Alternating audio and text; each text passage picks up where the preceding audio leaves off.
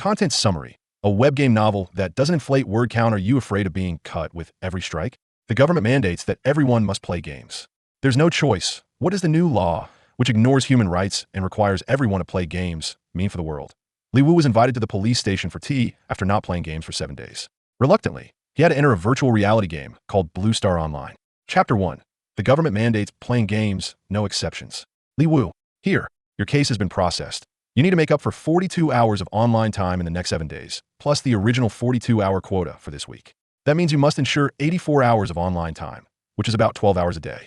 I don't accept this. It doesn't matter whether you accept it or not. Citizens age 14 to 60 must ensure a total of 42 hours of gaming each week, as per the new law. All other criminal and civil laws must yield to this. Officer Zhou, you know my situation. They say law is nothing without humanity. I really have difficulties. I work 3 jobs and only sleep 4 hours a day. I truly don't have time to play games. Sai Xiaoli, we're in the same neighborhood, so of course, I know your situation. But this time the enforcement is too strict. Not just you, even we police officers must ensure 42 hours of online time each week. Otherwise, we risk being dismissed and face penalties.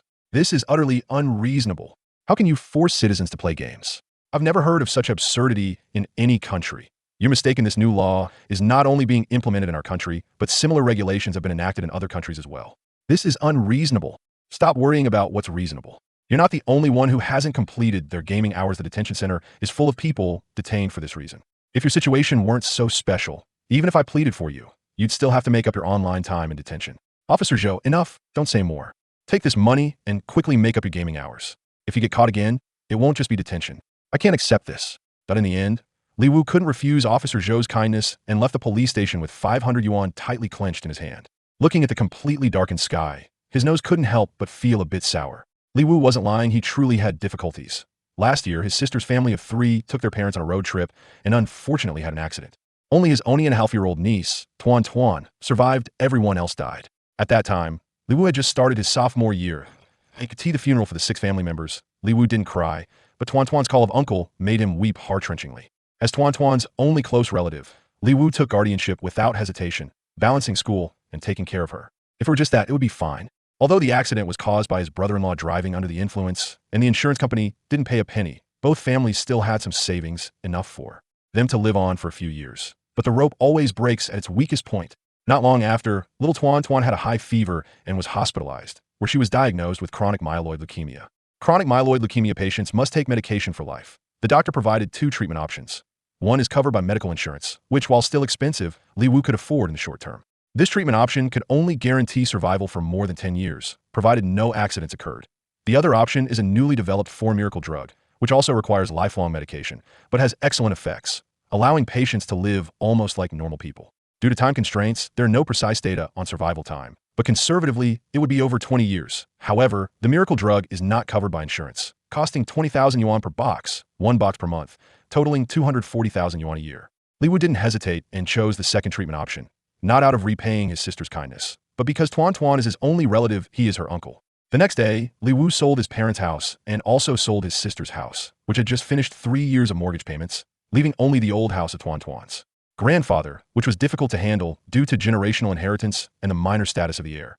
Since it was a house in a small county, the price was not high. The total sale price for the half house was only 400,000 yuan.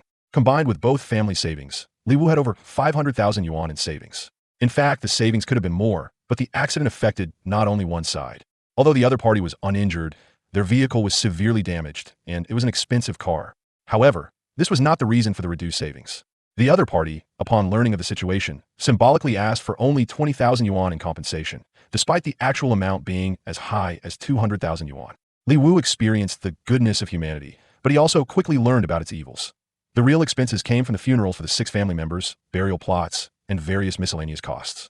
At that time, Li Wu was just a sophomore student, completely unaware of the intricacies involved. That he followed whatever process they mentioned and ended up spending a lot of unnecessary money. 500,000 yuan sound like a lot, but it was only enough for 2 years. 2 years wasn't even enough for him to graduate. So Li Wu resolutely chose to drop out, working 3 jobs daily. Although he still couldn't achieve a balance between income and expenses, it was better than living off savings. What was even more frustrating was that the government rolled out a nationwide gaming plan a month ago. Even with a large number of people opposing it and multiple large-scale protests, the plan still proceeded. Free gaming helmets were distributed to every citizen over 14 years old a week ago, and the nationwide game Blue Star Online officially launched a week ago. Li Wu looked at his dwindling savings and felt he had no time to play games. He thought that with over 1 billion people in the country, perhaps only the young would support it, while others wouldn't, and thus the law would not punish the masses. But unexpectedly, just a week later, the police came knocking on his door. If it weren't for Officer Zhou pleading for him, he might have had to make up his online time in detention. After picking up Tuan half an hour late, Li Wu immediately apologized to her kindergarten teacher. "Teacher Lei, I'm sorry to have kept you waiting." Teacher Lei, knowing Tuan's situation, couldn't help but feel emotional seeing the tall boy in front of her. "How about this? Let Tuan come home with me after school, and you can pick her up when you're done with work?" As soon as Lei finished speaking, little Tuan in Li Wu's arms protested, saying in her baby voice, "No, I want to stay with Uncle." "All right, we'll stay with Uncle." Li Wu pinched Tuan's little nose and politely declined Teacher Lei's kind offer. After leaving the kindergarten, Li Wu took a long scarf from the storage compartment of his electric bike and skillfully strapped Tuan to his back, securing her small body with the scarf. Then he put on a helmet, opened the phone mounted on the bike's handle, and started accepting orders. "Go," with Tuan's baby voice giving the command. The electric bike sped into the night. At 10 o'clock at night, Li Wu returned home with the already asleep Tuan on his back. After placing Tuan on the bed, Li Wu did not go out again to deliver food, as usual, but turned to look at the unopened cardboard box in the corner that he had thought about entering. The game to grind for resources, having played a few games during school. However, he never acted on it, because ever since Blue Star Online launched, his colleagues have been both praising the game's quality and lamenting how it was a money pit. Not to mention making money. Even drinking a glass of cold water in the game costs money. Now, he was powerless against the situation. If he really ended up in a detention center, no one would be paying his salary. After following the instructions to start the brand new game helmet and putting it on, a system voice rang out. "Retina scan in progress. Brainwave scan in progress. Identity confirmation in progress. Name: Li Wu. ID number: 15.0015. Age: 21. Nationality: Huaxia. Bank card auto binding in progress. Bank card has been bound. Online time: 0. Online time: 42 hours. Warning: please make up the online time within 7 days, otherwise, legal penalties will be applied to you." A series of electronic sounds left Li Wu dumbfounded. This is ridiculous. Chapter 2. Blue Star Online. Li Wu was initially surprised but soon relaxed. For this game, the country had even introduced new regulations, so such a groundbreaking development didn't seem too strange. As the warning ended, a figure dressed in simple cloth appeared before him, and upon closer inspection, it looked exactly like him, even having the same mole on his right cheek. His vision blurred, and the figure vanished, but Li Wu soon realized it wasn't gone. He had transformed into that figure. He touched the clothes on his body, and the real sensation sent chills down his spine. This is too real. Is this what they call virtual reality technology? Li Wu's shock wasn't over yet when suddenly his surroundings brightened, and he found himself on a grand battlefield. Deafening roars echoed through the sky as countless monsters converged from all directions. Around Li Wu were numerous humans, dressed in all sorts of bizarre outfits, wielding various weapons. In the sky, countless figures in robes held magic staffs, chanting spells at distant monsters, unleashing waves of fire, wind, and hail upon them.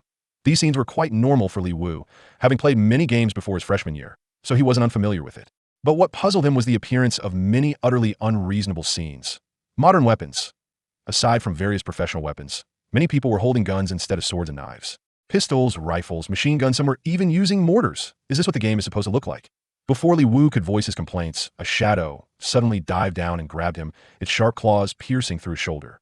The excruciating pain from his shoulder made him scream involuntarily due to the terrifying realism. In the next moment, he was lifted into the in a daze. He vaguely saw the once mighty human army below, being overwhelmed by an endless sea of monsters. Powerful warriors, noble mages, countless ordinary soldiers, regardless of status, became food for the monsters. Li Wu's vision slowly darkened as the breath of life faded away. In the next moment, the scene shifted. Li Wu found himself standing in a grand hall, but the overwhelming sensation of death from just moments ago left him gasping for air. "Please name your game character." Hearing the system prompt again, Li Wu finally regained his composure. "Tuanchuan. The name is already in use. Please rename." "Tuanzi. That name is already in use. Please rename." "Tuabao. That name is already in use. Please. Invincible Cute Group. Name registration successful. Tip. Players will log in with their real appearance and cannot adjust it. If you need to hide your face, please purchase a disguise item from the grocery store. Tip. This game uses 100 virtual reality technology, and all sensations in the game are identical to reality. Please play cautiously to avoid psychological trauma from real pain. Tip. Each player will randomly generate a talent upon entering the game. Tip. Current game realism level is 90. Invincible Cute Group. Wish you a pleasant gaming experience. As the system prompt ended, the scene before Li Wu changed, and in the next moment, he found himself in a square. White light flickered around him as people kept appearing, and they were either screaming in agony or cursing loudly. Damn, I died again, it hurt so much. Hey, I died peacefully this time, didn't feel any pain when I came back. This game is insane. I was strangled to death by a giant python. It took a full minute for me to die. Damn, why are you naked, damn? I was having outdoor fun with my wife, and I don't know which bastard shot me with an arrow. I wasn't wearing any gear, had no defense, and died instantly. Outdoor fun. Drool, so your wife is naked too? Damn. Suddenly, Li Wu was blinded by a white figure that appeared right in front of him, followed by a piercing scream. Although putting on gear was quick, Li Wu's keen eyes caught a glimpse of that smooth white skin, and as a lifelong single, he nearly bled from his nose on the spot. Welcome to Blue Star Online. You have spawned in Newbie Village number 5188. Your talent has been generated. Your talent is cutting. Please check the character panel. Cutting? What is that? Li Wu puzzledly opened the character panel. Name. Invincible Cute Group. Level. 0 Life. 100 Energy. 100 Strength. 10 1 point of Strength. 2 points of Physical Attack. Intelligence. 10 1 point of Intelligence. 2 points of Spell Attack. Stamina. 10 1 point of Stamina. 10 points of Life. Spirit. 10 1 point of Spirit. Increases energy by 10 points. Bone Structure. 10 1 point of Bone Structure. 2 points of Double Defense. Agility. 10 1 point of Agility. 0.05 Attack Speed. 0.05 Casting Speed. Satiety. 10 if satiety drops below 3, it will affect action. Ability. If satiety is 0, life will drop by 1 per minute, and healing effects will decrease by 90. Skills. True, a universal skill. Can view detailed information of monsters, not exceeding 10 levels above oneself. Skills. Powerful Strike. Deals 150 physical damage. Cooldown time 4 seconds. Note. Newbie universal skill will be adjusted after class change. Skills. Fireball. Deals 130 spell damage. Cooldown time 2.5 seconds. Note. Newbie universal skill will be adjusted after class change. Talent. Cutting can be upgraded. Cutting attacks or skills will deal 0.1 of the target's maximum life as. True damage. Special. Can be upgraded. Killing outdoor bosses of the same or higher level can increase by 0.1. Each level boss can trigger this 3 times. Li Wu frowned as he looked at the description of his talent. The true damage from each hit seems to be quite effective against monsters, but the base value is too low at only 0.1. This means that, disregarding one's own attack damage, it would take 1,000 hits to defeat a monster, unless there is a significant level difference, which monster would require 1,000 hits. And with too great a level difference, the monster could easily take him out in 1 hit, making it impossible to land 1,000 hits. Even if the attack damage and slicing damage are equal, it would still require 500 hits, and the monster could likely still take him out in 1 hit. Monsters that require 100 hits could theoretically be dealt with using potions, but the slicing value would become practically useless, merely allowing for 1 extra hit, unless the slicing level is raised significantly. But wild bosses don't seem easy to kill, and with so many players, any wild boss would likely be overwhelmed upon respawning. Li Wu sighed and stopped dwelling on the so-called talent. He opened his backpack, and a row of weapons came into view. Black Bread 3 restores 3 hunger points. Mineral Water 3 you need it. Wooden Sword Beginner Weapon Physical Attack 6. Staff Beginner Weapon Magic Attack 5. Handgun Beginner Weapon Physical Attack 45 Note 1. The damage caused by firearms is related to the weapon itself. Character attributes are ineffective. Note 2. Firearms must be used with ammunition. Handgun Bullets Quantity 10 Physical Attack 5. The handgun has appeared. How serious is this game? Chapter 3. There's a game that doesn't require a first recharge. Li Wu stared blankly at the handgun, his mind in a daze. What kind of game is this with modern weapons present? What use do those so-called magical professions have? As Li Wu awkwardly attempted to load a bullet into the magazine, he caught the attention of a middle-aged man nearby. Seeing Li Wu's clumsy movements and his beginner's attire, the man's eyes lit up, and he approached with a smile. Hey, young man, are you selling bullets? $1 each. Hearing this price, Li Wu was momentarily taken aback. Such generous benefits for beginners. Not only was there no need for a first recharge upon logging in, but he could also sell for $10? I'm not selling. Before the middle-aged man could raise the price, Li Wu quickly squeezed out of the crowd. After navigating through the crowd, Li Wu began to explore the beginner village. There weren't many tall buildings around, but the overall style resembled modern architecture, albeit half destroyed, presenting a post-apocalyptic scene. The beginner village was absurdly large. After walking for over 10 minutes, he still hadn't reached the end, but he didn't find it strange. After all, it was a game for everyone, and with such a massive player base, it was normal for the beginner village to be larger. After finally finding a grocery store, Li Wu's jaw dropped at the dazzling array of goods displayed on the shopping interface. Black Bread restores 3 hunger points, price 50 copper coins. Mineral Water, price 50 copper coins. Handgun Bullets, price 50 copper coins. Mask Style Selectable, price 1 silver coin. Li Wu clicked on the recharge interface at the bottom right of his backpack and immediately felt the overwhelming malice of Blue Star Online. 1 yuan, 10 copper coins. 1 silver coin, 100 copper coins. 1 gold coin, 100 silver coins. This means that a piece of black bread or a bottle of water in the game is actually worth 5 yuan. Handgun bullets, at 5 yuan each, good thing he didn't sell. Feeling the full extent of Blue Star Online's malice, Li Wu left the grocery store and walked toward the village exit. With such high currency values, perhaps he could earn money in this game, which could also count as an extra job. Even if a monster only dropped 1 copper coin, that wouldn't be too little. After walking for another 10 minutes, Li Wu finally exited the beginner village. Looking at the ruins and debris outside the village, he confirmed that this was indeed a game set in a post-apocalyptic background. Would it be zombies to fight?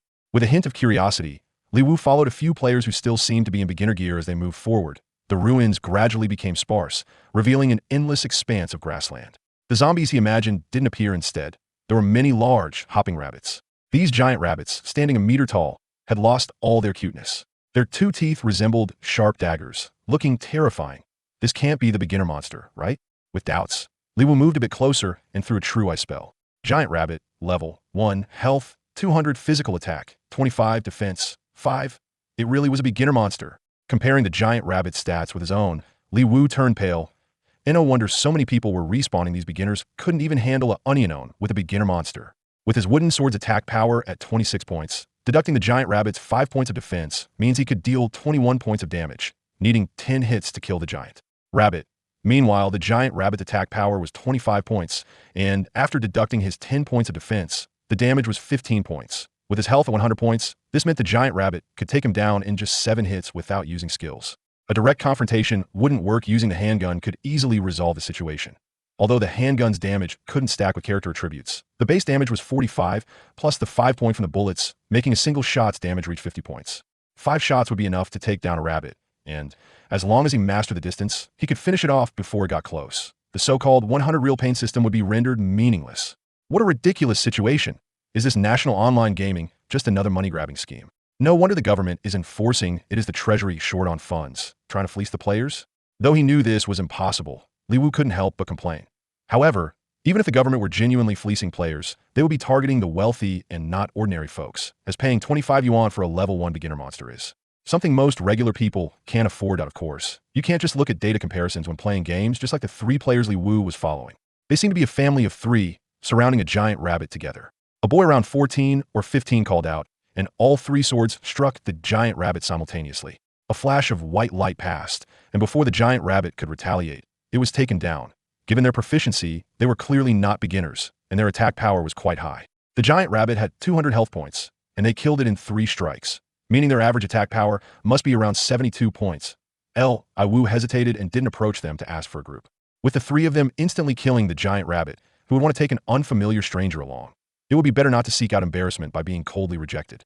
Li Wu glanced around. There were very few players still in the level 1 area, especially since the server had been live for a week, and most of these players had formed fixed teams, or were simply family members. Li Wu wasn't a complete novice either. After pondering for a while, he decided to go solo. He still had a beginner staff in his backpack, with a magic attack of 5 points, meaning his magic attack was 25 points.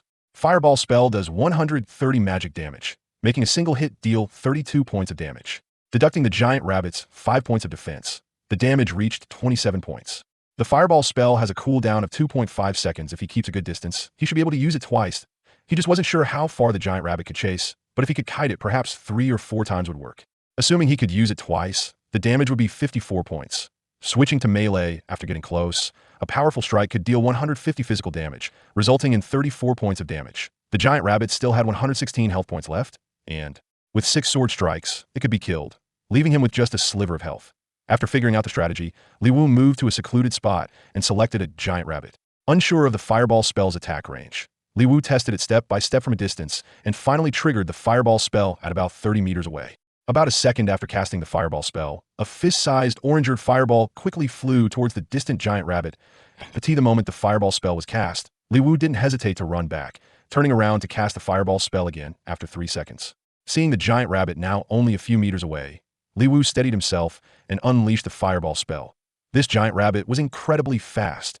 In the 2.5 seconds of the fireball spell's cooldown, Li Wu had run nearly 20 meters, while the giant rabbit not only closed the previous gap of 30 meters, but surpassed it by several meters. This was no rabbit, it was clearly a cheetah disguised as one.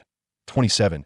Cut 0 no effect if the cut value is less than 1 point. The giant rabbit was now right in front of him, and Li Wu had no time to think further. He quickly switched to his wooden sword and delivered a powerful strike to the giant rabbit's head. Point 34. First strike.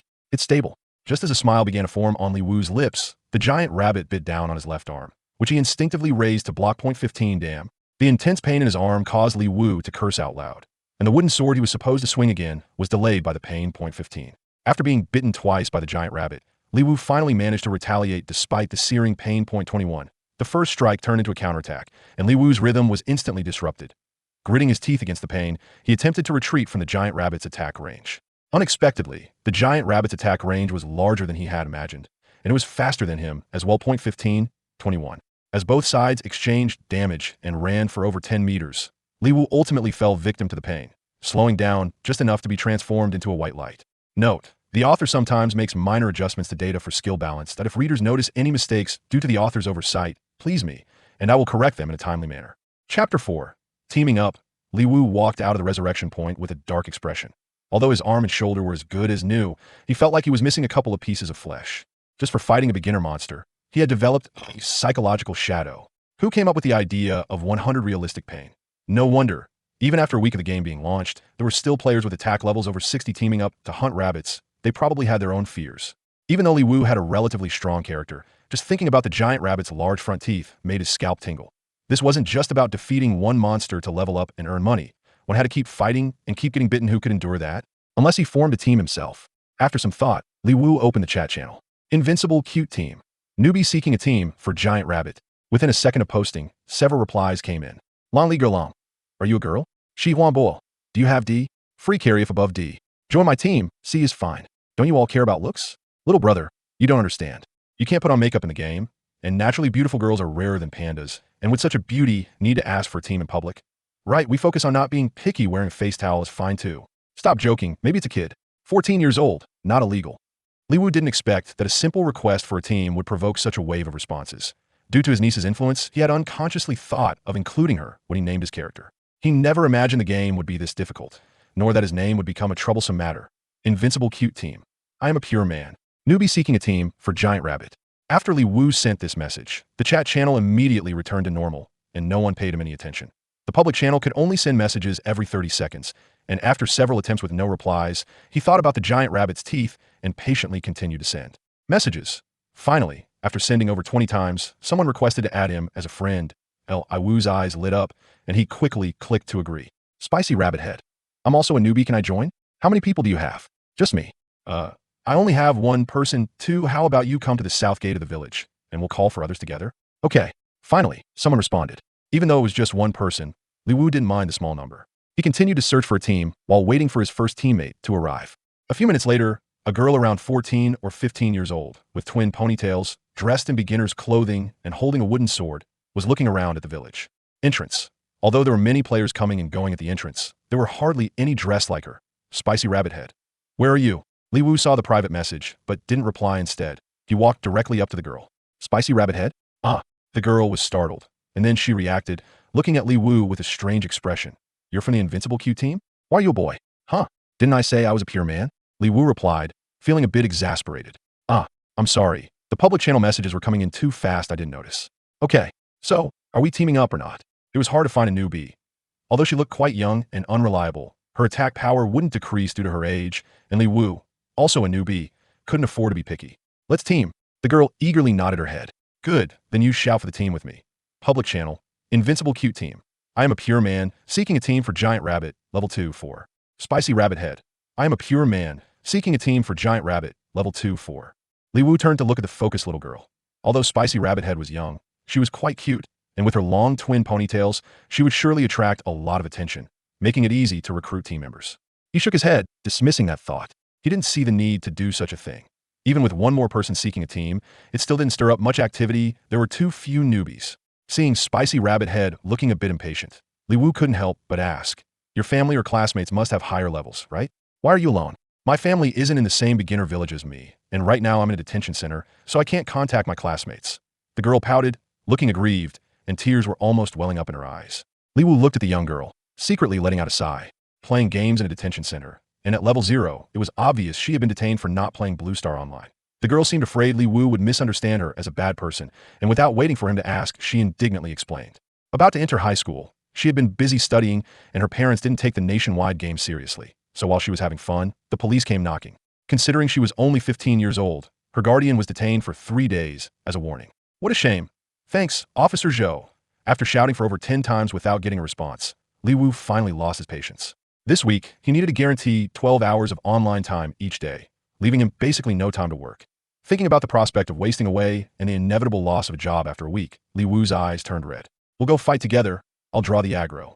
Li Wu couldn't let an underage little girl tank the monsters. So he steeled himself, and when I ended IT would hurt, but at least the rewards from defeating the giant rabbit would be shared between 2 people instead of split into 6. Li Wu led Spicy Rabbit Head back to the giant rabbit area. I'll go first. Li Wu positioned Spicy Rabbit Head slightly behind him, and then cast a fireball at the distant giant rabbit. Point 27. Worried about messing up the aggro, Li Wu didn't kite the rabbit and instead switched weapons directly. Point 54. Spicy Rabbit Head's fireball also hit the giant rabbit, and Li Wu was surprised to find that the little girl's damage was as high as 54 points. The giant rabbit's aggro instantly became chaotic, turning towards Spicy Rabbit Head. Li Wu hurried forward and struck the giant rabbit hard with a powerful blow. The powerful blow seemed to have a slight knockback effect, stopping the giant rabbit's movement. Point 15. The giant rabbit's aggro shifted to Li Wu, biting down on his left arm, which he was blocking. Prepared for it, Li Wu gritted his teeth through the pain and swung his sword back. Point 21, 15. Li Wu exchanged blows with the giant rabbit, and the timid little girl finally reacted, switching weapons and cautiously stepping forward to strike the giant rabbit with a sword. Fortunately, this was a game. Although she only grazed it, the damage was not affected. Point 42. The unexpectedly high damage shocked Li Wu, and he quickly struck the giant rabbit in the face with his sword, pulling back the precarious aggro. Point 21, 15, 42. The giant rabbit fell to the ground, turning into a white light, leaving nothing behind. Killed the giant rabbit. Gained 20 experience. Li Wu didn't have time to regret that there were no drops and turned to look in surprise at Spicy Rabbit Head, who was also dressed in simple clothes and holding a wooden sword. How was your attack so high? I don't know. Li Wu glanced at the little girl's empty, delicate hands and smooth neck, puzzled. Are you wearing any other equipment? No, just the beginner's weapon and unenhanced cloth clothes. Well, then how is your attack so high? What's your talent? It seems to be 100 critical hit. I don't know what that means. Chapter 5. Even fighting a beginner monster requires brain power. Li Wu felt very wronged. Why does her talent have a 100 critical hit, while his is so useless that it doesn't trigger even when cutting rabbits? If he also had a 100 critical hit, there would be no need for a team on a good operation. He could even kill the giant rabbit with just 1 hit or even without taking damage. You actually don't need to team up. Li Wu looked at the innocent Spicy Rabbit Head, sighed, and then explained while she looked confused. In a kiting situation, you can use 2 fireballs, which would be 100 points of damage. Then switch weapons and hit with a powerful blow for 68 points of damage, followed by a regular slash for 42 to finish it off. During this time, you only need to endure 1 attack from the giant rabbit. Also, I just observed that when the giant rabbit is hit by a powerful blow, there's a slight knockback effect like a T that moment. If you react quickly and jump to the side before countering with a sword, you might not even get hit at all. I can help you test it out again. Spicy Rabbit Head had never played games before, and while she listened with a somewhat understanding expression, one thing she understood clearly made her anxious as she asked, "You don't want to take me along anymore, do you?" It's not that I don't want to take you. With your 100 critical hit, you don't need a team. I don't want to take advantage of a little girl. No, you're not taking advantage of me. I don't know how to play, and this game feels so real. I was bitten to death once before. It hurt so much. I'm scared. The little girl seemed to genuinely have a trauma. She was so anxious that tears were almost flowing out, fearing that Li Wu wouldn't take her along. Hey, don't cry. You really can farm the giant rabbits by yourself. I am scared while I'm afraid of rabbits. I'm afraid of starving. The little girl was genuinely scared and crying, which made Li Wu hurriedly look around, fearing being misunderstood by others. Stop. I'll take you. Really? Yeah. Thank you. Invincible cute brother. Just skip the invincible cute part and call me brother. Thank you, brother. Actually, Li Wu hesitated for a moment, thought about it, and then said, actually, if you're scared, you don't have to rush to fight monsters. Just stay in the village to fulfill your online time. When the detention time is up, you can contact your classmates and friends. At that time, whether they help you or give you better equipment, you can farm the giant rabbits without taking any damage. No, brother, did I plan to do that before, but this game has a hunger system, and I've already starved to death once. That feeling of hunger is just like real life. It's worse than being bitten by the giant rabbit. But isn't there beginner's bread? Not enough. This game is so annoying. Even if you die, you can't recover your hunger. It consumes 2 points of hunger per hour, and I've already been in the village for 8 hours. I've eaten 3 black breads, and if it weren't for a kind aunt giving me 2 pieces of black bread, I would be starving again. Hearing Spicy Rabbit Head's explanation, Li Wu looked surprised at his own status and found that his hunger had already dropped from 10 points to 7 points.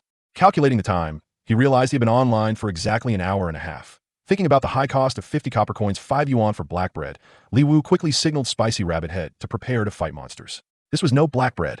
This was clearly a game card. 1 hour costs 3 yuan and 33 cents. 12 hours a day. How much would that be? Ding, killed the giant rabbit, gained 20 experience.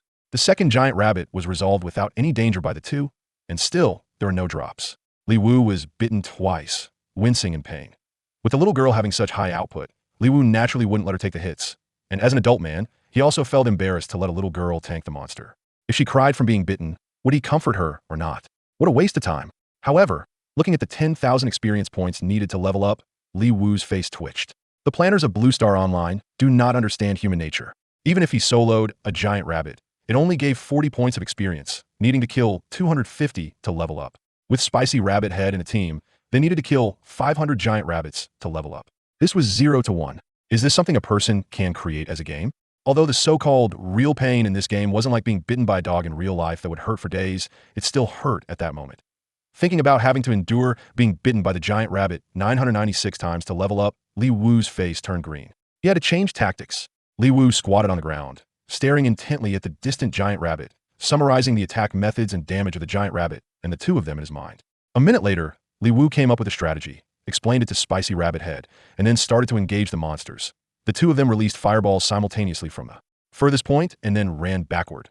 Once the cooldown ended, Li Wu turned around to release a second fireball, while Ma La 2-2 continued to run forward. After Li Wu's second fireball hit, the giant rabbit's health dropped to 100 points. Immediately afterward, Li Wu switched weapons to unleash a powerful strike, dealing another 34 points of damage to the giant rabbit.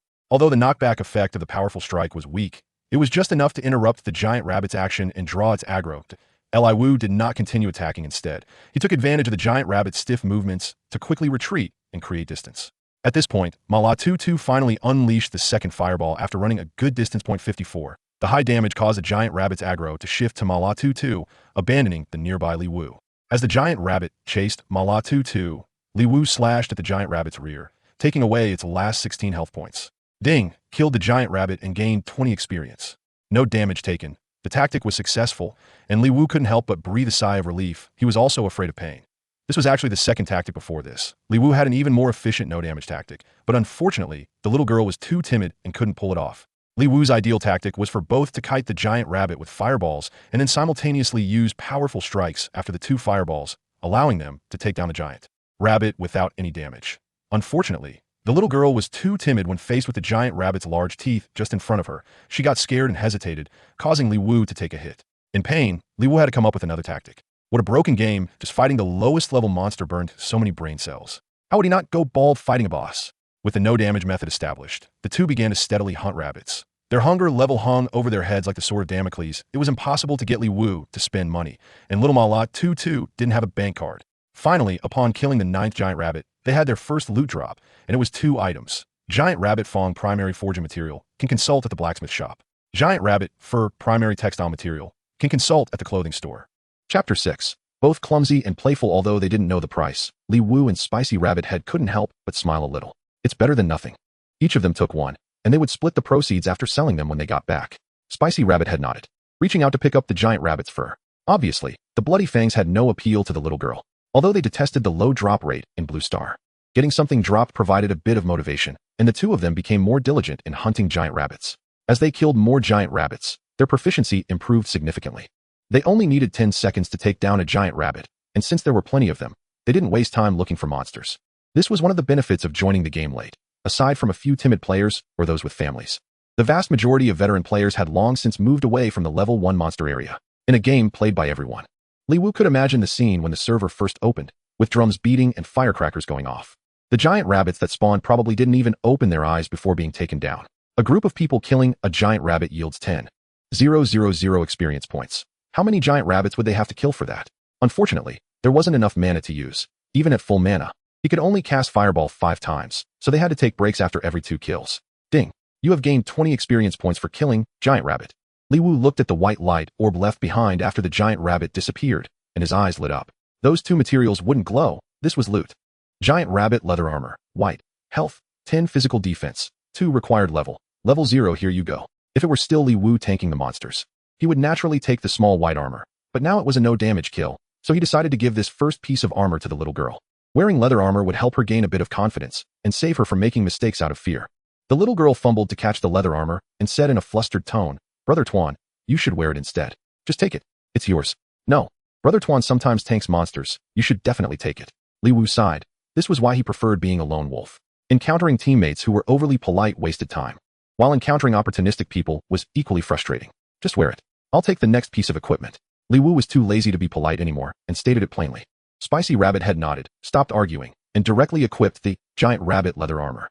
The loose beginner clothes turned into a tight-fitting white lace leather armor for women, and Spicy Rabbit Head's appearance instantly transformed. Li Wu blinked, pretending to be calm as he avoided looking at her. Is this little girl really getting such good nutrition nowadays? She seems to be only 15.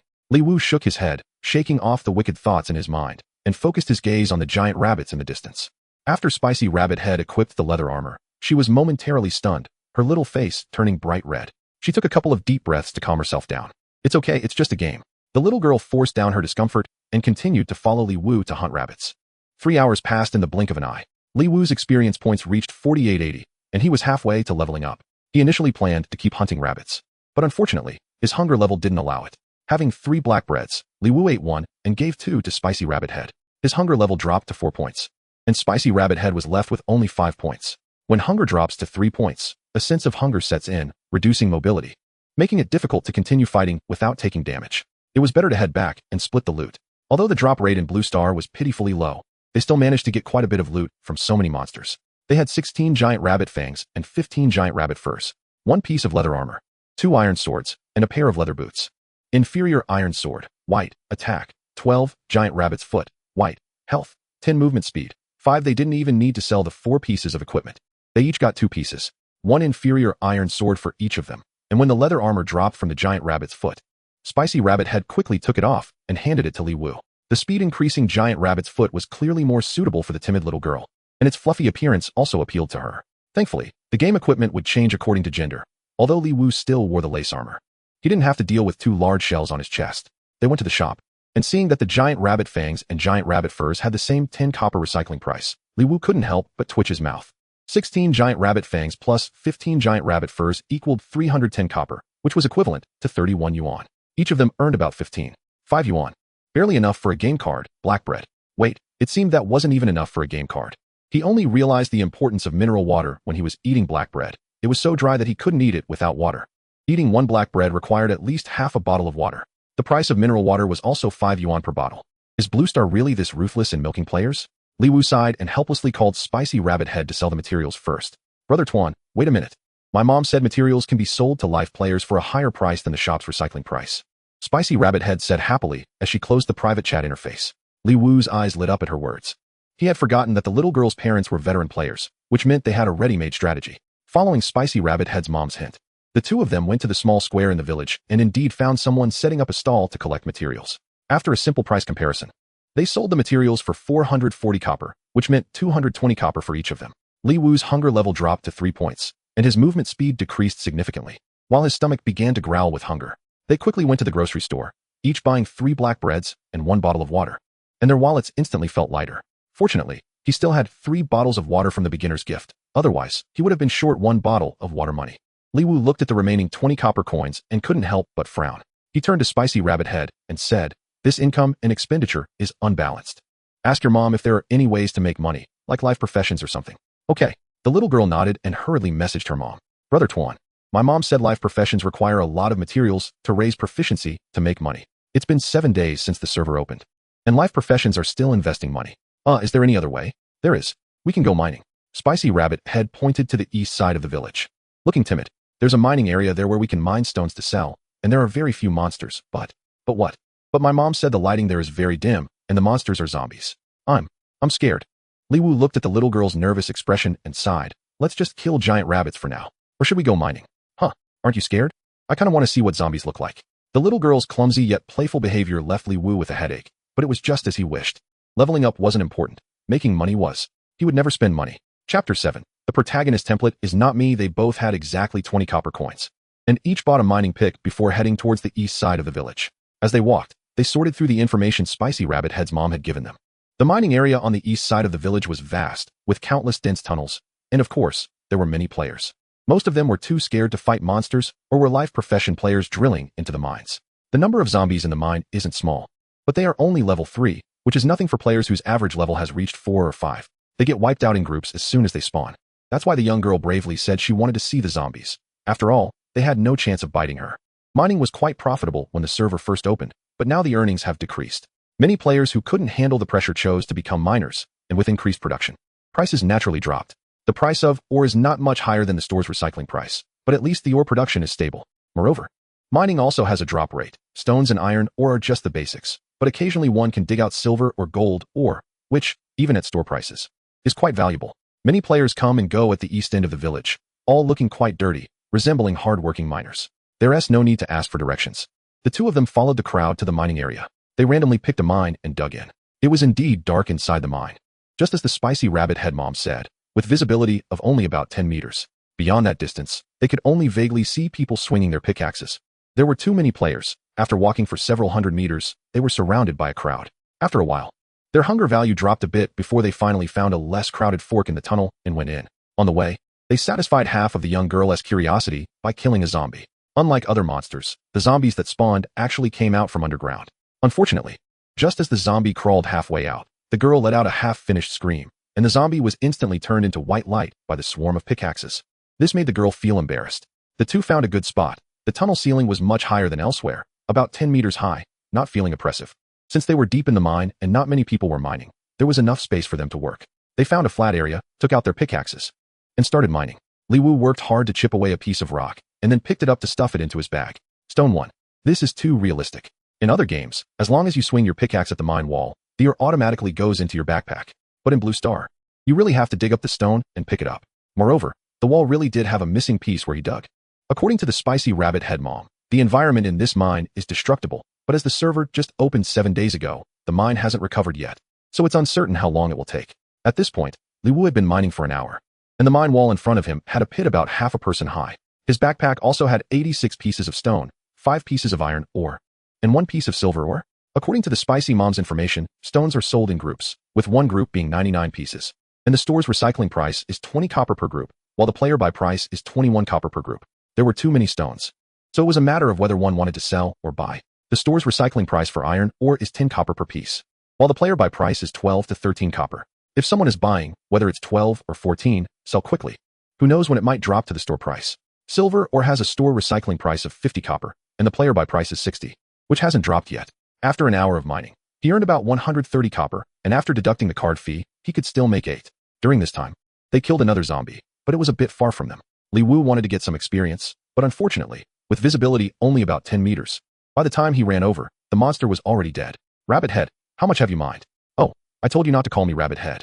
Who told you to choose that name? Invincible Cute, can you not call me Rabbit Head?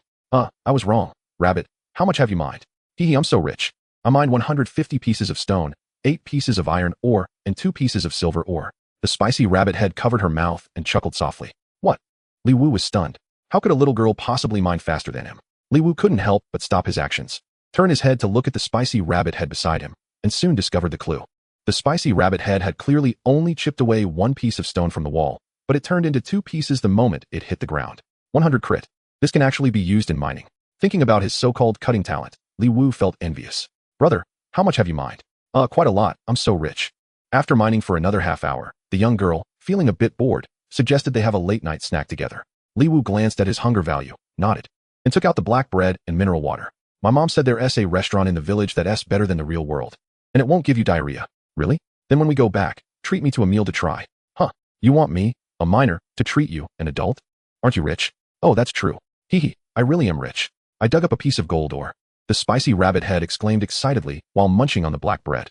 Hearing this, Li Wu was startled and quickly covered the spicy rabbit head's mouth, looking warily at a player nearby who had suddenly stopped their actions.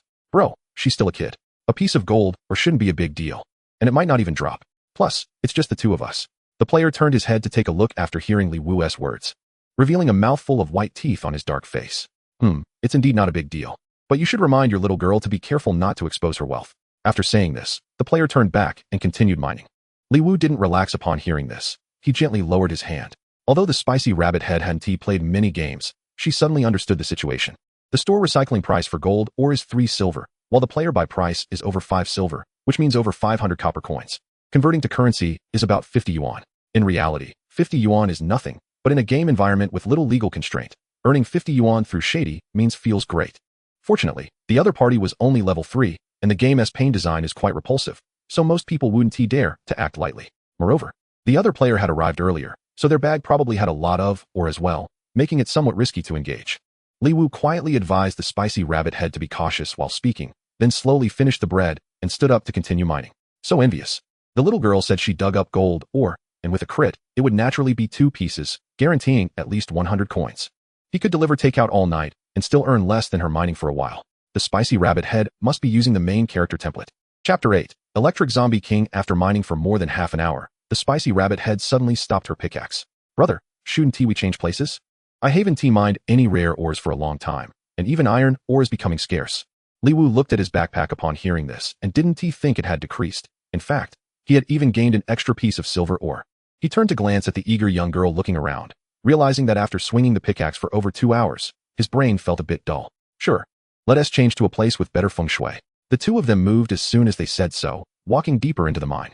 Perhaps they had gotten used to it. The spicy rabbit head no longer had the timidness she had when entering the cave and charged ahead, her big eyes darting around, not knowing what she was looking for. Slow down, we can't fight zombies. If they get close, you'll be done for. I am not looking for zombies. Spicy rabbit head still hasn't found the zombie. As the two moved forward, the number of players around the mine increased. Li Wu found it strange and noticed another fork in the path ahead, which turned out to lead to another main mining cave. After searching for a while, they didn't find any good spots. It was still worse than their initial mining location. Just as Li Wu was about to signal Spicy Rabbit head to head back, the little girl suddenly grabbed his arm and whispered mysteriously in his ear, "Brother Tuan, look, there's a big protrusion up there. Let us go check it out. Maybe there's a mysterious cave or treasure up there." Li Wu looked up and indeed saw a protruding area about 5 or 6 meters high, which had a hint of mystery. However, he glanced at the densely packed players around and couldn't help but feel speechless. So only you have good eyesight, right? Perhaps due to taking care of Tuan over the past 2 years, Li Wu had become very patient and didn't mind the trouble. He smiled and said, "Let us go take a look then." The two walked over, only to find that the wall beneath the protrusion had several small holes that were clearly man-made. Apparently, they weren't the only curious ones. Spicy Rabbit had noticed a ladder, and her curiosity immediately diminished, but still excitedly climbed up the small holes with the mindset of having come this far. The little girl was quite quick and reached the top in a few seconds, then called down to Li Wu, who was still working hard below, "There's nothing up here. Is it flat?" "Very flat." Li Wu's eyes brightened, and he climbed up the wall as well. His eyes brightened even more. Rather than a protrusion, it was more like a small platform. Although it was only about 3 or 4 meters long, it was indeed very flat. There were also 2 or 3 gaps on the wall of the small platform, probably left by other players mining. What a prime spot. They were at level 0, while other players were at least level 3 or 4. If a zombie spawned right next to them, they might be sent back to town in an instant. "Let us mine here." I actually want to see a zombie. I only saw half of one before. It's the same here. If one spawns below, you can see it more clearly from up here. Well, okay. At first, Spicy Rabbit Head had high hopes for this mysterious platform, thinking the drop rate would be high. However, after half an hour of mining, she extinguished that fantasy. It was no different from mining below. Just as boredom set in again, they suddenly heard commotion in the distance, accompanied by whooshing sounds and flickering lights. The little girl's eyes lit up, and she excitedly pulled on the engrossed Li Wu. Li Wu turned to look and saw the dark mine in the distance flashing with dazzling electric lights, with a large number of players fleeing in panic. Li Wu cursed inwardly. Just as he was about to pull Spicy Rabbit Head down, he saw the electric light getting closer. Not far away. 2 players who were running slowly were instantly pierced by a crackling lightning and turned into white light. A broken silhouette over 2 meters tall emerged from the darkness, its pitch-black hands emitting streaks of electricity. Li Wu instinctively cast a True Sight spell and immediately pulled Spicy Rabbit Head down. Electric Zombie King. Level 5 health, 60,000 magic attack, 680 defense, 320 skills, Chain Lightning. Lightning deals 260 magic damage to the first enemy and then bounces to the nearest enemy, reducing damage by 5 for each bounce, up to 18 times. Cooldown, 12 seconds. Lightning Piercing. Releases a piercing lightning that deals 200 magic damage to all targets within an 80-meter straight line. Cooldown, 2 seconds. Thunder Shield. Automatically triggers when health is below 30, increasing defense by 50 for 1 minute. Cooldown, 3 minutes. What the hell is this? Who can deal with this? Although Li Wu didn't know the levels and attributes of the high-level players in the game, looking at the Electric Zombie King's stats, he estimated that no one could handle it. With 680 points of magic damage, even the lowest damage from lightning piercing could deal over 1,000 damage. The cooldown time was short. Who could withstand that?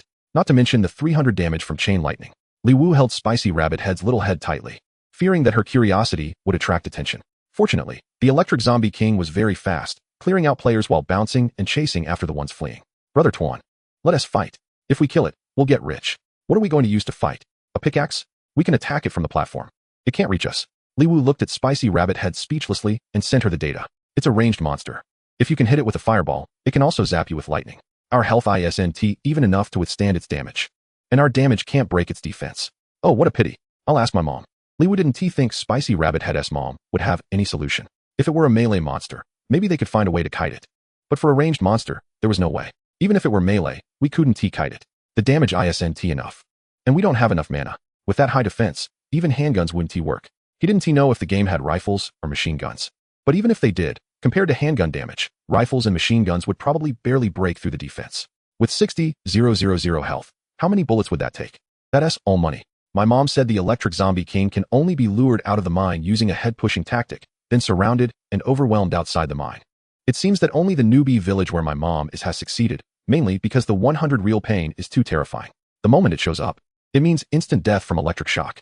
The mine is so long. Who knows how many heads it would take to lure the Electric Zombie King out? Many people have developed mental issues from trying to lure the Electric Zombie King out, and in reality, they don't even dare to plug in chargers anymore. Hearing this, Li Wu nodded thoughtfully. This had already caused harm to the mental and physical health of the public. Should Blue Star be shut down? In reality, he still had 3 jobs waiting for him. Chapter 9. Stuck by the way, Brother Tuan, my mom said we should hide. The Electric Zombie King will wander back deep into the mine when it has no targets. Okay, players have a visibility range of only a few meters in the mine. So the two didn't dare to mine, fearing that the Electric Zombie King might see them when it came.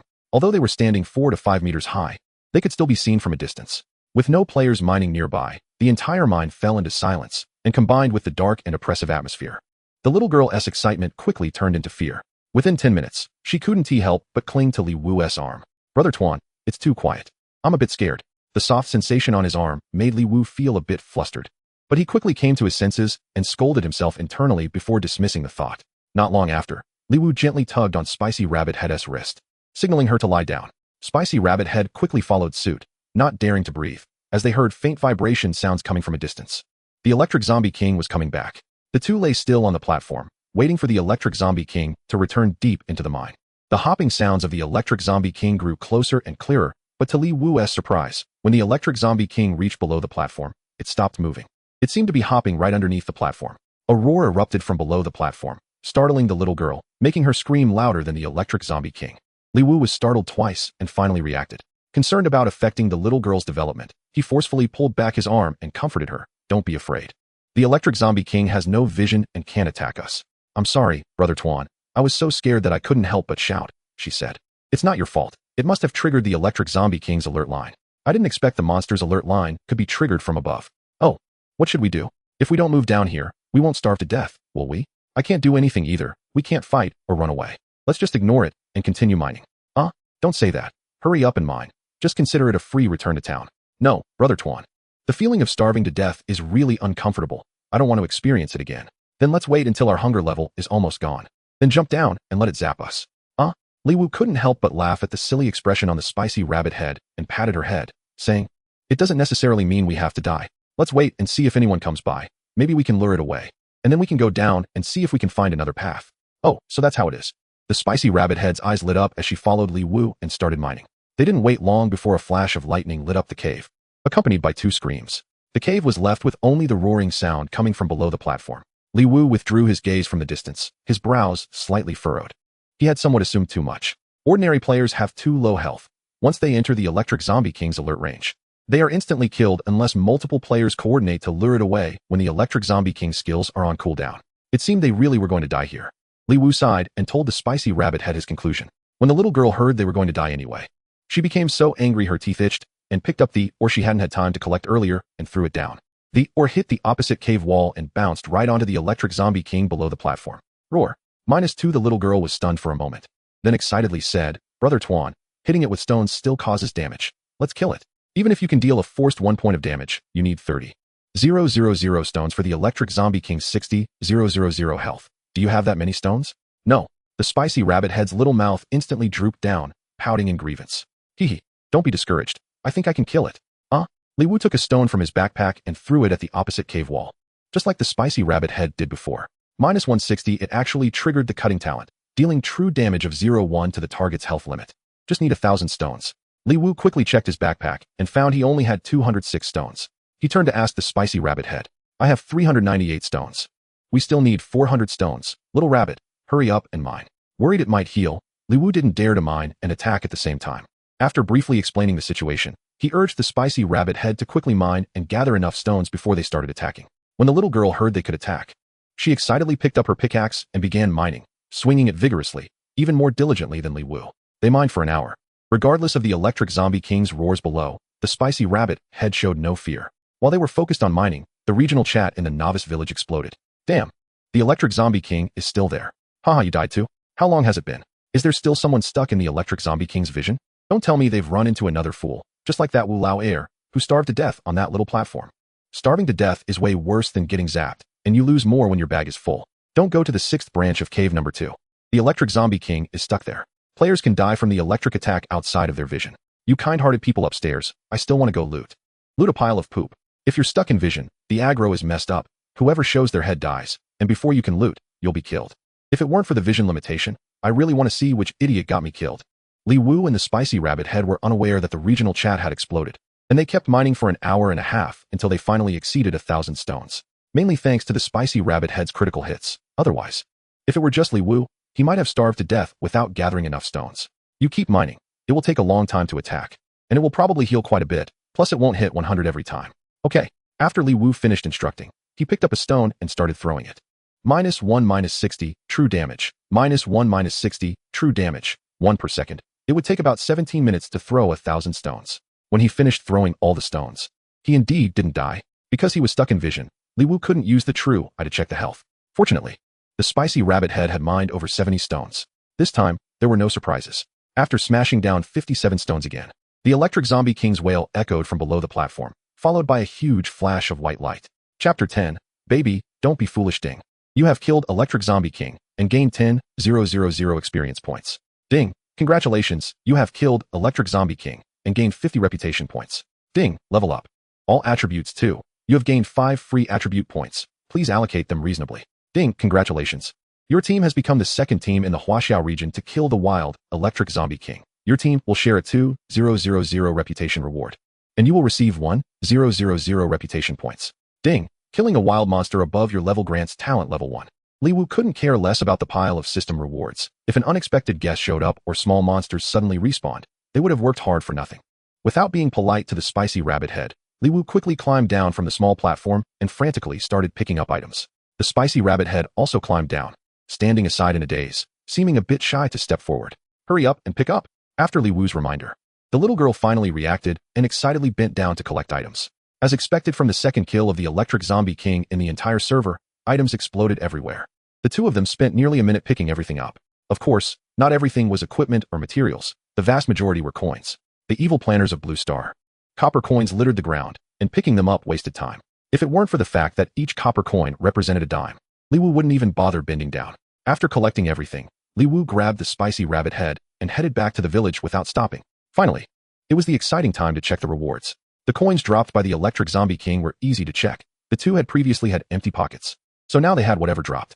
1 gold, 68 silver, and 98 copper. Li Wu was thrilled, ignoring the copper coins for now. Just the 1 gold and 68 silver equaled 1,680 yuan, and splitting it between them meant 840 each. Next were the equipment. The spicy rabbit head was a bit late to grab, so all the colored ones had been taken by Li Wu, leaving her with just 2 white items.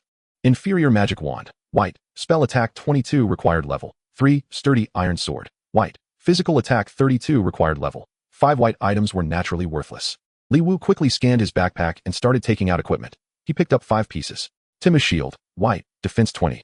Equip level 3 zombie thigh bone, black iron. Physical attack 70, strength 3. Equip level 5 zombie king bone pendant, silver. Spell attack 10, intelligence 5, spirit 5. Equip level 5 zombie king ring, silver. Physical attack 12, strength 5, bone 5. Equip level 5 white gear is not very interesting, but having 1 green and 2 blue items made Li Wu a bit excited. Given the drop rate of colored items in Blue Star, colored equipment should be valuable. What excited Li Wu even more was the last piece of equipment that glowed with golden light. Zombie King Staff, Gold, Magic Attack 188, Stamina 12, Intelligence 12, Spirit 12. Equip level, 6 Equipment Skill, Chain Lightning. Deals 160 spell damage to the first enemy, then bounces to another enemy within 5 meters. Each bounce reduces damage by 10, up to a maximum of 5 times. Li Wu lovingly stroked the noble golden equipment.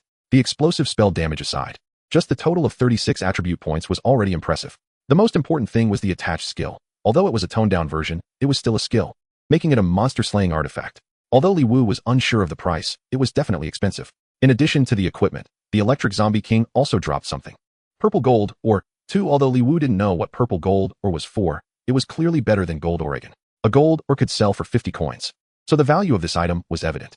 After tallying the loot, Li Wu didn't hesitate and traded 16 silver and 53 copper to Spicy Rabbit Head, leaving both of them with exactly 84 silver and 49 copper each. Rabbit, send these equipment attributes to your mom and ask her how to sell them profitably. When Spicy Rabbit Head saw the equipment attributes sent by Li Wu, her little face went blank, and it took her a moment to react. Oh wow. In the 6554th newbie village, at the habitat of the level 5 monster, Fierce Turtle, a sturdy middle-aged woman was holding a wooden shield to block the attacks of the Fierce Turtle. The middle-aged woman was playing very skillfully. She easily blocked each attack with her shield and was able to counterattack with a sword strike to the Fierce Turtle. Although blocking with the shield still resulted in some damage, her arm only felt sore and numb, which was much better than being bitten directly by the Fierce Turtle.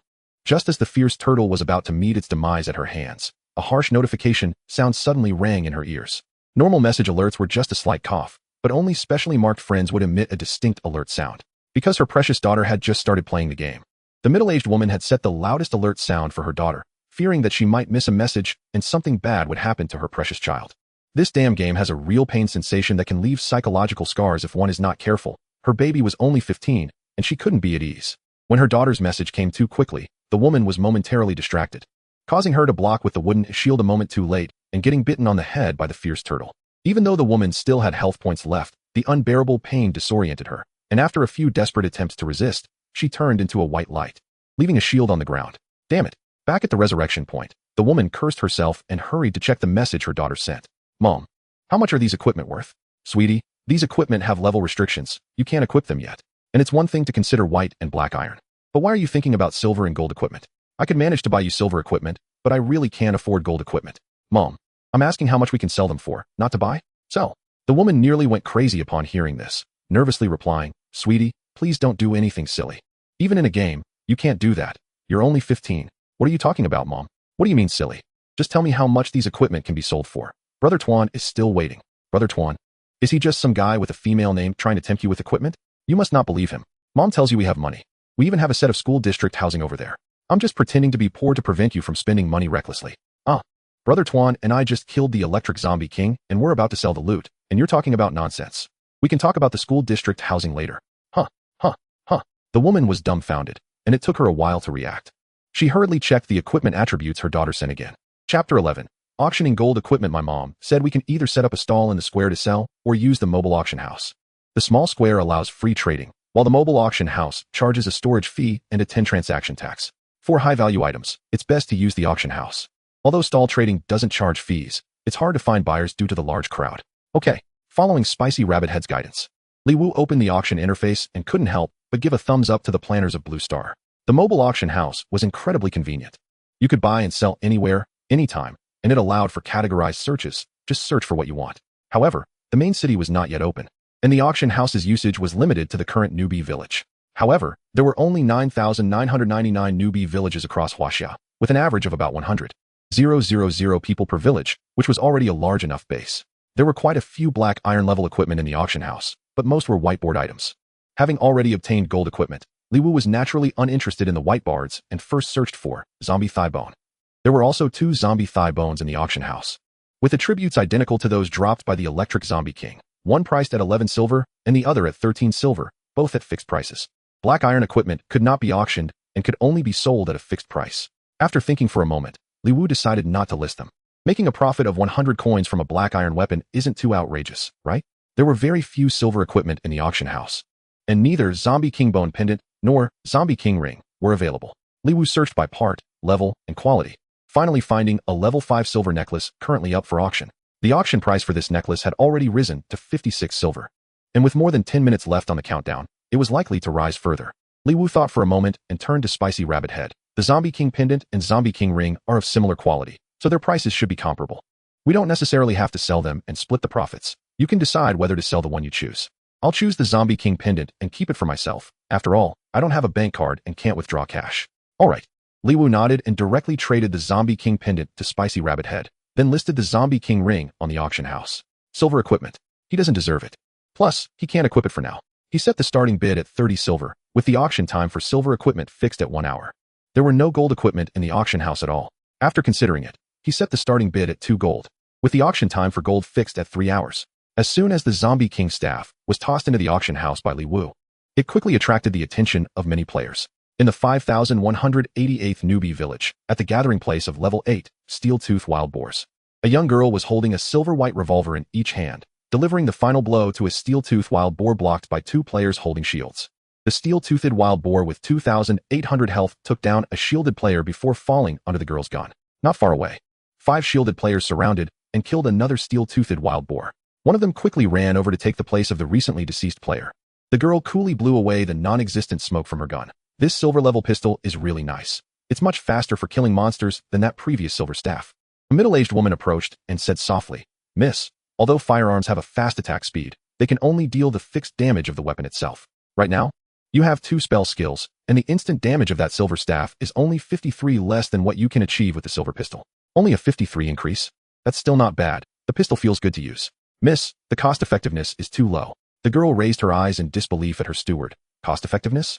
Are you talking to me about cost-effectiveness? Am I short on money? The middle-aged woman maintained her expression and replied calmly, "You are short on money. Huh.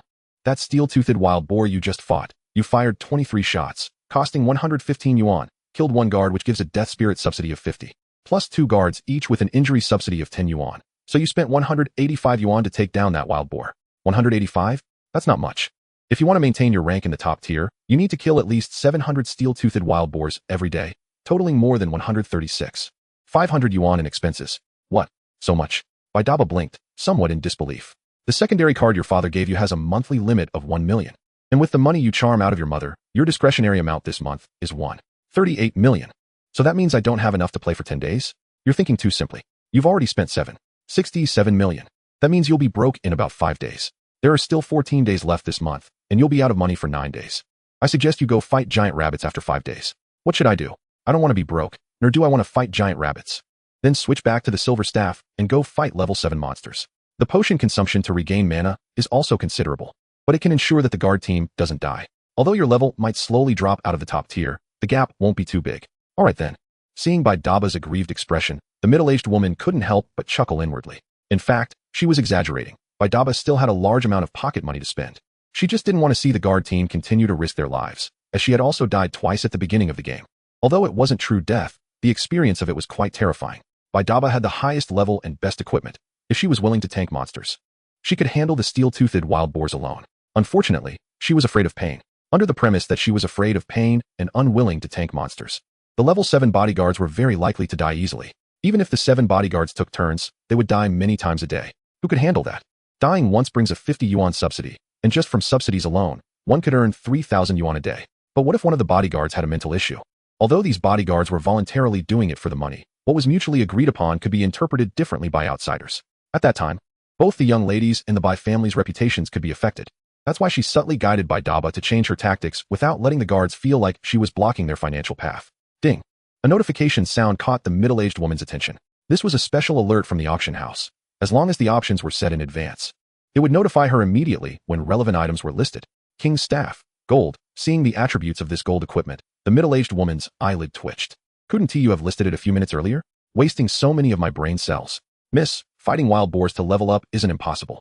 The middle-aged woman was not the only player in the 5188 novice village who had set up alerts for gold equipment. Boss, another piece of gold equipment. Boss, look at this treasure.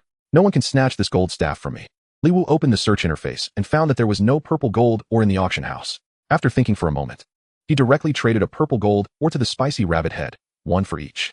Everything that could be listed in the auction house was already up. Just as he planned to take the little girl to the square to have a look, Li Wu couldn't help but glance at the bidding interface for the king's staff.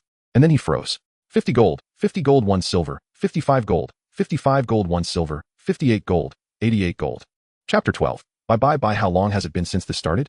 Or did he misread it earlier? Was 1 yuan not 10 copper, but rather 1,000 copper? Li Wu couldn't help but click on the button next to the currency bar in the auction house interface. When he input 1 gold and the prompt to recharge 1,000 yuan popped up, Li Wu silently clicked cancel. A level 6 piece of equipment's price instantly rose to 88,000. Tears silently slid from the corner of Li Wu's mouth. Upholding the principle of fairness, Li Wu let the spicy rabbit head beside him take a look at the auction house. The little girl took a cute glance and then froze alongside Li Wu. The price kept rising, slowing down only when it reached over 180 gold. Players around them came and went, but the two remained motionless. Until their hunger levels both dropped below 3 points, the intense hunger finally broke their freeze. There were still over 2 hours left in the auction time. If they kept this up, they would both ascend right there. Li Wu took a deep breath and slowly closed the auction house interface. There's still a long time. Let's do something else for now. Oh, okay. With money in his pocket, Li Wu didn't hesitate to buy things, purchasing 10 black breads and 5 bottles of mineral water. As for the delicious honey bread that sold for 1 silver and increased 4 points of hunger, Li Wu didn't even bother to look at it. He glanced at the spicy rabbit head happily eating honey bread and couldn't help but smirk. Spoiled kid. Ding. Your king's ring has been purchased by a player for 80 silver, and after deducting a 10 silver transaction tax, the remaining 72 silver has been transferred to your wallet. Li Wu was stunned. He had been focused on the king's staff and hadn't paid much attention to the time, unexpectedly receiving a pleasant surprise from the silver ring. Bring me half a honey bread. 72 silver equals 720 yuan. That's enough for him to work for 3 days. Looking at the currency in his account, Li Wu couldn't help but click to withdraw 1 gold. No password needed. 1 gold was directly converted into 950 yuan cash transferred to his bank card. Li Wu was first overjoyed, and then he started cursing. Damn planner, why does it charge 0.5 for withdrawals, and you charge 5? Doesn't the Banking Regulatory Bureau care? Thinking of the large sum of money about to arrive, Li Wu quickly retracted his dissatisfaction with Blue Star and dismissed the thought of reporting to the Banking Regulatory Bureau. Will I need to work in the future? There was still over 50 silver in his pocket. Thinking of the principle that investment brings returns, Li Wu opened the auction house and began searching for level 1 equipment. The prices were very satisfying to Li Wu, mainly because most players were already at levels 4 or 5, and level 1 equipment had long been eliminated.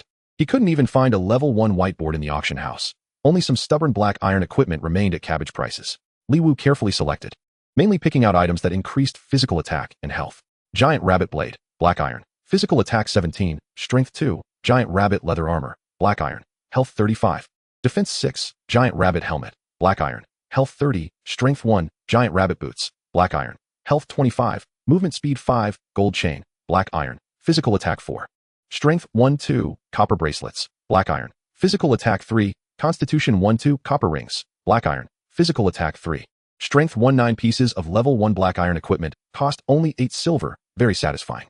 Leveling up to level 1, Li Wu gained 30 health points and 20 mana points, plus 2 to all attributes and 5 free attribute points. Based on the principle that attack is most important in the early game, he allocated 4 points to strength and 1 point to constitution from the 5 free points. After equipping the full set of black iron gear, Li Wu's attributes skyrocketed. Health, 270 mana, 140 physical attack, 77 spell attack, 24 defense, 30 strength, 23 intelligence, 12 spirit, 12 constitution, 15 bone, 12 agility, 12 skills, true eye, fireball. Talent, cutting, level 1. Attacks or skills deal true damage equal to 0, 2 of the target's maximum health. Special, can be upgraded. Killing wild monsters of the same level or higher increases by 0.1, can trigger 3 times per level. I will try to minimize such data in the future and not force the word count. Spicy Rabbit Head also followed Li Wu's example and bought a set of level 1 black iron gear, but focused on spell attack, reaching 62 points. The two of them, wearing their brand new gear, headed straight for the south end of the village. Giant Rabbit. Here we come. -29 -142 the 200 health points Giant Rabbit was instantly left with low health. Li Wu hesitated for a moment, but didn't need to kite anymore. Even too lazy to use skills, just a regular attack struck the Giant Rabbit on the head. -72,100 critical hits are terrifying. Spicy Rabbit Head cast a fireball for 142 points of damage. Do we even need to form a party? Li Wu thought for a moment, realizing he didn't need to party up. A fireball dealt 29, a kite dealt another 29, followed by a power strike of 115, leaving the Giant Rabbit with 58 health points. With the slight knockback effect from the power strike, if executed well, he could land another regular attack without taking damage. The mana was a bit unbearable. Killing one Giant Rabbit drained half his mana. If not for the pain, he wouldn't even need the fireball. Just regular attacks and power strikes would suffice. Li Wu mentioned this to Spicy Rabbit Head, who shook her little head vigorously. I'm scared alone. Li Wu saw that Spicy Rabbit Head didn't seem to be pretending and thought about it. Even if they formed a party, she wouldn't be at a disadvantage. Not to mention her one fireball dealing 142 points of damage. Even if it dealt 199 points, it would still take 2 fireballs to kill a giant rabbit. While teaming up only required 1 fireball, so efficiency wouldn't decrease. Ding, killed giant rabbit, and gained 16 experience. Both leveled up. Although the experience from the giant rabbit decreased by 20, the efficiency increased significantly. Killing a giant rabbit in 3 seconds was simply delightful. The only factor affecting monster respawn speed was Spicy Rabbit Head's mana. Although her gear added some spirit, she only had 200 mana. Needing to rest for a while to regenerate after killing 10 monsters, Liwu looked at his full mana and felt restless. Although Spicy Rabbit Head's efficiency didn't decrease due to teaming up, his efficiency increased because they were in a party, so he was benefiting overall. Liwu had Spicy Rabbit Head maintain a non-combat state to speed up mana regeneration while he moved to the nearest giant rabbit and struck with a power strike. Minus 103 taking advantage of the slight knockback from the power strike, Liwu quickly followed up with a regular attack. Minus 72 minus 1 Liwu's blocking arm was bitten by the giant rabbit.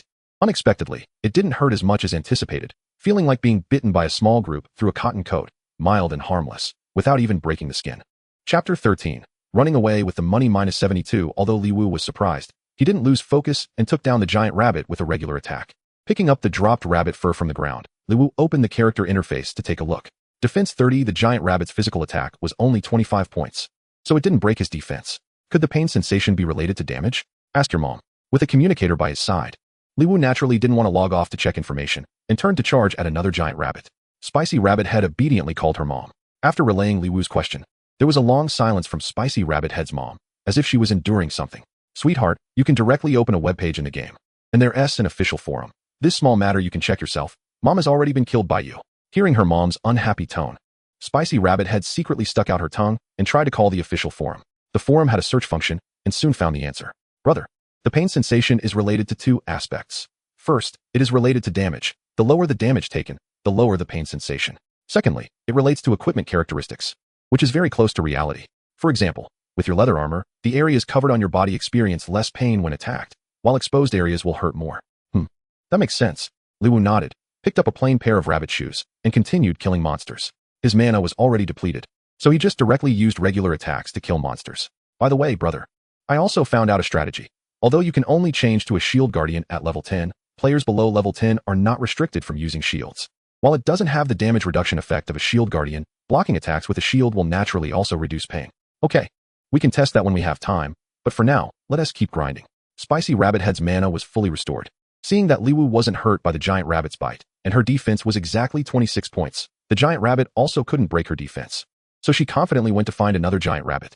Minus 142 minus 1 brother, save me. Minus 1 Liwu watched as Spicy Rabbit Head ran towards him in a panic, and without a word charged over to stab the giant rabbit that was chasing the little girl. With that time spent running away, you could have killed it with your staff. It hurt so much. Spicy Rabbit Head was rubbing her arm and butt with tears in her eyes. Liwu glanced at the cloth robe on Spicy Rabbit Head and speculated that the pain sensation was probably related to the material of the equipment. Cloth wasn't as thick as leather armor. Of course, the little girl's own tolerance level was probably also a negative value. The two continued grinding monsters. Liwu could tank and deal damage, but he was somewhat at a disadvantage. However, he didn't team mind, as they were teammates who had fought together. And this small loss didn't matter. Plus he had a concern about leveling up too quickly. Ding, your Zombie King staff has been purchased by a player for 240 gold. With a transaction fee of 24 gold deducted, the remaining 216 gold has been transferred to your wallet. Even while playing a game, Liwu could feel his heart racing. For just one piece of equipment that couldn't even leave the novice village, it sold for a price he couldn't earn even after working 3 jobs for a year. Blue Star Dog. Oh no, God Planner, are you a woman? If so, come over and let me give you a kiss. It's fine if you're a man too. Liwu took a deep breath and signaled Spicy Rabbit Head to pause. The Zombie King staff has been sold. Let us split the loot. The Spicy Rabbit Head was momentarily taken aback, just about to say something when the figure of Liwu suddenly vanished before him. Opening the friend list, the name of the invincible cute team turned gray. She actually logged off. Liwu hurriedly took off the game helmet, and upon opening her eyes, she found a pair of big eyes right in front of her. When players are gaming, if there is any external disturbance or loud noise, the game helmet will automatically alert them. The only one at home who could disturb her was Xiao Tuan Tuan, so Liwu quickly logged off to check. Why did Tuan Tuan wake up? Liwu turned her head to glance at the clock and realized it was already 6 a.m. without her noticing. Uncle, the baby pooped. The baby went by herself. Xiao Tuan Tuan said proudly, hands on her hips, her big eyes full of come praise me. Liwu enthusiastically clapped her hands, smiling indulgently. Baby is so great. She even knows to go poop by herself. Did the teacher teach you that? Uh-huh. Teacher Lei Lei said the baby has grown up and can go poop by herself. Baby is so obedient, but did the baby wipe herself? No. Li Wu glanced at Tuan Tuan's already changed pajama pants and couldn't help but twitch her mouth. By the time Li Wu coaxed Tuan Tuan back to sleep and finished washing the little pants, quite some time had passed. When she logged back on, she found the little girl was gone. Opening the friend list, the name of Spicy Rabbit Head was also gray. Could it be that this little girl had a heart attack from anger? Li Wu's worry lasted for only a second before a powerful blow struck a nearby giant rabbit. After killing 6 giant rabbits and exhausting her blue energy, the figure of Spicy Rabbit Head suddenly appeared not far away. Brother Tuan, wah, it's over, I scared the kid. Li Wu hurriedly approached to explain, don't cry, I didn't run off with the money. No, it's my mom who hit me, wah. Huh, weren't you detained? My mom and I are locked in the same cell. What is going on? It's not because of me, right? It's not. Spicy Rabbit Head rubbed her eyes and explained the situation. Although she said it wasn't related to Li Wu, the matter indeed had something to do with him. Because Li Wu suddenly logged off, the little girl waited for a while and, finding that Li Wu didn't come back, worriedly asked her mother if Blue Star would lag and disconnect. Spicy Rabbit Head's mother, upon hearing that Li Wu had suddenly logged off and went missing, thought about the value of the golden equipment and confidently told her daughter that it must be because of a bad teammate. Spicy Rabbit Head disagreed, firmly believing that her brother Tuan was definitely lagging offline and wasn't he that kind of person. Neither of the two could convince the other. And after arguing for a long time, the stubborn little girl finally retorted to her mother with "You have a petty mind." Angered, her mother directly took off the helmet. Upon hearing that it was indeed because of him, Li Wu hurriedly comforted Spicy Rabbit Head a few times and then initiated a trade. Brother Tuan, you don't need to share the spoils with me. Spicy Rabbit Head refused the trade request, pouting. Li Wu thought the little girl was upset and patted her little head, smiling. It's okay to feel wronged, but don't joke about gold coins, just accept it. I wasn't planning to take it. That's what Brother Tuan earned by yourself. I just mined a few stones. How much are stones worth? The ones you gave me before I thought were already too much. You can't say that. Without you, I wouldn't have been able to kill them either. If it weren't for you, I might not even have mined 1,000 stones after a whole night of digging. And even if I had the patience to dig all night, my satiety value wouldn't be enough. So we're both indispensable. Of course, we should split it. But the main reason is still your talent, Brother Tuan. Your talent is also very important. Chapter 14, what is the point of working? After much persuasion, Li Wu finally got Spicy Rabbit Head to accept the trade. Seeing that her account was down by 108 gold, Li Wu couldn't help but smile bitterly. Maintaining the bottom line of 108,000 was really hard work. Just as she was about to click to withdraw, Li Wu thought of something and called out the chat interface. Regional chat, 5188 Newbie Village Invincible Cute Team. Large amounts of gold available, 102, no upfront. Small amounts okay. Jiang Feng's fishing fire to sleeping legs. What the heck? Are there scammers in Blue Star too? Phantom Knight. This game binds ID cards and scans brainwaves. No one should be that foolish, right? It should be a studio. I didn't expect studios to operate even in Blue Star. Is there a studio? It wouldn't have scripts, would it? White to Bayo, look at my chain lightning. Jiang Feng's fishing fire to sleeping legs. Did the upstairs get a skill book? Invincible Cute Team. Large amounts of gold available, 102, no upfront, small amounts okay. Ding, the system detected your speech as a violation. Mute for 3 hours. Li Wu sighed and reached out to click withdraw. 113 gold was all withdrawn, totaling 107,350 yuan. What is the point of working? Earning 110,000 in one night. Li Wu felt elated, wanting nothing more than to find a battle for 1,000 rounds right now. No, 500 rounds would be fine. Thinking of this, Li Wu hurriedly called up the official forum. According to the forum leak, there are 4 newbie villages, 1 in each direction. The 5-level Silver Wolf King, 5-level Electric Zombie King, 10-level Furious Giant Ape, and the 10-level Hell 3-Headed Dog, known as the Gatekeeper. Li Wu recalled that the upgrade condition for the cutting talent was to kill monsters of the same level or higher, and the same level could only trigger 3 times. So it was best to kill 2 more level 5 monsters before reaching level 6. Currently, the 2 level 10 monsters hadn't been tackled by anyone, and even the 5-level Electric Zombie King, counting Li Wu's kills, had only been killed twice across the entire server. Meanwhile, the other 5-level Silver Wolf King had been taken down countless times by the entire server. The Silver Wolf King spawns in the southern plains of the newbie village. Although its position isn't fixed, it generally spawns in open areas. However, despite the Silver Wolf King's high attack and thick health, it does not have large area skills, and a straightforward swarm tactic can take it down. Li Wu checked again, but only found the Silver Wolf King's spawn time was 12 hours, and the information on the others was incomplete. However, since the Electric Zombie King was also level 5, its timing should be similar to that of the Silver Wolf King. Since Li Wu was still muted, she could only seek help from Spicy Rabbit Head beside her. Regional channel, 5188 Newbie Village Spicy Rabbit Head. Does anyone know when the Silver Wolf King will respawn? Jiang Feng's fishing fire to sleeping legs, around 12:30 to 1 p.m. Phantom Knight. Brothers, let us take it down at 12:30 sharp. No one leaves until it's dead. Phantom, Look at my lip movements. Seeing the answer she wanted, Li Wu exited the chat channel, glanced at the time, then waved to Spicy Rabbit Head, smiling. I'll log off to make lunch for the kid. You should log off and rest too. Let us go hunt the Silver Wolf King together at noon. After Li Wu finished speaking, she directly logged off. While Spicy Rabbit Head looked at the spot where Li Wu had disappeared, feeling an indescribable sensation in her innocent heart. So Brother Tuan already has a child, wah. Li Wu glanced at the time. It was 6:40, just right. Tuan baby had been a bit irritable lately. So Li Wu didn't plan to let Tuan go to kindergarten for breakfast. First, he rinsed some millet and set the rice cooker to the porridge mode.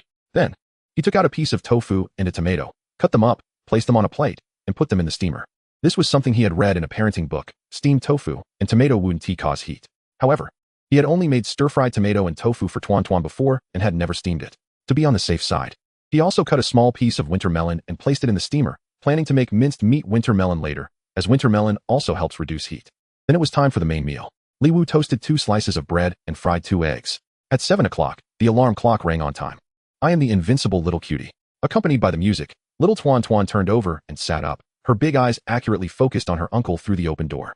The little one had no signs of waking up grumpily. She wiggled her little bottom and slid off the bed, barefooted, and went to the bathroom. First, she used the small toilet, then she pulled out the movable steps from under the sink and managed to wash her face and brush her teeth all by herself.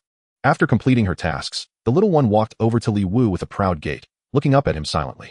Baby brushed her teeth and washed her face all by herself. So great.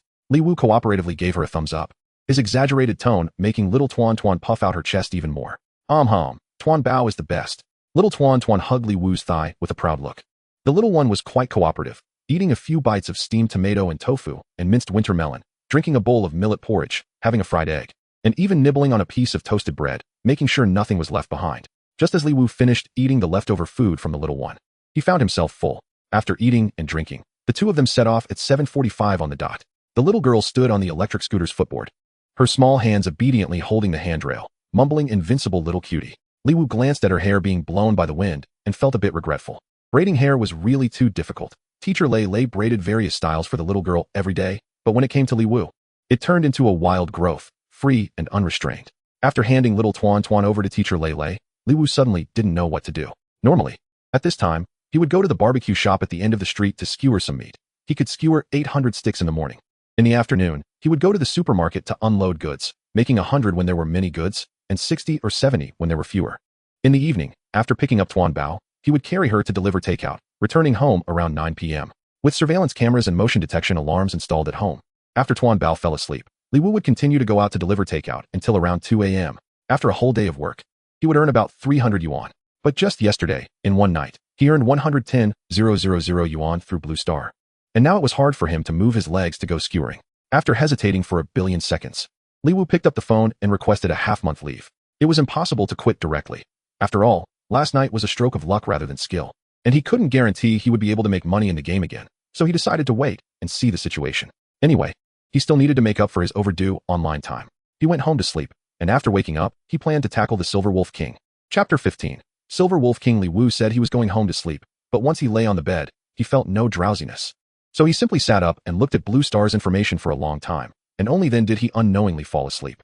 Once he earned big money in the game, he must buy a gaming pod, which supposedly has a soothing effect on the nerves. Playing games would be equivalent to sleeping. Although the gaming helmet has some similar effects, it can't replace sleep. He slept until 11:30, skipped lunch, and went online directly. In the game, he was still standing on the giant rabbit prairie when he noticed the figure of Spicy Rabbit Head. The little girl was energetic and logged in even earlier than him. At that moment, she was soloing the giant rabbit, and after throwing a fireball, she skillfully kited it away with another fireball, clearly having trained while Li Wu was away. Seeing Li Wu give a thumbs up, Spicy Rabbit Head shyly scratched her head and then ran over. Brother Tuan, I'm scared. Li Wu gave her a sideways glance and said lightly, at such a young age, don't learn to brew tea. Huh, what do you mean? You sound too timid. Humph. I'm just scared. Spicy Rabbit Head retorted, pouting. If you're scared, why not find someone to team up with? Aren't there a few players over there who look like newbies fighting the giant rabbit? Li Wu pointed towards 3 players in the distance who were struggling against the giant rabbit, looking even more like novices than him. I teamed up, but they are too clumsy, always unable to hold aggro, and I got bitten a lot. Plus, with more people, the experience is too little. I don't want to be the big sister, but I did give them all the whiteboard gear I got today. They can fight together. You still think of yourself as a caring big sister? Li Wu glanced over and found that those players indeed looked to be around Spicy Rabbit Head's age. But the little girl was developing quite well and looked noticeably more mature. Those guys Wun Ti also have ended up in detention. Would they? Do you have any cellmates? Hee, not really. They are all celebrating their birthdays today, just turned 14. Upon hearing this, Li Wu couldn't help but curl his lip. Blue Star was really amazing. Managing to collect the personal information of citizens nationwide. Alright, I still have a few pieces of gear dropped by the giant rabbit. They aren't worth much anyway. You can take them to them. I need to go check out the Silver Wolf King. Are you staying here, or coming with me for an adventure? Of course. I'm going with you. Li Wu received a few thank yous from a distance, waved his hand, and left the giant rabbit prairie with Spicy Rabbit Head. The giant rabbit prairie was just south of the Novice Village, in the same direction where the Silver Wolf King would spawn. However, the southern plains of the Novice Village were vast, taking an hour to walk from the village entrance to the end. It was normal for the area to be large.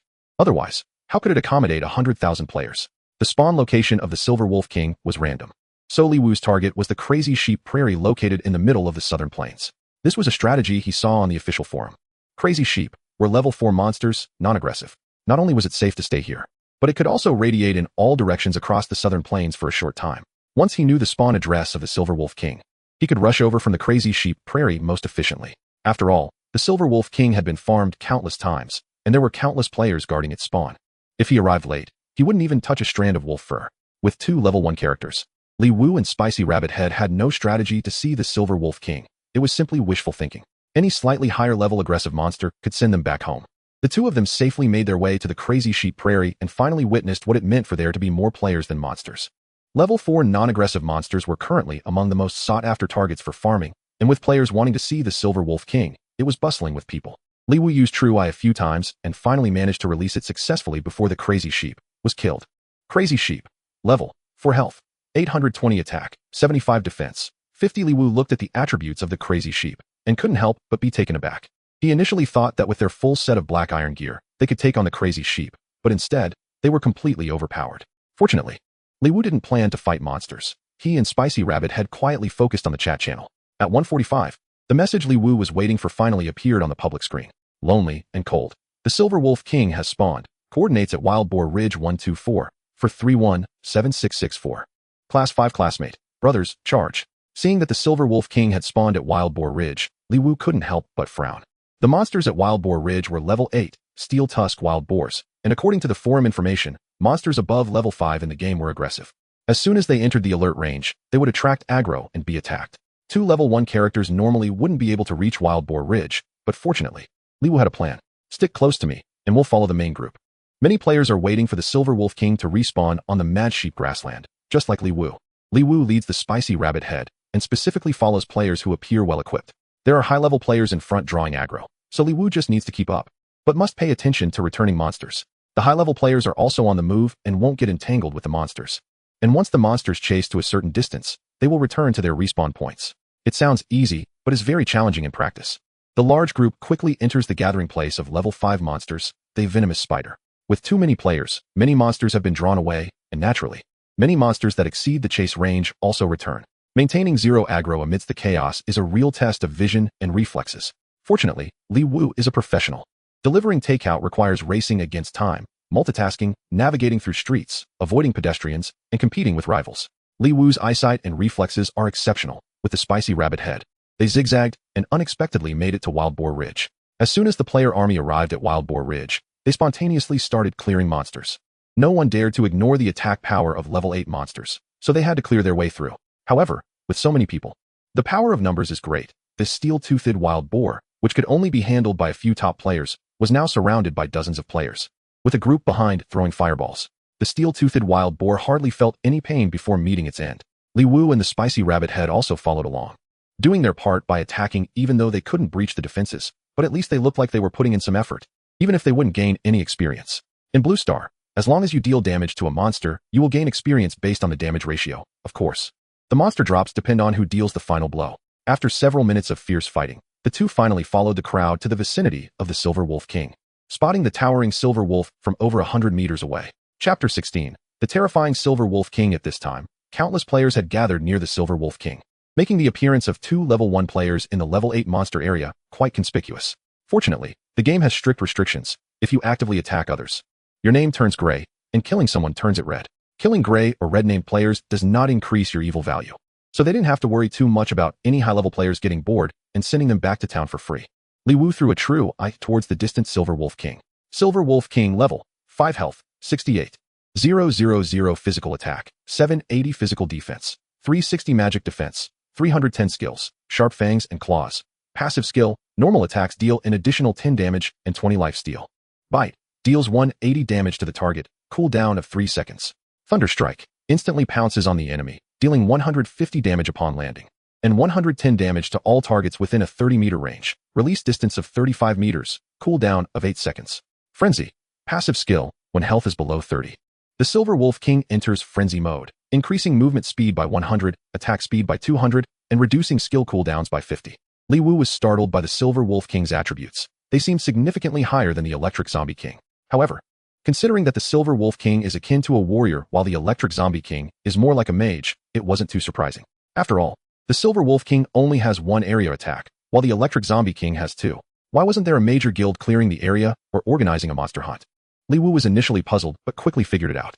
Blue Star is different from previous large-scale games. The player base is too large. Even in past games where top guilds claim to have 100,000 members, it would be impossible to gather even a few dozen players from the randomly scattered thousands in the novice village, even with good luck. In Blue Star, guilds can only be established in the main city, and since no one can enter the main city yet, there are naturally no real guilds. Without a guild system, even if many players are gathered through shouting and some external chat tools, effective command is impossible. The more players there are, the more chaotic it becomes. After only 7 or 8 days of opening, even if a big shot manages to organize a 1,000-player team, without a guild system, players cannot distinguish friend from foe. Once a chaotic battle breaks out in Wild Boar Ridge, which has gathered tens of thousands of players, the scene would be unimaginable. You wouldn't even know how the big shot died. Of course, nothing is absolute, at least after observing for a while. Li Wu noticed that over 100 players were neatly organized over 100 meters away in the direction of the Silver Wolf King's rear, reminding Li Wu of military training scenes from their freshman year. There are indeed capable people. This level of command is impressive. It's hard to say how much financial power the commander has, but if it were Li Wu, they wouldn't stand so still without at least 100 or 80 coins. If there were tasks beyond standing at attention, they would definitely require extra payment. Speaking of money, someone on site began shouting, and various recruitment calls filled the air, sounding like a pot of porridge. Li Wu couldn't make sense of it, and decided to open the chat channel to read the text. Immortal touching my butt, looking for damage dealers, leader picks up. Salary 10 silver, requirement attack power 270, range preferred. I am a little fairy. Looking for damage dealers, their SA boss, equipment split at market price. Requirement attack power 260, range preferred. King Gigi, looking for damage dealers, random pickup, requirement attack power 260, range preferred. Surging Waves, looking for damage dealers, leader picks up. Ends with a show, requirement attack power 260, range preferred. Phantom Knight, looking for teammates for a civilian team, random pickup, level 6 and above com. Phantom, watch my lip movements. The maximum team size in Blue Star is 20 people, and the chat channel is filled with various recruitment messages. Li Wu applied for a while, but was regrettably rejected by Surging Waves team. Surging Waves had set entry requirements, automatically rejecting anyone with attack power below 260. The requirement for 260 attack power is understandable. With physical defense of 360 points and magic defense of 310, few people can break through their defenses. A melee player with 260 attack power can only deal 30 damage with a strong strike. A player with 260 spell attack power can only deal 28 damage with Fireball. Li Wu searched for a long time and found that aside from Surging Waves team being fully staffed, other teams had at most half of their members filled. And the team offering 10 silver salary only had 3 people by the end, at least from the public screen. It seemed there were only a few dozen players with attack power of 260, though there might be teams that were already full beforehand. However, this at least reflects the general strength of high-end players. Li Wu wanted to join a high-end team. Their cutting talent had leveled up, and their true damage reached 0-2. With the Silver Wolf King having 68,000 health, they could take away 136 health per hit. Although they didn't know the exact level of the top players, Li Wu felt confident they wouldn't be lower than them. Suddenly, a reckless player stepped into the Silver Wolf King's warning range, and with a single pounce, the Silver Wolf King took them down, signaling the start of the battle. The scene was extremely brutal, although the Silver Wolf King's area attack skill, Thunderstrike, still had 8 seconds of cooldown. It didn't mean the Silver Wolf King was slow to kill. With an attack power of 780, plus the 10 damage bonus, dealing 858 damage was something no one could withstand. It could be said to take down a small player in one bite. While this seemed inconsequential among tens of thousands of players, the reality was far from it. The player's attack range is limited. Even though the Silver Wolf King stands as tall as a floor, only 200 to 300 players can participate in the attack, while the vast majority of players can't even get close. Li Wu and Spicy Rabbit Head are 2 of those players who can't squeeze in. They see countless -1 damage numbers floating above the Silver Wolf King's head, and occasionally some damage numbers of 10 or 20 points pop up. However, The Silver Wolf King's attack speed is also very fast, attacking twice per second and recovering 150 health with each attack, which means it recovers 300 health per second. Fortunately, even though it absorbs a lot, there aren't many players. Although the health is decreasing slowly, it is still gradually going down. However, this state only lasts for 8 seconds. And the Silver Wolf King's Thunder Strike cooldown ends, leaping into the crowd, instantly turning dozens of players within a 30-meter radius into white light. Only one player remains standing, and judging by the dazzling equipment, he is clearly a big shot. Unfortunately, he is the only one left in that 30-meter range. And the Silver Wolf King cannot ignore him, taking him down with a bite. Seeing this scene, Li Wu furrows his brow and pulls Spicy Rabbit Head back behind the others. Chapter 17. Sorry, sister. After retreating to a safe distance with Spicy Rabbit Head, Li Wu instructs the little girl to squat down. Spicy Rabbit Head is confused but obediently squats down. The next moment, Li Wu lifts his foot and stands on Spicy Rabbit Head's shoulder. The little girl is startled but doesn't move. Only her small face shows some embarrassment. Li Wu, who is over 1.8 meters tall, stands on the shoulder of a petite girl dressed in a silk robe, especially since she is squatting, making her appear even weaker. It looks quite absurd. Li Wu looks around while standing on Spicy Rabbit Head's shoulder. Sure enough, organized teams have not participated in the battle and are watching from the sidelines. He had suspected this earlier. Although the Silver Wolf King's health was continuously decreasing, he felt it shouldn't be this slow. After all, just from the chat channel, there were dozens of players with over 260 attack points, not to mention those who are not in a team or those who have already formed a team, definitely exceeding 100. Even if they all only have 260 points, with a skill dealing 30 damage, over 100 players could deal 3,000 damage. This is just the so-called threshold of 260 attack points. Li Wu believes there should be some big shots present, like the one who bought the Zombie King staff, whose damage must be beyond imagination. Are you even human? Hurry up and get down. A sharp voice suddenly comes from behind, startling Li Wu. However, instead of turning back slowly with disdain, he directly jumps down from Spicy Rabbit Head's shoulder. Li Wu realizes it is not very graceful, but he was just eager to verify his suspicion and didn't think much about it. A girl rushes over from not far away, her staff nearly poking Li Wu in the face. What is wrong with you? Using a little girl as a stepping stone? Li Wu pulls his head back, fearing the girl might poke him in the mouth with her staff. Calm down, this is a game. Regardless of gender or age, character attributes are the same. No. Before Li Wu finishes speaking, he suddenly notices the staff in front of him looks somewhat familiar, shining with golden light. Zombie King staff? No such thing as no such thing, scumbag, pervert. Being scolded, Li Wu should have been angry. But when he thinks that the person in front of him is his food and clothing provider, he immediately calms down and suddenly squats down. Rabbit, stand on my shoulder. The tool Spicy Rabbit Head is stunned for a moment, then shakes her head repeatedly. No need. It's fine. I was just being inconsiderate earlier. It does look a bit unseemly, and it's not entirely about having you step back. Can you help me keep an eye on that 100-person team to the east and see when they move? Oh. Spicy Rabbit Head nods obediently and stands on Li Wu's shoulder. Li Wu slowly rises with Spicy Rabbit Head on his shoulder, then looks at the girl warrior with a face full of constipation. Sorry, didn't mean to make you laugh. Bai Dabeo's originally pretty face has become somewhat ugly.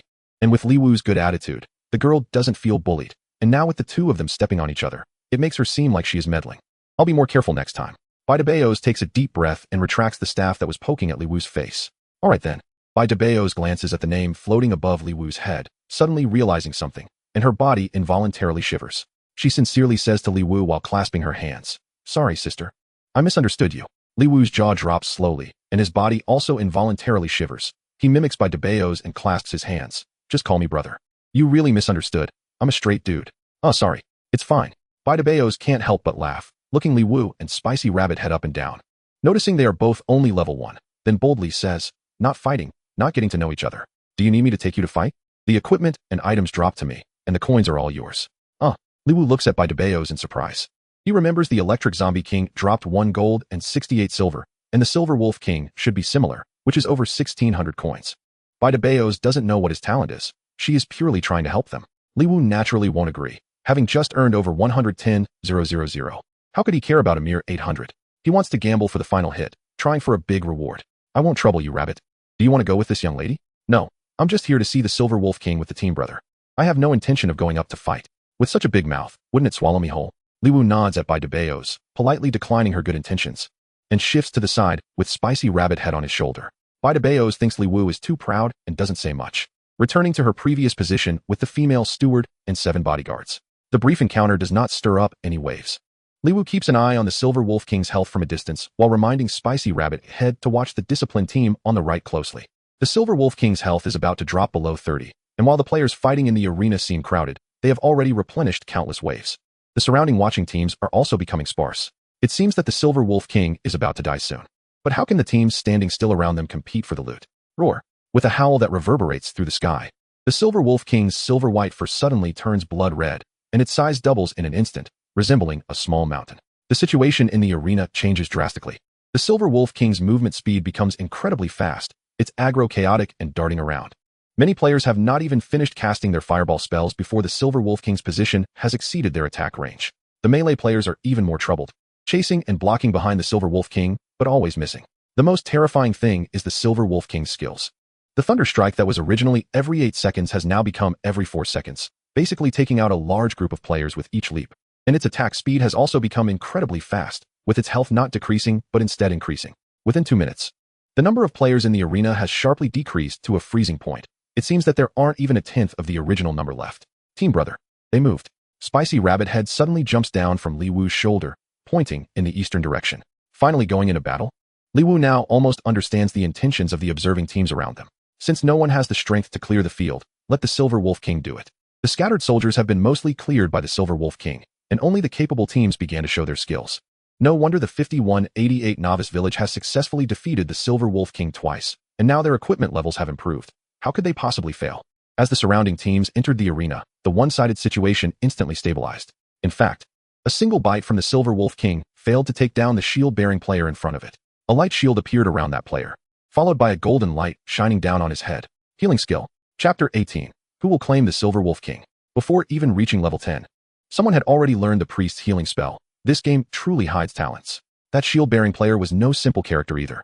The Silver Wolf King's damage after going berserk was absurdly high, and this player's health definitely exceeded 2,000, with an equally absurd defense. Otherwise, having a priest wouldn't be effective. Li Wu observed closely. That shield-bearing player had charged out from the Eastern 100-man team and appeared to be around 40 years old.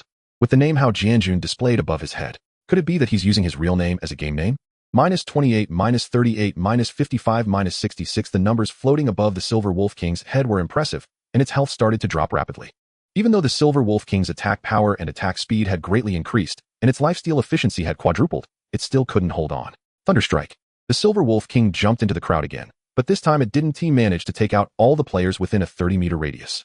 4 or 5 players remained standing, clearly having either high defense or health over 1,000.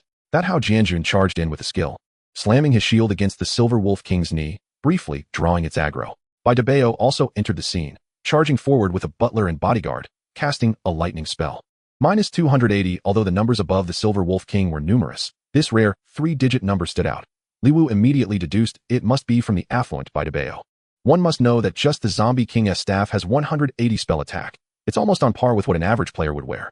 If someone could spend over 200,000 on a level 6 piece of equipment, their other gear must be outstanding as well. Suppressing his urge to rush forward, Li Wu focused intently on the Silver Wolf King's health. His health entering the arena wasn't even enough to be considered food. At most, it was just a peanut. He only had one chance. The Silver Wolf King's health was at its lowest, and with Thunderstrike on cooldown, he could deal the final blow with 136 points of true damage from his cutting talent. The Silver Wolf King's health fluctuated and finally dropped to 3,000 points. As it executed a thunder jump taking away a group of players, Li Wu made his move. Although he was too far away to rush to the Silver Wolf King, he intended to. While he was mainly a physical attacker, even his most powerful strike wouldn't break through defenses, so he used Fireball. In the final moment, Li Wu's Fireball shot out. Ding! A crisp system notification rang in his ears, and Li Wu felt ecstatic, ready to rush over to loot the equipment. But quickly realized something was off. He hadn't leveled up. After defeating so many giant rabbits, he was just shy of leveling up to 2. Killing the Silver Wolf King would definitely earn him a level. Congratulations! You participated in defeating the Silver Wolf King and dealt effective damage, earning 1,000 experience and 5 reputation. Li Wu took a deep breath, feeling somewhat regretful, and looked toward where the Silver Wolf King had vanished, wanting to see which lucky player had dealt the final blow. There were too many people to see clearly, but the cheers from the front gave him the answer. It was Bai Debao. Damn, as expected of the top mage. That damage was insane. Bai Debao, do you still need any accessories? Wow. Golden light. Golden equipment. It looks like 2 pieces. Li Wu chuckled self-deprecatingly. It was no surprise that the loot went to him. He had invested so much money, and if he couldn't compete with someone who got it for free, it would truly be a joke. Just as Li Wu was about to turn around to find Spicy Rabbit Head and quickly call for help before the Steel-Tooth Wild Boar respawned, a sudden commotion and a flurry of skill effects erupted in front of him. Looking up, he saw 3 or 4 shield-bearing muscular men protecting Bai Debao as they rushed toward him, with swords and spells following closely behind. Although the attackers weren't many, The situation for the few was still precarious. Those shield-bearing bodyguards were quite capable, blocking a lot of attacks for Bai Debeo, and even some targeted fireballs could be shielded by their positioning. However, they were ultimately outnumbered, and one by one, the bodyguards turned into white light. Bai Debeo was getting desperate and stopped running, turning around to cast a chain lightning. The lightning whip killed 3 people instantly, leaving the remaining 2 with minimal health. Another fireball took 1 more down, and soon Bai Debeo was focused down and turned into white light. Within the white light that Bai Debeo transformed into, a golden light fell. Countless players rushed toward the golden light, and those unable to catch up threw spells in a fit of frustration. A dozen white lights flashed by, leaving a chaotic mess on the ground, with a particularly noticeable blackened thigh bone among the random items. Who was so unfortunate to be left with just a bone? Li Wu opened his backpack and discovered that the zombie thigh bone, worth over 100, had dropped. He should have been furious, but instead, he looked at the golden stick in his bag with a strange expression, his heart racing. Zombie King's staff, golden. What a coincidence. Bai Debeo just died in front of me. And Li Wu instinctively picked up the golden light from the ground before he felt a tightness in his chest and returned to the novice village resurrection point. Should I recharge a bit? It feels a bit wrong to get so much for free from Blue Star. Spicy Rabbit Head sent a message. Bro, where are you? I can't find you. I got killed and went back to town. What should I do then? I'm farming steel-tooth wild boars. I'm scared. Look around for any trustworthy high-level players returning to the village and follow them closely. Be careful of those gray and red-named players. Oh, okay. Spicy Rabbit Head replied obediently, and after a while, sent another message. I found a reliable team. It's the 100-man team you told me to keep an eye on before. They don't have any gray or red names. Come back and call me. Let us continue farming monsters. Li Wu's mind flashed back to the resolute Hao Jianjun, and a hint of doubt arose in his heart, but it was quickly cast aside. Nothing was more important than handling the Zombie King's staff. Without a second thought, Li Wu opened the auction house and directly tossed the Zombie King's staff up for auction. It seemed many people were waiting for this moment. As soon as the Zombie King's staff went up for auction, there was immediate feedback.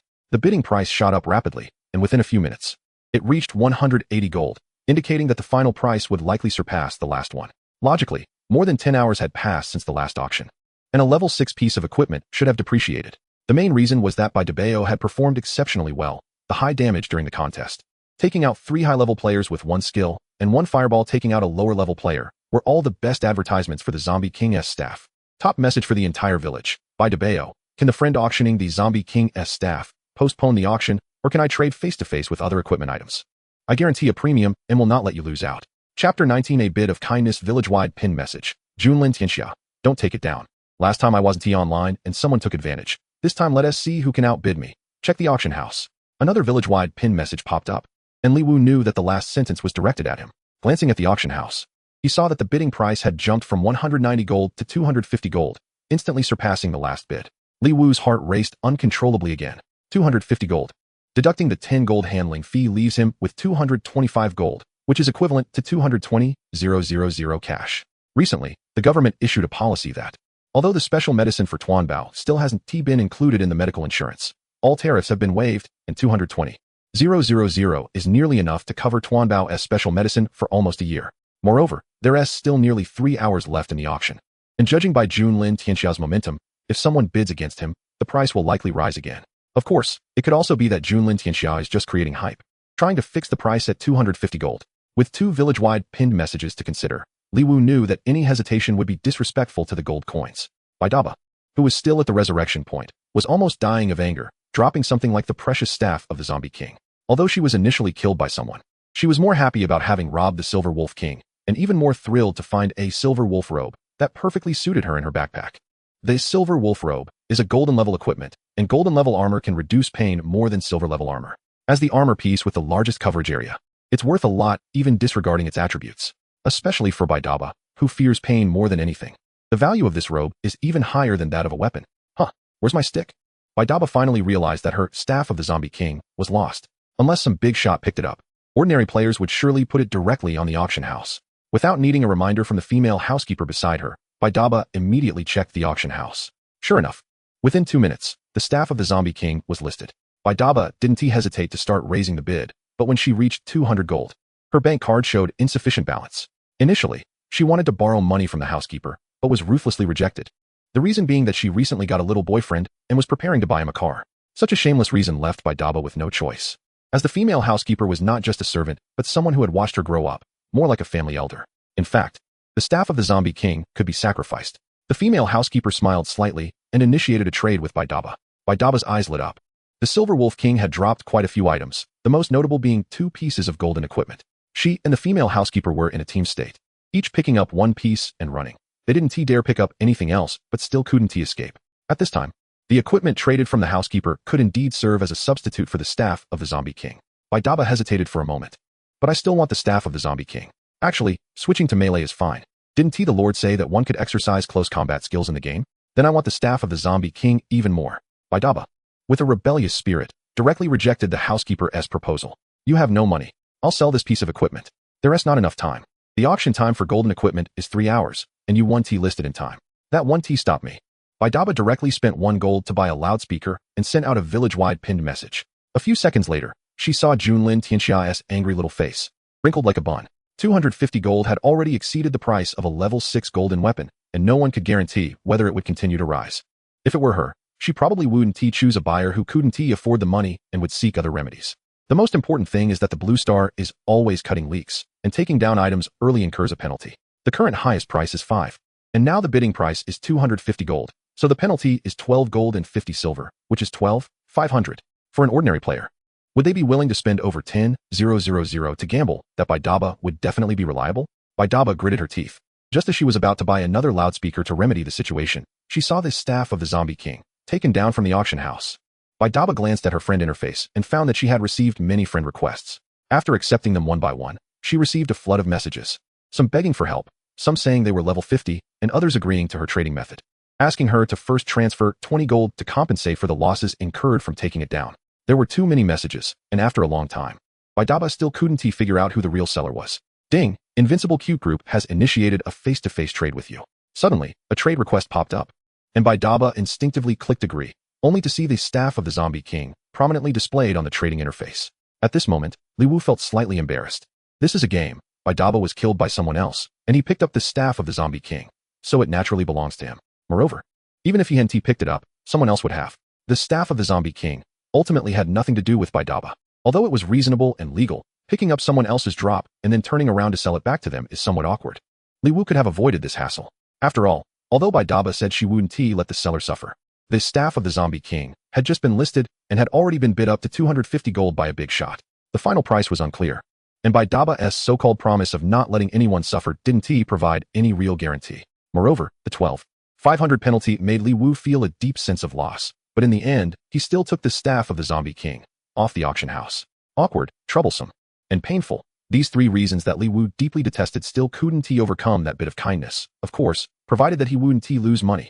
Before fighting the Silver Wolf King, Baidaba proposed to bring along the unfamiliar Li Wu and the spicy rabbit head. Although the amount of currency dropped was nothing to Baidaba, it wasn't necessarily very important to Li Wu either. However, for Li Wu, who had tasted the warmth and coldness of human relationships due to Tuanbao's illness over the past 2 years, this trivial kindness was still precious. Li Wu was willing to do something awkward, troublesome, and painful for this kindness. Sister, it's you. Baidaba exclaimed in surprise and joy. It's a brother. Li Wu felt somewhat helpless, not knowing if there was a name change card in Blue Star. Baidaba was a sensible person and didn't say anything awkward. She directly placed a piece of equipment on the trading interface and then entered 100 gold. Due to pain sensitivity, melee weapons are slightly less valuable, but they can still be sold for about 180 gold. I'll give you an extra 100 gold, what do you think? Before Li Wu could respond, Baidaba added, oh right. You also incurred a penalty, and I need to keep some gold for medicine.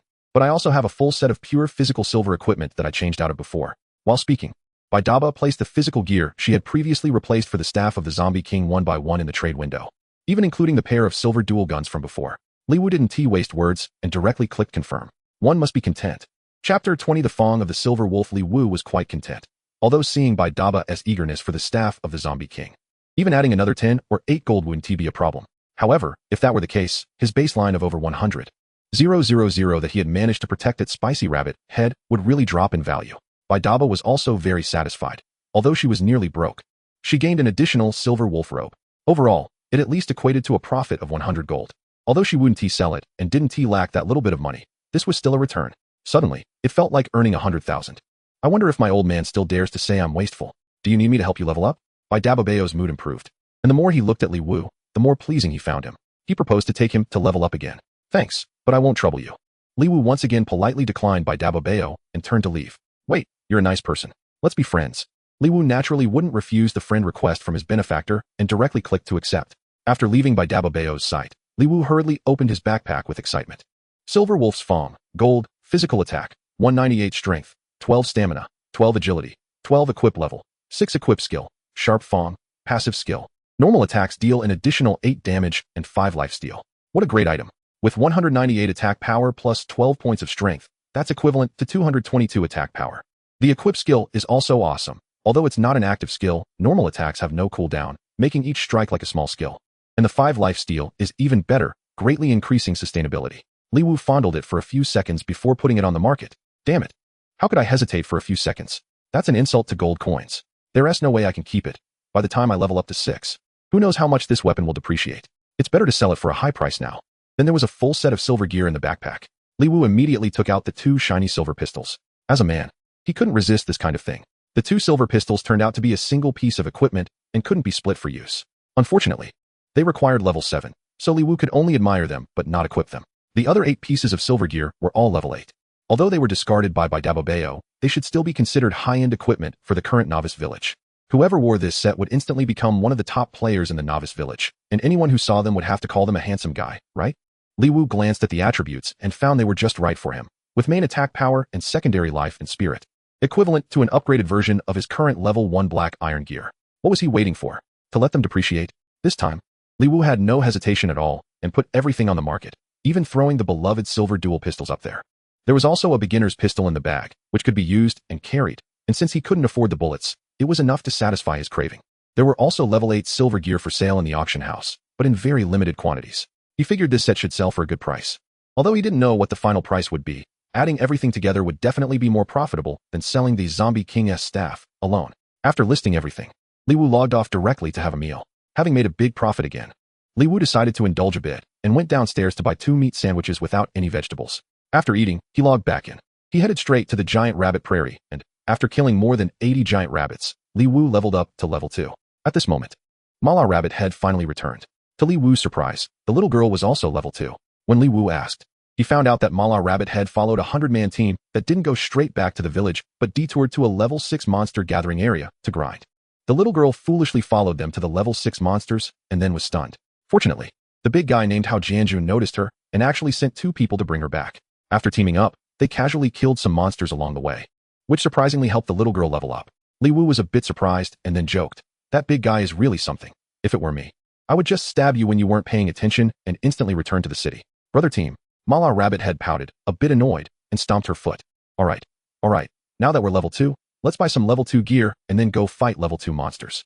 Okay, the little girl, with a fortune of 100,000, loved shopping. The 2 searched for a long time in the auction house, wanting to splurge on a set of level 2 silver gear, but unfortunately, it didn't exist at all. Li Wu searched again and found that the lowest silver gear in the auction house required level 3, guessing that only level 3 and above had silver gear. Since they would soon be outdated, he was too lazy to verify on the forum. The 2 picked a suitable set of level 2 black iron gear. After changing, Mala Rabbit Head directly gave her discarded level 1 black iron gear to a nearby newcomer who was struggling with the giant rabbits. After finishing her kind big sister duties, the little girl looked at Li Wu with wide eyes. Li Wu hesitated for a moment, then threw the just discarded equipment into the auction house. A wasteful child still wants to drag me down. This is 80 bucks. The little girl noticed her eye attack had no effect, but wasn't angry. She happily followed Li Wu to the level 2 monster gathering area. Land Turtle, level 2 health, 360 physical attack, 42 both defenses. 15 level 2 monsters had significantly increased stats. Their total attributes were nearly doubled. Facing them with a full set of level 1 gear would be quite a torment. Fortunately, level 2 black iron gear was very cheap, and the 2 of them crushed the monsters with their attributes. After changing, Li Wu's health reached 320, attack 98, and defense 39, making it easy to take on the land turtles. After changing, Mala Rabbit Head had 255 health, magic attack 90, and defense 30. The little girl was very thoughtful in choosing her gear, mainly picking pieces that boosted magic attack and spirit, completely sacrificing health and defense, with her mana exceeding her health at 260 points. Even so, the little girl's 100 crit chance made it easier for her to solo the land turtles than Li Wu. But unfortunately, the child was afraid of pain. The land turtle's attack power was 42, and Li Wu's defense was 39, taking only 3 damage. Naturally, Li Wu was too lazy to kite and charged in for a powerful strike. Minus 132 minus 3 points of damage were less than the damage from the little guy's small fists, and Li Wu didn't even change his expression. Minus 204 Mala Rabbit Head's damage was still explosive, directly reducing the land turtle to blood threads. -83, Li Wu finished off the land turtle with a normal attack, and fortunately, the first turtle dropped a shell. Turtle shell piece, crafting material. You can ask the armor shop for more details. After the experiment, the two officially started grinding monsters. Just like with the giant rabbits, Li Wu didn't use skills. 2 normal attacks plus a fireball from Mala Rabbit had perfectly killed the land turtle. A single land turtle could only deal 3 points of damage, and it couldn't heal as fast as it took damage. Mala Rabbit Head was very happy. Her current mana could cast 26 fireballs, plus natural mana recovery, allowing her to continuously fight 30 monsters before resting, no longer a little burden. Chapter 21. Uncle earned a lot of money. Li Wu was also in a good mood. Although leveling from 2 to 3 required 36,000 experience. The land turtle provided 60 experience, which meant they each got 30 points, 50 more than the giant rabbits. Now, the speed of grinding land turtles was even faster than that of giant rabbits, and the overall efficiency was quite satisfactory. The only downside was that the level 2 monster gathering area was no longer as deserted as the giant rabbit prairie. The number of players had increased significantly. After grinding 30-some land turtles, there were hardly any monsters left nearby, and they had to wander around looking for or waiting for respawns. They hadn't encountered any amusing situations like showing off or killing for gear, nor had they seen any cases of lustful intentions. The game's pain system was so realistic that ordinary players really didn't dare to act recklessly. Having sunk to grinding turtles, the strength levels of surrounding players were quite evident. The two kept grinding until 4 p.m. After playing for over 20 hours, the little girl couldn't hold on any longer, so she logged off to take a nap. Li Wu checked the time and suddenly thought that if the Electric Zombie King also refreshed every 12 hours, it should have spawned by now. After considering that there might not be enough time, he set it aside for the moment, as Tuan Bao was about to finish school. Ding! Your Silver Wolf's Fong has been purchased by another player for 167 gold. After deducting the transaction tax of 16 gold and 70 silver, you have 150 gold and 30 silver transferred to your wallet. Li Wu couldn't help but smile at the news. Although it was a few gold less than he expected, he sold that set of silver equipment for more than he had anticipated. The price of the silver dual guns was quite dismal, only selling for 2 gold, which was a bargain compared to other weapons of the same level and quality. After all, the fuel consumption was too high. Even Bai Daba couldn't afford it, making it more of a collectible than practical. However, the other 8 pieces of silver equipment sold for a high price, totaling 28 gold, leaving 25 gold and 20 silver after deducting the transaction tax. If you don't count the transaction tax and look at the total price, everything sold for 197 gold. Li Wu estimated that the Zombie King staff would be hard to exceed 280 gold, especially since Bai Daba, the strongest competitor, had no cash to drive up the price. The price increase for the Zombie King staff wouldn't be significant. After all, it was just a level 6 equipment. The top players had already reached level 9. And even a level 6 gold weapon would likely depreciate rapidly, with an extra 267 gold and 30 silver. Li Wu didn't wait for a second and directly withdrew 267 gold. What if Blue Star goes bankrupt in the next second? The bank card received 650 yuan. Li Wu took out a bottle of mineral water, drank half of it, and stored the other half. Such luxury, no bread, but still drinking water. Playing until 4:50, Li Wu logged off on time, riding his little electric scooter at breakneck speed to the kindergarten, where the kids had not yet started to come out. Relying on his youthful strength and agility, Li Wu weaved through the defense circle of elderly people and successfully stood in the front row. This was his first time arriving early at the kindergarten. Tuan Bao often said that she hoped to see her uncle at first glance when school was over, but unfortunately, Li Wu was too busy juggling 3 jobs, often arriving late, and sometimes he was the only adult left in the entire kindergarten with Tuan Tuan. As the music started, the little kids from the nursery class lined up and walked out one by one, led by their teacher. Li Wu held tightly onto the railing, determined to stay in the front row despite the crowd, even if an elderly woman discreetly elbowed him in the back. Finally, it was time for Tuan Tuan's class to come out. As soon as Tuan Tuan exited the teaching building, she poked her little head out and eagerly looked towards the kindergarten gate. Although she often felt a little disappointed each time, she still wanted to see her uncle first. Tuan Tuan's eyes lit up. Even from a distance, Li Wu could see the sparkle in her eyes and her newly grown back molars. Tuan Tuan was very sensible. Although she wanted to rush into her uncle's arms, she obediently held hands with her classmates and slowly walked to the gate under the teacher's guidance. Teacher Lei Lei also spotted Li Wu, and her nose suddenly felt a bit sour.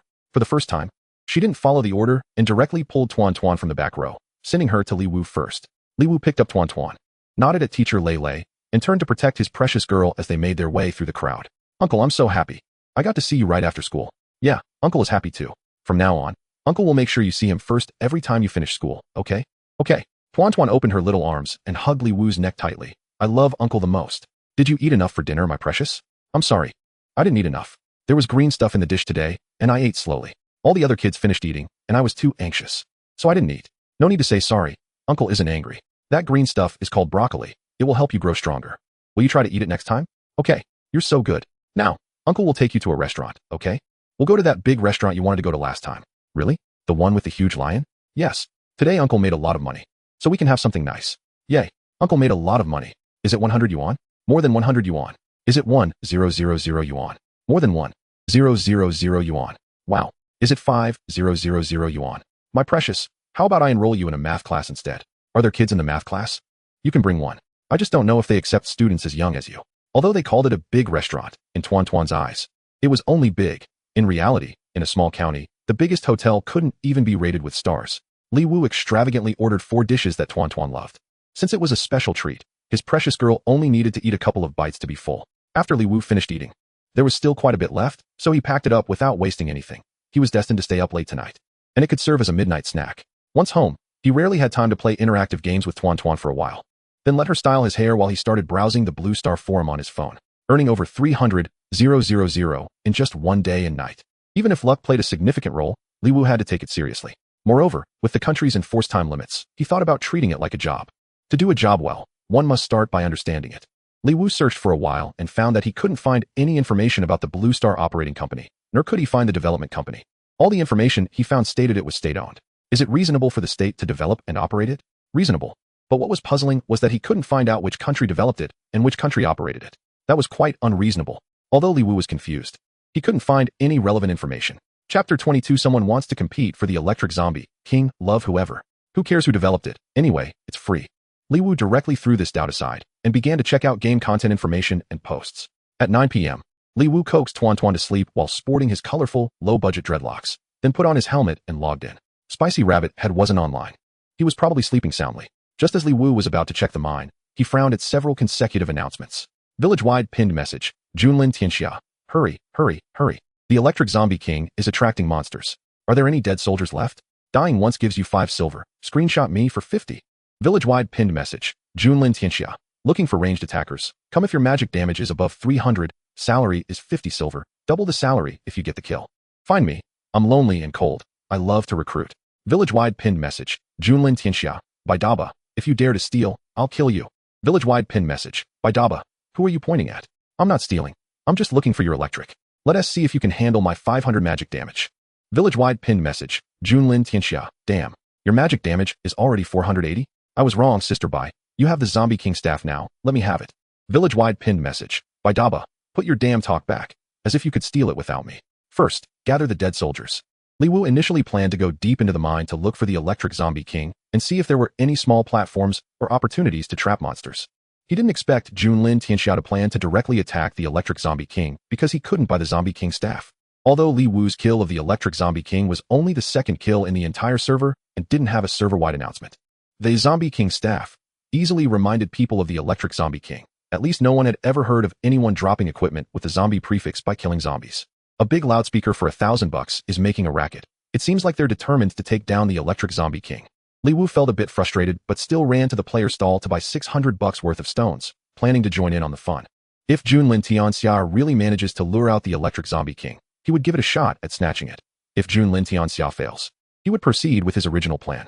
The village loudspeaker had startled everyone in the village, and with it being 9 p.m., a peak online time for players.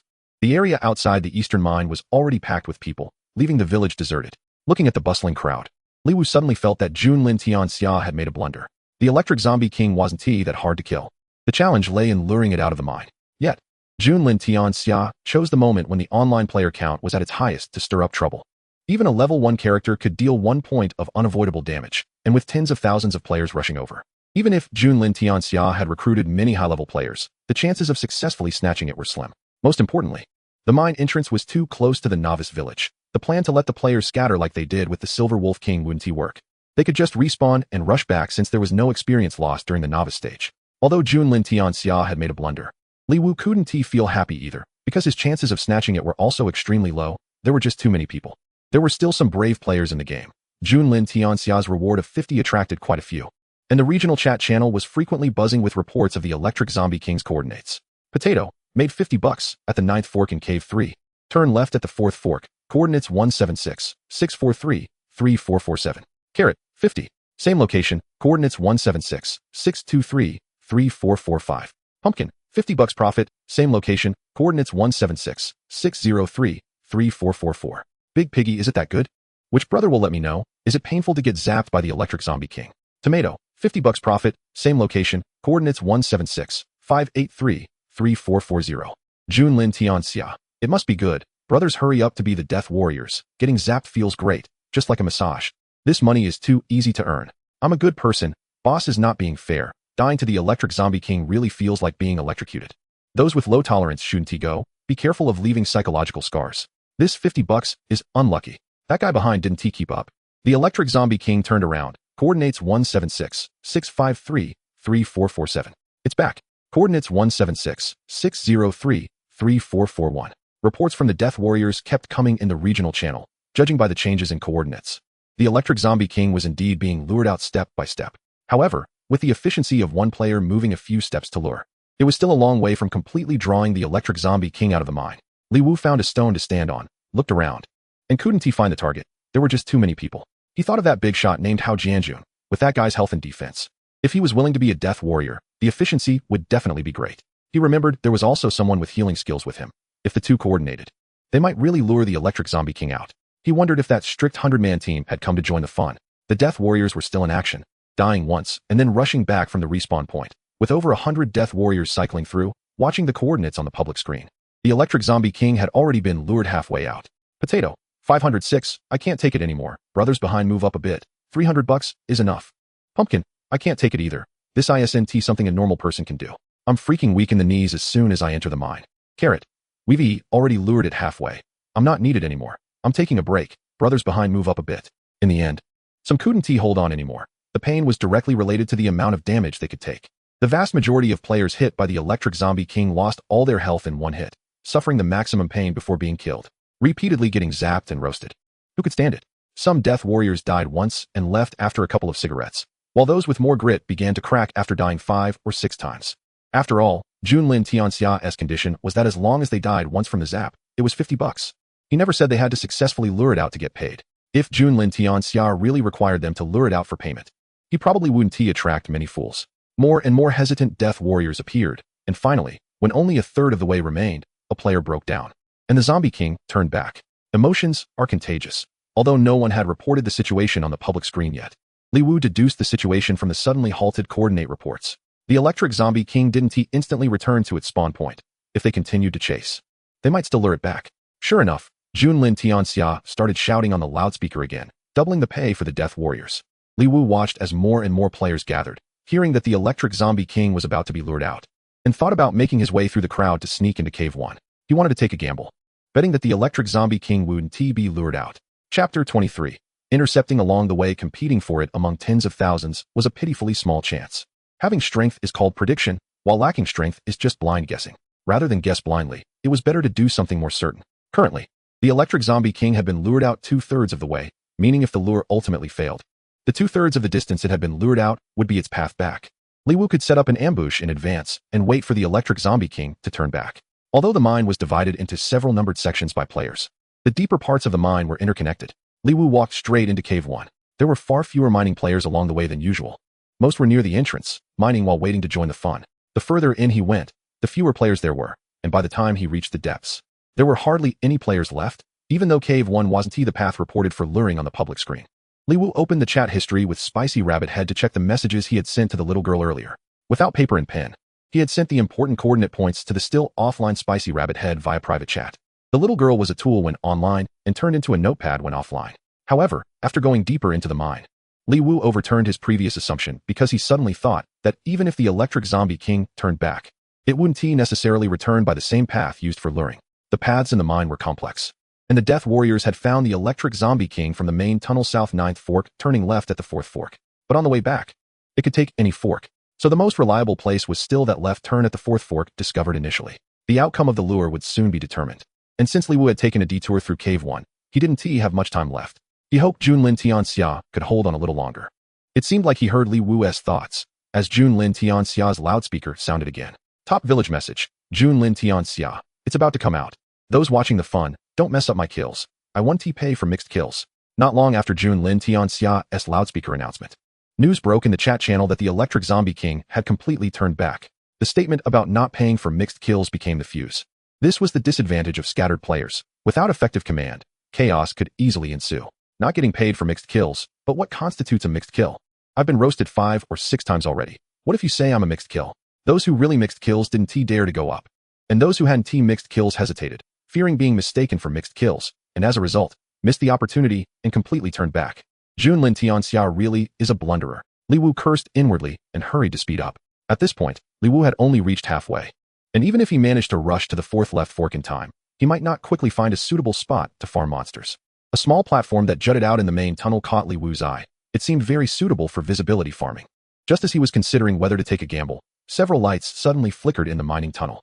And a zombie started to dig its way out from the ground not far away. Monsters are spawning. Zombie, level, 3 health, 550 attack, 65 defense, 28 naturally. It was impossible for the monsters to spawn just one. There were probably zombies all over the mining tunnel. Taking advantage of the fact that the first zombie hadn't fully emerged yet, Li Wu rushed over and delivered a powerful strike. -119 -1, slashing damage. -70 -26 after taking 1 skill and 1 regular hit. The zombie finally crawled out completely, its dark claws poking Li Wu once. Hiss. The 26 points of damage brought pain that made Li Wu gasp, but it wasn't enough to slow him down.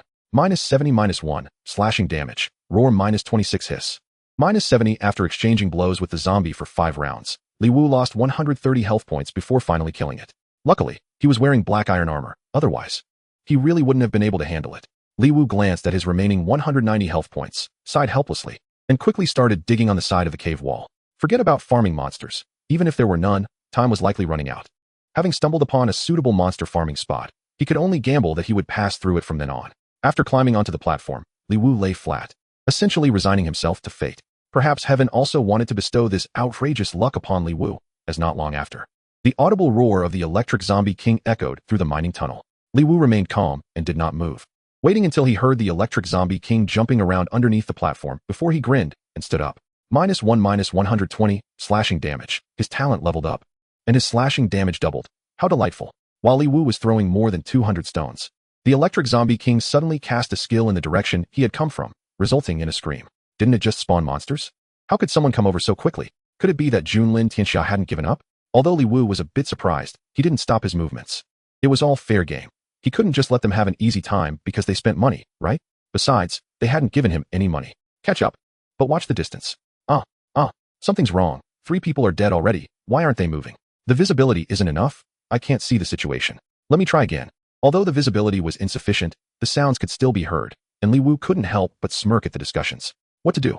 If they don't move, isn't that just handing over kills? Should we still lure them? Keep going. I've spent tens of thousands, and now you want me to give up?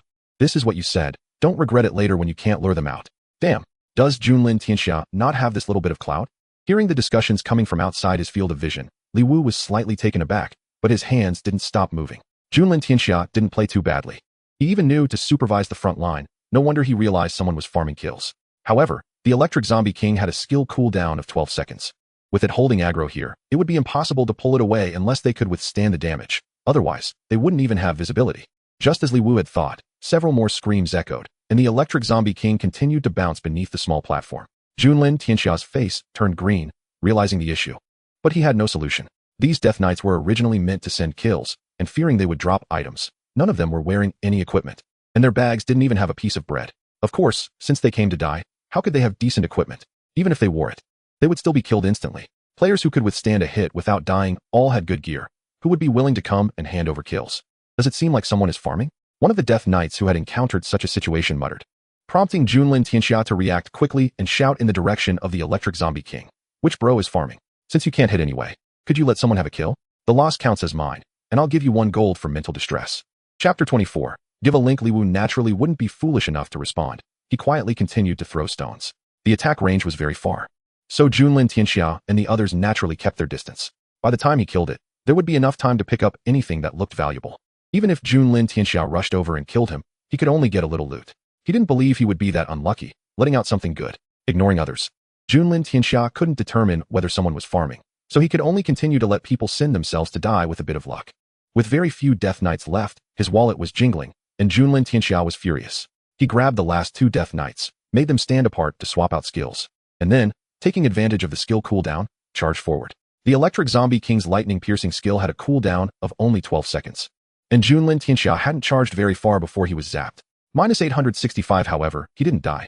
After all, he was a big shot who dared to chat with a loudspeaker. And all his gear was top tier, leaving him with at least 2/5 of his health.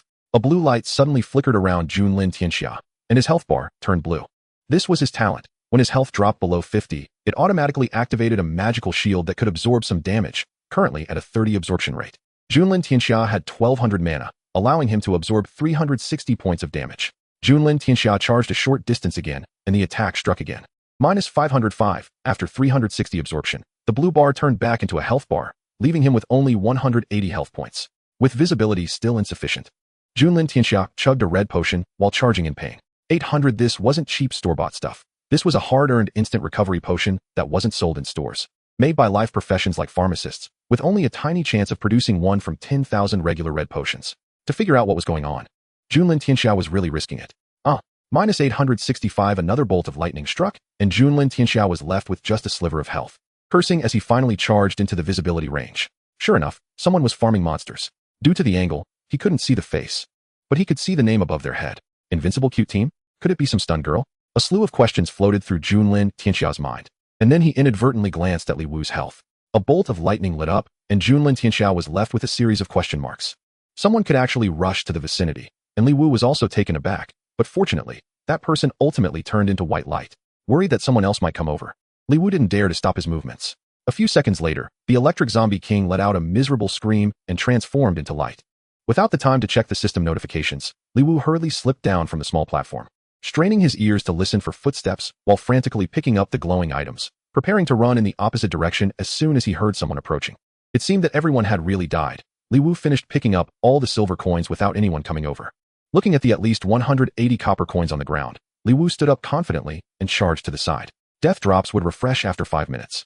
And with so many people having died here, picking up something random was worth more than those 180 copper coins. Arriving at the location of the player who had just rushed nearby and then collapsed, Li Wu indeed found something on the ground. He picked it up and was momentarily stunned. Wild boar leather boots. Gold. Health 160, intelligence 12, spirit 10, agility 8, movement speed increased by 12, equipment level 8. What kind of family is this? Even the Death Warriors dare to wear gold equipment? Li Wu was momentarily dazed but quickly realized that the original owner of these leather boots should be Junlin Tianxia. Besides these wild boar leather boots, there was also a red potion. At first, Li Wu didn't pay much attention, but when he checked the details, he found that it was a type of instant recovery potion he had never seen before, capable of instantly restoring 800 health points. The potency was so high that if he drank it, he might choke on blood. Li Wu walked a bit further, but the ground was empty. And then he realized that these Death Warriors should be in a state of nudity. He hurried back and began picking up the discarded copper coins one by one. The village's pinned message, Junlin Tianxia. You cheating bitch from the Invincible Cute Team, just wait to get banned. No, this is a government-operated game. Just wait to go to jail. Li Wu couldn't help but laugh and cry at Junlin Tianxia's big announcement. After thinking for a moment, he opened the regional chat. Invincible Cute Team. I am a straight man of steel, and I didn't use hacks. Junlin Tianxia. You almost killed me with stones. Are you telling me you didn't hack?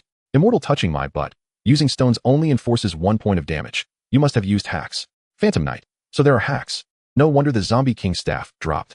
It must have been the Electric Zombie King that dropped it. You soloed it last night, didn't you? Phantom, what does it matter if there are hacks?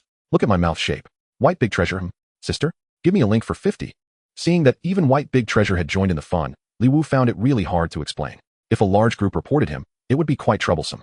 His cutting talent now seemed quite overpowered. In some aspects, it was not worse than the 100 crit from the spicy rabbit head. He didn't want to expose it so early. After pondering for a moment, Li Wu saw that the speaking cooldown had ended and started to play along. Invincible Cute Team. The throwing talent ignores defense. Believe it or not, feel free to report me. Junlin Tianxia. Even if what you say is true, how do you explain stealing from me? White Big Treasure. It's all based on skill. What do you mean stealing? The village's pinned message. Junlin Tianxia. I've invested so much, and he intercepts it halfway. Doesn't that count as stealing? The village's pinned message. White Big Treasure. Maybe he was just waiting in a good position. You distracted him and delayed his business. Li Wu was thoroughly impressed by White Big Treasure's ability to talk. This was exactly the excuse he had thought of but couldn't say due to the regional chat's time limit. The $1,000 for a single sentence really made Li Wu feel sorry for White Big Treasure. What couldn't he be said in the free section? Regional chat. Invincible Cute Team. Thanks to the chivalrous white lady for speaking up. I indeed camped in the depths of the mine for 3 hours. Almost letting that Junlin Tianxia delay my business. White Big Treasure. No problem. If the Electric Zombie King drops gear suitable for me, sell it to me first. Junlin Tianxia, do you think I'm a fool? This isn't over. I have people at all 3 mine entrances. Let's see how you get back to town. Li Wu saw that Junlin Tianxia was blocking his way back to town. He not only didn't panic, but instead relaxed completely. Since they were blocking the entrance, it meant they wouldn't come in to find him, giving him time to sort through his gains. Just as Li Wu opened his backpack, White Big Treasure's private message suddenly came in. Brother, shouldn't you thank me? We are friends, and your name was still gray an hour ago. How did you camp for 3 hours? Oh, thanks. Give me a solid link. Chapter 25 little website link. Although he felt it was not quite right, Li Wu still sent a link to White Big Treasure. After replying to White Big Treasure, Li Wu began checking his recent gains. First was the system message. Defeated Electric Zombie King and gained 16,000 experience points. Congratulations, you have defeated Electric Zombie King and gained 50 reputation points. Defeated a wild creature above your level. Talent level 1. When he first defeated the Electric Zombie King, he gained 10,000 experience points, and this time he had leveled up twice. So the experience reward decreased a bit. The last time he defeated the Electric Zombie King was the second kill in the entire server, rewarding 1,000 reputation points. This time there was no ranking reward, and he didn't know if there was no 3-kill reward or if other villages had beaten him to it. His talent level increased by 1 more level, and the cutting damage rose to 0.3. He only needed 334 stones to defeat the Electric Zombie King again. Next were the drops from the Electric Zombie King. First and foremost was the golden equipment that excited Li Wu. The Electric Zombie King had dropped 2 pieces this time. However, after taking a glance, his smile faded slightly.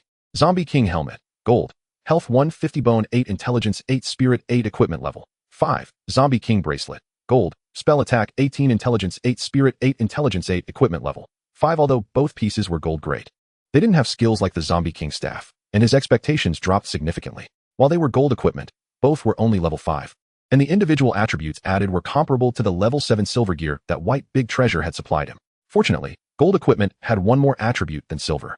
The additional 8 spirit on the helmet was probably not worth much, but the bracelet was decent, stacking an additional 8 intelligence. Overall, given the current player levels, these 2 pieces of gold equipment could only be described as the tallest among the dwarfs, and combined, they probably wouldn't even reach the tip of the Zombie King Staff. Thankfully, Junlin Tianxia contributed an 8-level gold boot, which should be worth quite a bit. There were also 2 pieces of level 5 silver equipment. One was a physical type clothing that Li Wu planned to keep for himself. The other was a magic type, Zombie King Ring, which Li Wu intended to sell at a low price to the Spicy Rabbit Head. It was too dangerous for the little girl to hold on to 100,000 in cash. There were also 2 whiteboard items that Li Wu couldn't be bothered to look at and planned to throw away at the store. Besides the equipment, Li Wu found a book in his backpack. When he took it out and looked at it, he couldn't help but gasp. Skill book, Thunder Shield after use. You can learn the passive skill Thunder Shield. Thunder Shield automatically triggers when health is below 30, increasing defense by 30, lasting for 3 seconds. Cooldown, 5 minutes. It was actually a skill book. Skills were much more valuable than golden weapons, as this thing would stick with you for life. No matter how good the skills attached to equipment were, they could be lost. However, this Thunder Shield seemed a bit average. The bonus wasn't high and the duration was short. Thankfully, it was a passive skill, which should be more suitable for tank professions. Faced with the skill book, Li Wu hesitated for the first time. Even an average skill book should be worth quite a bit, but currently, it seemed he couldn't escape this game before Blue Star shut down. If he could strengthen his own power, it should be easier to earn money in the game. If it were any other skill, he might have gritted his teeth and learned it himself, but this Thunder Shield clearly leaned more towards tank professions. The direction of tank professions was more about team cooperation, and under the premise of pain, it should be quite miserable. Although Li Wu hadn't decided what profession to switch to, being a tank was definitely not an option. Self-study is too low in cost-performance ratio. It's better to sell it. Of course, Li Wu would never admit to being threatened by gold coins. In the end, there was still a piece of purple gold, or that he didn't quite understand the use of. Li Wu was just about to put everything on the shelf, and then commit suicide to return to the city, letting Junlin Tianxia keep him company in solitude. When a message alert from a friend rang out. Upon opening it, he saw it was a message from Baidabobayo. Is this your link? With several big question marks, it was clear that Baidabobayo was angry. Li Wu replied somewhat confused. Is the link expired again? I'm a bit busy on my end. I'll look for it later. Are you a pervert? That's not the kind of link I want. How can this still be considered an insult? What exactly do you want? I want the cheat link. You sent me a porn site link. Shouldn't I scold you for that? That's really a misunderstanding. Didn't I say on the public screen that I don't use cheats? You can't be serious that you got killed by a stone, right? So you shouted for me for so long, but you didn't believe it yourself? It's indeed hard to believe. Who would trust that you single-handedly cleared something that the whole village couldn't handle? Believe it or not, I didn't use cheats anyway. Fine, I believe you. Has the electric zombie been defeated? Did it drop anything good? When Li Wu saw that his benefactor was about to make a purchase, he hurriedly sent over the attributes of 3 pieces of golden equipment and the Thunder Shield. The benefactor was somewhat picky and only chose 2 items. Sell me the bracelet. Should I put it on the shelf now? Can you not auction it? The auction takes 3 hours, and I still have to guard against others stealing the tower. I'll offer 22 gold, which should be considered a premium. You set a buyout price, and I'll buy it immediately. 22 gold is 22,000 coins, which is actually a bit higher than I expected. Li Wu didn't haggle and directly set the buyout option at 22 gold. Bai Dababao indeed bought it instantly, and Li Wu received 19 gold and 80 silver. Actually, next time he could opt for a direct transfer, with Bai Dababao's spendthrift behavior. Even giving her the equipment first, and then having her transfer the money would be reliable, saving him 10 transaction tax and 5 withdrawal fee. Li Wu didn't rush to withdraw the money and put all the other equipment on the shelf, including 2 pieces of silver equipment and the purple gold ore. However, the golden equipment and Thunder Shield were set for auction. The 2 pieces of silver were set at a buyout price, priced 30 higher than similar level equipment in the auction house, so if sold, it would be a profit. If not sold within the time limit, they would automatically be taken down, and any unsold equipment would only incur a storage fee of 1 for the set price. Li Wu had learned this trick of using the auction house as a mobile warehouse without a teacher. The only valuable item left in his bag was the purple gold ore, and with the one he split with the spicy rabbit head last time. He now had 3 pieces. He didn't know their use, and since there were none for sale in the auction house, he decided to put them on the shelf directly, starting at 1 gold. With nothing valuable left in his bag, Li Wu headed straight for a wandering zombie in the distance. The zombie clawed at Li Wu, dealing 26 points of damage. Li Wu did not resist, allowing the zombie to torment him. Li Wu's health was 320 points, and 26 points of damage was less than 10, a pain that was still bearable. Isn't Junlin Tianxia blocking outside? He simply committed suicide to return to the city for free and see how he was being blocked. All village top message. Junlin Tianxia, is that wild boar skin boot in the auction house the one I dropped? Invincible cute group, you're dead. Wanted throughout the server. Killing once rewards 10 silver, no upper limit. Chapter 26. Brother, the chief is looking for you. The pain was bearable, but the feeling of death was truly uncomfortable. Too real, like drowning. Once Li Wu recovered from the sensation of death, he immediately covered his face and then set his name to hidden.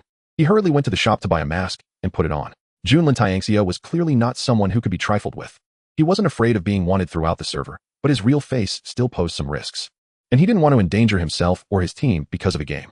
After putting on the mask, Li Wu opened the chat channel. Invincible cute group. Fight based on skills. Can't you afford to play? Junlin Tianxia. I have money, so what if I hunt you down? Immortal caressing my butt. 10 silver is a bit low. It's not worth the hassle. Shunli. Exactly, and it offends people. Anyone who can solo the electric zombie isn't a good person. 100 bucks isn't worth it. Phantom Knight. The price is indeed low. Killing someone will turn you red. Phantom, what does it have to do with you? Watch my lip movements. All village top message. Junlin Tianxia. Wanted throughout the server. Killing once gives 1 gold. No upper limit. Li Wu saw Junlin Tianxia's loudspeaker and turned green with envy, quickly sending a message in the area chat. Invincible cute group. Can I take this deal? I'll give you an 80 discount. Bai Dababao. I'm low on funds lately. I also want to take this deal. Is there no upper limit? I'll take it. Count me in. Invincible cute group reports location. I'll split the money with you. Junlin Tianxia looked at the lively chat channel and suddenly felt he might have done something foolish. Indeed, before he could respond in the chat, the Invincible cute group almost shattered his wallet. Invincible cute group. We are sincerely recruiting cooperative players. Kill me once and give me 60 silver. Pay first, kill later. Sign an electronic contract. Please join the team if you want to sign up. We'll start when we have 20 people, fighting until dawn. Immortal caressing my butt. This seems reliable. Just afraid Junlin Tianxia might default. Bai Dababao. Don't look for others. I'll cooperate with you. I just took a screenshot of his loudspeaker. People have faces, trees have skins. I'll spend 500 bucks on the forum to pin it for him. Let's see if he values his face or his skin. Junlin Tianxia's face turned truly green, suddenly realizing that Blue Star was different from other games. The real pain made things that were common in other games complicated. Killing a person turning you red in other games was nothing, but in Blue Star, it was a severe punishment. If the reward was too low, no one would do it. If it was too high, it might really give the Invincible cute group an opening, especially with Bai Dababao, the troublemaker. Junlin Tianxia had money, but not so much that he could waste it. Using money to fund the enemy would be foolish. Li Wu was genuinely gathering people, not just making threats as others thought. Dying once for 600 bucks. Why bother fighting for it? Moreover, there were loopholes in terms of pain. Controlling the damage to below 10 was still bearable. As for the feeling of death, for the team's treasure's sake, killing him 1,000 times was no problem. Just like a joke online, no one would do it for 100 bucks for a bow. But if there was no limit, I could make old Zhong go bankrupt. While Li Wu was enjoying a good life, someone said something in the area chat. Little Fairy, Junlin Tianxia's house had a power outage. Bai Dababao, don't underestimate Junlin Tianxia. The wanted order throughout the server was declared over due to the power outage at Junlin Tianxia's house. Li Wu regretfully disbanded the team and couldn't help but admire Junlin Tianxia's ability to take and let go. A true villain is the most terrifying. This mask couldn't be easily removed. Looking at the incessantly prompting friend requests, Li Wu directly set it to auto-reject. There were indeed quite a few people wanting to do business with Junlin Tianxia. Brother, I'm online. What is all this you sent me? The spicy rabbit head had just gone online when he noticed that Li Wu had sent him many messages. Opening them, he found them to be a series of numbers. So he quickly replied to Li Wu. It's not important, just the coordinates I recorded for the Electric Zombie King. Did you kill the Electric Zombie King again, Brother Tuan? Wow, Brother Tuan is so amazing. Stop with the flattery, let's go farm the giant turtle. Oh, okay. Li Wu added some bread and took the spicy rabbit head to farm the giant turtle. The Silver Wolf King spawns around 1 p.m., so the next spawn should be after 1 a.m., leaving some time. After farming the turtle for over an hour, Li Wu checked the time and prepared to take the spicy rabbit head to join the fun, but was unexpectedly rejected by the little girl. The spicy rabbit head knew he was a burden right now. His Force 2 damage was ineffective, as the Silver Wolf King had already witnessed it. It would be better to temporarily go back and farm the giant rabbit. Li Wu didn't insist, hiding his name with a mask and headed to the Fierce Sheep Prairie. Following the same process as noon, after someone reported the Silver Wolf King's coordinates, players gathered from all directions. Li Wu, following the crowd, arrived at a clearing outside the spider forest, where level 3 monsters were concentrated, but no spiders were in sight. Not even a chance to use a true eye. There were still people forming gold teams and recruiting fighters, but no one was willing to approach the monsters. After 3 spawns of the Silver Wolf King, the solo players had learned to be smart, and no one wanted to be cannon fodder. Brother Tuan, someone asked me if the Thunder Shield in the auction house was sold by you. The sudden message from the spicy rabbit head puzzled Li Wu, and he replied, yes, I sold it, but how would someone ask about you? It was one of the 2 big brothers who sent me back at noon. We added each other as friends and chatted on the way. I think I mentioned you, and he said your friend requests are closed. Their superior wants to contact you. Upon seeing the spicy rabbit head's reply, Li Wu's expression became a bit serious. The term superior is not used lightly. Could that Hao Jianjun be from the military? Considering the disciplined style of that 100-person team, it really seems possible. Only the military could gather so many people so quickly in a randomly assigned novice village mode. That 100-person team was quite noticeable, and Li Wu quickly spotted them while on tiptoe. Looking at the auction house, which had already reached 102 gold with a few minutes left in the bidding, Li Wu hesitated for a moment, but still walked towards that 100-person team. Li Wu had a special feeling towards the soldiers who protect the country. If nothing had happened at home, he would have joined the People's Liberation Army of China as a college student like his roommates, but unfortunately, life is full of disappointments. As Li Wu approached, the 100-person team seemed unchanged, but he suddenly felt like prey being watched by a fierce beast, as if he was about to receive a fatal blow any moment. Chapter 27. Inside the game, Li Wu's expression changed, but he quickly relaxed and smiled slightly, though it was obscured by his mask. I am the invincible cute team, and that Thunder Shield in the auction house is sold by me. Hearing Li Wu's words, Hao Jianjun from the team quickly stepped forward, skipping pleasantries and stating directly, I want to buy that Thunder Shield skill book from you, but I don't have enough cash at the moment. Can you take it down from the auction for now and let me gather some funds? If it had been someone else, Li Wu would have scoffed at such a claim. With over 100 people under his command, not being able to come up with 10 to 20,000 gold is quite exaggerated. However, Li Wu suspected these people were military personnel and active duty at that, so he didn't find it too strange. No matter how many subordinates one has, they are still funded by the state, not by personal salaries. And Hao Jianjun had clearly already spent a lot. Otherwise, how could he withstand the Silver Wolf King at noon without dying? Of course, superiors are still human. Perhaps they also have strict families, and it's quite normal to be a bit tight on cash. In Li Wu's mind, there was no hesitation in action. The next second, he took out the Thunder Shield skill book from the auction house and smiled. Whatever you can pay now is fine. You can settle the rest later. Hao Jianjun looked at the skill book displayed on the trading interface, and, despite his high position, felt a bit dazed. This player, with a name that sounds a bit feminine, had a certain decisiveness in doing things. After handing over all 76 gold he had, Hao Jianjun nodded at Li Wu and said in a deep voice, the Thunder Shield in the auction house has already been bid up to 104 gold. It should go higher. How about we settle at 110 gold? That way, I still owe you 34 gold. Okay. Li Wu nodded and turned to leave. Aren't you going to chat a bit more? Hao Jianjun opened his mouth, but the promised words were completely lost before he had a chance to say them. This is too smooth. In reality, it's easy to say. With his identity, things usually go smoothly, but this is a game. It wasn't until the friend request prompt rang that Hao Jianjun realized it was a request from the invincible cute team. Now that's reality. 34,000. And without even a promissory note, how could he chase after it without adding as a friend? You don't need to worry about the 34 gold. But could you share some insider information about this game? Seeing the message from the invincible cute team, Hao Jianjun frowned. This 34,000 is better off not owing.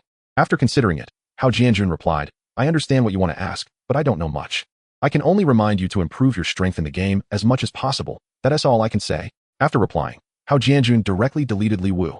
He didn't feel any psychological burden about revealing a sliver of a secret. Some things are already not secrets among certain people. And adding one more doesn't change anything. Moreover, he quite admired this decisively acting young man with a somewhat feminine name. However, a secret is a secret. To prevent the other party from probing further, he simply deleted him, especially since this kid said he didn't need to return the money. Li Wu saw how Jianjun's reply and felt unsettled for a long time. Isn't that just nonsense? Who doesn't want to improve their strength? Li Wu had always found it strange, and he figured everyone in the world was puzzled too. Why are all countries forcing their citizens to play games? Even the military that protects the country is involved. A small novice village number 5188 managed to gather a 100-person team. If this spreads to tens of thousands of novice villages, wouldn't that mean they're almost capturing the entire national military force? Just thinking about it is terrifying. The idea of harvesting leeks is just a joke. There must be a huge secret that drives all the leaders of countries to enforce such absurd policies. Is it due to resource shortages? Planning to establish a second world in the game? Or do they want to imprison everyone in the game world like in the Matrix? Or is it that the Third World War is planned to be resolved peacefully, with the battlefield set in Blue Star? Otherwise, is Mars about to collide with Earth, forcing humanity to transform into consciousness stored in a huge hard drive buried deep underground? Li Wu imagined many guesses, but in the end, they were just guesses. Today, he finally encountered someone who seemed to be a military leader, and he naturally wanted to take the opportunity to inquire. He didn't expect that a favor of 34 gold could exchange for a huge secret. He would settle for just a hint. Unfortunately, trading 34 gold for a piece of nonsense, Li Wu still wanted to ask more, but found that he had been deleted. Just as I was contemplating whether to turn around and ask again, I heard a loud shout behind me. Hao Jianjun had actually charged towards the Silver Wolf King with his subordinates. The great battle began, and Li Wu was instantly engulfed by countless players. Hao Jianjun's strength had increased since noon, standing firm against the Silver Wolf King without retreating. With the healing support from his teammates, the Silver Wolf King couldn't take him down for a long time. Li Wu was squeezed by the crowd and was forced into the battlefield. This was bad. Seeing the Silver Wolf King so close, Li Wu turned to flee, but unfortunately, whether due to bad luck or not, just as he was about to exit the attack range, the Silver Wolf King executed a thunder strike right nearby, leaving no grass to grow within a 30-meter radius.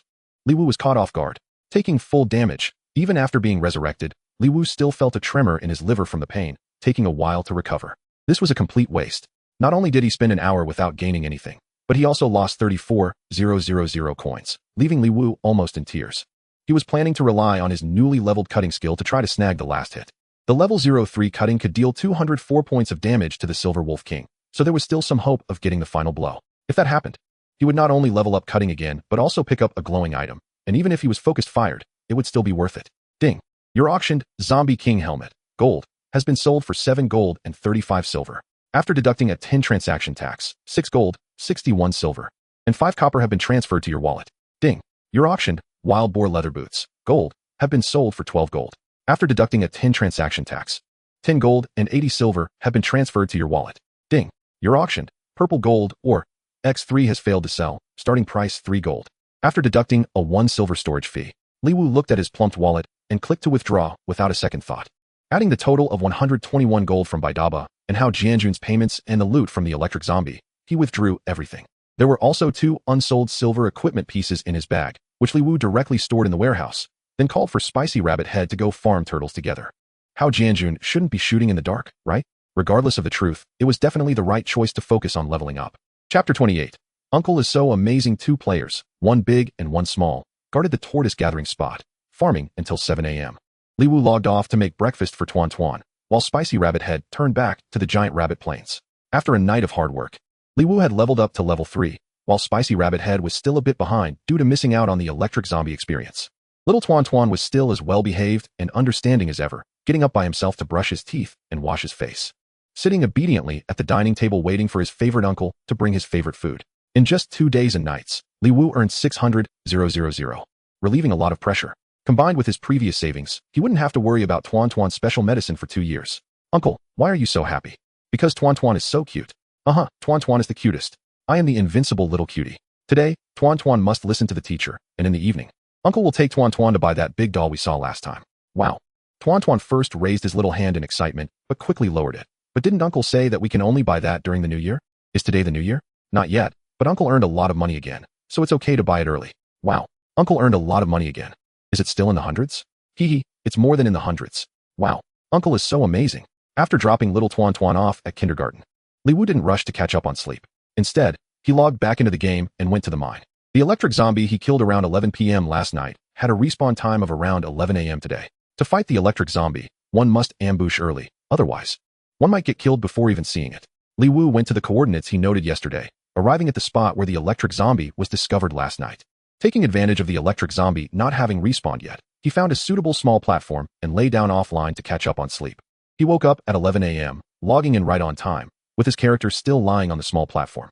After checking the regional chat and confirming that no one was organizing a fight against the electric zombie, Li Wu lay there and opened the forum. Inside the mine, the electric zombie's alert range and attack distance were farther than the player's vision. Not to mention mining while waiting. Even sitting up might get him spotted by the wandering electric zombie. Lying flat was the safest option. Whenever the electric zombie bounced below the small platform, it would mean he had properly baited the monster. The forum only mentioned that the electric zombie would wander in the depths of the mine, but the exact respawn coordinates couldn't be found, so Li Wu could only watch the forum while waiting. Just as Li Wu was lying down, several players outside the mine had unhappy expressions. We've been waiting for 2 hours, and we haven't seen the invincible cute troop. Is he not farming the electric zombie anymore? Logically, he should be farming. It definitely drops gold equipment. Even the worst level 5 gold equipment can sell for a few thousand, and a weapon will at least be worth 100,000. Who can resist that? We've already wasted 2 hours. How long are we going to stand around here? Money is hard to earn, and it's tough to eat.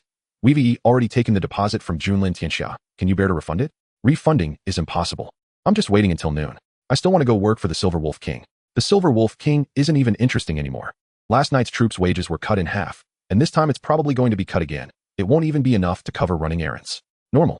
Players are already reaching level 10, and soon they'll be tackling level 10. Besides weapons, level 5 equipment can't last more than 2 days. No one is buying it anymore.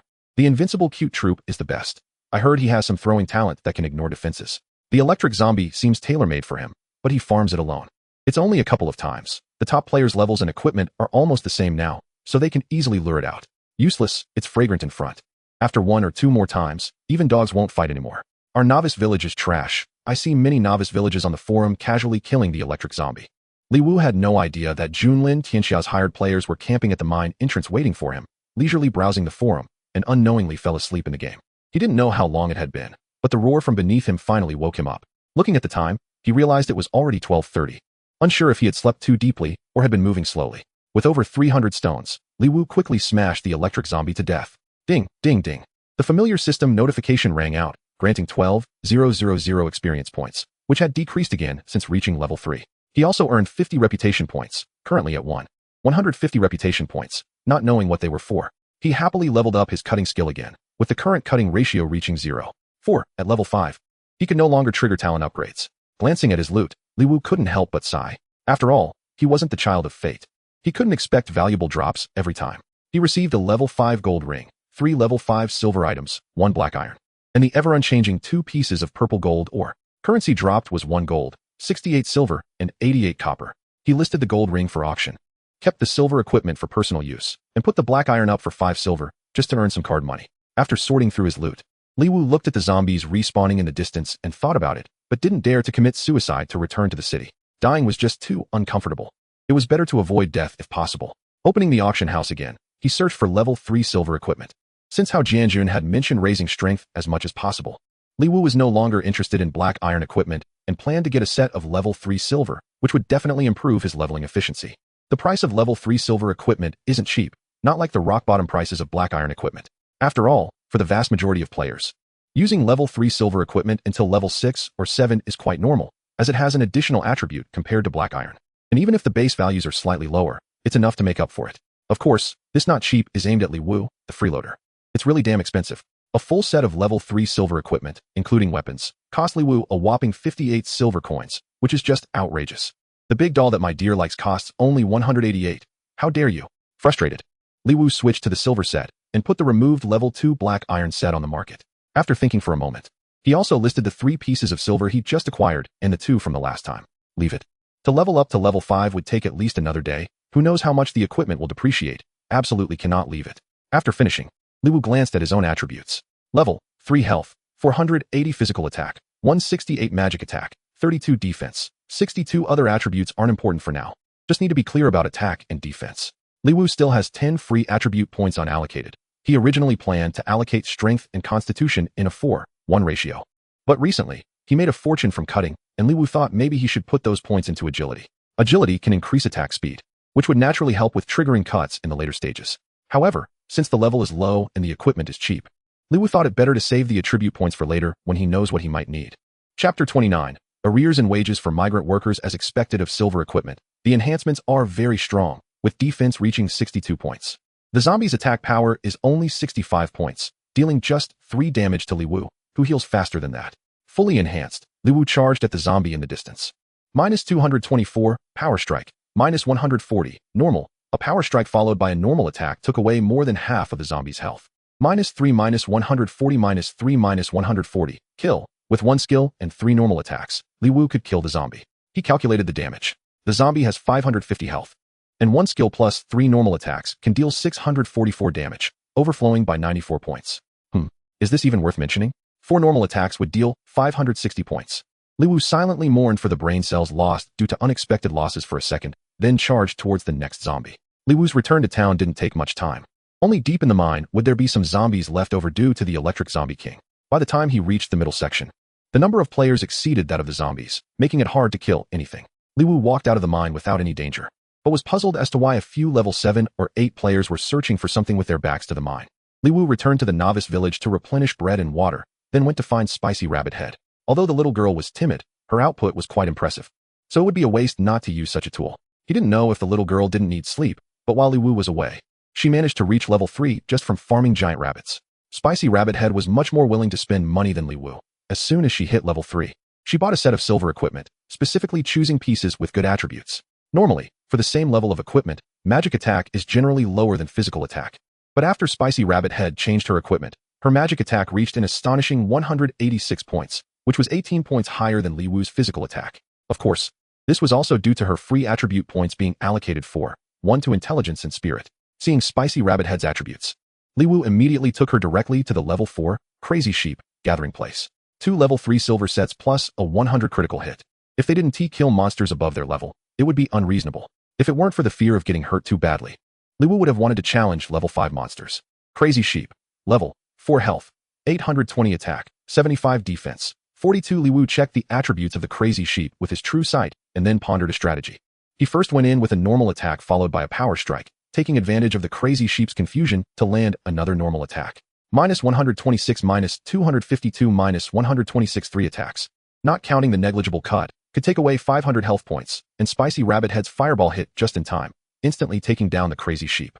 Minus 399 the explosive damage made Liu's face full of envy, unable to hide it. As expected of a child of fortune. If the little girl's level and equipment catch up to the top players, how much salary would the gold farming team have to pay her? Killing the Crazy Sheep earned 60 experience points, and with an additional 20 points for leveling up by 1, Liu gained a total of 72 experience points. Of course, this was due to being in a team. If he soloed, he could earn 144 experience points. To level up from 3 to 4 requires 40,000 points. So the two would need to kill 555 Crazy Sheep to level up. However, Liu solo killed the Electric Zombie King and gained 14,000 experience points. Plus the monsters he killed before and after, he already had a little more than half. Spicy Rabbit Head was slightly behind Liu, but not by much, after all. While Liu was looking for her, the little girl was quietly farming giant rabbits and turtles, leveling up quickly with each hit. Liu glanced at the time and then at the chat channel, realizing that the Silver Wolf King had spawned. No wonder there weren't many people in the level 4 monster area. Let's quickly farm while there are no players around. Otherwise, when there are many wolves and little meat, the efficiency will drop. Liu had no intention of competing for the Silver Wolf King, although his cutting damage had increased to 0.4, and with the Silver Wolf King's 68,000 health points, he could deal 272 damage with 1 hit. But in the past few days, the level and equipment of the high-level players had also improved.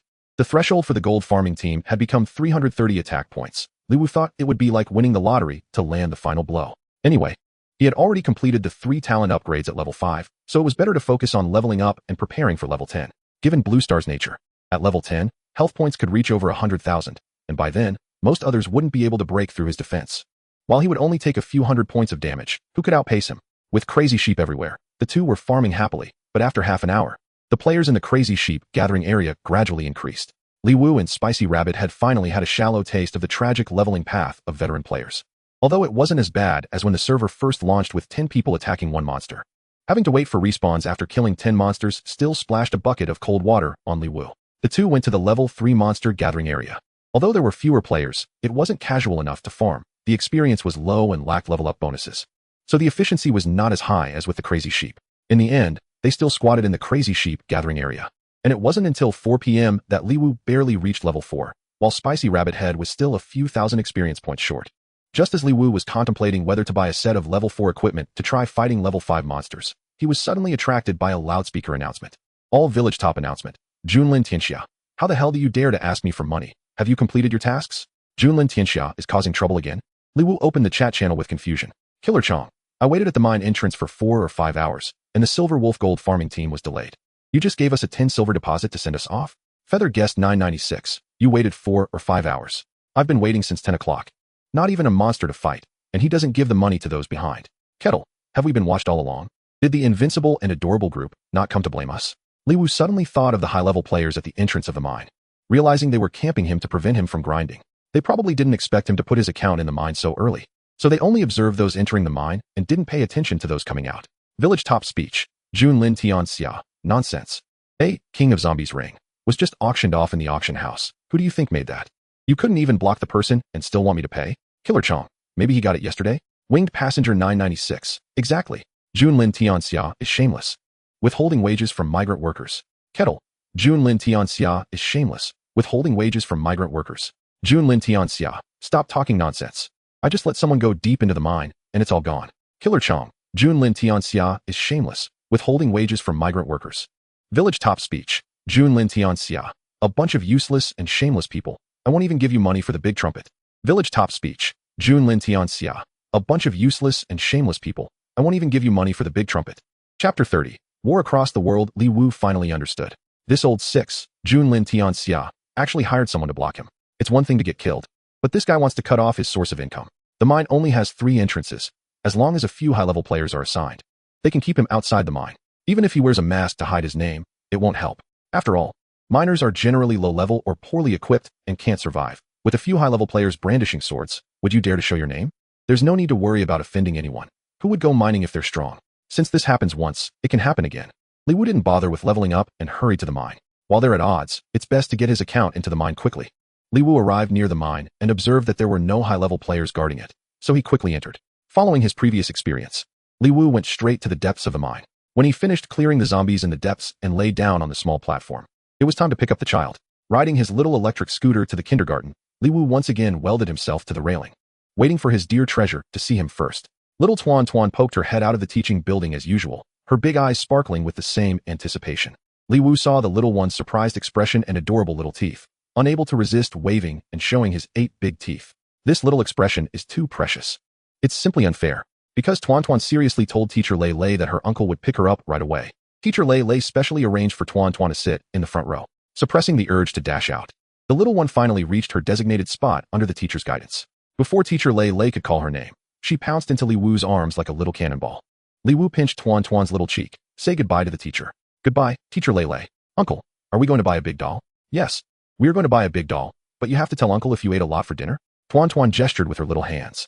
Answering seriously, yes, baby ate a lot, had 5 dumplings. That's 5. Li Wu raised Tuan Tuan's thumb and continued. Let's go buy a big doll now. By the time little Tuan Tuan fell asleep hugging a doll bigger than her, it was already close to 10 o'clock.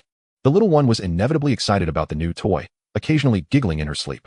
Li Wu lovingly poked Tuan Tuan's little nose and then put on the gaming helmet. Once online, Li Wu checked the chat channel immediately and, confirming that no one was organizing to farm Electric Zombie King, he settled down to wait for the Electric Zombie King to come to him. As expected, the Electric Zombie King, which had already been killed 3 times, soon fell under Li Wu's stone. Unfortunately, level 5 could no longer upgrade the cutting talent. Ding, gain 12,000 experience. Ding, reputation 50. Li Wu quickly picked up the drops, and the 2 golden lights made him slightly excited. Zombie King Armor, Golden, Health 2, 80 Defense 30 Bone, 12 Spirit 12 Equipment Level 5. Zombie King Helmet, Golden, Health 150 Bone 8 Strength 8 Intelligence 8 Equipment Level 5. Seeing the armor drop, Li Wu was greatly excited.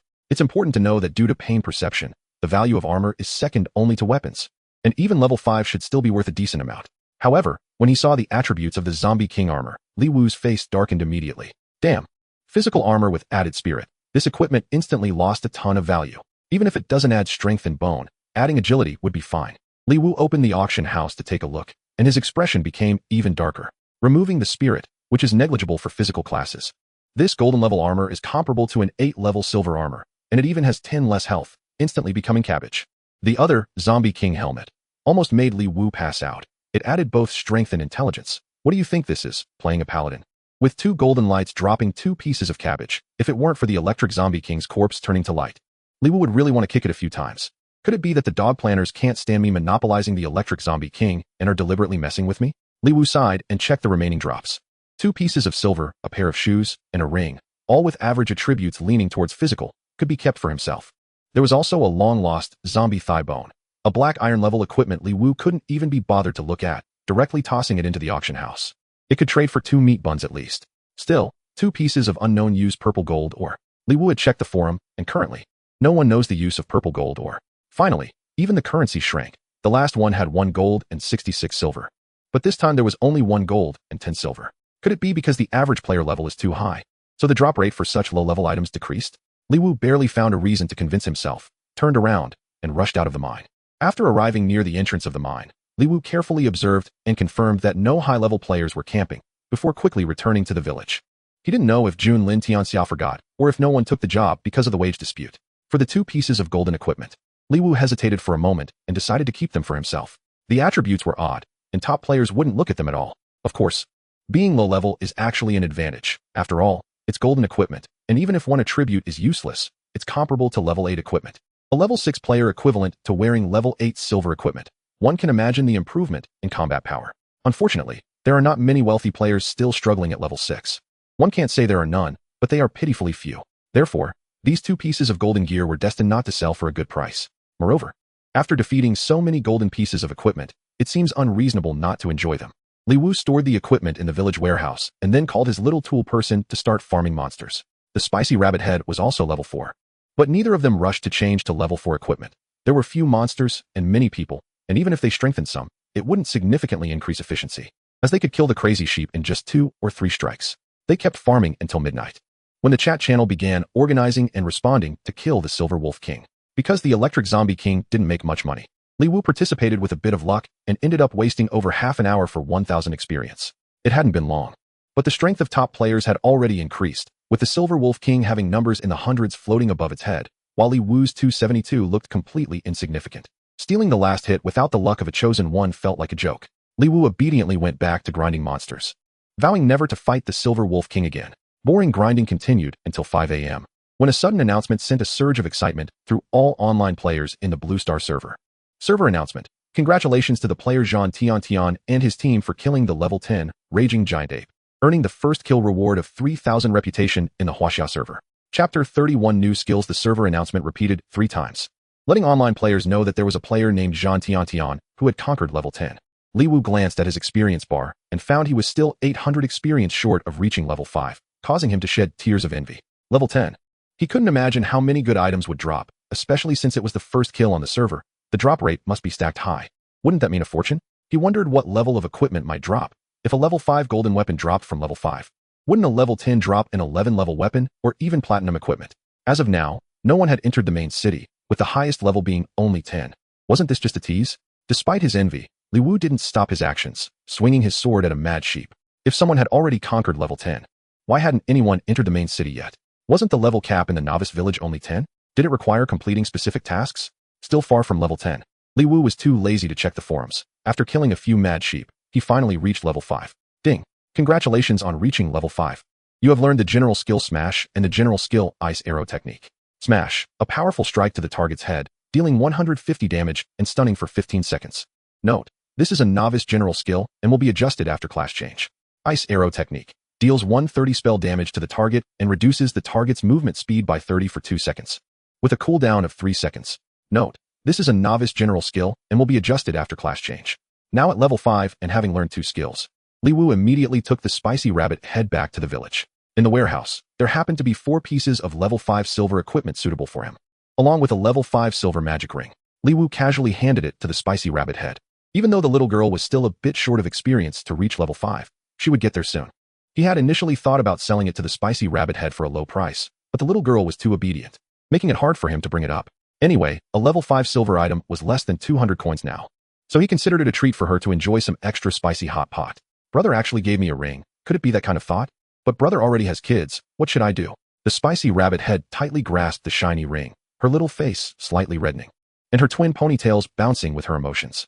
Li Wu then bought a few more pieces of level 5 silver equipment from the auction house, spending over 1 gold, making him shudder in pain.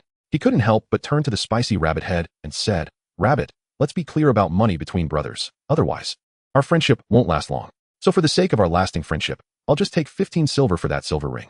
Huh. The spicy rabbit head, looking confused, traded 15 silver to Li Wu, faintly hearing something inside her shatter. With the recovery of 15 silver, Li Wu's expression brightened considerably. Although still a low-level character at 5, weapons were still very valuable. A level 5 silver weapon was selling for 39 silver, making it hard for regular folks to get by.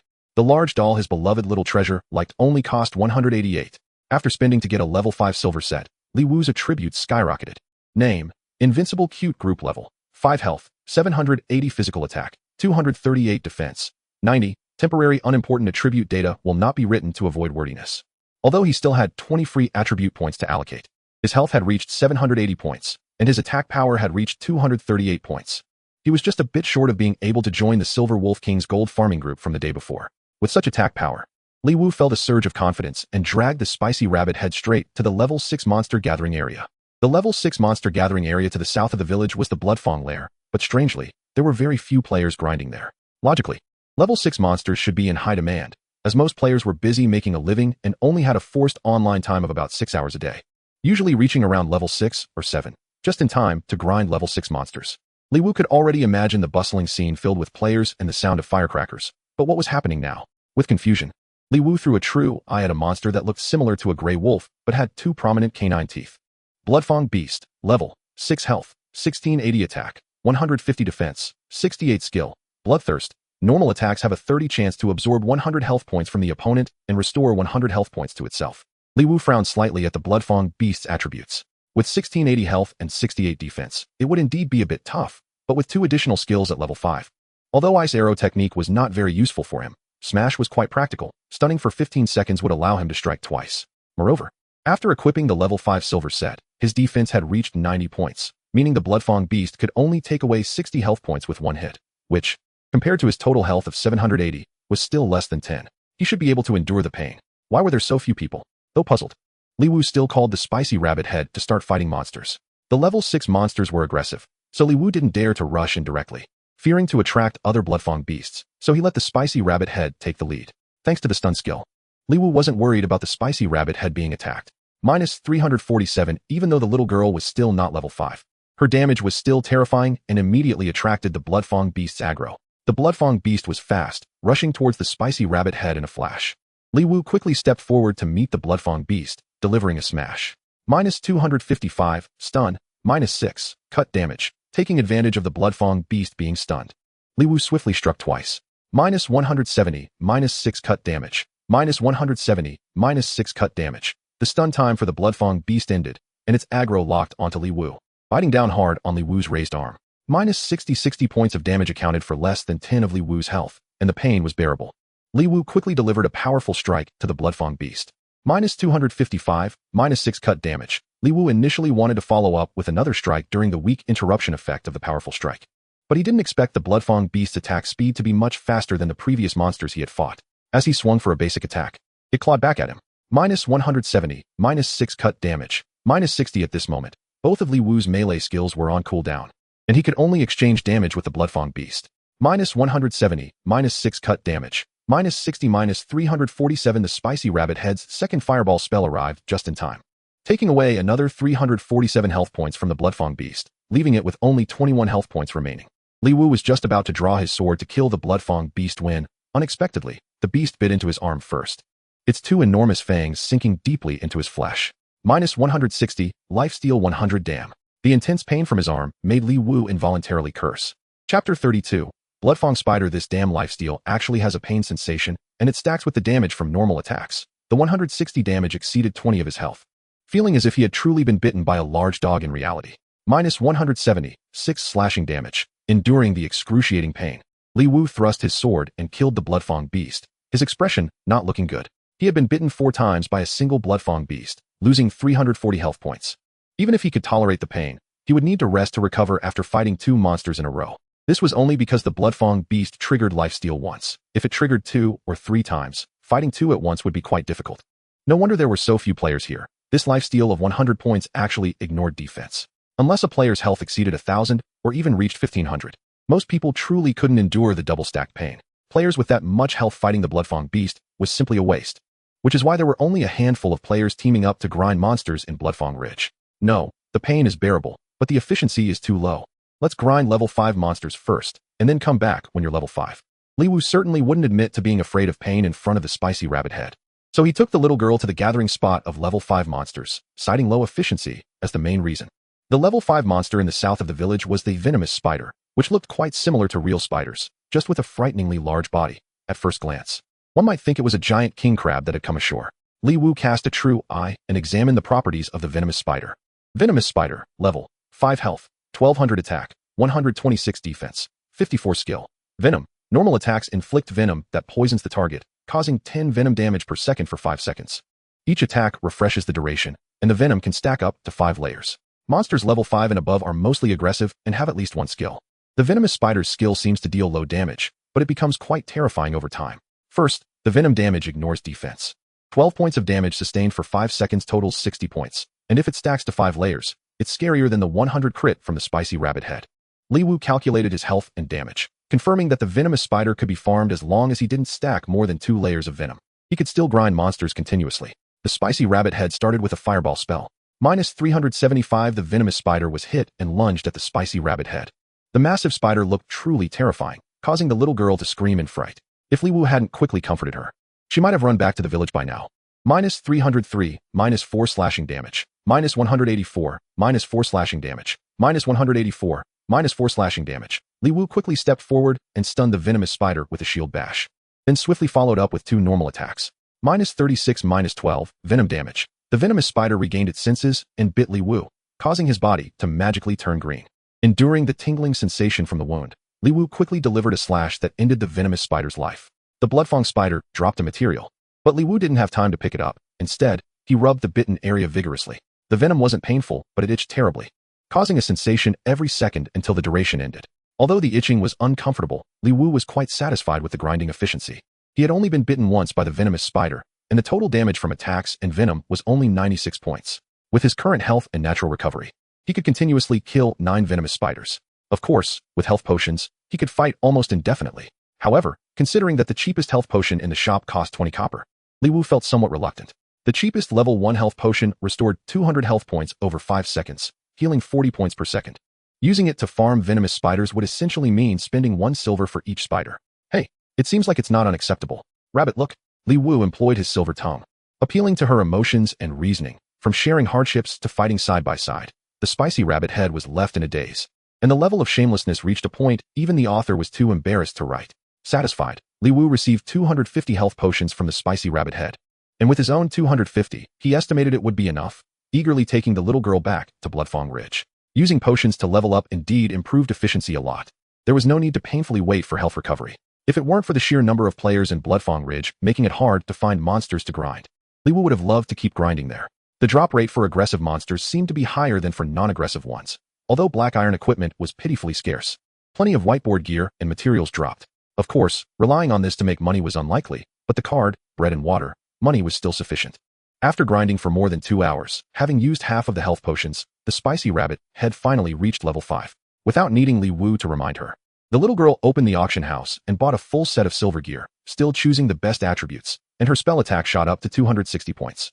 After changing her gear, the spicy rabbit head became even more inflated than Li Wu, insisting on going to face the Bloodfang beast again. After all, the team leader said the Bloodfang beast's bites weren't painful, and although she had grinded the venomous spider for 2 hours, she still found them creepy.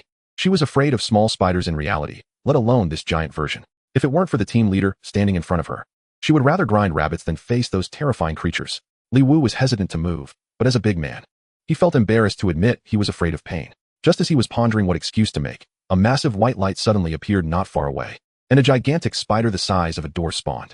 Li Wu was too close and directly triggered the giant spider's alert zone. As soon as it spawned, it charged towards him.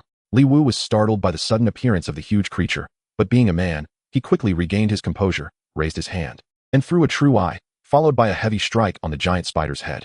Minus 257, minus 24. Li Wu didn't even need to check the giant spider's information. Seeing the 24 slashing damage made him turn and run. The spicy rabbit head reacted even faster, She screamed and fled as soon as the giant spider appeared. After being stunned for 15 seconds, the giant spider chased after Li Wu again. Although its speed wasn't very fast, it was still faster than him. Li Wu ran about 20 meters, but was still caught up by the giant spider, which bit him, taking away 150 health points, causing him to scream louder than the spicy rabbit head. -150-24 venom damage. Even more terrifying was that the giant spider also had a venom skill, and Li Wu instantly turned green, just when Li Wu thought he might have to return to the city to respawn. An ice arrow flew in from afar and struck the giant spider hard. -476. The explosive damage instantly transferred the giant spider's aggro from Li Wu to the spicy rabbit head, which turned to charge toward her. Chapter 33. The stolen monster. Li Wu naturally dared not let the giant spider pass. If it bit the spicy rabbit head, it would deal at least 200 points of damage. Moreover, the spicy rabbit head's health was already lower than his, and it would definitely cry out in pain, unable to be consoled. Fortunately, the slowing effect of the ice arrow took effect, significantly reducing the giant spider's speed. Li Wu promptly thrust his sword hard into the giant spider's backside. Powerful strike. -257, -24 slashing damage. After landing a hit, Li Wu did not linger and ran again. Perhaps feeling too humiliated at the wounded area, the giant spider's aggro shifted back to Li Wu. Although the giant spider was still in a slowed state, it was still slightly faster than Li Wu. Despite Li Wu's quick reflexes allowing him to barely create a two-step distance, he was soon caught up again. The giant spider was a vengeful monster and bit Li Wu on the backside. -150-24 poison damage. The 2 bites from the giant spider were spaced over 5 seconds, so the poison did not stack.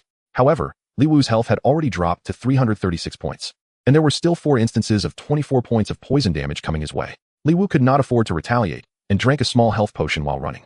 -476. The spicy rabbit head's fireball spell arrived just in time, and the explosive damage once again attracted the giant spider's aggro. -257, -24 slashing damage. Li Wu quickly turned around and landed a powerful strike on the giant spider, then took advantage of the giant spider's stun to create some distance. He charged another ice arrow and shot it out. -1, -24 slashing damage. The giant spider, recovering from its daze, did not pursue Li Wu and continued charging at the spicy rabbit head. It was unclear whether it was because Li Wu's damage was insufficient or if it knew to eliminate ranged attackers first. Fortunately, while Li Wu's ice arrow could not bypass defenses, it triggered the slowing effect, preventing the giant spider from getting close to the spicy rabbit head. Maintaining distance and alternating ice arrows to keep the monster slowed, Li Wu shouted loudly for the spicy rabbit head to cooperate, while glancing at the giant spider's stats. Bloodfang leader level, 5 health, 6,000 attack, 240 defense, 100 skills, poison, normal attacks inflict poison, dealing 10 poison damage per second for 5 seconds. Each attack refreshes the duration and can stack up to 5 layers. Web, fires a web in the target's direction, immobilizing the target for 2 seconds. Cooldown time is 15 seconds. Of course, Li Wu could not carefully read the stats while fighting, nor did he need to, as he had a rough idea of the Bloodfang leader's health, attack, and defense just from his experience. He wanted to see if the Bloodfang leader had any skills other than poison, what those skills were, and if they could be dealt with. Rabbit, stop. Li Wu glanced at the stats and quickly called for the spicy rabbit head to cease fire, but unfortunately, it was too late. The little girl had already shot out her ice arrow. -476. Another explosive damage hit thoroughly enraged the Bloodfang leader. Its massive body suddenly halted, and its sharp rear end thrust out sharply as a white silk web shot toward the spicy rabbit head.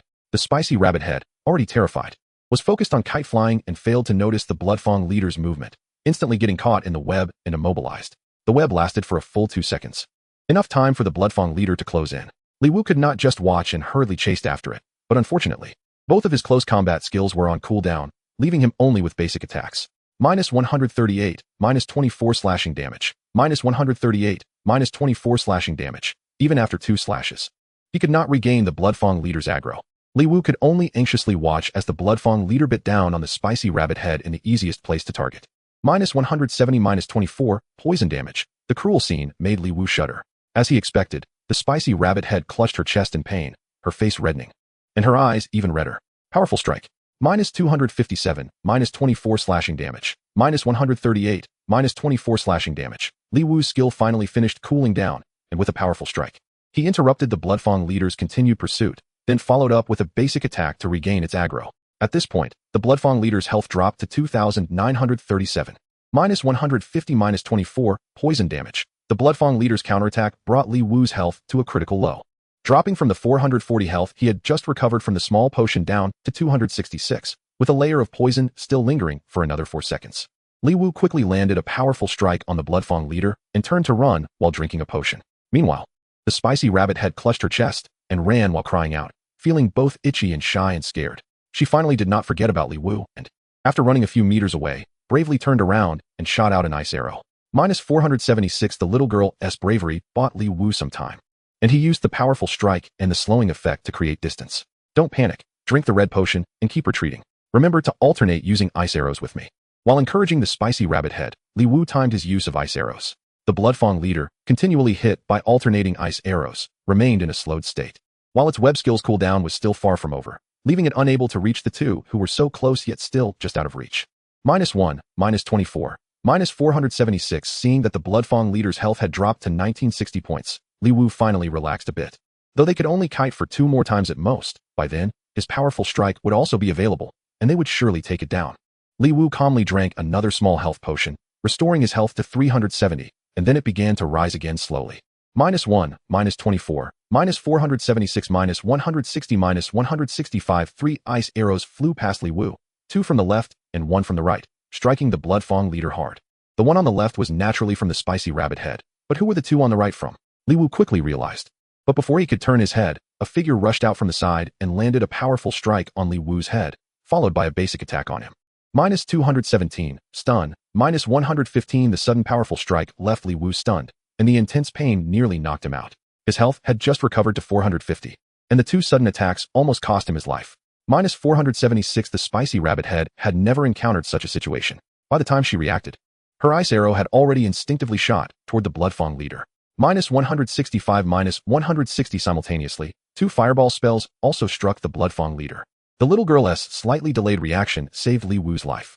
The player who ambushed Li Wu saw the Bloodfang leader's long health bar reduced to just a sliver and was instantly overtaken by greed. The powerful strike that should have hit Li Wu was instead directed at the Bloodfang leader. Chapter 34. Counterattack -207. The ambusher's powerful strike brought the Bloodfang leader's health down to 126. With one more hit, the monster's loot would be claimed, and Li Wu finally broke free from his stunned state. The character Invincible Cute Team was stunned, but Li Wu was still clear-headed. The moment he regained his senses, he shouted without looking back, "Rabbit, switch to free attack mode and hit the 2 people on your right." -277, stun, -2 slashing damage. While shouting, Li Wu struck back with a powerful blow to the head of the ambusher, followed by a sword strike to the Bloodfang leader. -138, 24 slashing damage. Ding, congratulations. You have killed Bloodfang leader, elite, gaining 1,200 experience points. Li Wu successfully killed the Bloodfang leader. On the other side, the spicy rabbit head was already stunned by the 3 unexpected guests, flailing about in confusion and not knowing what to do. Fortunately, although the girl was inexperienced, she was obedient. Upon hearing Li Wu's shout, she hurriedly switched to free attack mode and threw a fireball at a distant player on the right. -540. The magic user, who was angry at his foolish teammate for not following the plan, screamed in pain from the terrifying damage dealt by the spicy rabbit head, holding back the skill he was about to cast. Although this magic user was level 6, his equipment was not as good as that of the spicy rabbit head, and his health was only 620.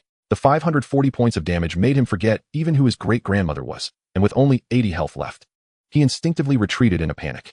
Another magic user was startled by his companion's scream, but his mental fortitude was decent. He did not release the ice arrow in his hand and shot it at Li Wu from a distance. If he could kill the opponent before they picked up the items, they would naturally belong to them. -170. Li Wu, who should have fallen, did not die because the health potion he had just drunk still had 3 seconds of effect left, providing 120 points of recovery. When the ice arrow hit him, his health just recovered to 198, leaving him with 28 health, and he also regained 40 points. With only 68 health left, he could die from a single hit, and there was no time to pick up items. Li Wu remained calm and did not let the shimmering items on the ground distract him. Instead, he took out a health potion from his backpack, calmly drank it, and his eyes revealed not only calmness, but also a hint of extremely contradictory excitement. The ambusher, just waking up from the stun and annoyed by his own stupidity, was taken aback to see someone even more foolish who didn't even pick up items. If it were him, he would have picked up something before dying, so it wouldn't be a loss. The ambusher joyfully swung his sword at Li Wu. -115. Unexpectedly, Li Wu did not die from the sword strike. He countered with a powerful blow to the ambusher's head, followed by a normal attack. -277, -2 slashing damage. -158. Adding the previous powerful strike, the ambusher lost a total of 712 health points, instantly reduced to a sliver of health. The ambusher stared blankly at Li Wu, who still had 665 health left, fear filling his eyes. The pain from the 2 consecutive high damage hits made him lose his fighting spirit instantly, and he turned to run. Li Wu calmly chased after him and insultingly poked him in the rear. The ambusher's health instantly dropped to 0, and his dying scream echoed with another scream from afar. The spicy rabbit head finished off the low-health magic user with a fireball, then froze in place, startled by the dying cry. Li Wu watched as another magic user turned to flee in the distance, a grin revealing his 8 big white teeth. He conjured an ice arrow and shot it, charging forward while drinking a health potion. Although Li Wu's ice arrow did not break defenses, it still triggered a slowing effect, instantly reducing the fleeing person's speed. Rabbit, attack this person. The 2 seconds of slowing were not enough for Li Wu to reach the opponent in front of him. Seeing the slowing effect wear off, he urgently shouted for the spicy rabbit head to help. But strangely, the obedient girl did not respond or cast any skills. Li Wu turned his head to glance and confirmed that the girl was standing there unharmed. Although curious, he couldn't afford to ask and continued to pursue the opponent. The magic user, convinced he would definitely die, was too terrified of the girl who had sent away one of his teammates with 2 skills to even look back, focusing solely on fleeing. Thanks to this guy being scared out of his wits, otherwise, if he turned back to kite with an ice arrow, it would be quite troublesome for Li Wu to catch him. Li Wu used another ice arrow to slow him and finally caught up from behind. He delivered a powerful blow to the opponent, followed by a normal strong attack to take down the last enemy. After finishing off the enemies, Li Wu quickly picked up the items they dropped, then dashed like a rabbit chased by a dog towards the drop area of the Bloodfang leader. After picking up the items dropped by the Bloodfang leader, he then ran to collect the items dropped by the melee player who had ambushed him earlier. Blue Star has a severe punitive measure for malicious behavior. Actively attacking others will turn you gray for 10 minutes, and even if you hide your name, it cannot be concealed. Moreover, during the gray name period, 1 piece of equipment must drop, and at least 1 random item from the backpack will also drop. Actively killing someone will turn you red for an hour, and during the red name period, you will drop 2 pieces of equipment upon death, with all items in the backpack, except for a few bound items, dropping completely. There was also a monster-stealing guy who was sent away by the spicy rabbit head. It's unclear whether he dropped anything. Just as Li Wu was about to inquire, he saw the girl still standing there, dazed, with a big red name flashing above her head. Rabbit? Li Wu walked over in confusion and found the spicy rabbit head trembling with her head down. Rabbit? Li Wu gently tugged at the spicy rabbit head's ponytail, causing her to stumble. Finally reacting, the girl, almost in tears, cried out, "Whoa, brother team, I killed someone. I killed someone. Will I be arrested? Will I be executed?" Ah woo. Li Wu was slightly taken aback, but did not find the girl's humorous reaction amusing. Instead, he stepped forward and gently patted her back, softly saying, "Don't be afraid, dear rabbit. This is just a game. You didn't kill anyone." Game. The spicy rabbit head looked up, staring blankly at Li Wu. "Yes, it's just a game. The other side isn't really dead. They're probably complaining about us and their useless teammates at the respawn point right now. So it's a game. I thought I killed someone and was in detention. Unable to run away, woo-woo." Seeing the girl finally understand, Li Wu no longer indulged her crying and, flipping his palm that was gently patting her back, yanked her ponytail again, causing her to stumble. "All right, with tears and snot all over your face, you look terrible. The spicy rabbit head was confused by Li Wu's unreasonable behavior, and her tears were instantly held back as she hurriedly wiped her face. Chapter 35, Skill Book. Toxin. Seeing that the spicy rabbit head had completely returned to normal, Li Wu quietly sighed in relief. A nationwide mandatory gaming trend would eventually lead to trouble. Blue Star was too realistic, so real that even adults sometimes found it hard to distinguish between virtual and reality, let alone those immature minors. In recent years, even computer and mobile games have immersed many young people to the point where they can't tell reality apart, bringing behaviors from the game into reality, harming others, robbing, assaulting, and even killing. A good girl like the spicy rabbit head might have only played simple games like Link Link, Love Elimination, and Princess Dress Up since childhood, so entering Blue Star, which felt like a second world, would have a significant impact. It's not just a psychological shadow issue. It could even lead to mental illness. Even he himself, just a moment ago, felt an inexplicable excitement. The opponent clearly ran away, and he should have gone to pick up the leader's drop first. Li Wu suddenly understood the meaning of real pain in the game. After Ma La Tutu regained her senses, she realized she had turned red and quickly asked, "Brother Tuan, why did I turn red? Didn't they attack first?" "Team members attacking others won't affect their teammates. The player you killed didn't attack us. That's why you turned red. What should I do? I'm afraid others will come to kill me." Li Wu, hearing this, glanced around warily and saw players in the distance watching them. So he hurriedly pulled Ma La Tutu away. "Let's go to a lower level area. The players there are weaker and safer." "Oh, let's farm giant rabbits then. No one would dare to attack me there." "Don't be reckless. The giant rabbit grassland is right at the village entrance, and there are plenty of high-level players passing by. Let's farm land turtles for an hour first. That direction is a bit off, so it's safer." As Li Wu led Ma La Tutu to a safe place, he checked the loot from this encounter. The white-named player was lucky and dropped nothing, but the 2 gray-named players he killed dropped a few items. Unfortunately, the gear consisted of only a level 4 silver bracelet and a level 6 black iron sword, which weren't worth much. However, it's normal for the equipment to be trash. If it were better, the 2 would have been finished today. The level 4 silver bracelet and the level 6 black iron sword were of similar value. So Li Wu casually handed the silver bracelet to Ma La Tutu. The rest were materials, and one or two weren't worth much. But the 32 pieces of black bread surprised Li Wu. Did this drop in a group? Too bad it's not a full 99 pieces. Otherwise, at $5 a piece, that would be worth a few hundred. Of course, 32 pieces of black bread is still a lot, enough for him to deliver for a day. After dividing half with Ma La Tutu, Li Wu began to check the drops from the Bloodfang leader. He had seen elite monsters on the forum, but this was his first encounter in the game.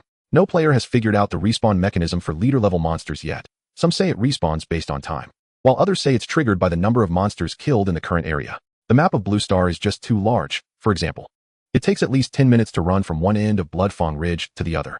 Unless you're extremely lucky, even if you're in Bloodfang Ridge, it's hard to see a living leader-level monster. After all, while these monsters are stronger than ordinary ones, they're still significantly weaker compared to others. And a few players of the same level can easily take them down, often not surviving more than 5 minutes after respawning. Leader-level monsters, however, are currently the biggest producers of gold equipment on the market. Unlike those that guarantee gold equipment drops, leader-level monsters may have a drop rate below 20. But they respawn frequently, and the equipment levels are much richer. Leader-level monsters only spawn in areas above level 5. But there are gathering spots for level 5 to 10 monsters in all 4 directions of the Novice Village, allowing for a total of 24 areas where leaders can spawn. The Wild Boar Skin Boots, dropped by Junlin Tianxia, should have come from an 8-level Steel Tooth Wild Boar leader-level monster. Unfortunately, this Bloodfang leader did not drop gold equipment. It only dropped 2 pieces of level 5 silver equipment that were not as good as what the two were wearing. However, this is not the main point. The main point is that there is also a skill book. Li Wu's heart began to race uncontrollably. This isn't the god of wealth coming to my house and having a stomach issue without bringing toilet paper, is it? Skill book. Poison. Poison. When dealing damage to the target, it can poison the target, causing 10 poison damage per second for 5 seconds. Each attack refreshes the duration, and the poison can stack up to 5 layers. Note, ranged damage cannot trigger this. Isn't this the skill of the Bloodfang spider? Li Wu immediately thought of selling it for cash, but quickly recalled how Jianjun's advice. Try to improve your strength as much as possible. Equipment changes often, but skills can last a lifetime, and this poison skill is simply too appealing. If it stacks to 5 layers, it would be almost as good as Ma La Tutu's 100 critical hit. Li Wu turned to look at the chattering Ma La Tutu beside him, a hint of greed flashing in his eyes. The little girl was completely oblivious and didn't know what the Bloodfang leader dropped. Even if he greedily kept the skill book, she wouldn't know. Li Wu was truly hesitant. If he were to split it with Ma La Tutu, he would have to give her half the money if he learned the poison skill. The previous lightning shield was priced at 110,000 by Hao Jianjun, and Li Wu thought this poison book should be worth more than the lightning shield. If he sold it, his psychological price would definitely not be less than 130,000, and money was very important to him. Li Wu's eyes seemed to be at war, with conscience and greed battling it out endlessly. Brother Tuan, I can go home tomorrow. I'll have my mom set up a bank card for me, and I can buy lots of pretty new clothes. Do you want to see? Ma La Tutu suddenly said, her little face flushing. Li Wu looked at the blushing little girl in confusion, gradually regaining clarity. A few $10,000 wasn't a big deal. Even with Tuan's medicine and living expenses, he hadn't been defeated by over 300,000 a year. And now he was still caught in this moral dilemma. What the heck? At such a young age, you're thinking about crooked paths. When you get home tomorrow, hurry up and contact your classmates, teachers, and seniors to see if anyone from our village can help you. Li Wu extinguished Ma La Tutu's little thoughts with a splash of cold water, and then said seriously, the Bloodfang leader just dropped the skill book, and I plan to use it myself. I can't determine the exact price, but I'll tentatively set it at 140 gold. I'll give you 70 gold now. And if you see the same skill book for sale at the auction house later, you can adjust the price accordingly. Ma La Tutu was completely deflated after hearing this, and then heard that Li Wu was going to give her 70 gold, leaving her momentarily stunned. Chapter 36. Bida Bao is not eating dirt anymore. Brother Tuan, since you're using it yourself and not selling it, you don't need to split it with me, right? No way. If it were something worth a few dozen, or even a few $100, we could just use it ourselves. But this is something worth over 100,000. You're still young and don't have a concept of money, but I do. Plus, didn't you say you come from a single-parent family? Don't you want to lighten your mama's burden? Ma La Tutu was taken aback for a moment and then struggled. My mom seems to not have too much burden. She told me the other day that the family conditions are bad to encourage me to study hard, but actually, we have a school district house in a key primary school area, which seems quite valuable. Where's your house? In the capital. Li Wu opened his mouth, unsure of what to say for a moment. So he simply took out 70 gold coins from his bag and stuffed them into Ma La Tutu's hands. Damn, forget it. I'm done. Jealous of the rich. Heartbroken. Li Wu took out the poison skill book and clicked to use it, successfully learning the poison skill. Once they reached the land turtle map, Li Wu couldn't wait to slash at one. The land turtle had only 360 health, and Li Wu's basic attack dealt 223 damage. Then the land turtle lost health at a rate of 23 points per second, leaving it with 22 health. Ma La Tutu happily tapped it with her staff. ending its brief life. When fighting the land turtles, neither of them bothered using skills. Li Wu would slash once, Ma La Tu would tap it, and then they would move on to the next one. The land turtles were all poisoned and died quickly. Although the experience was low, the speed was fast, and the efficiency was not much lower than when they farmed spiders without using potions. The two stopped after 2 rounds of chopping. It was already 7 a.m., and they both needed to log off. Li Wu logged off to cook for the child, while Spicy Rabbit Head logged off to prepare for his release from prison. It was the usual rhythm. After sending Tuan Tuan home, Li Wu logged back on and placed his account deep in the mine, then took a nap until noon. After waking up and eating a couple of bites of instant noodles, he went online again. He thought about hiring a cook, someone who could cook for his precious child in the morning. He would be willing to do it. However, cooking for lunch and dinner or ordering takeout took up too much time. If he wanted to catch up with the top players, he needed to save every second. But Li Wu wouldn't save time at Tuan Tuan's expense. He refused to hire someone to look after Tuan Tuan, with no parents around. If he didn't take more time to accompany the child, how lonely would the child's heart be? He couldn't even imagine. As soon as Li Wu logged in, he checked the regional chat, and his heart tightened at the messages on the public screen. Someone was fighting the Electric Zombie King, and it looked like they were about to kill it. Li Wu rushed out of the mine, but when he arrived outside, he saw the Electric Zombie King transform into a white light. Seeing how Jianjun bending down to pick something up, Li Wu thought to himself that it would be almost impossible to solo the Electric Zombie King in the future. With how Jianjun's current attributes, he could easily lure the Electric Zombie King out. Once the Electric Zombie King left the mine, it wouldn't survive 5 minutes. Li Wu sighed and glanced at his friend list. Spicy Rabbit Head was not online. Just as he was about to go level up by himself, he suddenly received a message from Baidabeo. Bro, are you interested in fighting the Raging Giant Ape? Li Wu was a bit confused and replied in surprise. Me? Level 5. Fight the Raging Giant Ape? You're not an ordinary level 5 player. You can solo the Electric Zombie King. Tell me more. Hehe. Other villages got the first kill of the Raging Giant Ape early this morning, and some of our village's stronger players were a bit dissatisfied. They are preparing to organize their teams and collaborate to get the second kill of the Raging Giant Ape. Well, I guess I'm one of the stronger players too. Of course, Bai Inxia has strength, but my level 5 little account isn't qualified, right? You're definitely qualified. Don't you have that ability to ignore defenses? Even if your attack power is a bit low, you can still deal considerable damage. I estimate that in terms of damage output, ordinary level 9 players can't match you. This was true, but Li Wu had another question. What question? Why not organize the whole village to fight it like with the Silver Wolf King? Too many ants can kill an elephant, and you high-level players shouldn't be afraid of little accounts stealing kills, right? No matter how many little accounts there are, it won't help. The player who got the first kill, Zhang Tianxia, posted a strategy on the forum. The Raging Giant Ape has a skill that, when its health drops to 20, it will enter a false death state, increasing its defense by 50 for 1 minute. If it isn't killed within that minute, it will instantly regain full health. Players have limited attack range. If too many little accounts crowd in front, the big accounts can't get in, and the damage will be insufficient. Okay, count me in. Li Wu thought for a moment and agreed to Baidabeo's invitation. As for whether his talent would be exposed, it didn't matter. It might not even be exposed. With so many players, who would know which damage came from whom? Baidabeo had just been outside the mine to snatch, and Li Wu quickly met her. Li Wu wasn't foolish enough to follow without clarification, and as soon as they met, he directly asked, "You didn't mention how the loot would be distributed. For this strategy against the Raging Giant Ape, I plan to team up with another player to organize an elite squad. We have set up 2 distribution methods. One is pure labor, everyone gets 2 gold. And if someone steals a kill, their pay doubles, but they can't participate in the distribution. The other is no pay, whoever gets the kill. The magic equipment goes to me, and the physical equipment goes to the other person. We will buy at market price, and the profits will be split evenly among those who choose the second option. As for items we don't need, team members can buy them first. But the price can't be lower than 90 of market price. Anything left will be auctioned, and the proceeds will also be split evenly. The first method guarantees a steady profit of 2,000, while the second has a small chance, but high rewards. Li Wu pondered and asked, the methods are reasonable. I wonder what others have chosen. Hehe, everyone chose the second option. My team requires level 10, and equipment must be at least level 9 silver or above. Players like that basically don't care about 2 gold. They all want to take a gamble. Everyone chose the second option. This may not guarantee a successful raid, and the participating teams can't be few. Is there really a need to gamble? Zhang Tianxia got a platinum weapon. I choose the second option.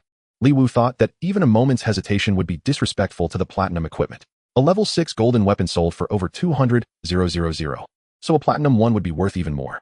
If they truly got the first platinum weapon in the novice village, it wouldn't be less than several 100,000. Baidabeo couldn't afford to lose face over this. Alright, I'll contact a few more people, and we'll set off together shortly. Oh, by the way, be careful not to get killed by low-level monsters in the level 10 area. Got it. Li Wu nodded, and then suddenly thought of something, asking curiously, didn't you say you were broke yesterday? How come you have money to organize a team now? Hehe. My dad suddenly gave me a large sum of money for some reason, telling me to spend it freely in the game. Now I'm so broke that I can throw it around. Chapter 37 Bai Xia is missing accessories on her legs. Li Wu felt a twinge of envy and glanced at Bai Debao's long, fair legs that were partially exposed. He thought for a moment and asked seriously, Bai Xia, do you need any accessories for your legs? Upon hearing this, Bai Debao also looked at Li Wu seriously, then replied somewhat awkwardly, I prefer a rugged look. Damn, we can't get past the name issue, can we? Hehe. Bai Debao's female steward walked over from the village and handed her a few potions. I could only buy this much. Everything else was snatched up. Li Wu recognized them quickly. They were instant recovery potions, and he had just drunk one that morning. Although they were good items, Li Wu didn't shamelessly ask for them, but instead looked at the female steward curiously. Are there many level 10 players in our village?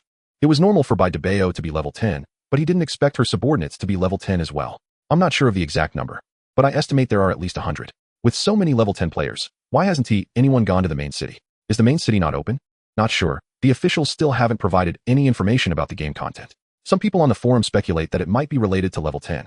If the main city were accessible, all level 10 players would definitely go to the main city to continue leveling up. What is the point of designing such a difficult novice village? So, it might only open after clearing all the novice villages. That makes sense. Bai Debao gradually gathered 8 people, and with Li Wu and the female steward, they formed a team of 11, quickly assembling in the novice village. Okay, the other boss said they encountered a commander monster. After they're done, they'll come over. Let's set off now. In addition to these people in the team, there were also 7 burly men holding shields. Li Wu found them somewhat familiar and quickly remembered they were Bai Debao's bodyguard team. The bodyguards were all level 9 and hadn't been pulled into the team by Bai Debao. There were many people in the village, so no one noticed. But once they stepped out of the village, Li Wu's level 5 little account became a bit conspicuous. The occasional glances from the team made Li Wu uncomfortable. Although he didn't voice it, those gazes carried some emotions. Li Wu understood. After all, he was only level 5. Anyone who saw him would think he was just a slacker, and others couldn't help but worry that his strength was insufficient, which would affect the team's earnings. Li Wu wanted to say that he might not be worse than them, but he found it hard to speak up. What if they asked him to try fighting a small monster? He didn't have high damage to take down small monsters. Bai Debao, oblivious to this, was carefree about the situation, but the female steward was more observant. She pretended to chat with Bai Debao and casually mentioned that Li Wu had a unique talent and his output was not inferior to others. This not only avoided Li Wu's embarrassment, but also reassured the others' concerns. Li Wu glanced at the female steward, wondering if she could cook. The group walked and fought for over an hour before finally arriving at the meeting point set by Bai Debao and other experienced players. Along the way, Li Wu had made good use of the opportunity, gaining over 8,000 experience points, which was more efficient than grinding spiders, as the level-up rewards were just too appealing. The meeting point was at the entrance of a valley, and by this time, quite a few players had gathered. Li Wu scanned the area and noticed how Jianjun was also there, clearly having come directly after defeating the Electric Zombie King. However, Hao Jianjun had brought significantly fewer people this time. Instead of the more than 100 suspected soldiers from before, only over 30 showed up. With a mix of level 9 and level 10 players, Li Wu carefully looked around and confirmed that there were no players below level 9 except for himself. To avoid unnecessary ridicule and trouble, Li Wu quietly moved to the middle of Bai Debao's bodyguards, where 7 burly men shielded him comfortably. As more and more players arrived, another boss who said he would come after finishing a commander soon showed up. Bai Debao quickly started forming a team, but as he counted, he realized there was one extra person and tilted his head in confusion. Wolf Knight, didn't you say one of your people couldn't make it? Why are they here now? The Wolf Knight was a young man in his 20s, holding a broadsword with a tapered blade. Li Wu recognized it as the golden weapon, Silver Wolf's Fong, produced by the Silver Wolf King, though he wasn't sure if it was the same one he sold. He had initially thought the Wolf Knight would miss this, but it turned out he made it after all. What should we do? I'm already full on the team. How about letting your friend join my bodyguards? That won't do. That's my wife. Am I supposed to let her mix with 7 big guys? Then have one of your other friends drop out. Drop out. We're a group of 10. We go in and out together. You can just kick one of us out. That won't do. They spent over an hour getting here with me. I, Bai Debao, keep my word and can't go back on it. Bai Debao's tone was firm, showing a bit of a chivalrous spirit. The Wolf Knight frowned, visibly annoyed, and said, You women are really troublesome. Can't someone who is just here for the job drop out? I'll give them 2 gold. That's fair, right? No. Bai Debao, are you really going to disrespect me like this? Our families have been friends for a long time. Let us stick to the business. I can't go back on my word. Damn, are you implying that I'm the one going back on my word? I'm not. You are. Bai Debao and the Wolf Knight seemed to have a genuine friendship, arguing back and forth, their faces red and necks thick. Yet it didn't seem like they were truly angry. They both valued their pride highly and were unwilling to back down. How about adding a little more? A sudden voice interrupted their argument. Both turned in confusion to see Li Wu, who had emerged from behind the bodyguards. Adding a little more? What do you mean? Bai Debao looked at Li Wu, puzzled. Li Wu smiled at Bai Debao and then turned to the Wolf Knight, saying, Raise the salary, and I'll drop out immediately. Upon hearing this, the Wolf Knight laughed and tilted his head at Bai Debao, then turned to Li Wu and said, Let us say you're worth 4 gold. Deal. Li Wu immediately clapped in agreement, fearing the Wolf Knight would change his mind. Li Wu's eagerness made the Wolf Knight feel a bit uncomfortable. Even though he wasn't short on money, it felt like he was overpaying. The Wolf Knight took out 4 gold coins to hand to Li Wu, but halfway through, he suddenly stopped, staring at Li Wu's head and saying slowly, "You, level 5, asking me for a salary? And double?" Li Wu hadn't had time to respond before Bai Debao was unhappy. Though he was somewhat annoyed at Li Wu's backstabbing, he still put his hands on his hips and said slowly, "My friend is super strong. How strong can a level 5 be?" The Wolf Knight retorted, irritated. "Solo. White Lady Hero, shut up." Bai Debao had just wanted to boast about Li Wu when he was interrupted by him. Turning to look over, Li Wu pointed silently in the distance, smiling without speaking. Chapter 38, Raging Giant Ape. Bai Debao followed Li Wu's gesture and quickly locked onto the target. Junlin Tianxia. Although he had never seen him in person, the name above his head was quite conspicuous. If Junlin Tianxia discovered that the invincible cute team was also here, who knows what kind of trouble it would cause. Li Wu actually wasn't afraid of Junlin Tianxia. He was wearing a mask, and as long as there was no danger in real life, what was there to be afraid of in the game?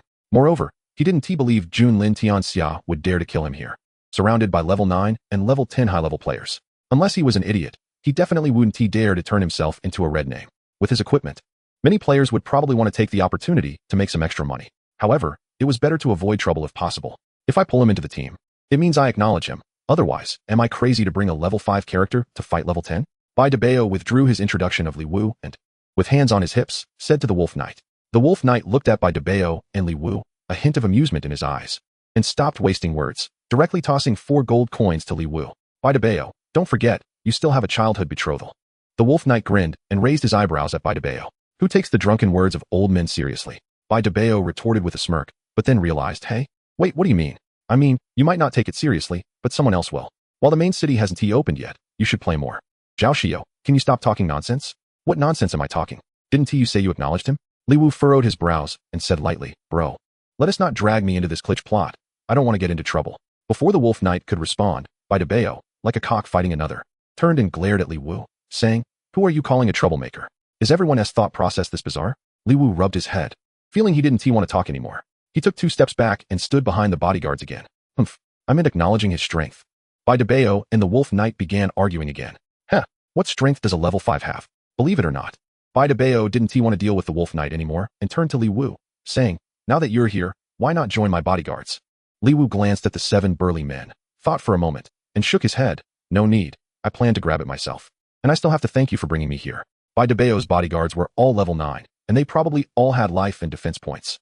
Carrying shields would also reduce their attack power by 20, so Li Wu didn't think much of their output capability. You weren't planning to go solo from the start and voluntarily dropped out, were you? Bai Debao looked at Li Wu with suspicion. How could that be? I just think the chance of grabbing it is too low.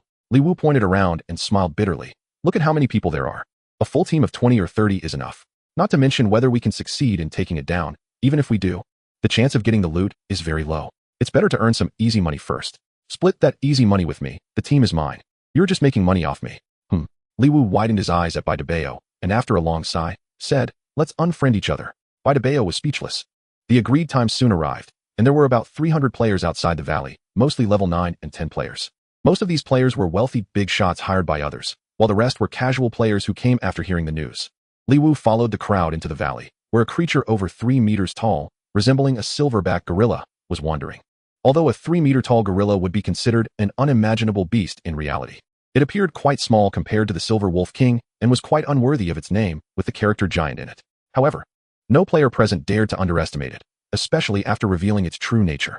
Violent Giant Ape, level, 10 health, 180,000 attack, 1,080 defense, 500 skill 1, copper skin iron bones, damage reduction of 50. Skill 2, heavy punch. The next 3 attacks of the Violent Giant Ape will deal 150 physical damage to the target, ignoring 30 of the target's defense, with a cooldown of 8 seconds. Skill 3, ground shaking strike. The Violent Giant Ape raises both fists and strikes the ground, dealing 100 damage to all targets within a 50-meter radius and stunning all targets for 2 seconds, with a cooldown of 8 seconds. Skill 4, Berserk. When the Violent Giant Ape's health drops below 50, it enters a Berserk state, increasing its size by 500, movement speed by 50, attack speed by 50, damage by 50, and reducing skill cooldowns by 50. In Berserk state, it ignores any control skills and taunt skills. Skill 5, Last Resort Counterattack. When the Violent Giant Ape's health drops below 20, it enters a state of feigned death, unable to move or attack. with damage reduction increased to 90. After 1 minute, it restores all health and deals 300 physical damage to all targets within a 100-meter radius. Seeing the information about the violent giant ape, the players present had extremely grim expressions. The main reason for this was not because the violent giant ape's attack was too high and would hurt a lot. After all, the players present had stood out among the 51,888 newcomers in the village and were used to real pain. Otherwise, they wouldn't have leveled up to 9 or even 10 so quickly. These people were not like Li Wu, a newcomer. The auction house had countless suitable equipment for their levels, and they typically wore equipment 1 level lower to fight monsters 1 level higher, for whom losing half their health from a single hit was normal. They had grown somewhat numb to the so-called real pain. Of course, players like Baidebao, who were heavy investors, were exceptions, as they had 7 bodyguards in front of them, and even taking a punch would deduct from the bodyguard's bonus. The defense was too high. Very few players could break through it with normal attacks, and only using skills could deal damage. Moreover, everyone was not a rookie and could immediately see how disgusting the violent giant ape's 4th skill was. This skill shouldn't be called last resort counterattack. It should be called either you die or I die. If they couldn't kill the violent giant ape within a minute, those who took 300 damage would be the ones who died, and the 100-meter radius would nearly fill the valley, essentially wiping everyone out. Everyone, mute during the strategy and listen to my commands. As the only one who could directly withstand the violent giant ape, Hao Jianjun stepped forward without hesitation, and no one else objected. Everyone else, don't move. Wait for me to grab its attention, listen for my signal. Chapter 39, Against the Wind. Slaying the giant ape, Hao Jianjun shouted loudly, raising his golden shield and charging forward. A player from his team rushed out behind him, casting a shield spell on Hao Jianjun. The violent giant ape was startled and lunged at Hao Jianjun, swinging its massive fist down. -854 Hao Jianjun's right hand sword suddenly disappeared, replaced by a bottle of exquisite red potion, which he drank.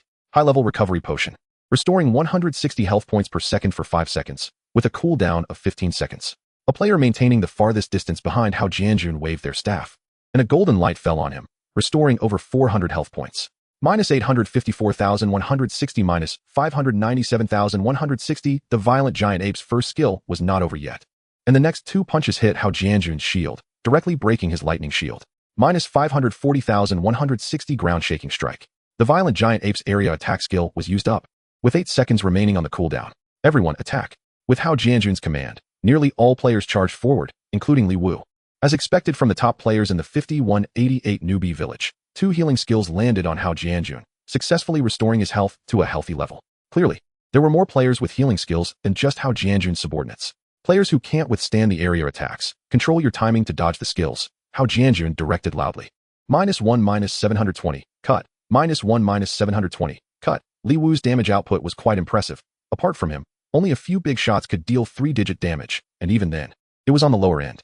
However, he only threw a fireball and an ice arrow before retreating to a distance of 50 meters.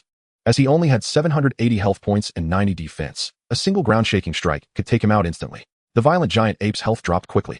As the top players of the newbie village, their damage output was naturally no joke, with skills dealing double digits rather than single digits. Unlike when they fought the Silver Wolf King, where there were many weak players and the screen was filled with -1s. The health points steadily decreased, and Hao Jianjun's aggro was also stable. The violent giant ape's health was halved without any casualties.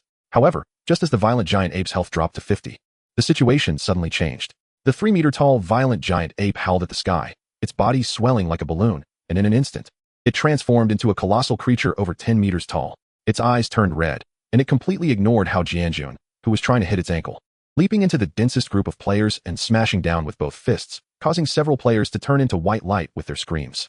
But that wasn't all.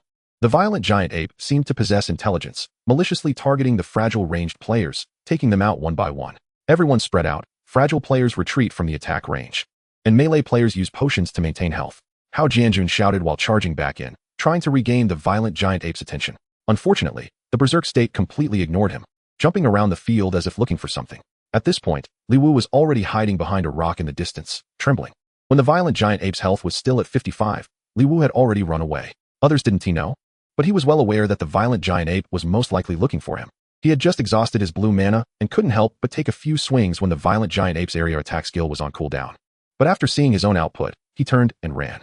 He never expected that the poison could also deal cutting damage after a few swings. The violent giant ape's health plummeted, and it seemed like Hao Jianjun was struggling to hold its attention. Even when Li Wu was running away, the berserk giant ape was still suffering from cutting damage once per second. After running out of the danger zone, Li Wu glanced at the background, his heart racing.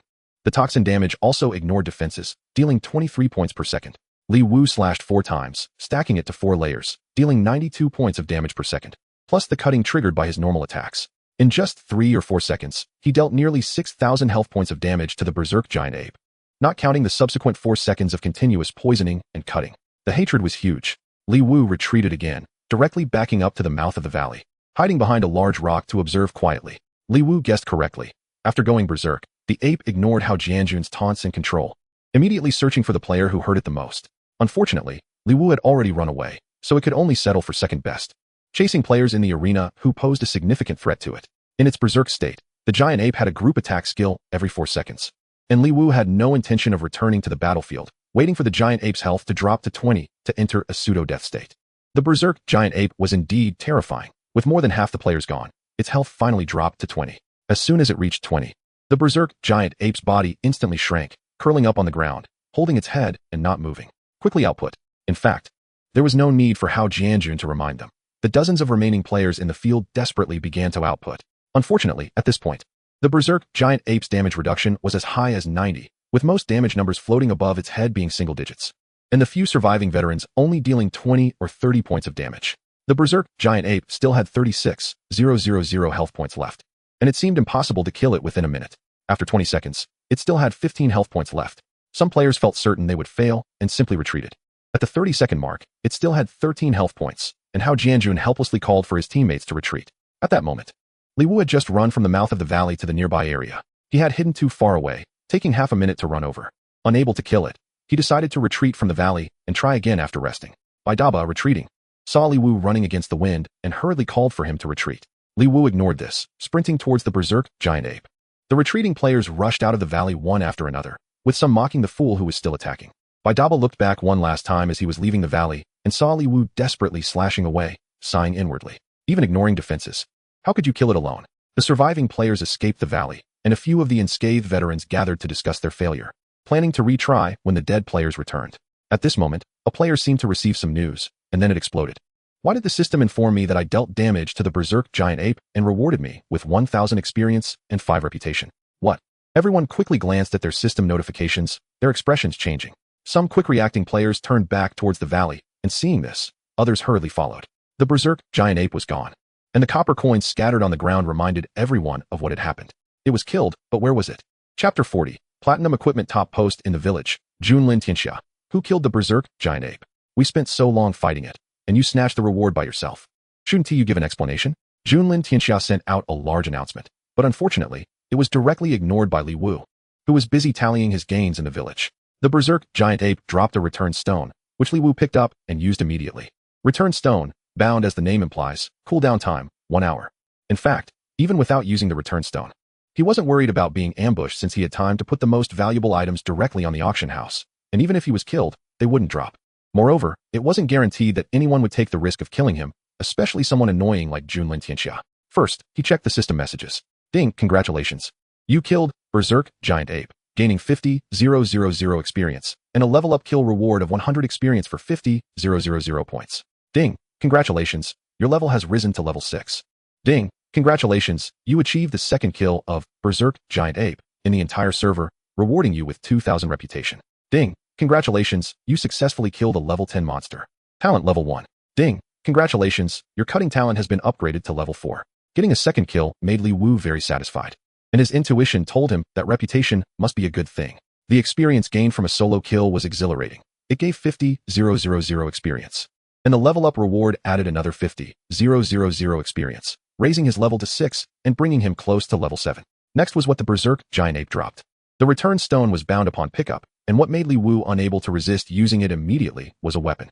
Giant ape finger bone, platinum, offhand weapon spell attack power, 180 vitality, 30 intelligence, 30 spirit, 30 equipped skill, arcane impact, releases a magic ball at the target, dealing 80 spell damage and stunning the target for 15 seconds, cooldown time, 10 seconds. Equipment rating, 90 platinum equipment, like golden equipment, increases 3 attributes. But the values added are astonishing. However, it is unclear whether the attached skill is a standard feature of all platinum equipment or if it is because this item is an offhand weapon. It was the first time Li Wu had seen equipment without a level requirement, and he was also unsure what the equipment rating meant. Li Wu instinctively thought, could it be that equipment after level 10 doesn't require a level to wear and can be equipped freely? But that's not the point. The point is that this item is platinum equipment, and it is the first offhand weapon Li Wu has seen besides shields. Players can typically equip only one weapon. And if an offhand shield is equipped, the attack power will decrease, and the shield's attributes won't contribute to the character. There was speculation in the forum that only classes that switched to shield warriors could truly utilize shields. Li Wu tried it, and he was indeed able to equip the giant ape fingerbone, and his attributes directly increased by all the attributes of the giant ape fingerbone. This was a jackpot. Whoever equipped this offhand weapon would have an additional piece of equipment compared to others. And it was a significant piece of equipment with attributes second only to weapon armor. Moreover, it also added a control skill. The value of this made Li Wu shiver with excitement.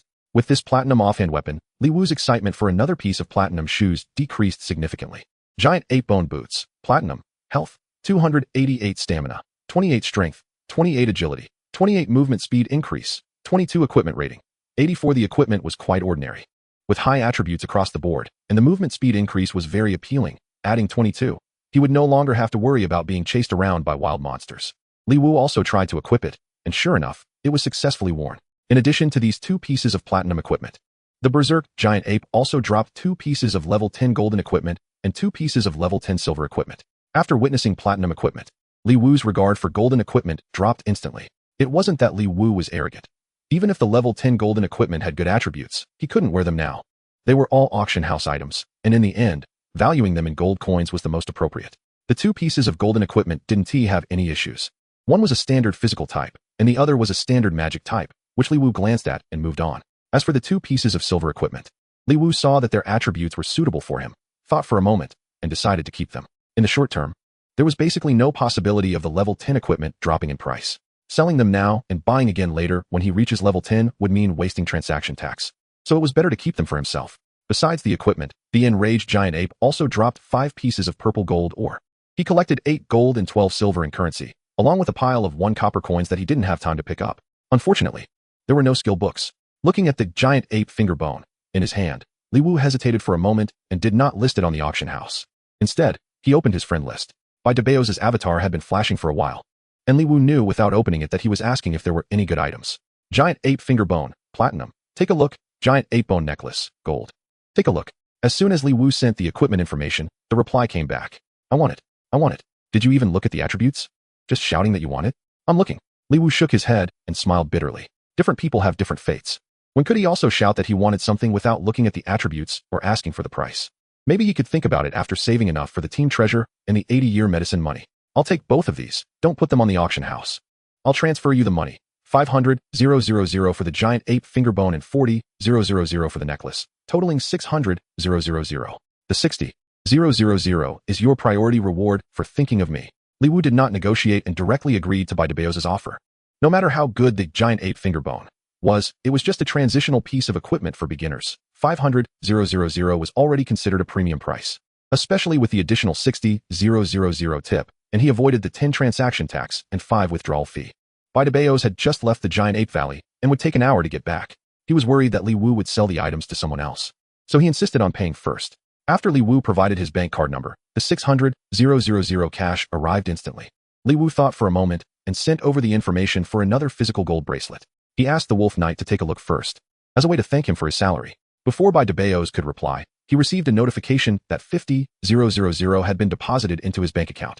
After transferring, he even said that he must think of him when he has good items in the future. Seeing the reply, Li Wu couldn't help but drool in envy. When would he also get to experience the thrill of rich people buying things without haggling and even adding money? After storing the equipment in the warehouse, Li Wu looked at his platinum boots and suddenly wanted to see what the last one in the novice village looked like. Although the boots suited Li Wu well, he did not plan to keep them. The reason he didn't give them to Baidebao's or the Wolf Knight was that he wanted to use them while he could wear them. With a speed increase of 22, ordinary monsters couldn't catch up to him. Even if they could, they would need to use acceleration skills. As long as he was careful, Li Wu was confident he could traverse the level 10 monster area. Once the boots were sold, there wouldn't be another opportunity for a while. Making up his mind, Li Wu headed straight to the west side of the village, remembered the coordinates shared by players on the forum, and marked them on the novice village map. Choosing the nearest route, he headed directly to the last one in the novice village, Hellhound. Chapter 41. Again stuck. Li Wu looked at the large dog with 3 heads hidden behind a massive stone door in the distance, his eyes filled with a thirst for gold. The first kill of the Hellhound in the entire server. If he killed it, who knows how many good items might drop. At least it should drop a platinum level main weapon, right? The more Li Wu thought about it, the more greedy he became.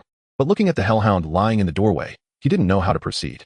Hellhound, health, 200, 000 physical attack, 1100 magic attack, 1100 defense, 500 skills, fireball. Sea of Fire, Ice Arrow, Ice Roar, Dark Energy Ball, Sea of Corruption, Trinity. The skill information won't be described in detail here to avoid filling a chapter with skills. The skills were clear. Each head of the Hellhound had one single target skill and one area attack skill. Someone had posted a video on the forum about players tackling the Hellhound. It wouldn't leave the doorway and would just squat there using its skills from within. The Hellhound wouldn't move, so it wasn't too difficult to fight. As long as there were enough people, they could wear it down. The reason it had not been tackled yet was because of the last skill, Trinity. The meaning of Trinity was not very clear, but changing it to 3 lives made it simple. Each head of the Hellhound represented 1 life. When its health hit 0 for the first time, the fire head would disappear, losing 2 fire skills, but its health would instantly reset, and its damage would increase by 30. When its health hit 0 for the second time, the ice head would disappear, losing 2 ice skills, and similarly reset its health, with damage increasing again by 30. The forum video stopped at the Hellhound's 3rd life. A Hellhound with 60 increased damage was something no one could withstand, especially the Sea of Corruption skill, which filled the area with black mist, dealing 10 damage per second and preventing healing. Healing spells and potions had no effect.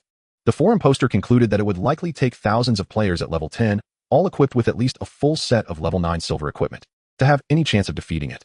Bai de Bayos sent another urging message, and Li Wu replied to wait a moment before pondering again. The Hellhound wouldn't come out, so could he possibly block the view at the doorway? However, the massive doorway was located in a long, wide passage, and with the open view from that giant stone door, walking close to the edge would put him within the Hellhound's alert range. How could he safely reach the side of the stone door? Li Wu looked up at the sides of the valley and took out the pickaxe from his backpack. Climb over the mountain. Li Wu circled around the valley and started climbing from the other side, using the pickaxe to dig holes wherever he found no place to step. After more than half an hour, he finally made it to the top. Finding an angle where the Hellhound couldn't see him, he slowly climbed down again. Li Wu hadn't even landed when he heard the Hellhound's roar, indicating that he had clearly entered its alert range. Arriving next to the stone door, Li Wu moved his feet little by little and then found an angle to throw a stone at the other doorpost. The Hellhound's roar continued, but the sound of the stone bouncing off the ground was still audible. It was clear he hadn't hit the Hellhound. Cautiously, Li Wu inched forward another half step, and the Hellhound's heavy breathing seemed to be right next to him. He threw another stone, and this time the sound was right. Although he couldn't see it due to the angle and couldn't see the damage numbers, the Hellhound's howling had noticeably changed. This is it. Li Wu couldn't help but laugh. Li Wu's cutting damage had reached 0.5, and each stone could take away 1,000 health points from the Hellhound. After being hit by a few stones, the enraged Hellhound spewed out a large flame towards the doorway, igniting half the valley. The intense heat made his face hurt, and Li Wu was surprised to find that his health was slowly decreasing. Fortunately, the health loss wasn't too fast, and Li Wu quickly drank a health potion to avoid becoming a barbecue. The Sea of Fire lasted for 10 seconds, then turned into howling snow. Unfortunately, due to the angle, Li Wu didn't lose any health. After the snowstorm ended, it turned into black smoke, and this time Li Wu could no longer stand. The black smoke must be the Sea of Corrosion. Although due to the angle, Li Wu did not face the black smoke directly, the mist surprisingly spread. Li Wu was only slightly affected, and his health dropped by 5. Startled, Li Wu quickly retreated to the farthest corner of the valley, and the smoke finally stopped spreading, leaving him with only 15 health points. Luckily, he ran fast, otherwise, he would have died there. After the mist dissipated, Li Wu returned to his previous position to throw stones. The Hellhound only had these few tricks. As long as he avoided the Sea of Corrosion in advance, it posed no threat to Li Wu. Just as Li Wu was happily throwing stones, players in nearby newbie village 9527 were also fighting the Hellhound, and they seemed to be doing even better than Li Wu. Outside the valley, a group of players peeked in at the ice and snow, their faces filled with uncontrollable excitement. What kind of brain does the team leader have? How could they come up with such a method? Indeed, who would have thought that the Hellhound not only couldn't come out, but also couldn't turn back? It was practically a live target now. Just thinking about it wasn't enough. Without strength, one couldn't withstand its attacks and rush behind it. Only the team leader had that capability. The team leader would definitely become more famous this time. The first kill of the Hellhound would surely be announced server-wide. Just like the Berserk Giant Ape. Hey look, following the Sea of Corrosion, Ice Roar is right behind. The fire-headed one must have been taken down by the team leader. In Newbie Village 1133, thousands of players arrived at the valley where the Hellhound was located, led by a man in his 60s, participating in the strategy against the Hellhound. Each person would receive 500, and a successful kill would yield 5,000. The top 100 most active participants could enter the Baida group without an exam. The old man did not have any imposing presence typical of someone in a long-standing high position, but his plain words stirred the hearts of the entire 1,000-strong team. 5,000 ISNT much or little, it's just enough for an ordinary person's monthly salary, but earning 5,000 just for a kill is incredibly enticing. What excited people even more than the 5,000 was the chance to enter the Baida group without an exam. This was a top 100 enterprise in China, and even standing at the door was more prestigious than being a white-collar worker in an ordinary company. The old man waved his hand, and the 1,000 players behind him rushed into the valley with shouts. Li Wu had no idea what was happening in other newbie villages. He was just mechanically continuing to throw stones. The Hellhound hadn't used its fire skills for a long time. It seemed its first life had long been lost. Chapter 42. First kill of the Hellhound unknowingly. Ice Roar also disappeared, leaving only a few seconds of thick black mist. Li Wu became even more cautious, throwing a few stones before running away. The damage had increased. Just now, he was just a second too slow, and when he reached the corner, he had only 10 health left, almost losing everything. When he threw the last stone and black mist spewed out of the entrance again, Li Wu's expression turned extremely ugly. The 800 stones he had prepared hadn't managed to kill it. This shouldn't be. The cutting damage was 0.5 of the target's health, meaning it would take 200 throws to take away 1 life from the Hellhound. 600 stones would take away 3 lives. The Hellhound had no healing or lifesteal skills and only relied on its natural recovery. The extra 200 stones should have finished it off. Why was it still alive? Li Wu hid in the corner, filled with unwillingness. The Hellhound not dying could only mean 2 possibilities. Either it still had a 4th life, or Li Wu's stones didn't hit every time. After all, with 800 throws, it was very likely that some missed. Regardless of which possibility it was, its current health couldn't be much. Should he go back to buy more stones and start over, or take a gamble? Thinking about having to spend another hour to come back, and then over half an hour to climb, Li Wu decided to take the risk. There was only one chance, which was when the Hellhound used the Sea of Corrosion. The Sea of Corrosion was a sustained skill that couldn't be used with other skills when released. It was like the Hellhound had only one head left to spray mist, so it naturally had no mouth to spit out dark energy balls. The Sea of Corrosion dealt percentage damage, losing 10 health per second in the 3rd phase, so theoretically, it could be killed within 10 seconds. If it survived 1 second longer, Li Wu would be done for. After taking off his platinum boots and throwing them into the auction house, Li Wu fixed his gaze on the stone door. When the thick black mist gushed out, he dashed in barefoot. It was either you die or I die. There was no time to check health, and he charged in for a flurry of attacks.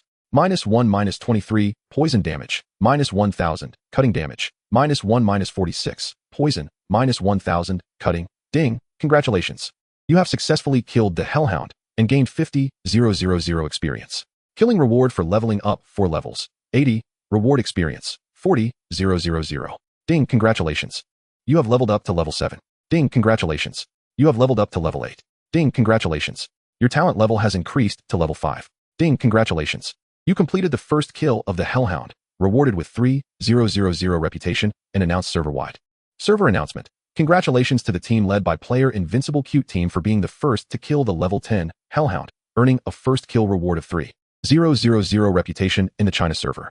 The 3 consecutive server announcements stunned all players. In Newbie Village 9527, a group of players jumped up with excitement upon seeing the server announcement. But when they saw it was the team led by Invincible Cute Team, they were all bewildered. Did this team leader group up with a girl? Did he even give the team leader position to a girl? Does he not want to be famous anymore? What fame? The Hellhound is still there spraying Ice Roar. The first kill was taken by another village.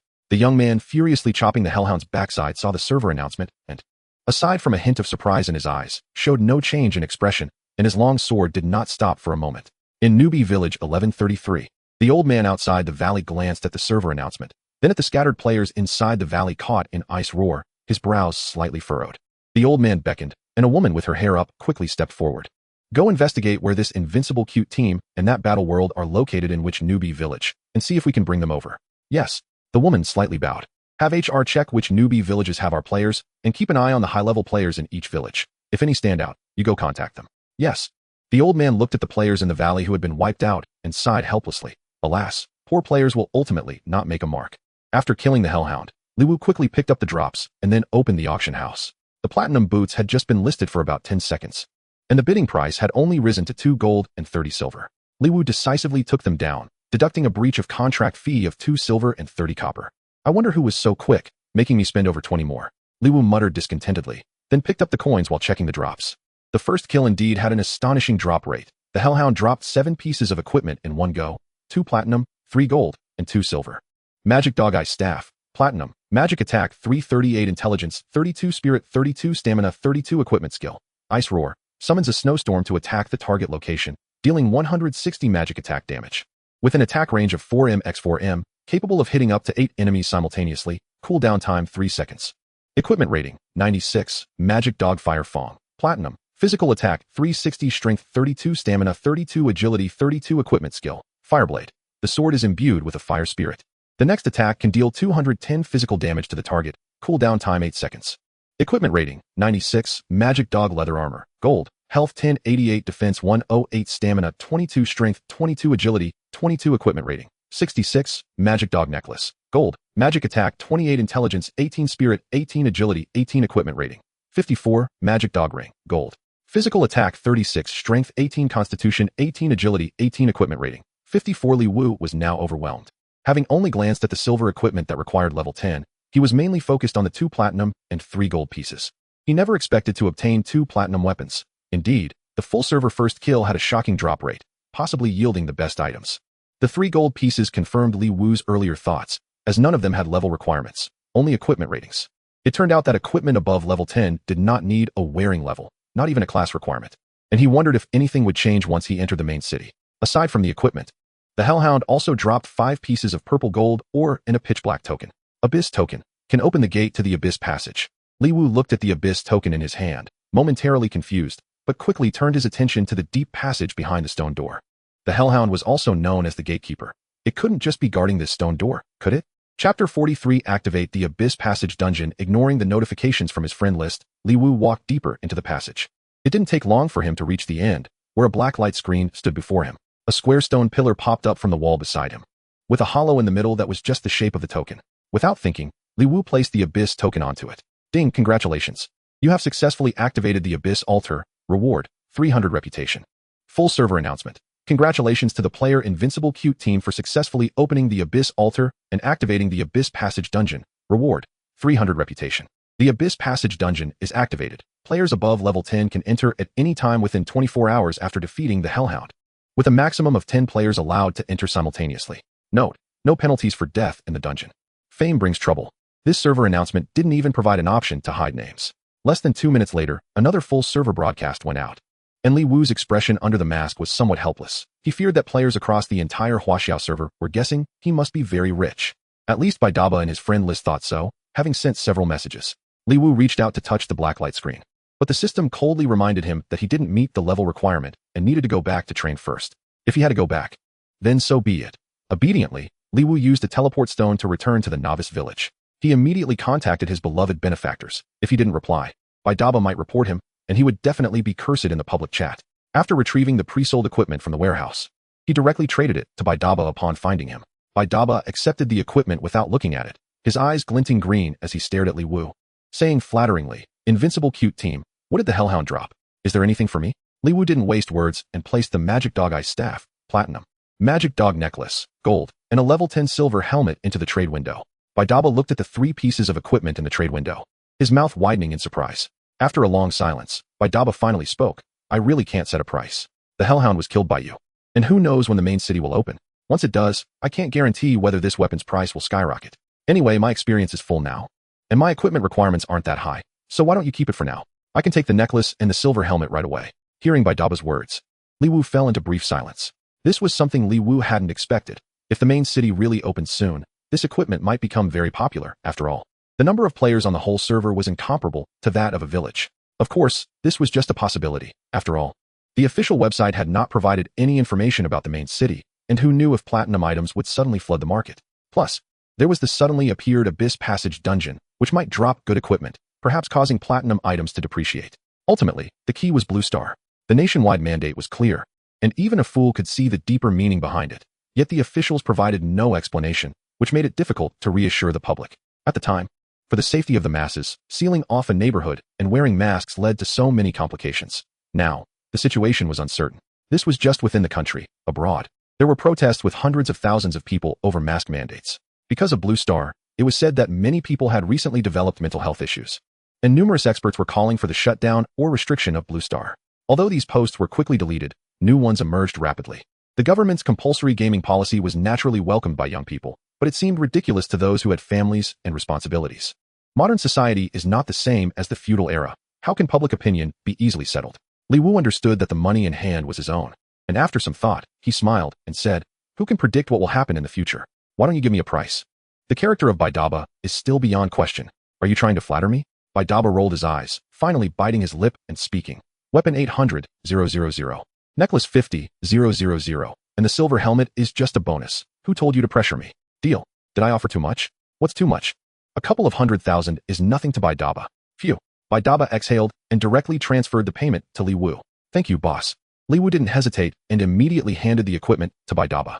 Do you have any physical equipment? The Wolf Knight guy can add you as a friend and has sent me 800 messages. Hearing Bai Daba's inquiry about physical equipment, Li Wu felt a newfound disrespect for gold coins. The attributes of Magic Dog Fire Fong were simply too good, with a base attack of 360 plus 32 strength. The attack power reached 424, not to mention the additional 32 stamina and agility. One such piece of equipment was almost equivalent to two of him. Moreover, with the Fireblade skill, dealing 210 damage combined with high attack power, aside from a few top players, who wouldn't be one-shot. The most important thing was that this equipment had no level restriction. He could use it right now. Li Wu hesitated for a long time and finally sighed, cutting off his own thoughts. 800, 000. That was enough to buy 2 houses in their small county. The thought of carrying 2 houses around in the game was simply unimaginable. Moreover, he doesn't rely on attack power, and with the spicy little turret for leveling up, why bother using a weapon that looks expensive to test other players' greed? Sell it. After selling it, he won't have to worry about the guild's medicine costs for the next 10 years. That piece of golden armor can be kept as a little luxury for himself. Next time, he will definitely wear it himself.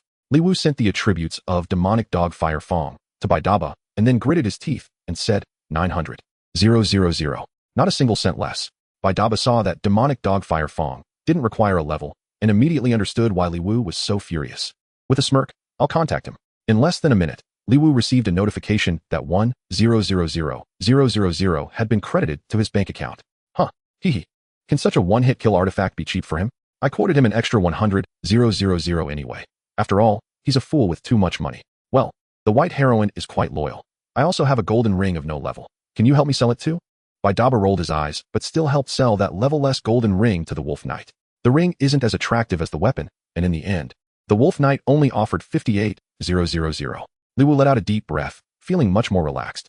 The guild's medicine costs were like a mountain pressing down on him, and he could finally breathe a little easier. In the past few days through Blue Star, he had already made 3,020,000 in cash. And there were still more than 10 gold in his backpack that hadn't been counted. Unless something unexpected happened, he wouldn't have to worry about the guild's medicine costs for the next 10 years. After the transaction was completed, Bai Daba confirmed the dungeon location with Li Wu and went to gather people, planning to rush for a first clear of the dungeon. Li Wu saw that he was already level 8, but still wearing level 4 gear. So he went to the warehouse to take out those 2 pieces of level 5 golden gear with misaligned attributes and 3 pieces of level 5 silver jewelry. Comparing them to level 8 silver gear, he suddenly looked down on the level 5 gear. With misaligned attributes, level 5 gold is still much better than level 5 silver. But he didn't expect to suddenly level up to 8 and end up with leftover gear. He dumped the gear into the auction house and planned to buy a set of level 8 silver equipment from the trading post. However, after glancing at the prices of level 8 silver gear, Li Wu's heart trembled. Chapter 44. What a shame, although quite a few people were already level 10. The prices of level 8 gear were still as stable as ever. The set of level 8 silver gear Bai Daba had supplied him a couple of days ago sold for 28 gold, along with that silver dual gun. It was only 30 gold. Now, to buy a similar set, it would cost over 20 gold. He leveled up too suddenly and reached the mainstream level. What kind of family is this? Dare to spend over 20,000 yuan on a set of gear that will only be used for a day or two. But without matching gear, he would have to downgrade to farm monsters. Since he accidentally caught up with the mainstream players, Li Wu naturally wanted to see if he could catch up with the top players. What if the main city suddenly opened up, and they went to the new map to farm, while he, with his cutting talent, was still struggling in the novice village? That wouldn't make sense. After much thought, Li Wu still splurged and bought a set of level 8 silver gear, excluding the clothes and shoes. Unfortunately, he couldn't find a good weapon. Weapons were always in high demand. In the auction house, the level 8 silver weapons were either low in attack power or had misaligned attributes, and there wasn't a decent one available. However, there was a Silver Wolf's Fong golden weapon up for auction, which was likely eliminated by the Wolf Knight, but unfortunately, the price had already risen to 100 gold. Golden weapons come with a skill, while silver weapons do not. Although Li Wu was tempted, he still bought a silver longsword that added spirit, even though the weapon wasn't powerful. That golden armor he kept for himself was quite impressive. The super level 10 golden demonic dog leather armor was incredibly strong, adding 1,088 health points and 108 defense. At this moment, when Li Wu put on the other level 8 silver gear, he became a tank. Name: Invincible Cute Tuan Health, 2088 defense, 258 attack, 342. Looking at these attributes, Li Wu felt a surge of confidence and headed straight for Wild Boar Ridge. He didn't even know what the spicy little rabbit girl was doing. After being released, she hadn't logged in. Steel Tusk Wild Boar. level 8 health, 2800 attack, 240 defense, 120 skills, charge, rushes to the target instantly, dealing 130 physical damage and stunning the target for 1 second. Cooldown of 8 seconds. Bite, deals 150 physical damage to the target, cooldown of 5 seconds. Li Wu glanced at the attributes of the Steel Tusk Wild Boar and couldn't help but smile. Although the Wild Boar had 2 skills, its normal attacks couldn't penetrate his defense. He found a lone Steel Tusk Wild Boar and charged straight at it, only to be pinned down by the Wild Boar's charge. Minus 54, stunned. Minus 102, not painful at all.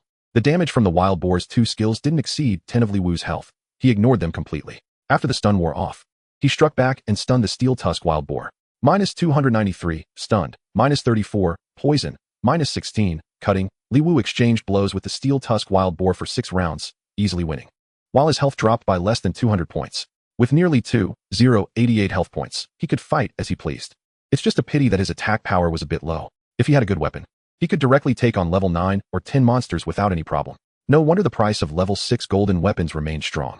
Although the additional attribute wasn't much better than that of level 8 silver weapons, the skills attached were quite appealing. If he had Silver Wolf's Fawn, with both increased attack and lifesteal, he could farm monsters of higher levels without needing to rest.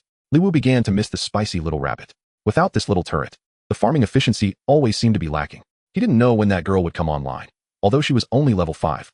If she switched to a full set of level 5 silver gear, her damage might not be lower than his level 8 gear. Tuan Tuan was about to finish school, so Li Wu logged off after a while. Today was Friday, and the kindergarten didn't have classes on weekends. So he had to think carefully about how to take care of Tuan Tuan. Previously, when the weekends came, he had taken Tuan Tuan to work with him. Now that he didn't need to work, it was actually inconvenient. He didn't feel comfortable leaving Tuan Tuan with someone else, and in fact, he didn't have anyone else to turn to, especially after the country mandated playing games. There weren't many people with free time. Still stuck at the railing in front of the kindergarten, after picking up Tuan Tuan, Li Wu didn't leave immediately but played a little game with Tuan Tuan at the kindergarten entrance. After all the kids had been picked up, Li Wu took Tuan Tuan to find Teacher Lele, who was disinfecting the classroom. Teacher Lele, whose real name was Sun Lei, looked at Li Wu with some surprise. Are you asking me to come to your house to work part-time this weekend? Li Wu nodded a bit shyly. Yes. Although it's a bit presumptuous, you're the only one I can trust to take care of Tuan Tuan right now.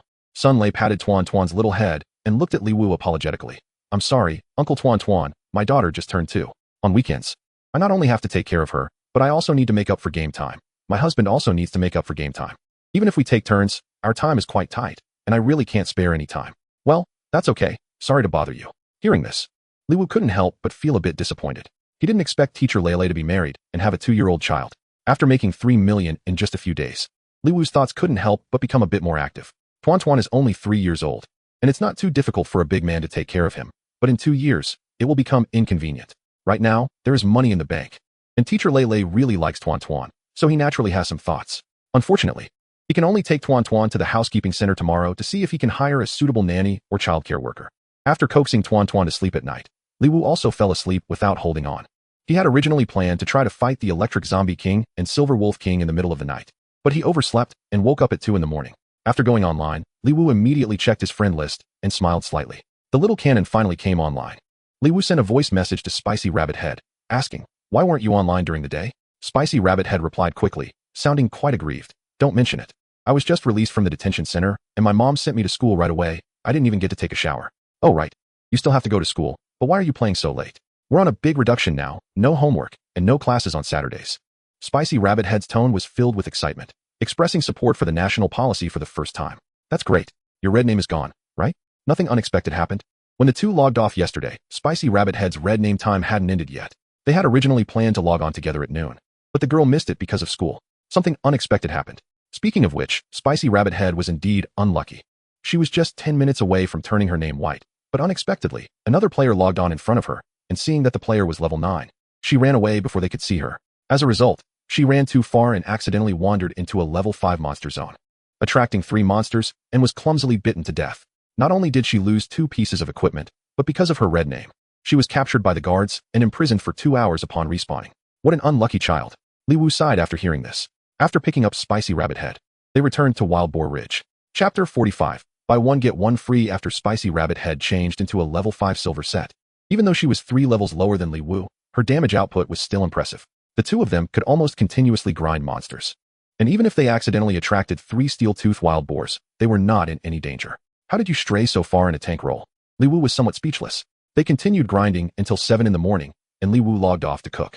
Because Spicy Rabbit Head had leveled up 3 levels while grinding, she unexpectedly reached level 6, full of energy, and directly changed into a set of level 6 equipment to solo in the level 5 monster area. After breakfast, Li Wu took Tuan Tuan to the housekeeping center. Although it was called a housekeeping center in a small county, there weren't any formal service platforms. It was just a children's clothing store. And the store owner also acted as an intermediary. There were no professional nannies or childcare workers, and those with money usually hired them at high prices from big cities. Li Wu wasn't too picky. He mainly looked at Tuan Tuan's preferences. As long as Tuan Tuan liked them and they could cook, that was fine. Of course, character was also very important, but this couldn't be judged at a glance. It takes time to see a person's true nature. After the store owner introduced a few candidates, Li Wu finally chose a part-time nanny named Lu Ying, who was around 30 years old and had a daughter. Full-time live-in nannies were a rare job in the small county, and the store owner couldn't find one in a short time. According to the store owner, this part-time nanny Lu Ying had a university degree and worked in the community, but she was not a staff member. She was an outsourced employee. However, the pay was decent, and she originally didn't need to do part-time work. Unfortunately, her husband died in a car accident due to drunk driving last year. And not only did he die, but he also killed someone else. Normally, when a drunk driver dies, the heirs only need to compensate for the inherited amount, which is at most half of the couple's joint property. However, seeing that the other party's family was not well off and that the only pillar of support had been killed by her husband, Lu Ying willingly chose to compensate fully.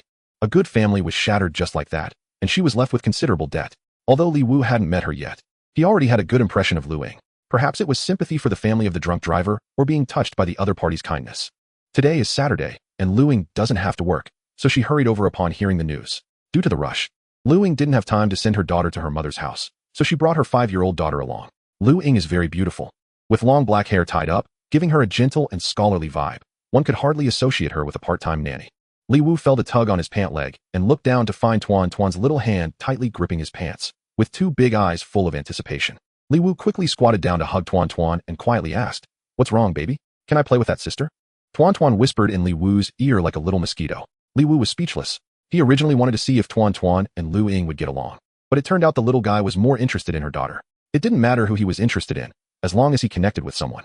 Li Wu immediately stated that Lu Ying could start working today and could bring her child along, with a day shift and a daily wage of 200. Li Wu mainly hired a nanny to keep Tuan Tuan company, and now it was a buy one get one free deal, which was simply perfect. Bringing Lu Ying and her daughter back home, Li Wu explained to Lu Ying that Tuan Tuan shouldn't be overworked and went back to the bedroom to put on the game helmet. Li Wu was cautious and didn't start the game helmet right away. Instead, he eavesdropped for an hour. Lu Ying was very patient with Tuan Tuan, and her daughter was also very considerate, often yielding to Tuan Tuan. However, since they were both children, conflicts inevitably arose during playtime. But Lu Ying didn't just protect Tuan Tuan or her daughter. Instead, she gently guided both children to think about right and wrong, encouraging them to apologize and reconcile.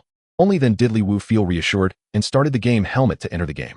To his surprise, Spicy Rabbit Head was still there, making the 21-year-old Li Wu sigh that being young is great. Kids these days play games as if their lives depend on it. Li Wu initially wanted to advise the young girl who was still developing, but as his eyes accidentally dropped a few inches, he bit his lip and held back his words of advice. The two of them continued grinding at Wild Boar Ridge for another 2 hours, and finally, Spicy Rabbit Head couldn't hold on any longer and went to sleep. Li Wu checked the time and logged off as well. The 2 children were playing house, while Lu Ying was preparing the meal and bringing it to the dining table. For the first meal, Lu Ying didn't show off by making a huge spread. She simply made 2 dishes, 1 stew and 1 stir-fry, with a good balance of meat and vegetables that smelled delicious. Tuan Tuan, who was having a great time, came over when he caught a whiff of the aroma, pulling Li Wu's hand and swallowing hard. Seeing Tuan Tuan's little greedy look, Li Wu couldn't help but blush. Although he could cook, he usually just learned on the spot and didn't really have any skills to brag about. The 4 of them sat at the table, and Tuan Tuan ate heartily, making Li Wu unable to help but ask jealously, which is tastier, what Annie made or what Uncle made? Uncle's is tastier. In Tuan Tuan's heart and words, Uncle was definitely the best, but the little greedy cat's speed in devouring food revealed the true answer. Li Wu didn't delve deeper, nodding in satisfaction, and his chopsticks moved just as quickly as Tuan Tuan's. After finishing the meal, Li Wu was increasingly satisfied with Lu Ying, turned around, and went back to the bedroom to continue gaming. It was no longer possible to solo the Electric Zombie King. Now, the players that could be attracted were no longer just Hao Jianjun, and before the Electric Zombie King could respawn, many high-level players had already gone deep into the mine to wait. Li Wu's cutting had reached 0.6, which meant he had an additional 360 points of damage against the Electric Zombie King, yet he still couldn't grab it. Bai Debayos and the Wolf Knight are really powerful. Bai Debayos can deal 980 damage with a single ice roar, while the Wolf Knight, who comes later, is even more terrifying, dealing over 1300 damage with a fire strike. Simply incredible. The Electric Zombie King was eventually taken down by the Wolf Knight, dropping 2 pieces of gold equipment, which made Li Wu very envious. It's fine, it's fine.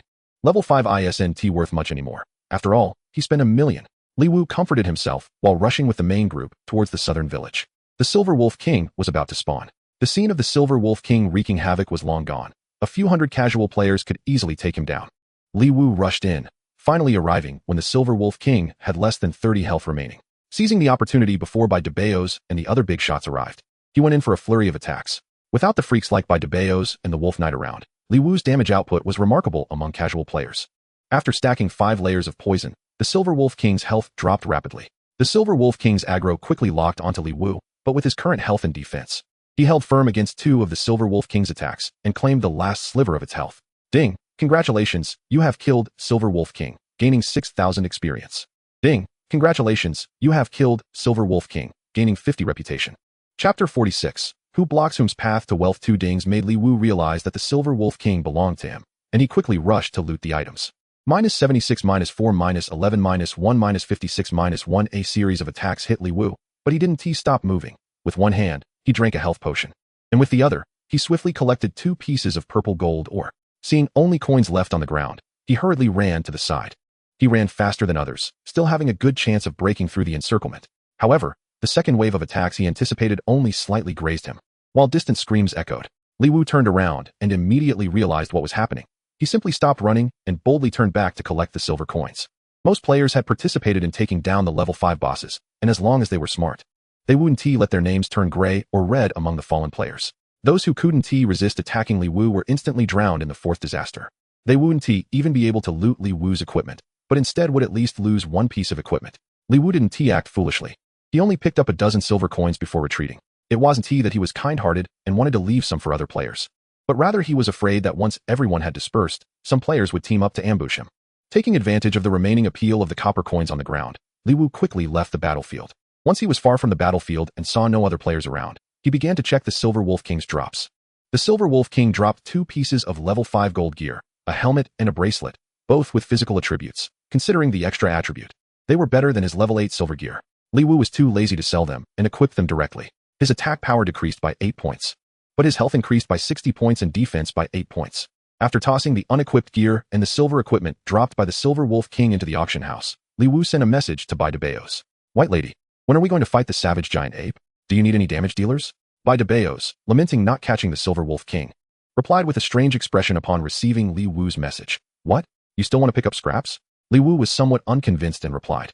What do you mean pick up scraps? My personal damage output is already close to 20 times my health, and I won't die if I don't attack. Isn't that just wasting it? Whether it's a waste or not, you won't have the chance anymore. Someone guessed yesterday that you were picking up scraps. And if you dare to show your face today, you'll probably get killed, Bai Debayos replied gleefully. No way. Without me, they wouldn't be able to kill the savage giant ape. That was yesterday. Today is different. So confident. Then it's all thanks to you. The monsters in the Abyss Passage dungeon have a chance to drop level 10 silver gear. As long as they're not killed, the monsters respawn every half hour. Although the drop rate isn't high, it can be farmed repeatedly, and now level 10 silver gear is almost flooding the market, with prices dropping by more than half. What does that say about the overall strength of the players? It's almost guaranteed to defeat the savage giant ape. What? Can I fish in troubled waters? Li Wu replied reluctantly. Hee. Some big shots said yesterday to keep an eye on those hiding their names. Be careful not to get taken out directly. Aren't they afraid of turning red? You don't understand the world of us wealthy people. I can hire 7 bodyguards in the game. Can't others hire a few suicide squads? Why should I do everything myself? Although I won't stab you in the back because of our friendship, I can't control what others do. Li Wu smacked his lips, unsure of what to say for a moment. The taller the tree, the more it attracts the wind.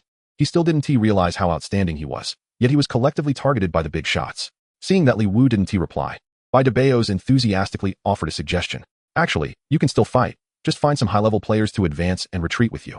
And no one would dare risk turning red to attack you. Sigh, just say it. What are the conditions? Li Wu sighed. He knew this method, but in his friend list, he only had Bai Debayos and one other person, so he could only rely on Bai Debayos. Hee. I can call the Wolf Knight and gather some people to protect you. With the 2 of us around, no one would dare to act. If we manage to loot, you take 1/3 of the profits, and the other 2/3 go to me and the Wolf Knight. Of course, you won't have to pay the other damage dealers. Good. Li Wu replied decisively. 1/3 is better than nothing. After gathering with Bai Debayos, the Wolf Knight, and others, the group headed towards the valley where the savage giant ape was located. There were fewer team members than yesterday, probably because Bai Debayos only offered a dead salary today. Li Wu couldn't be bothered to ask, With him around, Baidabeos and the Wolf Knight would be fools to share 2/3 of the profits with others. However, a dozen people were enough, plus Baidabeos' 7 bodyguards and a butler. Li Wu finally noticed a problem and turned to ask, "Where are your butler and bodyguards?" "Hehe. I sent them to guard the hell 3-headed dog." Is it necessary to guard in advance? If you want to fight, wouldn't it be the same to kill it after finishing here? Baidabeos looked at Li Wu strangely. "Don't you check the forum?" "What do you mean?" Li Wu was even more confused. "Besides you, that guy from Battle the World killed the hell 3-headed dog yesterday and posted a strategy on the forum, saying that the hell 3-headed dog can't go outside and can't turn around. As long as you can withstand the bombardment and rush to its back, you can hit it freely. There is such a technique, but what does it have to do with you sending people to guard in advance? Can your butler and bodyguards withstand it? They can't withstand it head on, but they can guard the passage and wait for respawn, right? Damn, there are such tricky operations. I was still thinking of making another wave today. This Battle the World actually blocked my path to wealth. They didn't say you were blocking the path to wealth. Someone on the forum reported that Battle the World killed the hell 3-headed dog just 2 minutes after you, losing not only 1,000 reputation but also the 3,000 reputation for activating the dungeon passage, and they missed the 2 most important announcements across China. What a coincidence. Li Wu felt much more balanced psychologically at once, then disdainfully continued, "What is so important about the announcement across China? It just makes everyone know I'm fat. I might as well shout for everyone to come and kill me. You really don't understand anything." Baidaba looked at Li Wu with disdain, then shook his head. "Do you know how much value a server-wide announcement holds? If Zhang Tianxia can get 3 consecutive server-wide announcements, once the guild system is opened, he can instantly establish a top-tier guild with just 1 call. If I could get a server-wide announcement, I would even consider starting a guild for fun. And now, his hard-earned server-wide announcement is almost overshadowed by your 2 consecutive announcements. Who's blocking whose financial path? He might not necessarily want fame." Li Wu awkwardly touched his nose.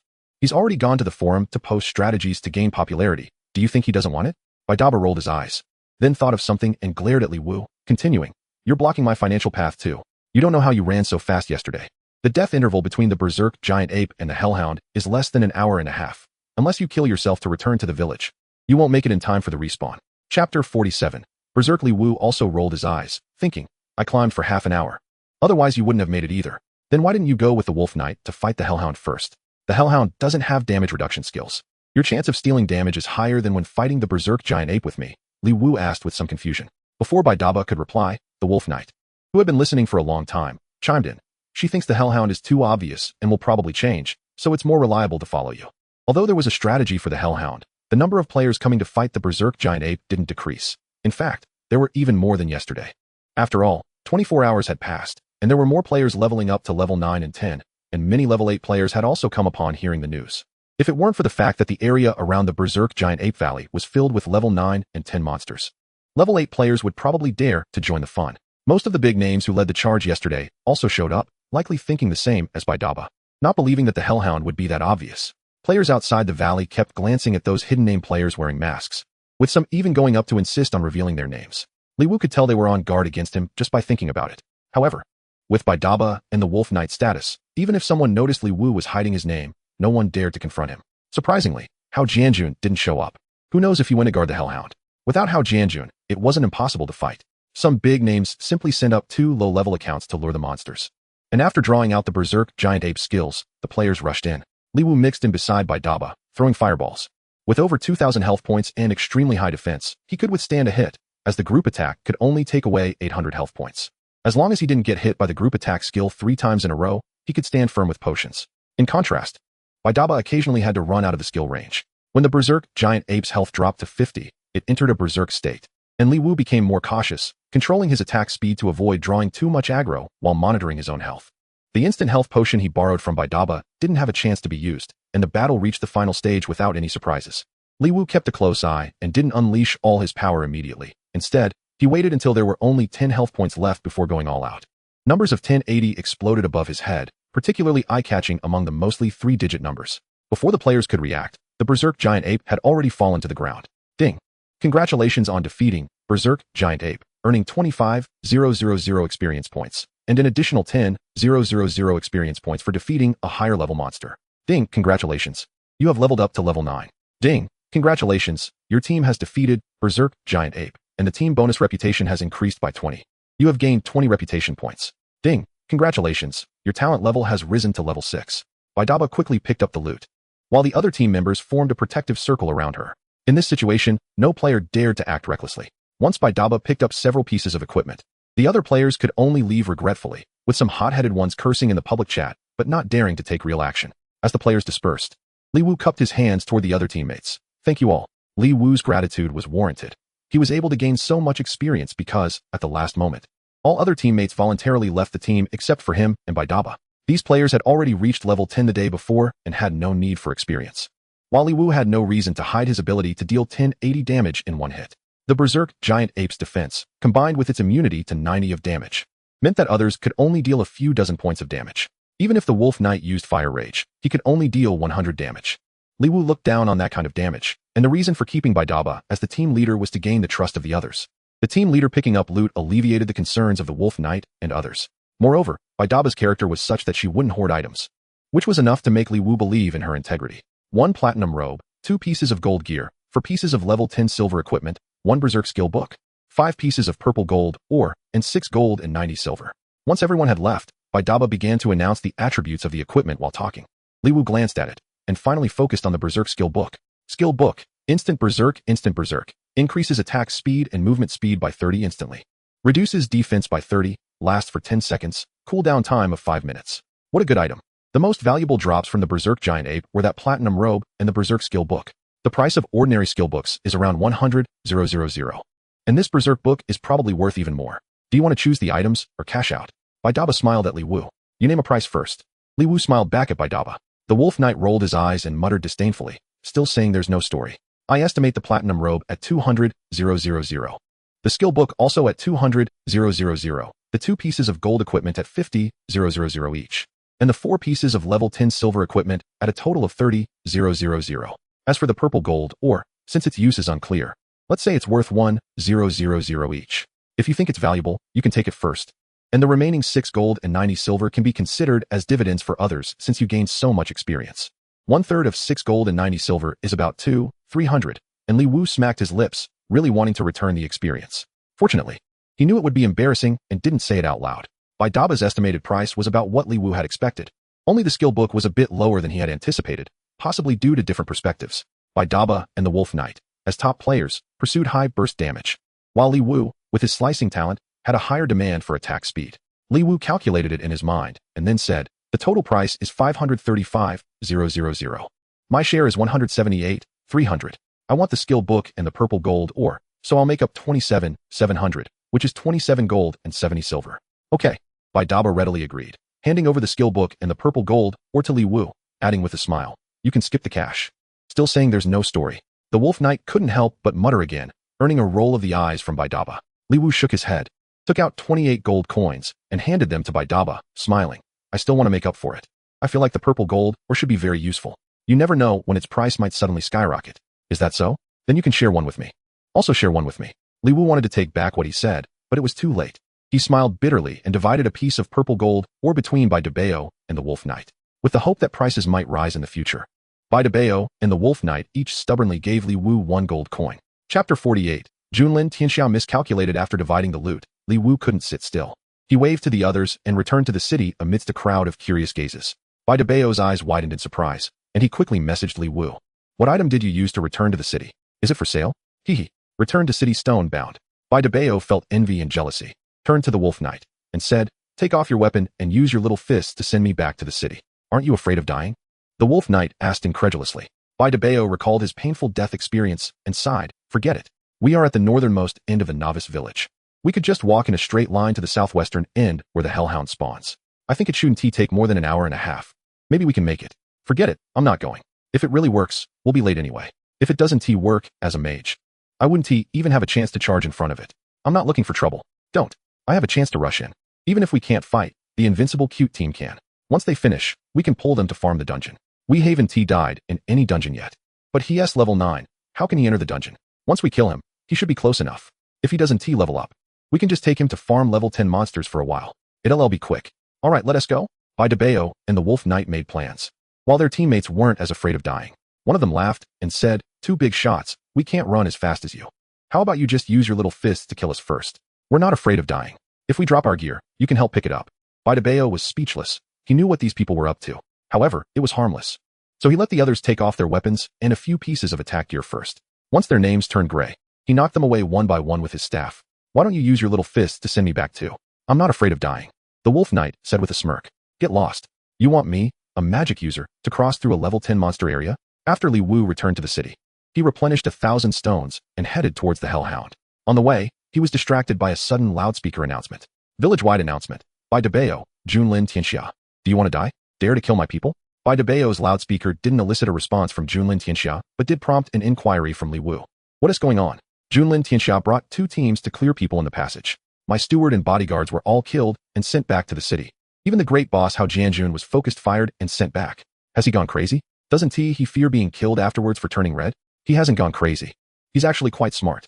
He has 2 teams of 40 level 10 players, and in the narrow passage, no one can block them. Even if he turns red, once he finishes killing, he can just turn around and enter the dungeon to farm small monsters for a day. Who can do anything about him?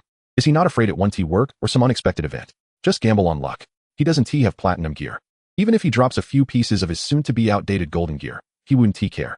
Besides, he is already level 10. So even if he sits in jail for a day, it's not much of a loss. He's a ruthless one. Li Wu gave a fair assessment. Indeed ruthless. Be careful. No worries. I want to expose myself if there is no opportunity. After Li Wu arrived near the Hellhound spawn point, he did not enter the valley but instead took a large detour while no one was paying attention, climbing up the path he had dug out yesterday. The cliffs on both sides of the valley were about 200 to 300 meters high. Li Wu crouched in a thicket, showing only his eyes as he looked down. Many players gathered in the valley, cursing at the stone door. From the noise, it seemed they were cursing Junlin Tianxia and his group. The Junlin Tianxia group was blocking the entrance, and Li Wu couldn't see them, so he just waited quietly. Before long, 3 consecutive roars suddenly echoed, and bursts of white light emerged from the valley. With the spawn, the players in the valley were forcibly teleported away. A commotion came from outside the valley, and Li Wu opened the regional chat, a strange smile appearing on his face. The Junlin Tianxia group inside the entrance was also forcibly teleported, just like the players in the valley, to outside the valley. Li Wu guessed that Junlin Tianxia's expression must be quite interesting now. 40 red names appeared in the bustling crowd, just like 40 big meat buns, and within a minute, they were all killed, dropping a heap of gear and items. All items in the red-named backpack exploded, and at least 2 pieces of equipment fell from their bodies. The players outside the valley hadn't even attacked yet, but had already made a big profit, and the regional chat was filled with gratitude towards Junlin Tianxia. Village-wide announcement. By Dabeo. Congratulations, Junlin Little Dog, for sitting in jail. Village-wide announcement. Wolf Knight. Congratulations, Junlin Little Dog, for sitting in jail. Seeing that both of his comrades had started using loudspeakers, under the shared hatred towards the enemy, Li Wu chimed in on the regional chat. Invincible Cute Team. Congratulations, Junlin Little Dog, for sitting in jail. How could they use loudspeakers? Junlin Tianxia's farce ended, but the players outside the valley were in trouble. Without being able to block, some players managed to withstand the barrage of 3 area attacks, charging into the players behind them, but unfortunately, they weren't present. Either they were rushing over like the Wolf Knight, or had been ambushed back to the city like the great boss Hao Jianjun. The players present who wanted to fight the Hellhound could only do it like the initial failed strategy on the forum, focusing fire from a distance during the cooldown of area attack skills, attacking one wave and retreating another. Although that strategy was a failure, it didn't mean it would fail now. That post was made 2 days ago, and the players' levels and gear were far higher than back then. 2 days ago, other novice villages managed to reach the 3rd phase. They surely had a chance to conquer it now. Outside the valley, the players enthusiastically analyzed the situation, with some even starting to guide others on how to strategize. Suddenly, a surprised voice caught everyone's attention. Damn, someone is climbing down from the mountain. Upon hearing this, the players quickly squeezed to the valley entrance and indeed saw someone climbing down the cliff at the corner of the valley. Even reaching the warning range of the Hellhound, area attack skills erupted from the entrance, yet the player on the cliff continued climbing down without pause, unharmed. Damn, this is the real deal, right? Hiding their name and wearing a mask, this was definitely that invincible cute team. Quick, everyone charge forward and focus fire on that guy. Alright, you go first, we'll follow you. Why aren't you moving? I'm afraid of my name changing color. Come on, it's like we aren't afraid. Chapter 49. Pet Egg. As soon as Li Wu saw that everyone had been cleared out, he immediately started climbing down the cliff. Just like yesterday, he stood unharmed in a corner of the valley, and then moved along the wall towards the stone door. Arriving next to the stone door, Li Wu didn't throw stones, but waited silently. Just then, over a dozen players rushed in from the valley entrance, instantly taking heavy damage from the attacks, while the remaining 6 low-health players shot ice arrows at Li Wu next to the door. -121, -112, -151. A series of 6 damage numbers floated above Li Wu's head. But he remained calm. He poured a bottle of big red potion into himself, and then pulled out a white instant recovery potion that he had no intention of returning. Li Wu had anticipated this. Ordinary players would certainly not dare to rush in and attack him. But there were indeed wealthy individuals like Bai Dabeo who had hired a few minions. It was normal for them to send their subordinates to try and kill Li Wu to prevent him from getting a solo kill. If it had been yesterday, Li Wu would not have been able to withstand it, but now he was like a blood cow. Even Bai Debao couldn't kill him in an instant, let alone a few lackeys. A series of black energy balls flew out from the stone gate, taking away the closest player. And then a large wave of black mist erupted from within the gate. Li Wu's eyes lit up, and before the black mist spread over him, he drank the instant recovery potion. He then braced himself and took 4 fireballs before turning and charging into the stone gate. The 4 remaining players, under the effect of the black mist's healing restriction, chased for a few steps before turning into white light one by one. Li Wu pushed through the black mist and dashed to the back of the Hellhound. Looking at his remaining 980 health points, he couldn't help but feel a bit regretful about that bottle of instant recovery potion worth hundreds, which was priceless on the market. He could have had 180 health points left, but he didn't dare to gamble. Li Wu looked at the Hellhound's round belly stuck between the walls and couldn't help but laugh. Could this guy be female? That big belly was almost like Mrs. Li after 3 years of pregnancy. Seeing the Hellhound's unguarded backside, Li Wu suddenly thought of something and took out the long-buried novice pistol from his backpack. Previously, due to not being able to afford bullets, Li Wu had not thought about this, but now his cutting skill had leveled up and the damage reached 0.7, meaning he could kill it with 143 hits.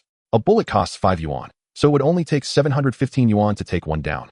And the pistol's attack range was much farther than skills, even exceeding the range of skills from the novice village. If it worked out, couldn't he kite them easily? Bang. Immune bang bang bang. After a few shots, Li Wu put away the pistol with a dark face and switched to his longsword to attack the Hellhound. At this time, there was no time for Li Wu to think about firearms, as he rushed into the stone gate. The players outside the valley could no longer sit still. Players with commanding abilities began to instruct ranged players to focus fire, and wealthy players started hiring mercenaries to draw out skills. Under Li Wu's pressure, the players surprisingly found their rhythm, dealing damage every few seconds. Some players even had area attack skills, and even though Li Wu was blocked behind the Hellhound and couldn't be targeted, they managed to chip away quite a bit of his health. This forced Li Wu to either use potions or retreat to throw stones. However, it was a pity that Li Wu's cutting skill had reached level 6, with cutting damage at 0.7, meaning each hit dealt 1400 damage. Coupled with 5 layers of poison and the double cutting trigger from normal attacks, one slash would deal 2 1400s plus 170. In the end, the god of wealth favored Li Wu, and the Hellhound fell under Li Wu's sword. Ding, congratulations. You have killed Hellhound, gaining 50,000 experience points and a level up reward of 10,000 points. Ding, congratulations. Your level has increased to level 10. Ding, congratulations. You have learned the novice universal skill, jump slash. Ding, congratulations. You have learned the novice universal skill, wind blow. Ding, congratulations. You have killed Hellhound, gaining a reputation reward of 50. Li Wu was slightly stunned when he saw the dropped items, then hurriedly picked them up. Ding, congratulations. You have obtained the first pet egg in the Huaxia server, gaining a reputation of 3000. Server-wide announcement. Congratulations to player Invincible Cute Group for being the first to obtain a pet egg. The pet system is now open, and all monsters have a chance to drop pet eggs. This is an official announcement. Li Wu's face turned dark. He quickly picked up the other items, not even bothering to collect the silver coins before turning to run. The server-wide announcement was just a troublemaker. Platinum equipment was already enough to make people envious. And now there was the first pet egg. If he exchanged identities with other players outside, he might not be able to resist the temptation. Can't I just quietly get rich? Fortunately, he had reached level 10, and the dungeon was deep inside. As long as he entered the dungeon and used a return stone, he would be safe. Just as Li Wu turned and ran a couple of steps, he was hit by a few ice arrows, instantly reducing his movement speed. Berserk. Li Wu instantly activated the newly learned Berserk skill, increasing his movement speed by 30, and with the additional movement speed from his platinum shoes. He only took a few hits before bursting out of the attack range of the other players. Reaching the end of the passage, Li Wu pressed his hand against the black light curtain, and the system prompt sounded. The Abyss Passage dungeon can only be entered once per day. The dungeon difficulty is relatively high. It is recommended to enter as a team. Please confirm if you want to enter solo. Li Wu had no time to form a team, so he directly clicked confirm, and his figure disappeared in front of the black light curtain. The next moment, Li Wu appeared in a long tunnel, where a few humanoid monsters with horns on their heads and completely black bodies were swimming in the distance.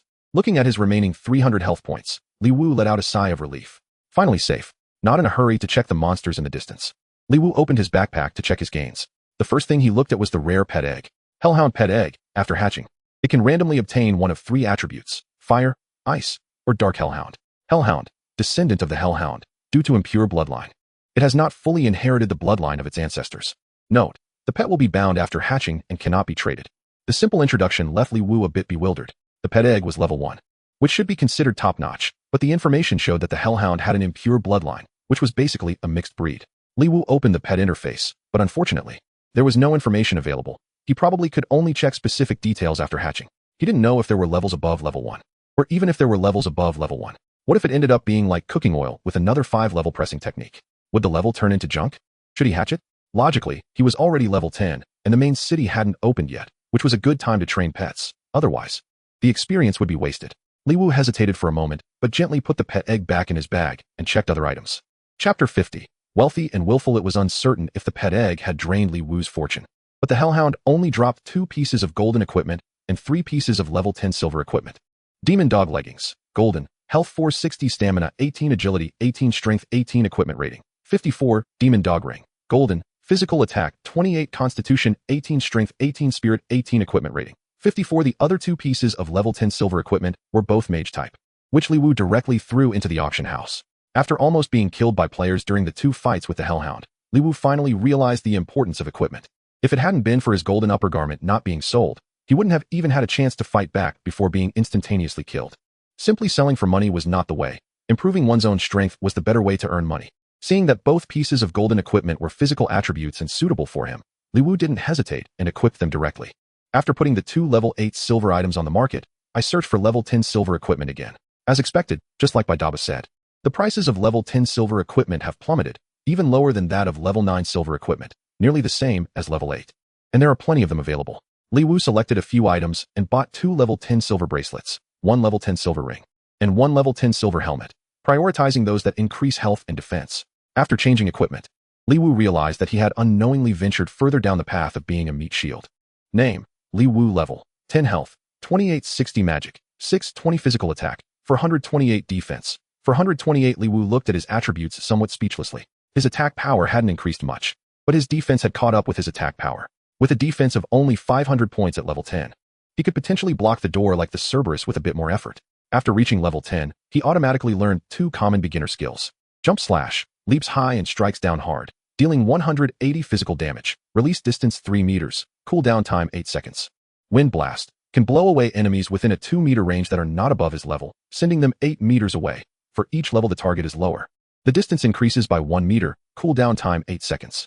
Opening the friend list, Baidaba's avatar had been flashing for quite a while. I want it. I want it. I want it. Baidaba's voice made Li Wu shiver. What do you know about the drop? You just shout you want it? I want a pet egg. I want a pet. Baidaba was currently only interested in pets. There's only 1 pet egg in the whole server right now. How do you expect me to price it? Li Wu was somewhat helpless. His subjective thought was to sell the pet egg since it was the first pet in the server, but how to price it became a problem. It's not the only one anymore. The auction house already has pet eggs listed. I guess yours should be better. So fast. Li Wu was surprised and hurriedly opened the auction house, and indeed found 2 pet eggs up for auction. Giant Rabbit Pet Egg, level, Steel Tooth Wild Boar Pet Egg, level. Li Wu was speechless. It had only been a few minutes, and small monsters had already started dropping pet eggs. Could they at least update the version? Initially, he thought he could raise the price by relying on the fact that it was the only pet egg in the server, but before he could even warm it up, it started to cool down. Fortunately, the quality of the 2 pet eggs in the auction house was not high enough to challenge the quality of the Cerberus. It can be sold. Li Wu gritted his teeth and then added, but the price is really hard to determine. I'm afraid I'll have to put it on the auction house. Baidaba was anxious and quickly replied, Don't put it on the auction house. I'm not afraid of high prices, but I'm afraid someone will sneak in at the last second. There's nothing I can do. The price of this thing is unclear right now. Selling it too high or too low is not good. Li Wu replied helplessly, What is the big deal? How about this? I'll give you $1 million as a deposit, and then when someone from our village or another village auctions off a pet egg of similar quality, we'll calculate it based on the highest transaction price. If it's more, you don't have to refund, and if it's less, I'll compensate you. Before Li Wu could reply, he received a system prompt that $1 million had been credited to his bank card. Li Wu was speechless and then sent a message with a strange expression. Did you forget to ask me what kind of pet egg it is? Isn't it the Cerberus pet egg? Baidaba asked in confusion. I'm actually holding a mixed breed. Li Wu sent over the information about the Cerberus pet egg. Baidaba was silent for a moment and then excitedly sent a message. You scared me. I thought it was a mutt.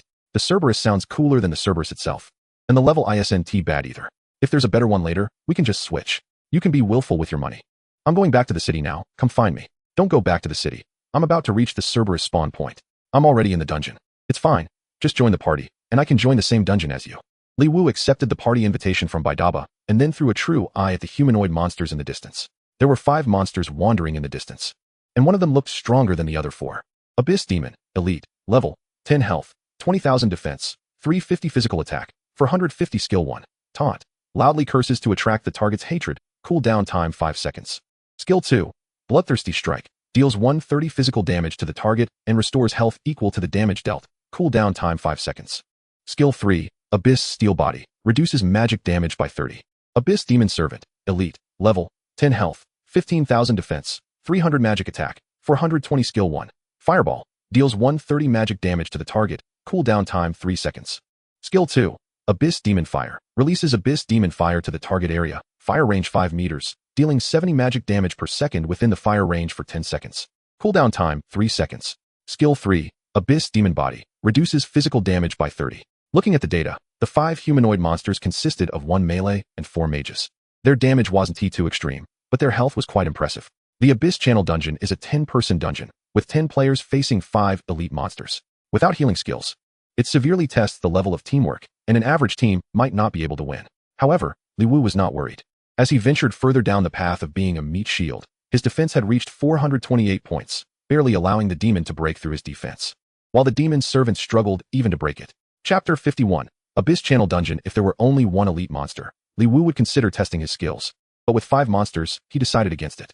Fortunately, Baidaba didn't keep Li Wu waiting long and soon appeared beside him, accompanied by a wolf knight and 7 other players. Upon meeting, Baidaba eagerly reached out with his pale hands to Li Wu. Li Wu glanced at him and grinned. You clearly haven't done any work. Hey, don't mess around, give it to me quickly. Baidaba was anxious, extending his hands as if he were about to choke Li Wu. The wolf knight beside them sneered and muttered, TSK, TSK, TSK, such flirtatious words. Li Wu gave the wolf knight a speechless glance, stopped teasing Baidaba, and took out the pet egg. Baidaba took the pet egg and immediately chose to hatch it eagerly. A small black dog appeared at Baidaba's feet, and although it was called the Cerberus, its small size made it quite cute. Wow, so cute. Baidaba's eyes lit up as he hugged the little dog and played with it. Li Wu threw a true eye at the little black dog. Cerberus pup. Ice. Quality. Level. 0 health. 180 magic. 180 defense. 20 magic attack. 50 skill. Ice arrow. Seeing the attributes of the Cerberus, Li Wu felt envious. He didn't expect the initial attributes of the Cerberus to be so high, nearly double that of a player's initial attributes. Fortunately, pets should not be able to equip gear. Li Wu couldn't see Baidaba's pet interface and curiously asked, is there any introduction to the quality? Hearing Li Wu's reminder, Baidaba quickly summoned the pet interface and exclaimed with surprise, pets with level qualifications increase their base attribute values by 100 for each level gained.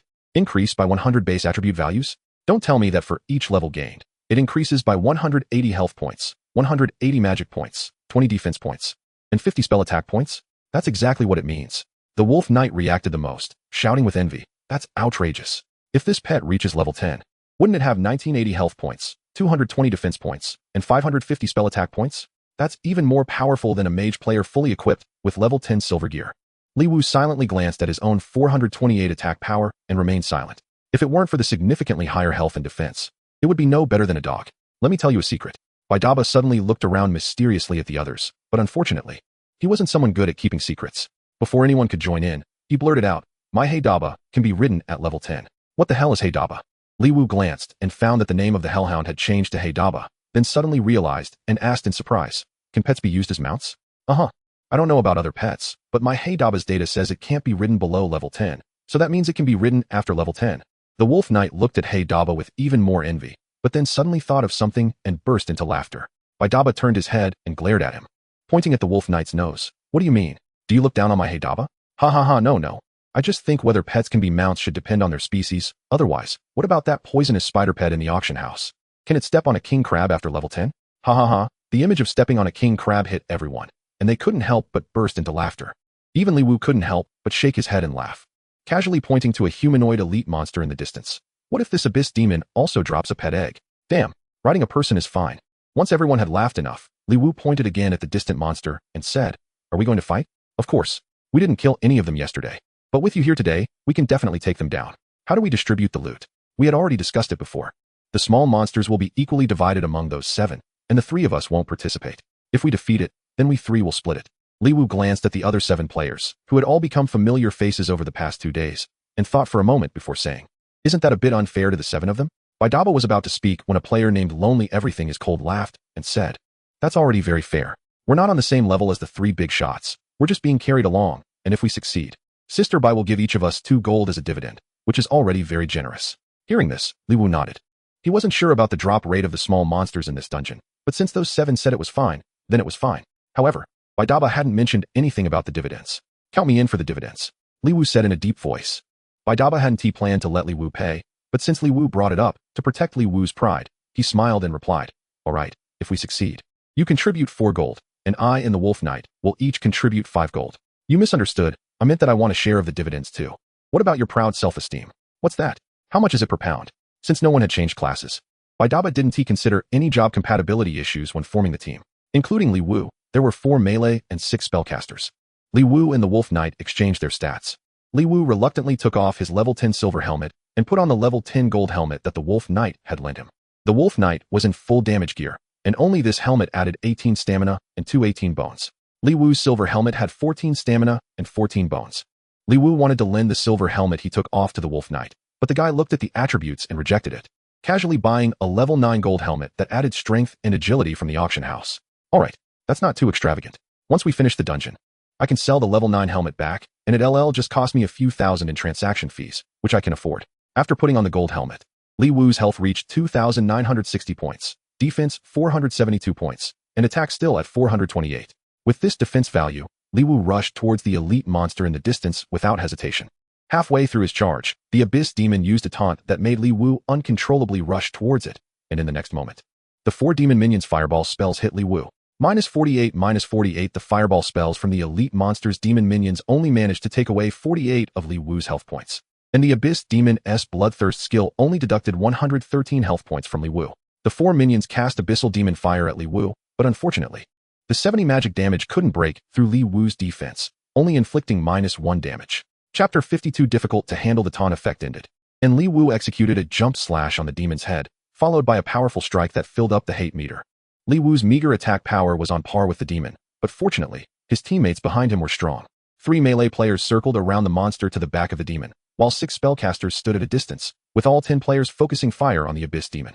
Because the demon was immune to 50 magic damage, the Wolf Knight's performance was particularly eye-catching, dealing 1,400 damage with a fire skill and over 1,100 with a jump slash.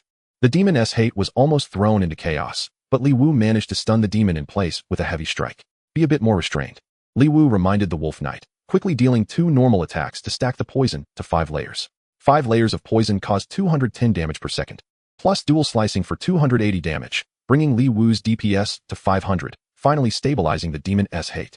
With several waves of attacks exchanged, Li Wu's health dropped to 2,000 points, and seeing the demon still alive while 4 demon minions were throwing fireballs at him from afar, Li Wu quickly shouted, "Split up 2 people to hold off the 2 minions, or I won't be able to withstand the damage." "No need." Baidaba's voice came from behind, followed by a golden light landing on Li Wu's head. 812. Li Wu's health instantly approached full value. Turning his head, he saw Baidaba smiling and waving the wand in his hand, looking quite pleased. So extravagant. At this stage, healing skill books were extremely expensive, and Li Wu felt a pang of regret that the berserk skill he had learned was nowhere near as good by comparison. With Baidaba's healing spell, Li Wu no longer held back and charged towards the 4 demon minions with the Abyss Demon in tow, dealing 1 attack to each monster, maximizing the effect of the poison skill. Soon, all 5 monsters had 5 layers of poison stacked on them, and their hate was filled. Before long, they turned into white light one after another, and the 5 elite monsters only dropped some currency. After a simple recovery, they continued forward, and the second wave of monsters was the same as before, with Li Wu charging straight ahead. This time, after the demon was stacked with 5 layers of poison, Li Wu let the Wolf Knight take over. Without any surprises, they cleared it, and a piece of silver equipment appeared on the ground. Baidaba, as the notator, stepped forward to pick up the equipment, intending to distribute it to others after the dungeon ended. The team continued forward, clearing 7 waves of elite monsters in a row, and soon 3 forks appeared in the tunnel ahead. Baidaba called for everyone to take the left path first. As soon as they entered the left path, they encountered a wave of elite monsters, but the number increased to 8, all being melee Abyss demons. The pressure fell on Li Wu, even with Baidaba healing. He found it hard to cope with 8 Abyss demons. The old method, flying kites. You 4 will pair up in 2s and use frost arrows to pull away 1 demon each, while the remaining 6 demons can be handled by Brother Tuan. Baidabaob isn't new to clearing Abyss dungeons and quickly offers a strategy. Li Wu nods, steps forward to attract the aggro of 8 demons, and then the 4 mages work together to pull away 2 demons. After the remaining group focuses fire on 1 demon, Li Wu maintains 5 layers of poison on the remaining 5 demons and calls on Baidabaob to use area damage skills. Baidabaob's staff has an Ice Howl ability. After using it, he magically pulls out the staff of the Zombie King and casts a Chain Lightning. The 2 staves seamlessly exchange, making it look smooth, prompting Li Wu to cast an admiring glance. Wealthy players aren't scary. What's scary is when the wealthy player is skilled. Even if the demons are immune to 50 of magic damage, they can only turn into white light in the face of Baidabeob's explosive damage. The left corridor only has 2 waves of elite monsters. After clearing them, they encounter the first boss of the Abyss dungeon. Abyss Warrior, level, 10 health, 100, 000 defense, 400 physical attack, 800 skill 1. Bloodthirst, deals 150 physical damage to the target, restoring health equal to the damage dealt.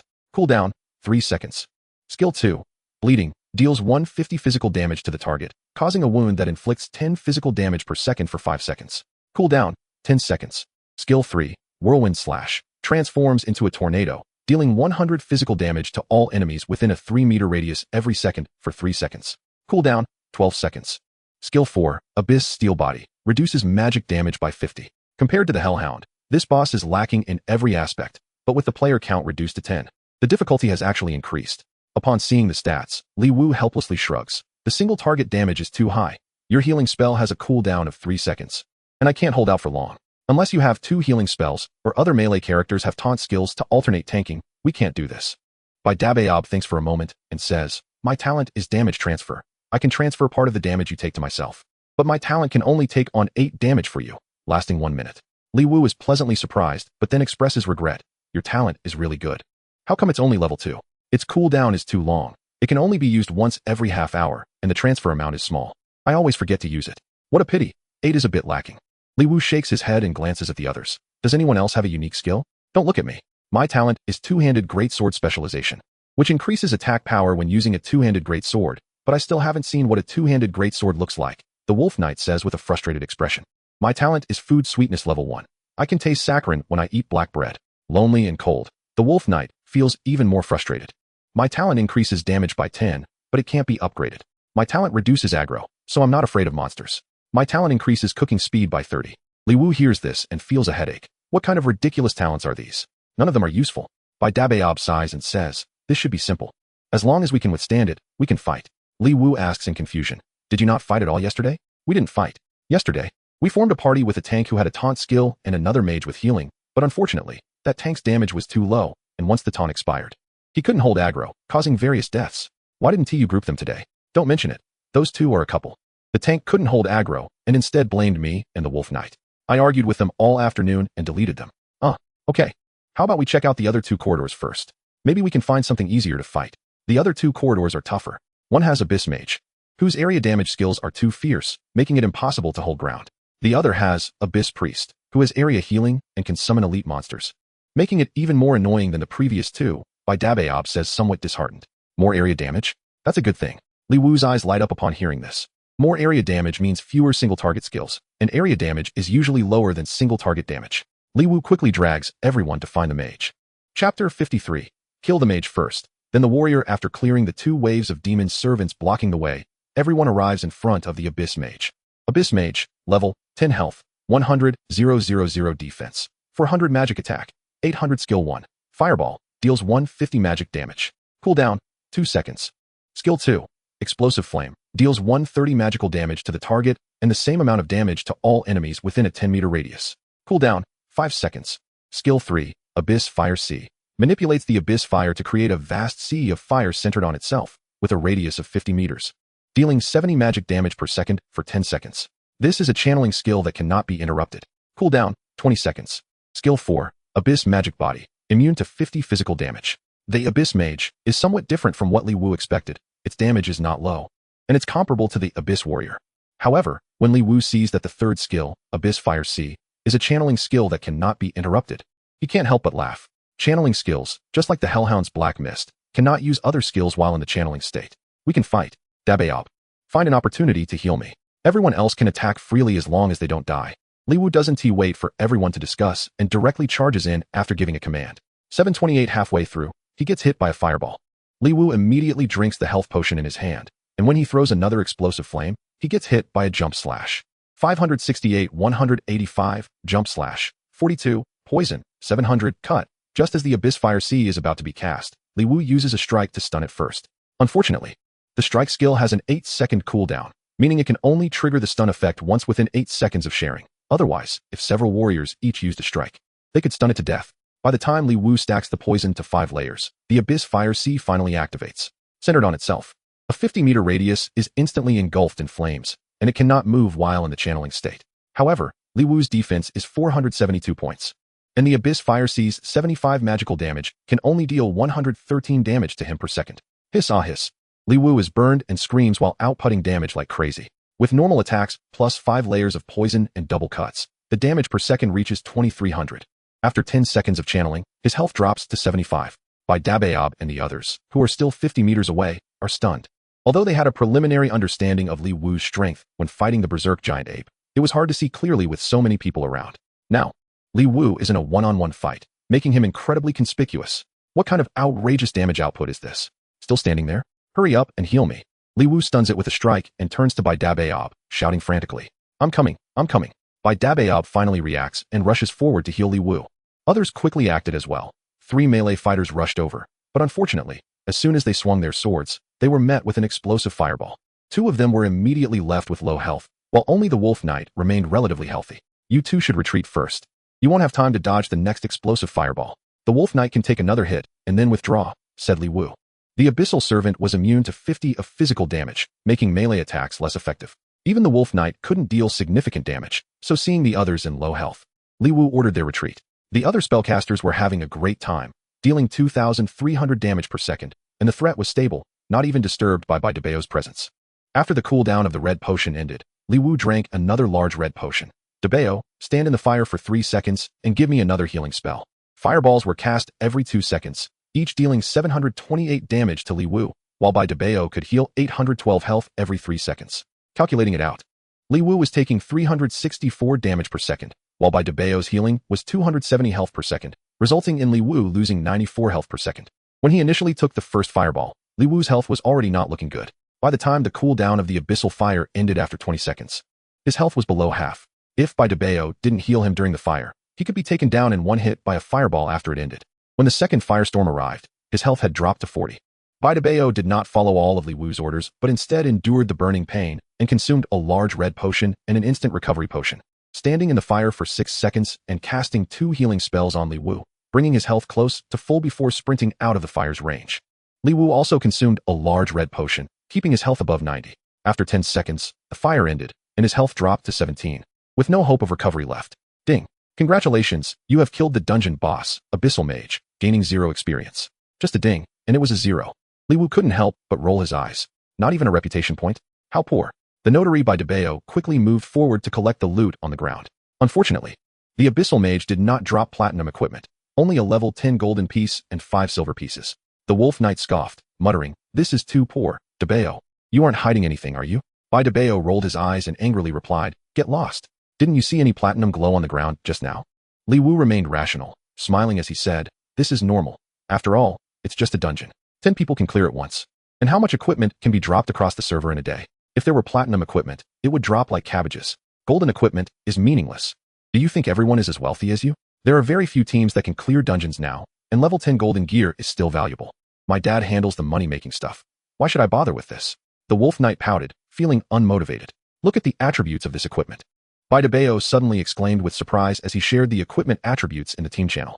Abyssal Bracelet, Golden, Health, 180 Stamina, 18 Stamina, 18 Stamina, 18 Equipment Level, 10. What are you so excited about? This equipment is useless, the Wolf Knight said, somewhat speechless. However, Li Wu sighed, realizing that the path for the tank warrior was becoming increasingly difficult. Sure enough, Dabao tossed the bracelet to Li Wu, smiling. Now you should be able to withstand the Abyssal Warrior, right? Let's give it a try. Li Wu casually swapped out his silver bracelet that only provided 12 strength and 12 stamina for the Abyssal bracelet. His health officially exceeded 3,000 points. Defense rose to 556 points, and attack fell to 404 points. Chapter 54. Abyssal Priest. They had only exploded 1 golden equipment, so Li Wu naturally wouldn't keep it to himself. Laughing, let's put this bracelet on the tab for now. We'll settle it all together after the dungeon. Alright, I'll check the auction house to see if there's any other golden gear suitable for you. Dabao nodded and summoned the auction house, wanting to see if there were any items that could enhance Li Wu's strength. You don't need to. It's too expensive, Li Wu said somewhat shyly. You're overthinking it. I'm not that wasteful. I'm just helping you look. You can buy it yourself. Then I won't trouble you. Let's get going. Li Wu stopped him from spending his money and walked away. Dabao browsed the auction house as they walked, finding 2 level 10 golden items currently up for bid. But neither was suitable for Li Wu. Li Wu's equipment was already top-notch, aside from his weapon and a bracelet and ring that were still silver. The rest were all level 10 golden or above. One could say that without those 3 items, the rest of his gear combined was even comparable to that of the Wolf Knight. Of course, if they were talking about price, the Wolf Knight's weapon alone would surpass Li Wu's entire setup. The 10 of them returned to face the Abyssal Warrior. After checking the Abyssal Warrior's information again, Li Wu calculated and came to a similar conclusion. His defense was now at 556 points, and even if he did nothing, considering all skills and basic attacks, his damage per second was around 560 points. By Dabao's talents reduced this to about 500 points, and with healing spells neutralizing 270 points, only around 230 points of damage per second remained. Additionally, there's the Whirlwind Slash, which would reduce damage taken, combined with his powerful strike every 8 seconds. He could survive with a big red potion. Let's do this, Li Wu shouted and charged in. He jumped in with a jump slash, followed by a powerful strike, basic attacks, and another strong hit. After a series of combo attacks, he stacked 5 layers of poison, generating full threat.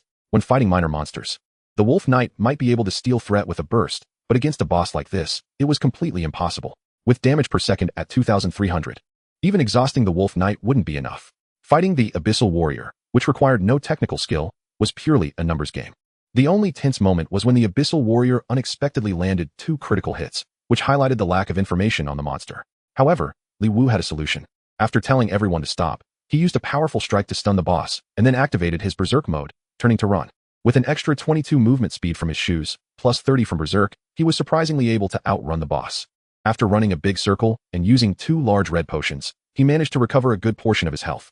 And then Dabao topped him off with a healing spell, including the 20 seconds spent running in circles. The whole process took no more than a minute and a half before the Abyssal Warrior fell to the ground. The notary went up to loot the body again. But unfortunately, it was still a piece of golden equipment, and there were only 3 pieces of silver equipment. However, this golden item was a piece of armor. Although it wasn't as good as what the 3 of them had, it was worth significantly more than other golden pieces, worth 2 or 3 times as much. Even the Wolf Knight, who claimed to look down on golden equipment, couldn't help but smirk. Who doesn't like money? After conquering 2 dungeons in a row, everyone eagerly rushed toward the central passage. After clearing 2 waves of minor monsters, the 3rd dungeon appeared before them. Abyssal Priest, level 10 health, 120, 000 defense, 450 magic attack, 850 skill 1, life drain. Randomly deals 130 magic damage per second to 8 targets within a 35-meter range and restores an equal amount of health, with a 3-second casting time and a 5-second cooldown. Skill 2, Abyssal Call, summons 5 abyssal demons to assist in battle with a 30-second cooldown. Skill 3, Group Healing, restores 100 health points equal to 50 magic for all friendly targets within a 50-meter range, cooldown time 5 seconds. Skill 4, Regeneration, restores 50 health points equal to magic per second to the target for 10 seconds, cooldown time 10 seconds. Seeing the information on the Abyss Priest, Li Wu couldn't help but roll her eyes at Dabao. Why not fight the easy one first instead of going after those 2?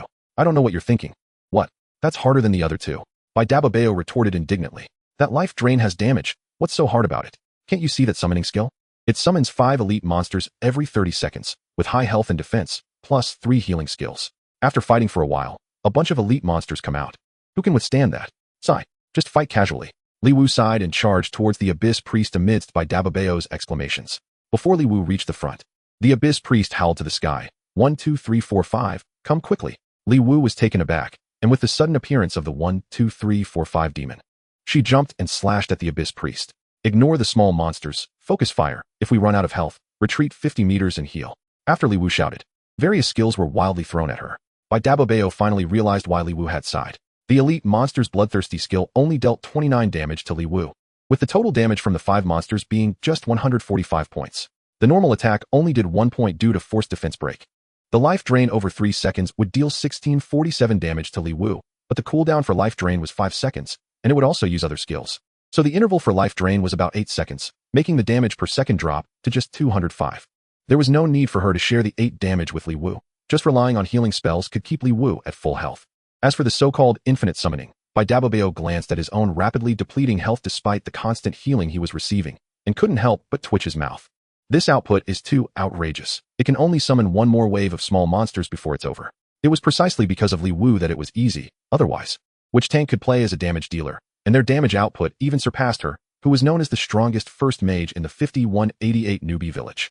As Dabao thought, the Abyss Priest had no damage reduction skills, and under the full damage of 10 people, the Abyss Priest couldn't even last 50 seconds before falling. With its collapse, the 10 unharmed elite monsters also disappeared. Li Wu thought it was a pity, while tanking 10 elite monsters was somewhat challenging. The small monsters were easy to kill if they were slowed down, and they might even drop a couple of silver. The summoned ones were fair in distribution. As the Abyss Priest transformed into white light, aside from leaving a few pieces of equipment on the ground beneath everyone shook. And soon the stone wall at the end of the passage collapsed. Chapter 55, Moral Coercion by Dabobeo, quickly moved forward to pick up the items, then looked warily at the collapsing stone wall in the distance. As the shaking stopped, another deep passage appeared at the end of the tunnel. There can't be more, right? The Wolf Knight said excitedly. It's very likely. Even though these three are tough, as long as you cooperate with Hao Jianjun and his teammate with healing skills, it's still possible. I don't believe that in the entire Huaxiao server with thousands of newbie villages, no one has thought of gathering the strongest forces to the dungeon, Li Wu said with a smile. I think so too. Ever since the day before yesterday when Zhang Tianxiao released the strategy for the Hellhound, many newbie villages have killed the Hellhound. There are quite a few newbie villages that can tackle dungeons, but I haven't heard of any that have completely cleared the dungeon yet, Dabobeo said, changing from being cautious to excited. Who wouldn't be happy to fight one more? The Abyss Priest dropped a level 10 golden magic boots. And after Dabobeo sent the information to the team channel, he equipped the boots, while the remaining 3 pieces of silver equipment didn't attract anyone's attention. As everyone was focused on the newly appeared passage, there were no monsters along the way, and at the end of the passage was a hall, where a gigantic figure sat high upon a throne at the end of the hall. Beside the throne lay a massive dark-colored canine creature. Abyss Lord, level, 10 health, 120. 000 defense, 450 physical attack, 900 magic attack, 900 skill 1, Bloodthirst skill 2, Abyss Fire Sea skill 3, healing spell, restores 120 health points equal to magic to the target. Skill 4, riding posture. After mounting, both attacks increase by 50, and all damage is borne by the mount. Skill 5, Abyss Body, 50 physical damage reduction, 50 magic damage reduction, Abyss Demon Wolf, level, 10 health, 100 defense, 450 physical attack, 800 skill 1, bite, deals 150 physical damage to the target. Cooldown time, 3 seconds. Skill 2, blood drinking, 10 health points drained. Skill 3, Wolf Howl, reduces the movement speed of all targets within a 100-meter range by 50. Cooldown time 10 seconds. Skill 4, Save Master. When the Master's health is below 50, immune to all control effects and rushes to the Master's side. Seeing the information of the 2 monsters, Dabobeo couldn't help but exclaim. There are actually 2. Unless we bring Hao Jianjun over right now, maybe a double tank and double healer can do it. The Wolf Knight shook his head and smiled bitterly. It's indeed difficult. The Abyss Lord's riding posture is too fierce. With a 50 increase in both attacks, even if the big guy Hao Jianjun comes, he wouldn't be able to withstand it. I don't know if he starts on the mount from the beginning. If that's the case, then it wouldn't matter who comes. It shouldn't be. Look at that Abyss Demon Wolf. It has a Save Master skill, right? I feel it should trigger when the Lord's health drops to 50. Then the correct strategy should be to kill the Abyss Demon Wolf first before taking down the Lord, but it's a pity we can't withstand it, Li Wu sighed. Just as everyone was at a loss, Lonely Cold suddenly spoke up. I do have a way. What way? Li Wu asked curiously. It requires money, Lonely Cold grinned. Hearing this, Li Wu blinked, thinking Lonely Cold was joking, then turned to Dabobeo and teased, he's talking to you. Dabobeo rolled his eyes at Li Wu, then looked at Lonely Cold. If the plan is useful, money isn't a problem. The money isn't just for me. It's for our 7 people's life money. We'll draw the Lord away, risking our lives to buy you time. With Brother Tuan here, we won't be lacking in output. Once you kill the Demon Wolf, you can turn around and kill the Lord. Once Lonely Cold's plan was proposed, everyone's eyes lit up. If it were another team, this method would be useless. Who could kill it with just 3 people? Even if they could, they wouldn't be fast enough. But with Li Wu here, as long as they could withstand it, it would be just a matter of a few seconds. Alright, if it works, each person gets a reward of 1 gold, Dabobeo immediately decided, promising each person 1,000 coins. Li Wu looked at Dabobeo as if he were a fool, secretly sighing at how naive he was. What money? If you die in the dungeon, you get teleported outside. You don't lose anything. What do you mean by life money? Is there even any extra life to sell? If we can't clear it normally, won't we just die? If Dabobeo insisted on trying, could the others not join in? The entire dungeon's rewards were still in Dabobeo's hands. Could Lonely Cold and the others not listen to orders? Isn't it normal for everyone to strategize together for a dungeon, brainstorming ideas? We've already discussed the distribution plan, and now that we've seen 2 more, feeling like we're losing out and wanting to add more money seems unreasonable. Yesterday, we spent the whole day with Dabobeo in the dungeon and didn't clear even 1. Not to mention how many small monsters we fought. Dabobeo and Wolf Knight, the 2 strongest, were working for free. Shouldn't they also feel like they're losing out? This guy is being clever and has tied the other 6 people together, creating a little moral coercion. Honestly, it would be better to be straightforward. Given Dabobeo's character, would he let you get ideas for free? Li Wu sighed inwardly. This guy is narrowing his own path, holding onto 2 big thighs, but not cherishing them. Unlike Dabobeo, Wolf Knight has reacted. He coldly glanced at Lonely Everything Cold. We may have money, but you can't treat us like fools. Wolf Knight remained calm and didn't explode on the spot. Instead, he said lightly, "Money can't be taken for free, and dying in the dungeon doesn't incur any losses. I've heard of teams dying 10 or 20 times just to clear a dungeon. Why should we get a reward of 2,000 for dying in our team?" Lonely, Everything Cold's expression changed slightly, and just as he was about to refute, Wolf Knight's next words blocked him. "Rewards aren't impossible, and I can even double them. But it's not a ransom. This should be the last dungeon, and after clearing it, there's a good chance of getting reputation rewards for being the first to clear it. Although we currently don't know what reputation is useful for. I want to get more, so when we fight the second one, anyone who leaves the team can receive a reward of 2 gold." Wolf Knight's words left several people momentarily silent, but only 4 of them were truly conflicted. Among the 7, 3 had been following Wolf Knight since the server opened. So they wouldn't disrespect the Thigh just for reputation. After all, without the Thigh, they wouldn't have any chance at the first clear. One conflicted player thought for a moment and said, "Can I choose not to take the reward and still get reputation?" "Of course. But you also have to share the rewards for the others. You can't just ride along for free, right?" Upon hearing Wolf Knight's response, this player became even more conflicted. Chapter 56. Having money doesn't mean being foolish in the end. All 7, including Lonely Everything Cold, chose to take the reward. On one side was the option to take 2,000 for free, while on the other side, not only would they get nothing, but have to pay thousands for an uncertain reputation that might not even exist. For ordinary players, there wasn't much to struggle with in making a choice. Furthermore, ordinary players can still earn reputation, as long as they participate in attacking monsters in the wild. They can earn 5 points. Who would be willing to spend money on it? They can just grind slowly. In the novice village, they can earn 20 points in a day, and once the main city opens, they'll probably earn even more. Only a fool would spend money to buy it. Li Wu looked at Wolf Knight, a bit dazed. This guy was different from what he expected. Unlike Baidabobayo, who was foolish and had lots of money, Wolf Knight was really shrewd. Not only did he turn the tables on Lonely Everything Cold, but he also wanted to take the opportunity to gain some reputation. Ordinary players were too scared to gamble for an uncertain reputation, but what did Wolf Knight have to fear? Perhaps just a pair of underwear's worth of money. Plus, this guy was really slick with his words, unknowingly leading those few people into a trap. What is the point of buying reputation? If there really is reputation, then it should be what others earn. Why should you want to buy it? If you have the ability, don't use others to help you clear dungeons, right? If you pay to have someone leave the team, those who stay will gain more reputation due to the system's allocation. Go find a system about that. What does it have to do with them? These few people were unknowingly trapped by Wolf Knight, and Li Wu couldn't be bothered to remind them. After all, they weren't at a loss since the 4,000 gold reward wasn't too little. If it weren't for the fact that reputation couldn't be transferred to others, he would have wanted to sell some. His reputation was already over 10,000, which was solid reputation that didn't require gambling. Asking for several times the price wouldn't be unreasonable, right? Too bad he couldn't sell it. Li Wu felt he couldn't underestimate these wealthy people anymore. The idea that foolish people have lots of money was merely the illusion of the poor. Is 2 gold too little? I feel like Baidabobayo's words weren't finished when Wolf Knight covered his mouth, his big eyes staring at Wolf Knight in confusion. Li Wu looked at the foolish and wealthy Baidabobayo and silently retracted his previous thoughts. Baidabobayo seemed to have been persuaded by a private chat from Wolf Knight, her pretty face showing a hint of anger. Fortunately, she knew that the chance for the first clear might not come again, so she didn't explode on the spot.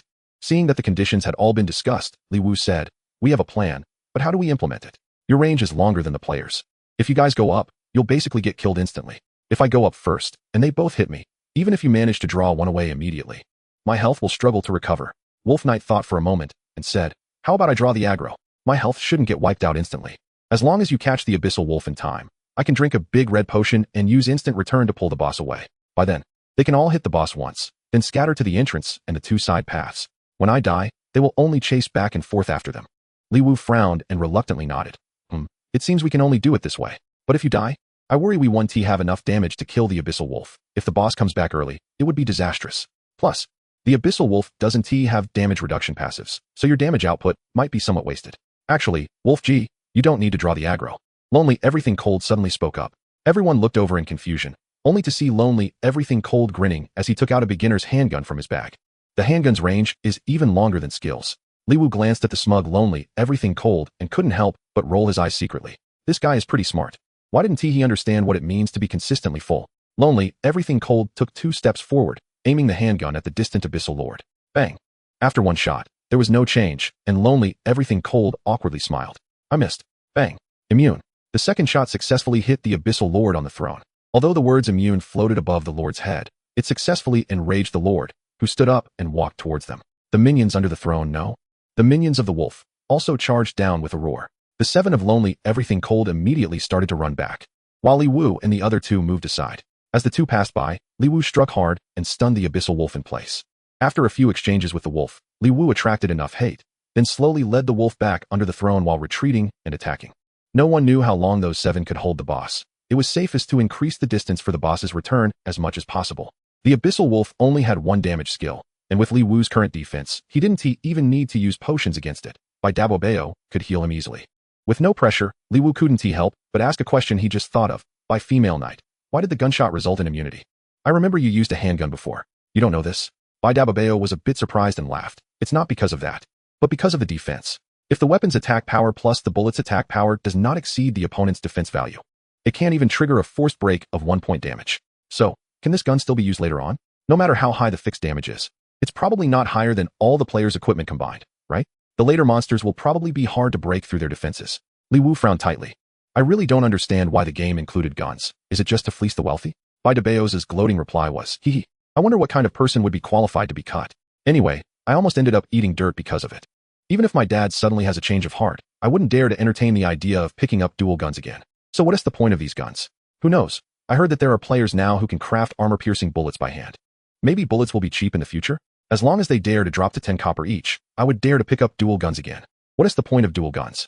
Someone on the forum said that another beginner village has a level 10 golden rifle with an amazing firing rate. The Wolf Knight excitedly interjected. Li Wu glanced at the Wolf Knight and asked in confusion, why are you so excited? With your condition? You haven't even touched a gun in real life, have you? Not only have I touched one, but I've also shot one. Unfortunately, I could only shoot at targets in the shooting range, while in the game, I can not only fight monsters, but also shoot people. Li Wu nodded in agreement. Every man has a dream of wielding a gun. Otherwise, he wouldn't have thought about joining the army before. As they spoke, the Abyssal Wolf fell to the ground without any suspense, and a huge figure angrily charged towards them from a distance. The other 7 had completed their designated goals. Just enough time for Li Wu and the other 2. Chapter 57. Shen Haoqing job changed. The Abyssal Wolf dropped nothing, and Li Wu hurriedly stepped forward to block the Abyss Lord. Without the Abyssal Wolf, the Abyss Lord was like a toothless tiger.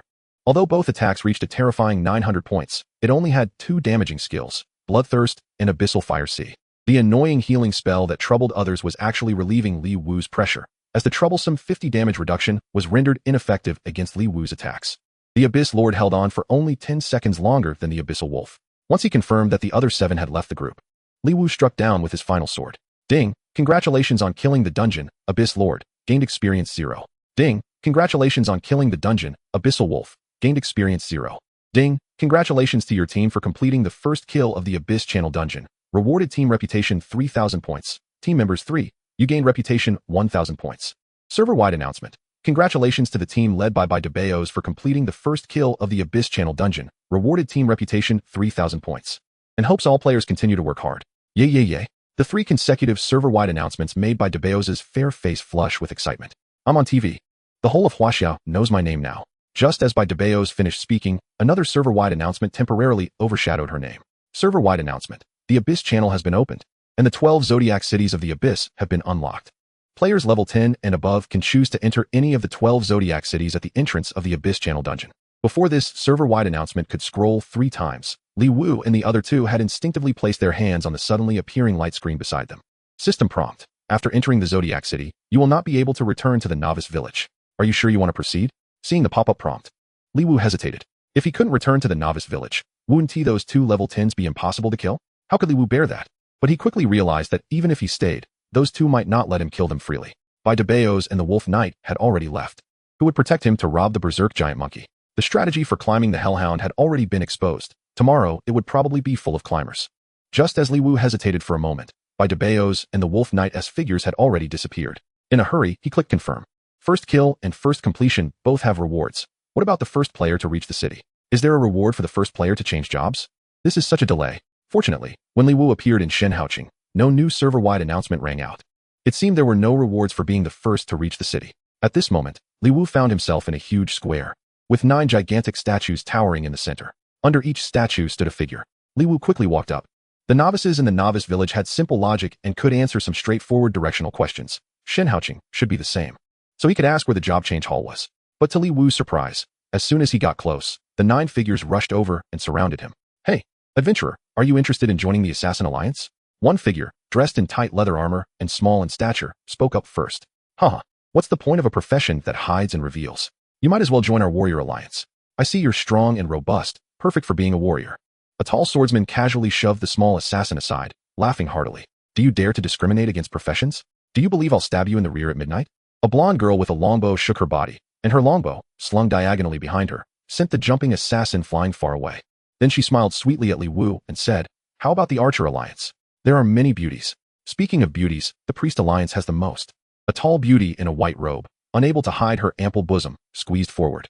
Come join our Knight Alliance. We have both magic and martial arts, plus various mounts available for free exchange. Our Mage Alliance is the best. You deserve the ultimate damage. Join the Druid Alliance and return to the embrace of nature. The earth and forest will bless you. Have you heard of summoners? Pets and mounts are all clouds. We can summon ourselves, and it's free. A group of people chattered away, making Li Wu's head hurt. Suddenly, a very discordant voice rang out. Guard Alliance, come if you want. You look as skinny as a chick. Who cares? Li Wu looked in surprise at the man covered in metal armor, holding a shield in one hand and a sword in the other, towering at nearly 2 meters tall. Even knowing the other was a member of the Guard Alliance, he couldn't help but say, are you playing hard to get with me? As if I would be interested in being a moving target. Server-wide announcement. Congratulations to player by DeBeos for being the first to change to Mage, rewarded with a golden level profession set, reputation 1000. Server-wide announcement. Congratulations to player Wolf Knight for being the first to change to Warrior, rewarded with a golden level profession set, reputation 1000. Server-wide announcement. Congratulations to player Jean Tian for being the first to change to Knight, rewarded with a golden level profession set, reputation 1000. Server-wide announcement. Congratulations to player Feng Chue Dandan Liang for being the first to change to Priest, rewarded with a golden level profession set, reputation 1000.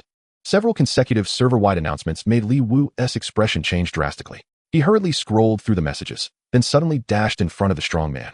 I want to join the Guard Alliance. I want to be a moving target. Please let me change jobs. Among the 9 professions, only the Summoner and Guard had no players changing jobs yet, and since Summoners relied on summoned creatures for combat, being inherently fragile, Li Wu had no choice but to choose the Guard if he wanted to grab a golden level profession set and 1000 reputation points. The strong man glanced at Li Wu with disdain and did not delay. With a wave of his hand, a golden light fell on Li Wu. System prompt. Do you want to change to Guard?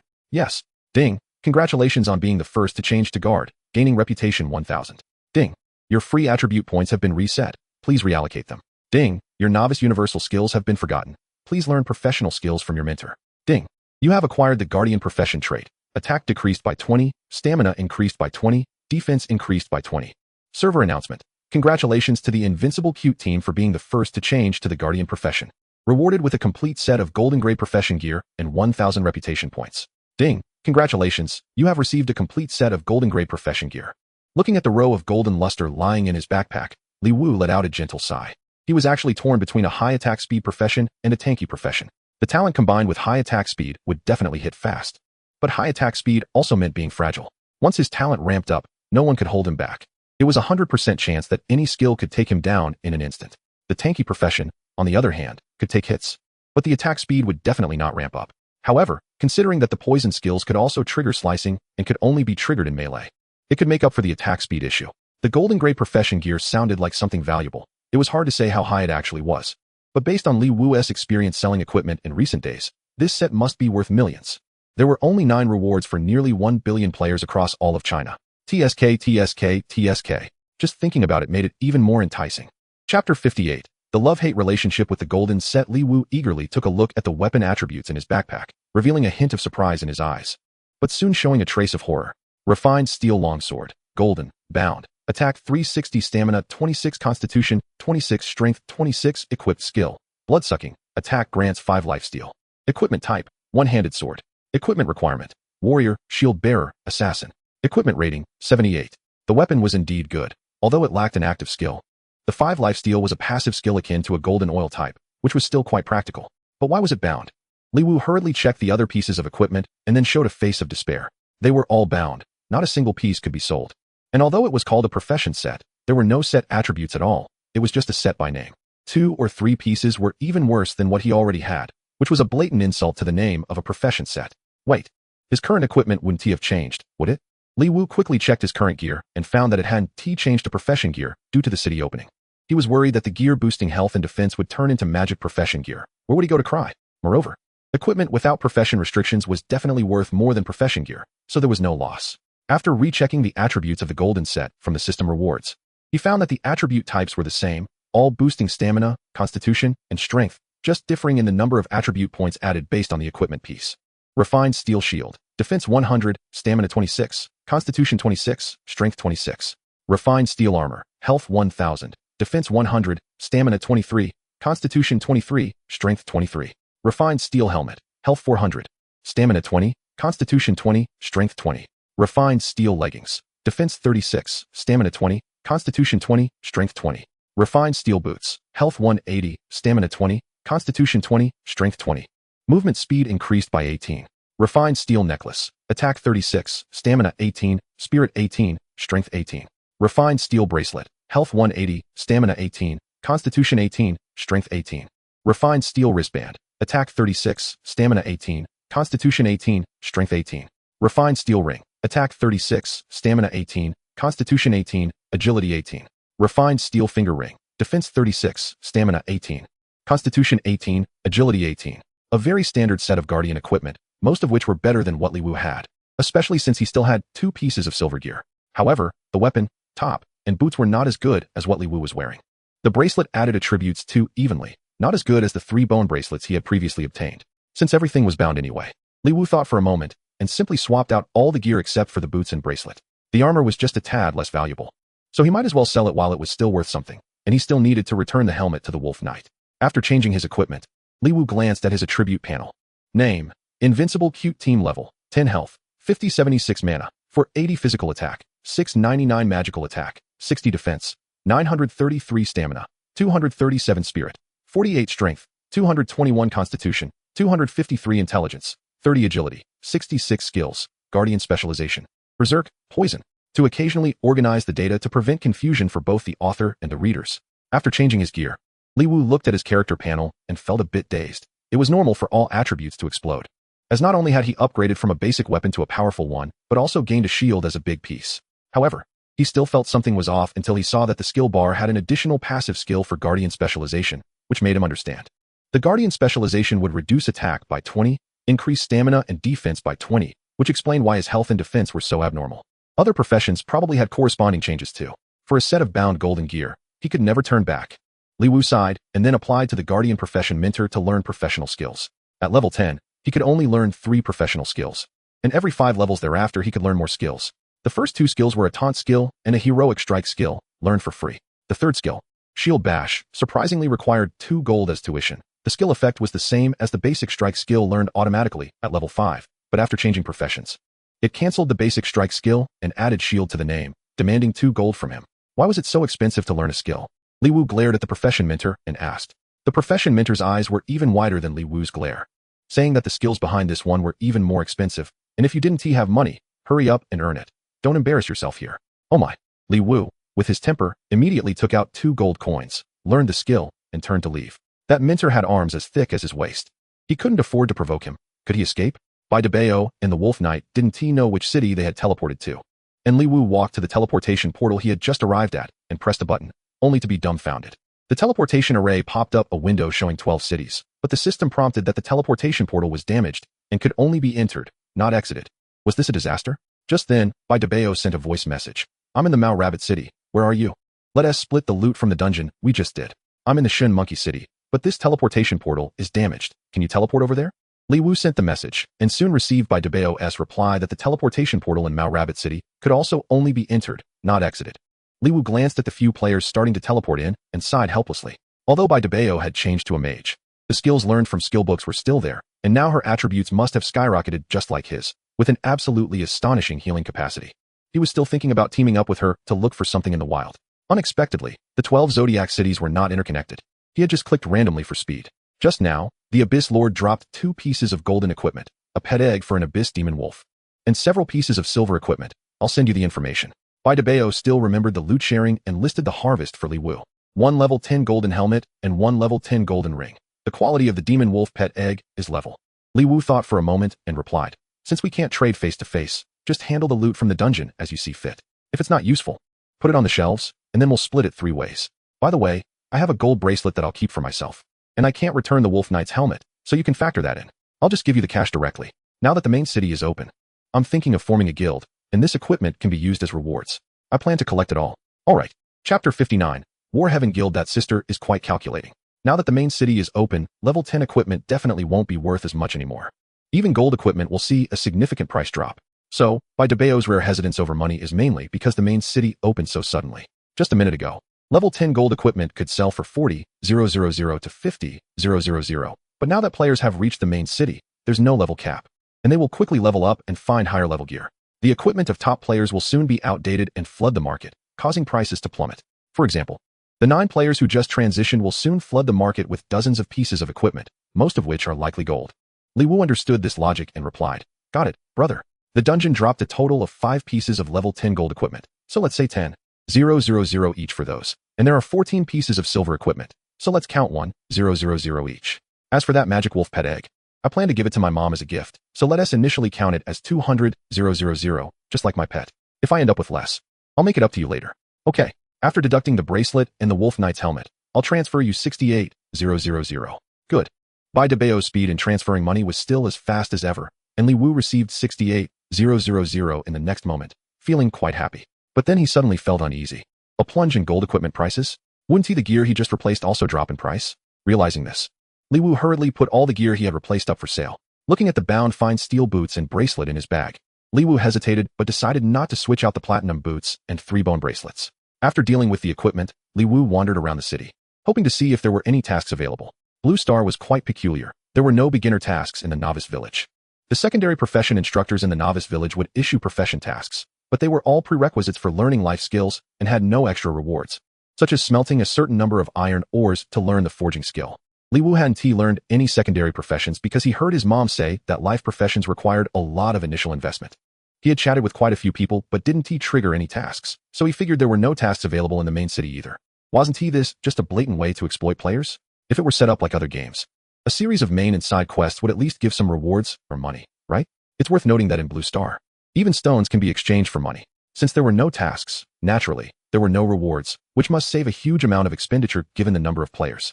Server announcement. Player Warheaven is the first to establish a guild, Warheaven, rewarded with Guild Level 1, Gold Level Guild Warehouse 1, Gold Level Guild Banner 1, and 10 server announcements. With a series of server announcements, the system notification sound followed. Ding. Players at level 10 can summon the guild panel to apply for membership. Players who join the guild can teleport for free to the city where the guild leader is located within 24 hours. Li Wu summoned the guild interface as prompted by the system and found that the guild list only displayed the Warheaven Guild, located in Zishu City. Bai Debao's guess was right. Warheaven had indeed established a guild. Should he join the Warheaven Guild? The first guild established would surely have a bright future. To be honest, he didn't believe that the few things he grabbed in the novice village could be repeated in the main city.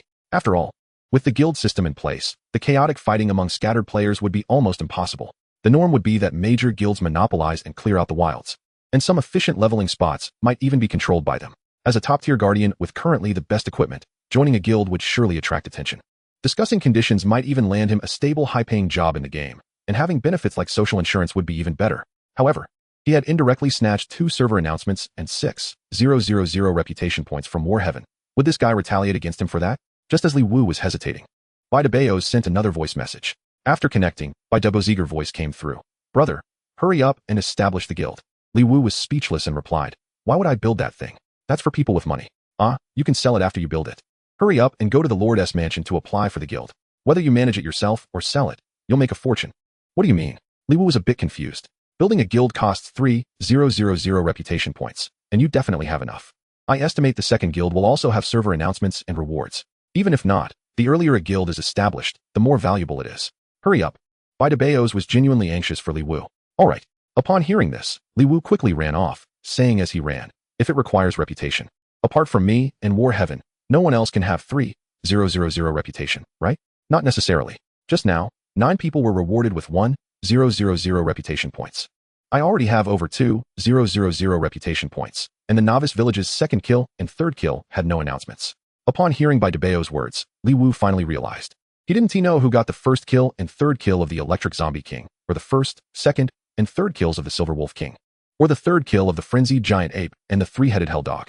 Although the chances were small enough to be negligible, what if someone, like him, had soloed to get the full reputation points?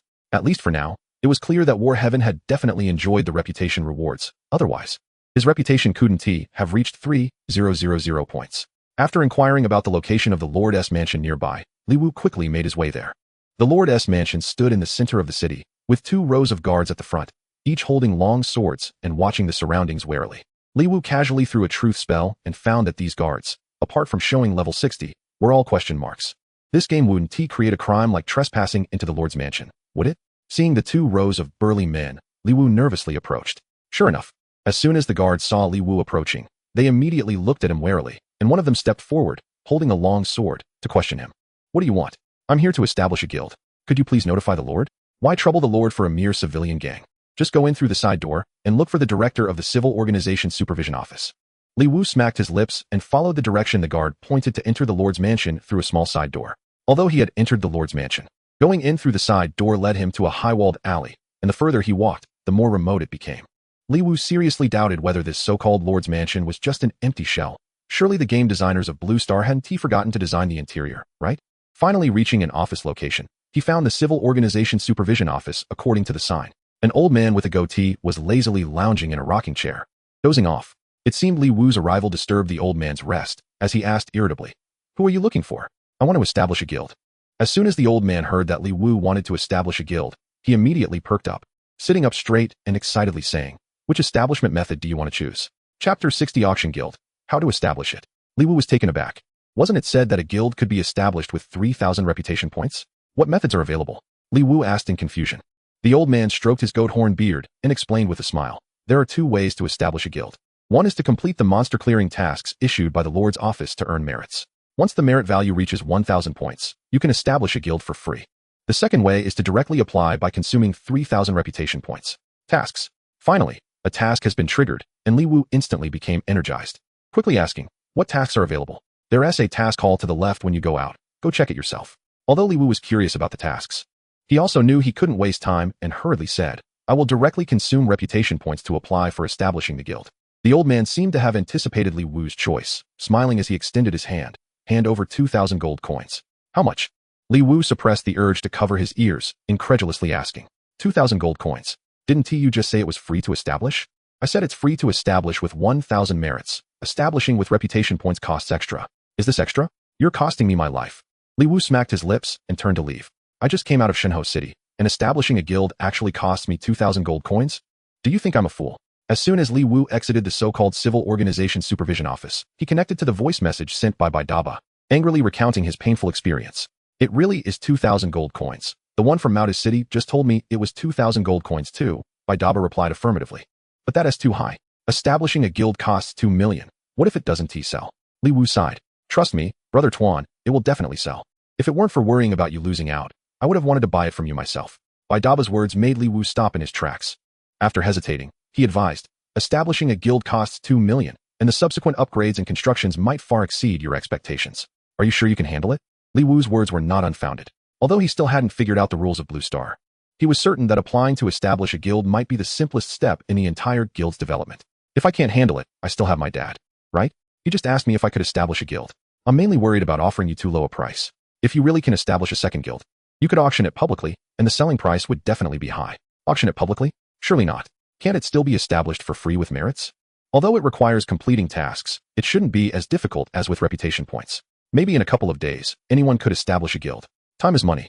The earlier the guild is established, the greater the advantage. Unfortunately, Zhang Tianxia can also establish a guild and has taken the lead. Otherwise, if you were the only one who could establish a guild, selling it for a sky-high price would be a sure thing. Bai Xia is truly Bai Xia. Her heartfelt words made Li Wu feel a bit moved. After thinking for a moment, he said, "Let us borrow some money." When it comes to money, Daba was quick to ask, "How much do you need?" 2 million. Even though Li Wu wasn't in front of her, Daba couldn't help but roll her eyes. "These past few days, I know you've earned more than 2 million, so where's your money?" Li Wu felt a bit embarrassed and softly said, "I can't touch that money. If you trust me, just lend me 2 million first. If the guild doesn't sell, consider it a gift to you, and the 3,000 reputation points will be a free gift from me. So you still don't trust me?" Daba's tone was somewhat dissatisfied. "I trust you, but I can't gamble and don't dare to gamble. This money of mine has very important uses." Daba didn't know what Li Wu needed the money for, but she sensed the sincerity in his tone and said after thinking for a moment, "I can lend you 2 million. If the guild doesn't sell, it will count as mine. I'll cover you, and the 3,000 reputation points won't be wasted." Wait a minute. How much will you cover for the 3,000 reputation points? Li Wu's eyes widened as he asked. 2 million, of course. Then what is the point of bidding? I might as well just sell it to you. Oh, come on, Brother Tuan, why are you so petty? The value of the second guild will definitely exceed your imagination. Baidaba was so generous that Li Wu instinctively worried if she had lost her mind. If she had directly offered 2 million to buy the 3,000 reputation points, Li Wu believed he wouldn't even consider it before agreeing. To be honest, if their positions were reversed, he wouldn't dare to be as righteous as Baidaba. After receiving the 2 million transferred by Baidaba, he turned around and returned to the civil supervision office. Li Wu entered the name Blue Star for the guild. The game is called Blue Star, and the guild name is Blue Star, which is absolutely worth its weight in gold. Although it might not satisfy everyone, it wouldn't cause the guild's value to drop because of a name. Under the eager gaze of the old man, Li Wu pressed the confirm button, and 2,000 gold coins were deducted from his account. Server-wide announcement. Congratulations to player Invincible Cute Group for establishing the second guild, Blue Star, rewarding guild level 1. Golden Guild Warehouse 1, and 8 server-wide announcements. The consecutive 8 server-wide announcements instantly flooded every player's view. Far away in Zishu City, Zhang Tianxiao watched the announcements with a frown. The name Invincible Cute Group had been almost everywhere lately. He hadn't even had time to check his equipment before establishing a guild, worried that Invincible Cute Group might get ahead. Half an hour had passed, and he initially thought this guy was not the sole owner of the 3-headed dog first kill and dungeon activation reward reputation, but unexpectedly, the expected competition had arrived. After the 8 server-wide announcements were finished, Zhang Tianxia opened the system store and bought 10 super loudspeakers. The member limit for a level 2 guild is only 20,000. He thought that with the title of being the first to establish a guild, he could gather the strongest 20,000 players. Now that there was a competitor, he might have to show some strength to suppress the news of the second guild being established. Server-wide pinned message, Zhang Tianxia, Zhantian Guild, the first guild. Recruiting heroes from all over the world to build the strongest guild in the game together. After spamming 10 super loudspeakers, Zhang Tianxia finally breathed a sigh of relief. Showing off some financial strength was more attractive than just a server-wide announcement. The server-wide super loudspeaker costs 100 gold each. Even Zhang Tianxia couldn't help but feel a pinch, as this 1 million could have been avoided. Chapter 61. Uncle has taken back your future at this moment. Li Wu, like Zhang Tianxia, was also feeling the pinch. He hadn't expected that after the main city opened, the price of the loudspeaker would increase 100-fold. There were indeed intermediate loudspeakers that only increased 10 times, but their range was limited to Shinho City.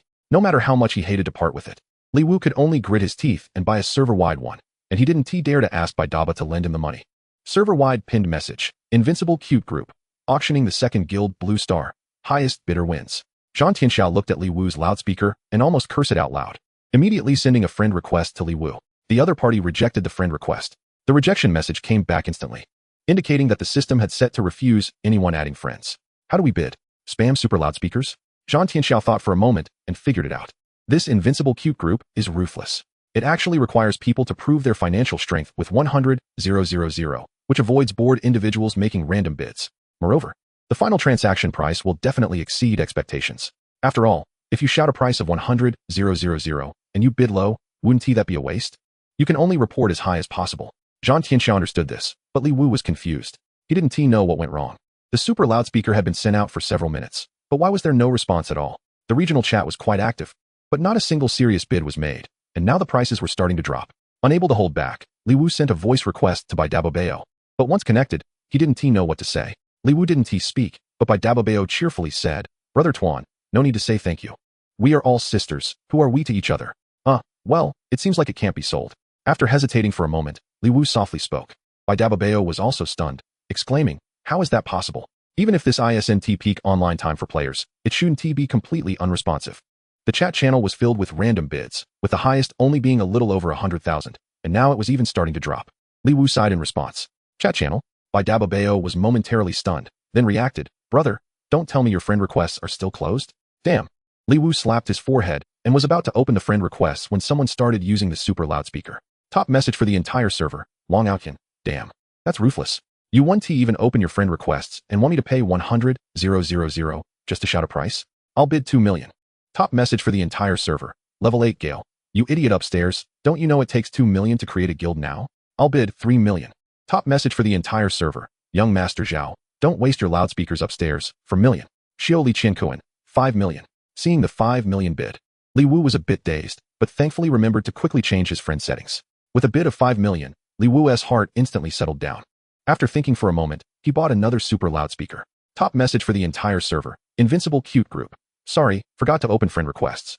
Please don't disturb if not serious, thank you. Just after Li Wu finished sending the super loudspeaker message, he immediately received a series of friend requests. Looking at the 99 friend requests, Li Wu frowned. Why are there so many idle people? With a bid of 5 million, It's impossible to have so many people. Most of them are probably just here to mess around. Top message for the entire server. Young Master Zhao, 6 million. Huzhong Ryu, 8 million. Seeing that someone was still using the super loudspeaker to bid, Li Wu couldn't help but say to Bai Dabobeo, who hadn't hung up the call yet. Are these people crazy? Why are they still using loudspeakers to bid? Bai Dabobeo chuckled and said, it's to create momentum. However, the second guild in the entire server can't satisfy some people's appetites. Just like Zhang Tianxia continuously used 10 super loudspeakers to hype the heat of the second guild, leveraging financial strength to make up for the gap with the first guild. After all, money is the most effective way to attract talent. You really know a lot. Li Wu couldn't help but exclaim. Humph. You don't understand the world of the wealthy. Bidding continued, and soon the bid reached 10 million. Li Wu, with trembling hands and an excited heart, waited for a minute, only to find the price had stopped moving. Wow, 10 million. Uncle is finally about to reclaim your entire future. Li Wu murmured while looking up, not wanting his tears to fall. What are you saying? Bai Dabobeo asked in confusion over the voice call. Nothing. Dabobeo, thank you so much today. If it weren't for you, how would I earn this 8 million? I won't say anything else. Just call me if you need anything. I'm always here. Bai Dabobeo smiled.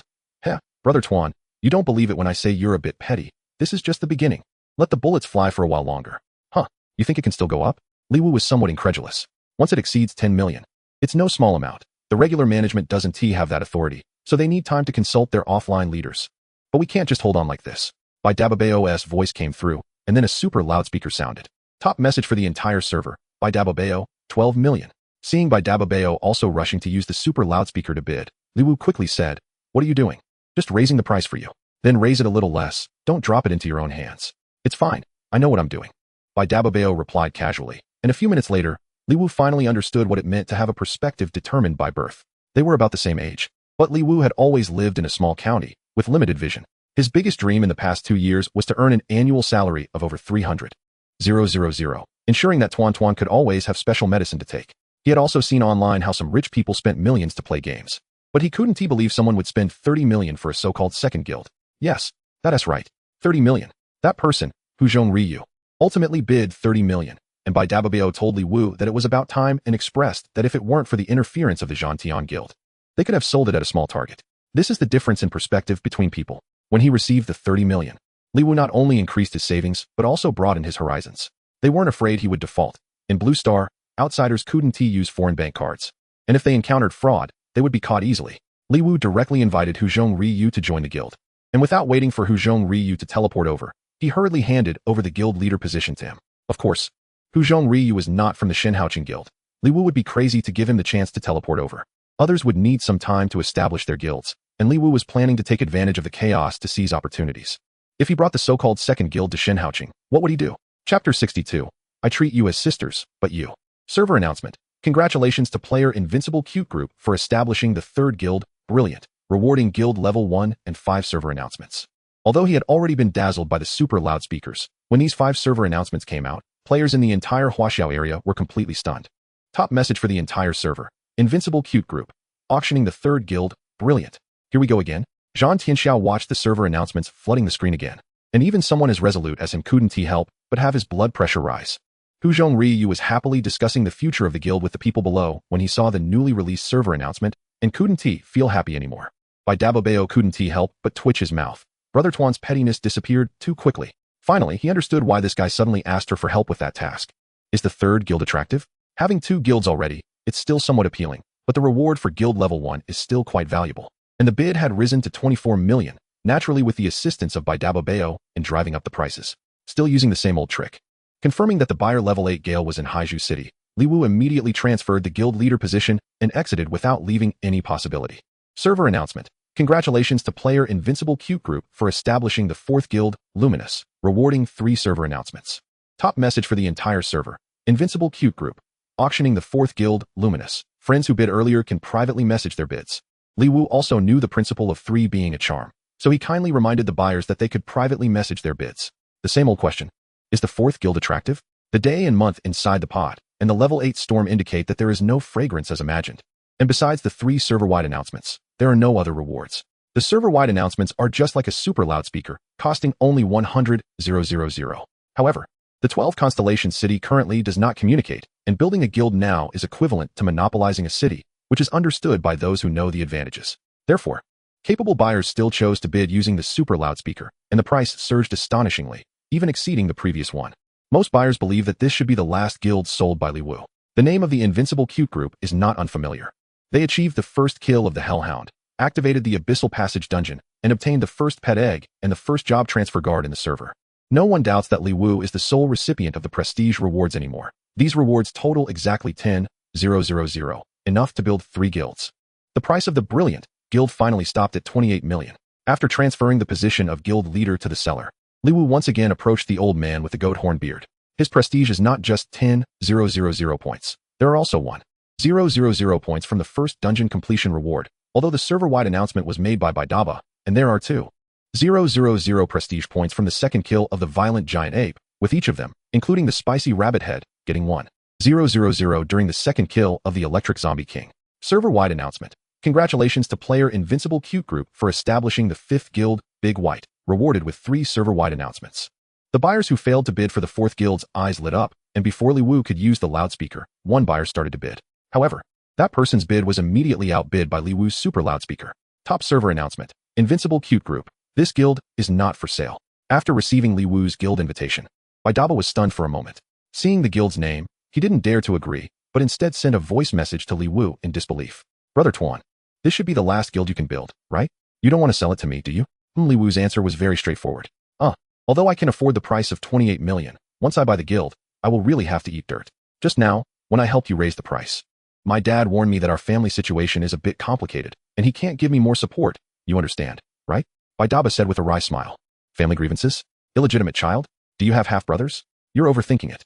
I, Baidaba, the only heir of the Bai family, just have a somewhat special identity for my mother.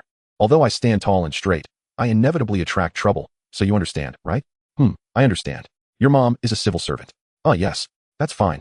You're not bidding with a super loudspeaker, so if anyone questions it, you can publicly declare that you are co-managing the guild with me. This is feasible, but my funds are limited. I have 2 million. Before Baidaba could finish, Li Wu interrupted.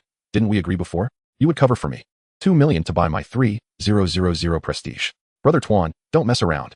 Do you know that if you announce with a loudspeaker that this is the last guild, the price will definitely not be less than 25 million? I know. You know that. And Baidaba suddenly realized something, shocked. Brother Tuan, you don't want to hook up with me, do you? I treat you like a sister, and you want to sleep with me? Li Wu responded irritably. Dream on. I'm thanking you. If it weren't for you, I wouldn't have earned so much money.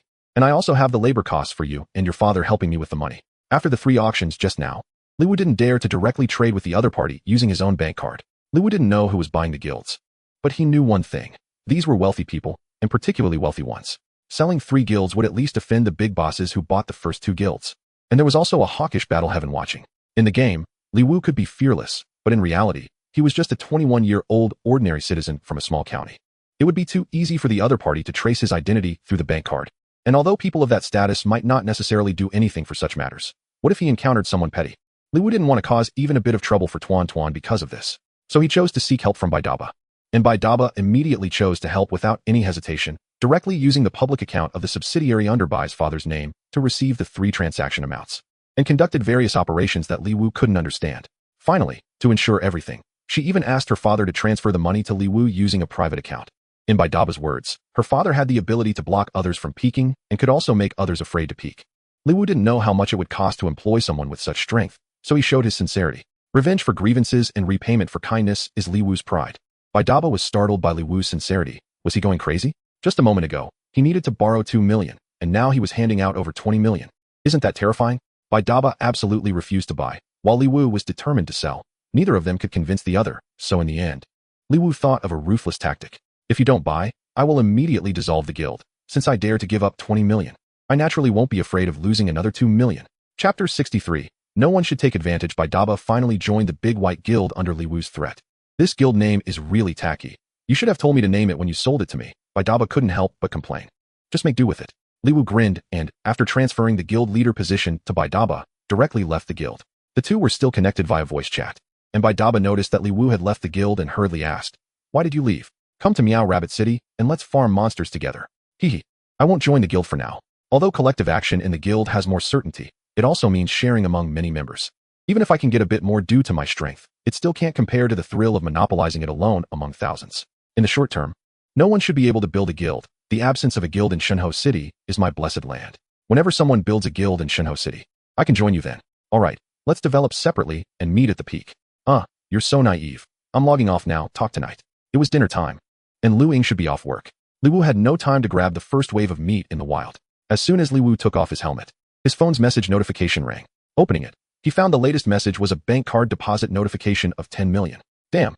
Li Wu quickly put the helmet back on and sent a voice message to Baidaba as soon as he logged in. Didn't I say 2 million? Why did you transfer 10 million? Li Wu asked irritably. Baidaba snorted and replied, also not in a good mood. What kind of status do I, Baidaba, have? How could I take advantage of you? I warn you, don't transfer it back to me. If you do, I'll dissolve the guild. I just announced on the loudspeaker that I'm recruiting. If it gets dissolved, the loss won't just be yours. My face will also be lost. My face is worth more than 20 million.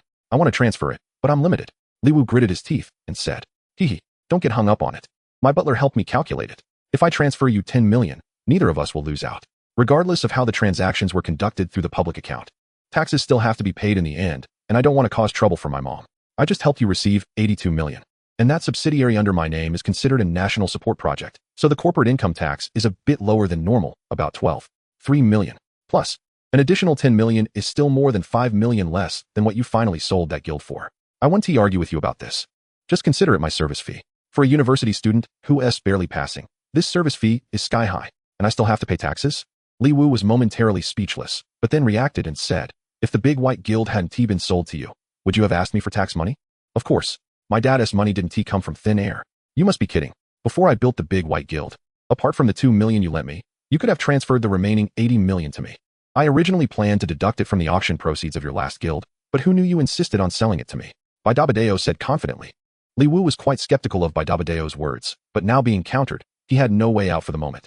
Just as Baidabadeo said, if they disbanded the guild now, the losses would not only fall on Li Wu. We really are crazy. Anyone who has read our conversation would definitely think we are insane. Li Wu shook his head and smiled bitterly, too lazy to struggle anymore, and logged off directly. After logging off, Li Wu looked at the displayed balance on his phone and remained silent for a long time. The tears that had been suppressed by various loudspeakers finally wet his eyes. 87 million. The shackles that had weighed on him for 2 years were finally lifted at this moment. Uncle has finally reclaimed the future you deserve from heaven. This is a happy thing. How can I cry? Li Wu raised his arm to cover his eyes and then laughed heartily, as if he were insane. Hearing the noise, Tuan, who was playing with his sister in the living room, ran over. Although Auntie said Uncle was working and shouldn't be disturbed, Uncle was laughing now. Does that mean work is over? Yes, it must be like that. Tuan nodded vigorously, pushed the door open a little with his small hand, and peeked in with his little head, his big eyes blinking. When Li Wu heard the sound of the door opening, he put down his arm and was melted by Tuan's adorable appearance, leaning over to hug Tuan tightly and giving him a big kiss. Uncle has made a lot of money again. Little Tuan's eyes instantly lit up, and he happily shouted, Uncle, did you earn 100 coins again? No. Uncle earned more than 100 coins, more than 1,000, 10,000, and even more. Really? Then can Uncle buy a big doll for Bauer again? Yes. Buy. Whatever big dolls Tuan wants, Uncle will buy as many as you want, filling the bed in the room. Wow. Really? But if the room is full of dolls, won't Uncle be able to find Bauer? That's a problem. How about we just buy one? Okay. After dinner, Lu Ying took her daughter home from work. She still hadn't completed her game time today, but fortunately, there were elders at home to help take care of the child. Li Wu took Tuan out as well. The little baby needed to stretch her legs, or she would just keep watching TV. The mall closed at 8 p.m., and the two stayed in the mall until then. Of course, it wasn't just Tuan, who was so small, who liked shopping. They had played for a while in the indoor amusement park. Just as Li Wu and the reluctant little one arrived home, his phone rang. Seeing a strange number on the caller ID, he was about to reject it, but noticed it was a local number. So he thought for a moment and answered. Hello, is this Mr. Li Wu? This is the Industrial and Commercial Bank. I'm. Beep, beep, beep. Li Wu hung up the phone before the other party finished speaking. Is phone fraud really this rampant now? They can even display local numbers. I'm an invincible little cutie. The phone rang again, and Tuan sang along with the ringtone. Li Wu frowned and glanced at it, finding it was still the same number, and casually rejected it. Is this phone fraud really so rampant? Normally, don't they just look for another target after hanging up? Why are they still calling? Within 10 seconds, the phone rang again, still that number. Li Wu got angry and decided not to reject it, preparing to answer the call and scold. Don't hang up, I really am from the bank. The person on the other end spoke rapidly, seemingly afraid Li Wu would curse him. Li Wu replied unkindly. Your bank is still working at 8 p.m. Did you just come back from Myanmar and haven't adjusted to the time difference? Chapter 64. Deposits deliver rice, flour, and cooking oil. Mr. Li. I'm really not a telecom scammer. I'm Zhao Wuqi, the branch manager of the Industrial and Commercial Bank in Chichi Town. There may be an issue with your Industrial and Commercial Bank account. There have been frequent large cash inflows recently, and today, the frequent large transactions triggered the risk control mechanism. Our bank believes that your account may have been used by someone else for money laundering activities, and we have temporarily frozen your account. The content from the other end of the phone made Li Wu retract his cursing. The brothers in Myanmar probably weren't that bold yet. That's a personal account as normal transfer. What right do you have to freeze my bank card? Li Wu frowned and asked. If you say so, it indicates that you are aware of this matter. The thing is, the state regulations require that for large inflows. The bank needs to conduct internal verification and then require the account holder to explain the source of the funds. Our bank has just worked overtime to verify and found that it is not a system error, so you need to explain the source of the funds. If the explanation is unreasonable, you may also need to provide corresponding proof. Zhao Wuqi's tone was very good, and his reasoning was sound. Li Wu wasn't too clear on this matter, thought for a moment, and said, your bank should be able to check where this money was transferred from, right? The amount is large in my account, but it shouldn't be considered unusual for the outgoing account, right? The outgoing account is indeed legal and compliant. But you still need to explain the source of the funds. It's a private gift. Do you have any relevant proof? Li Wu thought for a moment and said, I don't have proof, but I should be able to ask the other party to explain to the bank. Would that count as proof? That would be acceptable. It has more legal effect than your explanation. Also, I need to remind you that if this money really is a private gift, you may need to pay taxes. The bank is currently linked with the tax authorities. So it's best for you to personally go to the tax bureau afterward to avoid unnecessary trouble. I understand. Don't forget to unfreeze my account quickly after the other party explains. I'm in a hurry to transfer money. By the way, my card should have a limit. Right? Do I need to make an appointment to transfer more? How much do you want to transfer? About 80 million. I want to transfer money to my other cards, including the Postal Bank, Construction Bank, Agricultural Bank, and Rural Credit Cooperative, transferring 20 million to each card. Well, if you're transferring between your own bank cards, there are limits for mobile and machine transfers. If you go to the window in person, there is no limit. But you need to make an appointment in advance. Zhao Wuqi's voice was noticeably unnatural. Oh, can I make an appointment with you now? I estimate that the other side should clarify things by tomorrow morning at the latest. I remember the bank can also handle personal business on Sundays, right? It can. But may I ask why you need to transfer money to other cards? What is wrong with that? A few days ago, I passed by these banks, and they were having promotions, giving away rice, flour, and cooking oil for deposits. How much rice and flour will you get? Can you eat it all? Why refuse something that's given for free? I happen to know someone at the supermarket, and I can make a profit by reselling it.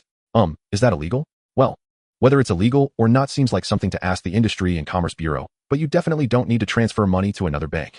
If you want any benefits, just let me know. Our bank has policies too. Is the Industrial and Commercial Bank giving away rice, flour, and cooking oil now? Don't even mention rice, flour, and cooking oil. Whatever you want, just ask. If you deposit a large amount or purchase financial products at my bank, I can even give you a grocery store. Zhao Wuqi said excitedly on the other end of the phone. Really? Li Wu was a bit confused. Is Zhao Wuqi really not a scammer? How could it be fake? You come tomorrow. No, I'll visit you in person tomorrow. Please don't transfer money elsewhere. No, you don't need to come. I'll go to the bank to find you. What you said sounds way too much like a scammer. It's better to talk in the bank president's office. Okay, I'll come in early tomorrow. How about 8 o'clock? Zhao Wuqi asked, suppressing his excitement. Li Wu was not keen on enjoying such special services. He could at least consider himself someone with a small goal now. So he quickly said, no. Your bank opens at 9:30 on Sundays, right? I'll go then. I'm afraid there'll be fewer people. Zhao Wuqi was left speechless. Is Mr. Li Wu being a bit overly cautious? After they agreed on a time, Li Wu hung up the phone and sat with Tuan Tuan, watching TV while scrolling through his phone. When encountering something unclear, just ask Baidu. When Li Wu typed large deposit into the search bar, several convenient search terms popped up before he even finished typing. Which bank has the highest interest for large deposits? Tips and methods for large deposits. How much interest can you negotiate for large deposits? A series of convenient search terms made Li Wu ponder.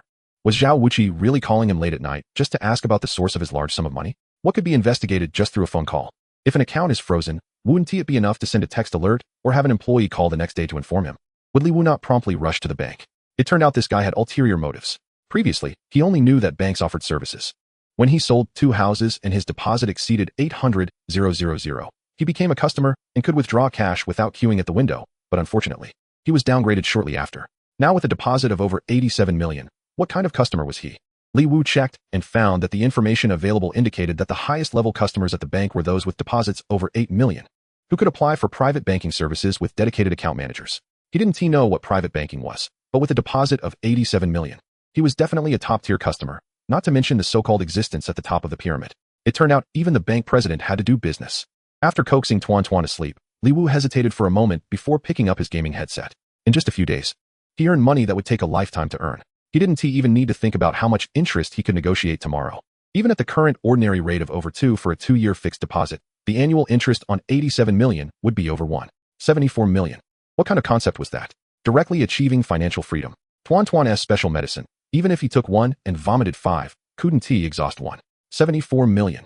The gaming time was nearly made up, so was there really a need to work hard day and night? At one moment, Li Wu really wanted to relax completely. But in the end, he still put on the gaming headset. He was addicted to gaming. He was just a 21-year-old young man, bent over by life. But now he stood up. If he didn't play games, did he have to go to a bar? Moreover, he hadn't forgotten the reminder he bought from Hao Jianjun. There must be a big pit behind the nationwide forced gaming. Hao Jianjun told him to improve his strength in the game as much as possible, and it was definitely not without reason. Chapter 65. Title System. Li Wu just logged in when he received a system notification from the auction house. The equipment he had listed earlier had all sold, but the transaction prices were even lower than expected. 6 pieces of level 10 golden equipment only sold for over 30 gold, while the no-level requirement clothes and rings sold for high prices, with the rings selling for 60 gold and the magic dog leather armor selling for 120 gold. Li Wu frowned and opened his friend list, just about to leave a message for the offline by Daba, when he received a voice request from Spicy Rabbit Head. Wow, Huanggu, why did you go to the main city? The little girl expressed her grievances. Clearly both were new players battling in the same mine. Now one was level 7 and the other went to the main city. Who wouldn't he feel wronged? Li Wu glanced at Spicy Rabbit Head's level and said in confusion, "You leveled up pretty fast. I wasn't offline for long when you were still not online. And now you leveled up again in just 3 to 4 hours? Not only did I level up fast, but others are too. Now the auction house is open, and you can buy no-level requirement equipment from the main city. I now have a full set of silver equipment with a score of 30. It's much faster to kill monsters," Spicy Rabbit Head said cheerfully. Huh. Li Wu opened the auction house to take a look and found that there indeed was no-level silver equipment for sale. The search criteria also added a score option. Li Wu looked for patterns and discovered that the equipment score matched the attribute points added to the equipment. For example, some of his equipment had 3 attributes of 18. So the equipment score was exactly 54. 3 attributes of 20 made the score exactly 60, and even platinum equipment was no exception. Silver equipment only had 2 additional attributes. So what Spicy Rabbit Head said about a score of 30 referred to the 2 attributes of the silver equipment being 15 each. This was incredible. Normally, in a new village, 7-level silver equipment was at most 8 or 9, and now it was 15. Wasn't that a huge leap? Moreover, level 1 characters could also equip it. What was the difference between a level 1 character and a level 10 character besides the automatic increase of 2 points in all attributes and free attributes? No wonder level 10 golden equipment had dropped in price, while no-level equipment had increased significantly. What was the point of having equipment above level 10 without level requirements? Was it to accommodate players who had fallen behind due to less online time? Or was it for some secret purpose? To help those players catch up as quickly as possible? Li Wu couldn't think of an answer at the moment. But he knew that the opportunity to make money was coming. Although there were quite a few players reaching level 10, compared to the nearly 900 million age-appropriate player base, it was still at least several dozen times fewer. This meant that over 800 million players were eagerly waiting, and the prices of no-level requirement equipment were about to soar. Even plain items could sell for a good price. Li Wu swallowed hard and asked, "Rabbit, how much did you spend on this set of silver equipment?" Spicy Rabbit Head hesitated for a moment and replied softly, 28 gold. Your mom doesn't know, right? Li Wu couldn't help but twitch his eye. I didn't dare tell her. If she knew I spent 800 to buy equipment, she'd definitely take off the headset again. Spicy Rabbit Head replied somewhat embarrassed. Your mom probably will soon enter the main city. Your equipment is probably getting close too. What will you do then? I'll just not enter the same city as her. You're really a stubborn one. Anyway, this gold is earned by me. Sigh. Li Wu sighed. Hurry up and level up. When you get into the main city, I'll take you to make money. Okay, I'll give it my all. I won't log off until I reach level 10. Li Wu left a voice message about the bank account to Daba, who was already offline, and then turned to the mission hall. Since he was going out to hunt monsters anyway, he might as well take a cleanup mission. The mission hall was crowded with players, some accepting missions, and others looking for groups. Li Wu's brand name gear made him particularly noticeable, although others couldn't see the specific information. They could guess from the appearance that it was definitely high-end. As soon as he appeared, many people came forward to offer him group invitations. But Li Wu had an automatic group rejection setting, which broke their olive branches. A cleanup mission could only be accepted one at a time. To take the next one, he needed to complete the previous task or abandon it. The merit points from the mission rewards were not consumables, but used to enhance official titles. The so-called 1,000 merit points could be used to establish a guild for free, which actually meant that 1,000 merit points could earn the Baron title.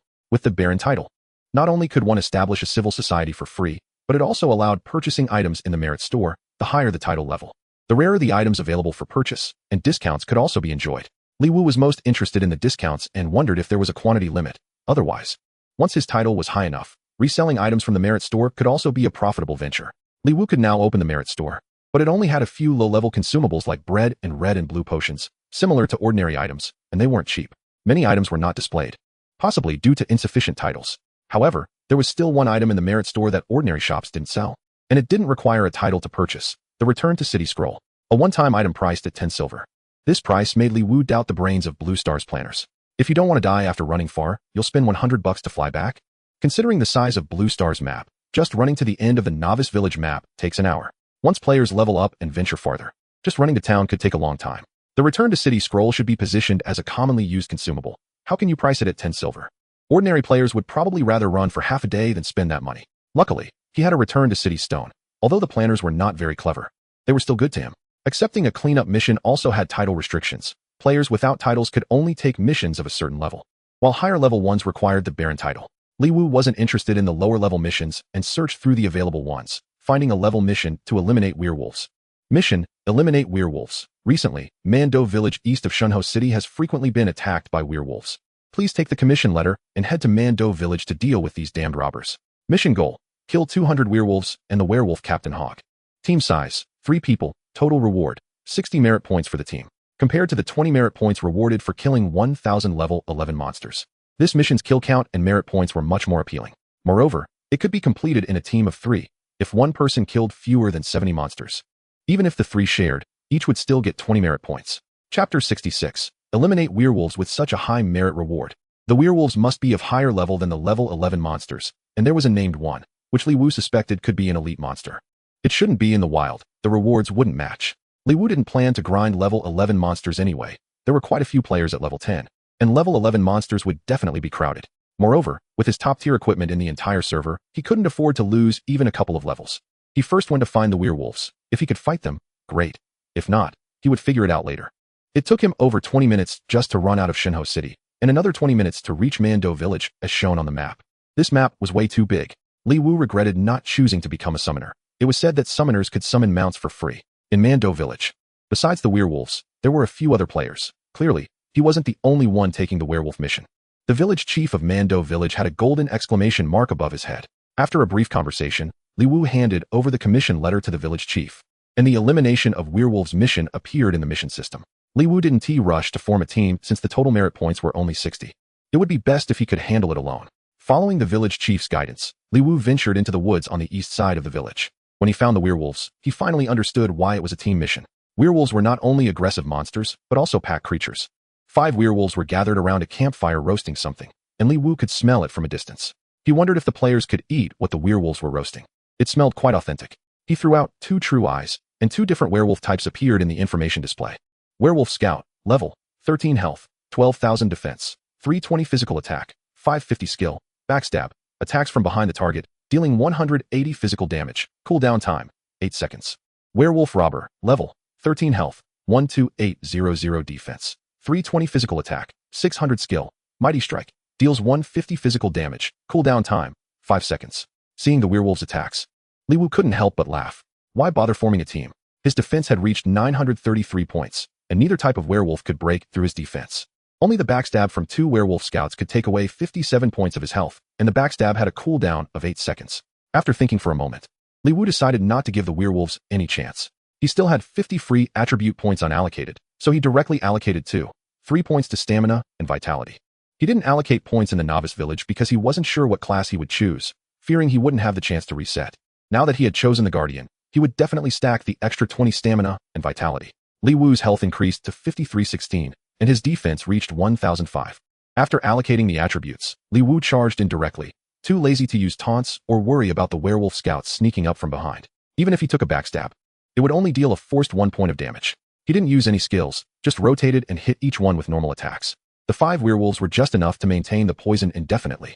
Li Wu's attack was 699, normal attack dealt 379, and the 5 layers of poison damage reached 345 per second, with a slicing damage of 84. After a minute, the 5 werewolves turned into white light one after another, leaving behind a piece of whiteboard equipment on the ground. The slicing talent was indeed impressive, but it was somewhat useless for fighting small monsters. What left Li Wu speechless was that the 5 werewolves were supposed to deal 5 points of forced damage each per second, which meant they should have dealt 300 damage in a minute. Yet his health remained at full value. Opening the system backend, he finally realized he had overlooked the 5 lifesteal that came with his weapon, dropping 5 points and healing 5 points, infinite sustainability.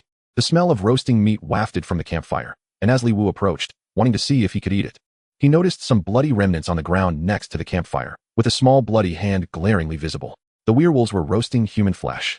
Disgusting. Li Wu almost threw up. He had never felt this nauseated, not even on the first day of college when he went out with his roommates and got drunk. If it weren't in a game, he might have actually vomited. It's just a game. Does it need to be so realistic? Not far away. 3 players had just finished off a wave of worgs and looked over at the commotion. One young man shouted to Li Wu, "Bro, buy a high-level mask from the system shop. It can block the smell. Otherwise, the more fragrant it gets, the more disgusting it is." Hearing this, Li Wu quickly summoned the system shop and bought a high-level mask, without hesitating even though it cost 1 gold. Sure enough, he could no longer smell the human flesh. And Li Wu breathed a sigh of relief, gratefully saying thank you to the young man, even though he knew it was a game.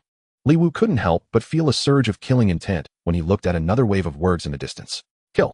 Li Wu boldly engaged with the pack of worgs, as he didn't need to recover health or mana, taking out 5 at a time continuously. The 3 players were already surprised that Li Wu could take on 5 worgs solo, but now seeing him keep killing without recovering health, they were momentarily confused. At this stage, players who had made it to the main city were among the top few hundred in their starting villages, and their skills weren't too shabby. But compared to Li Wu, the difference was stark. The young man glanced at his girlfriend, who was intently watching Li Wu, and decided to keep his distance from this powerhouse. Just like in reality, riding an electric bike with your girlfriend feels romantic. But who knows if a Ferrari zooming by will steal that romance away? To prevent such an incident, the young man didn't even dare to think about clinging to Li Wu's coattails and hurriedly called his teammates and his priest girlfriend to move away. With no one contesting the monsters, Li Wu slaughtered worgs for over 2 hours, taking down around 500 to 600, and his experience bar increased by nearly half. Killing monsters 3 levels lower than him granted an extra 60 experience, and if he kept this up for another 3 hours, he would reach level 11. Thinking of the series of system notifications that would occur once the main city opened, Li Wu silently summoned the leaderboard. After the main city opened, several new features became available, including a leaderboard. Currently, it only featured the level leaderboard, pet leaderboard, and mount leaderboard, each listing the top 100 players.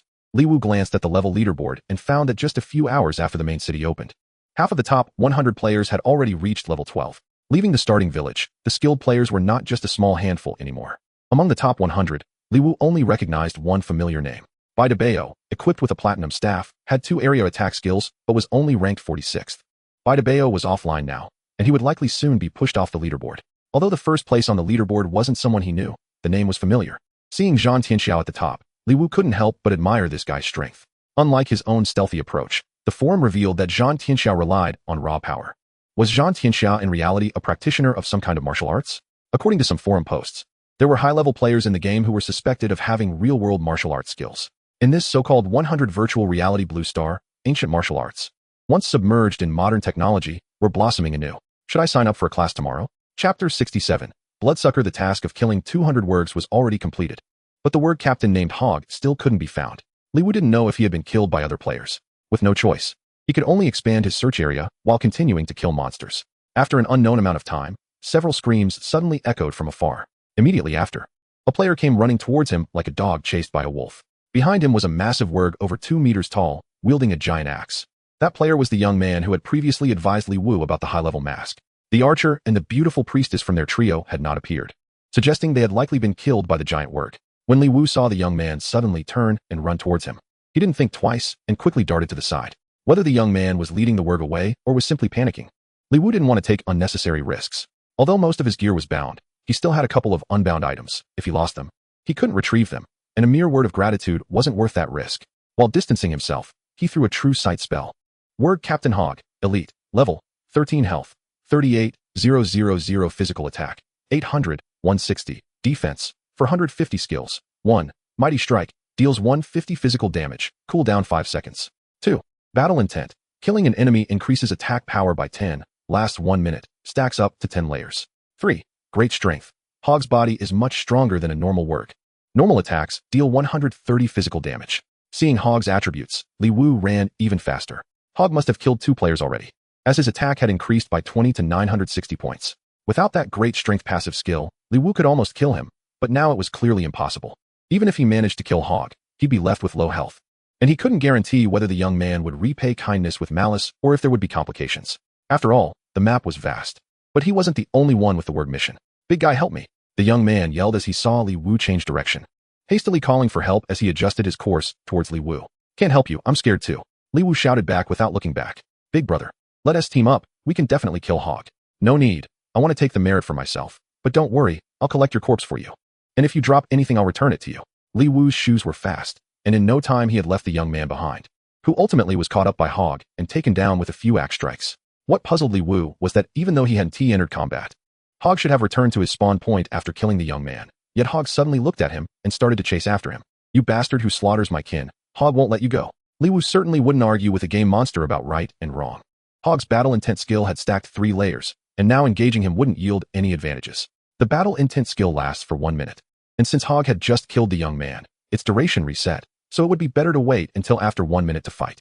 Li Wu was quick on his feet, and Hog couldn't catch up right away, but he didn't dare run towards the full fight village for fear of encountering other players. So he took a wide detour to buy some time. With the small circle chasing the big circle, they naturally got closer and closer, and before a minute was up, Hog caught up to Li Wu. Li Wu countered with a shield bash, slamming the shield hard against Hog. Minus 598, stunned. Minus 350 slashing. Minus 69, poison. Minus 350 slashing. Minus 249, normal hit. Minus 350 slashing. Minus 138, poison. Minus 350 slashing. After stunning Hog, Li Wu was too lazy to run away. Although Hog's battle intent still had a few seconds left, he could sustain himself with his weapon-S lifesteal. Once Hog woke up, he landed a mighty strike on Li Wu's raised shield. Minus 555 with 3 layers of battle intent, Hog was indeed fierce, dealing more than 10 damage to Li Wu with 1 hit, and even though it was through the shield, Li Wu still felt his left hand go numb from the impact. He grunted and retaliated with a brave strike. Minus 598, minus 350 slashing, 29, 17, 10, 17, 1 brave strike, caused 4 minus signs to appear over Hog's head, while 4 plus signs appeared over Li Wu's. Although the healing amount was average, Li Wu couldn't help but widen her eyes in surprise. The cutting skill actually triggered life stealing. Li Wu suddenly realized that her talent might turn the tables, and it was hard to suppress. If she encountered a monster with millions of health, wouldn't she choke on blood after sipping it? Well, a monster with millions of health wouldn't need a second bite to take her down, so she probably wouldn't be able to absorb anything. However, the healing from cutting was an unexpected delight, and she could focus on this aspect later on. Hog's powerful strike had cooled down, and even with the additional damage boost, a regular attack could only deal 347 points of damage to Li Wu. After Li Wu stacked her poison to 5 layers, each sword strike could restore 63 health points. A few seconds later, Hog's battle spirit duration ended, and his attack instantly dropped to 800, even with the passive skill that added weight to his strikes. A regular attack could only deal 35 points of damage to Li Wu. Li Wu had lost less than half of her health, but was instead gradually recovering. By the time Hog fell, Li Wu was back to full health. Ding, congratulations. You have killed the elite monster, Wolfman Hog, and gained 8,000 experience points, plus a level-up reward of 4,800 experience points. Ding, the mission to eliminate the Wolfmen has been completed. Please return to Monta Village with Hog's head to claim your reward. Hog was quite a loot drop, yielding 8 pieces of equipment, but unfortunately, only 2 were silver, the others were black iron and whiteboard. Hog was not a boss monster, just a wild elite, so getting 2 silver items was already quite good. Besides the equipment, there was also a bloody wolf head and a dozen silver coins. Being an elite monster was indeed worthwhile. After killing so many ordinary wolfmen, not a single silver item dropped, just 3 black iron items and a few whiteboard ones. Taking advantage of the valuable equipment, Li Wu put everything up for sale, which should earn her a few thousand coins at least, even though she had 87 million. Who could complain about having too much money?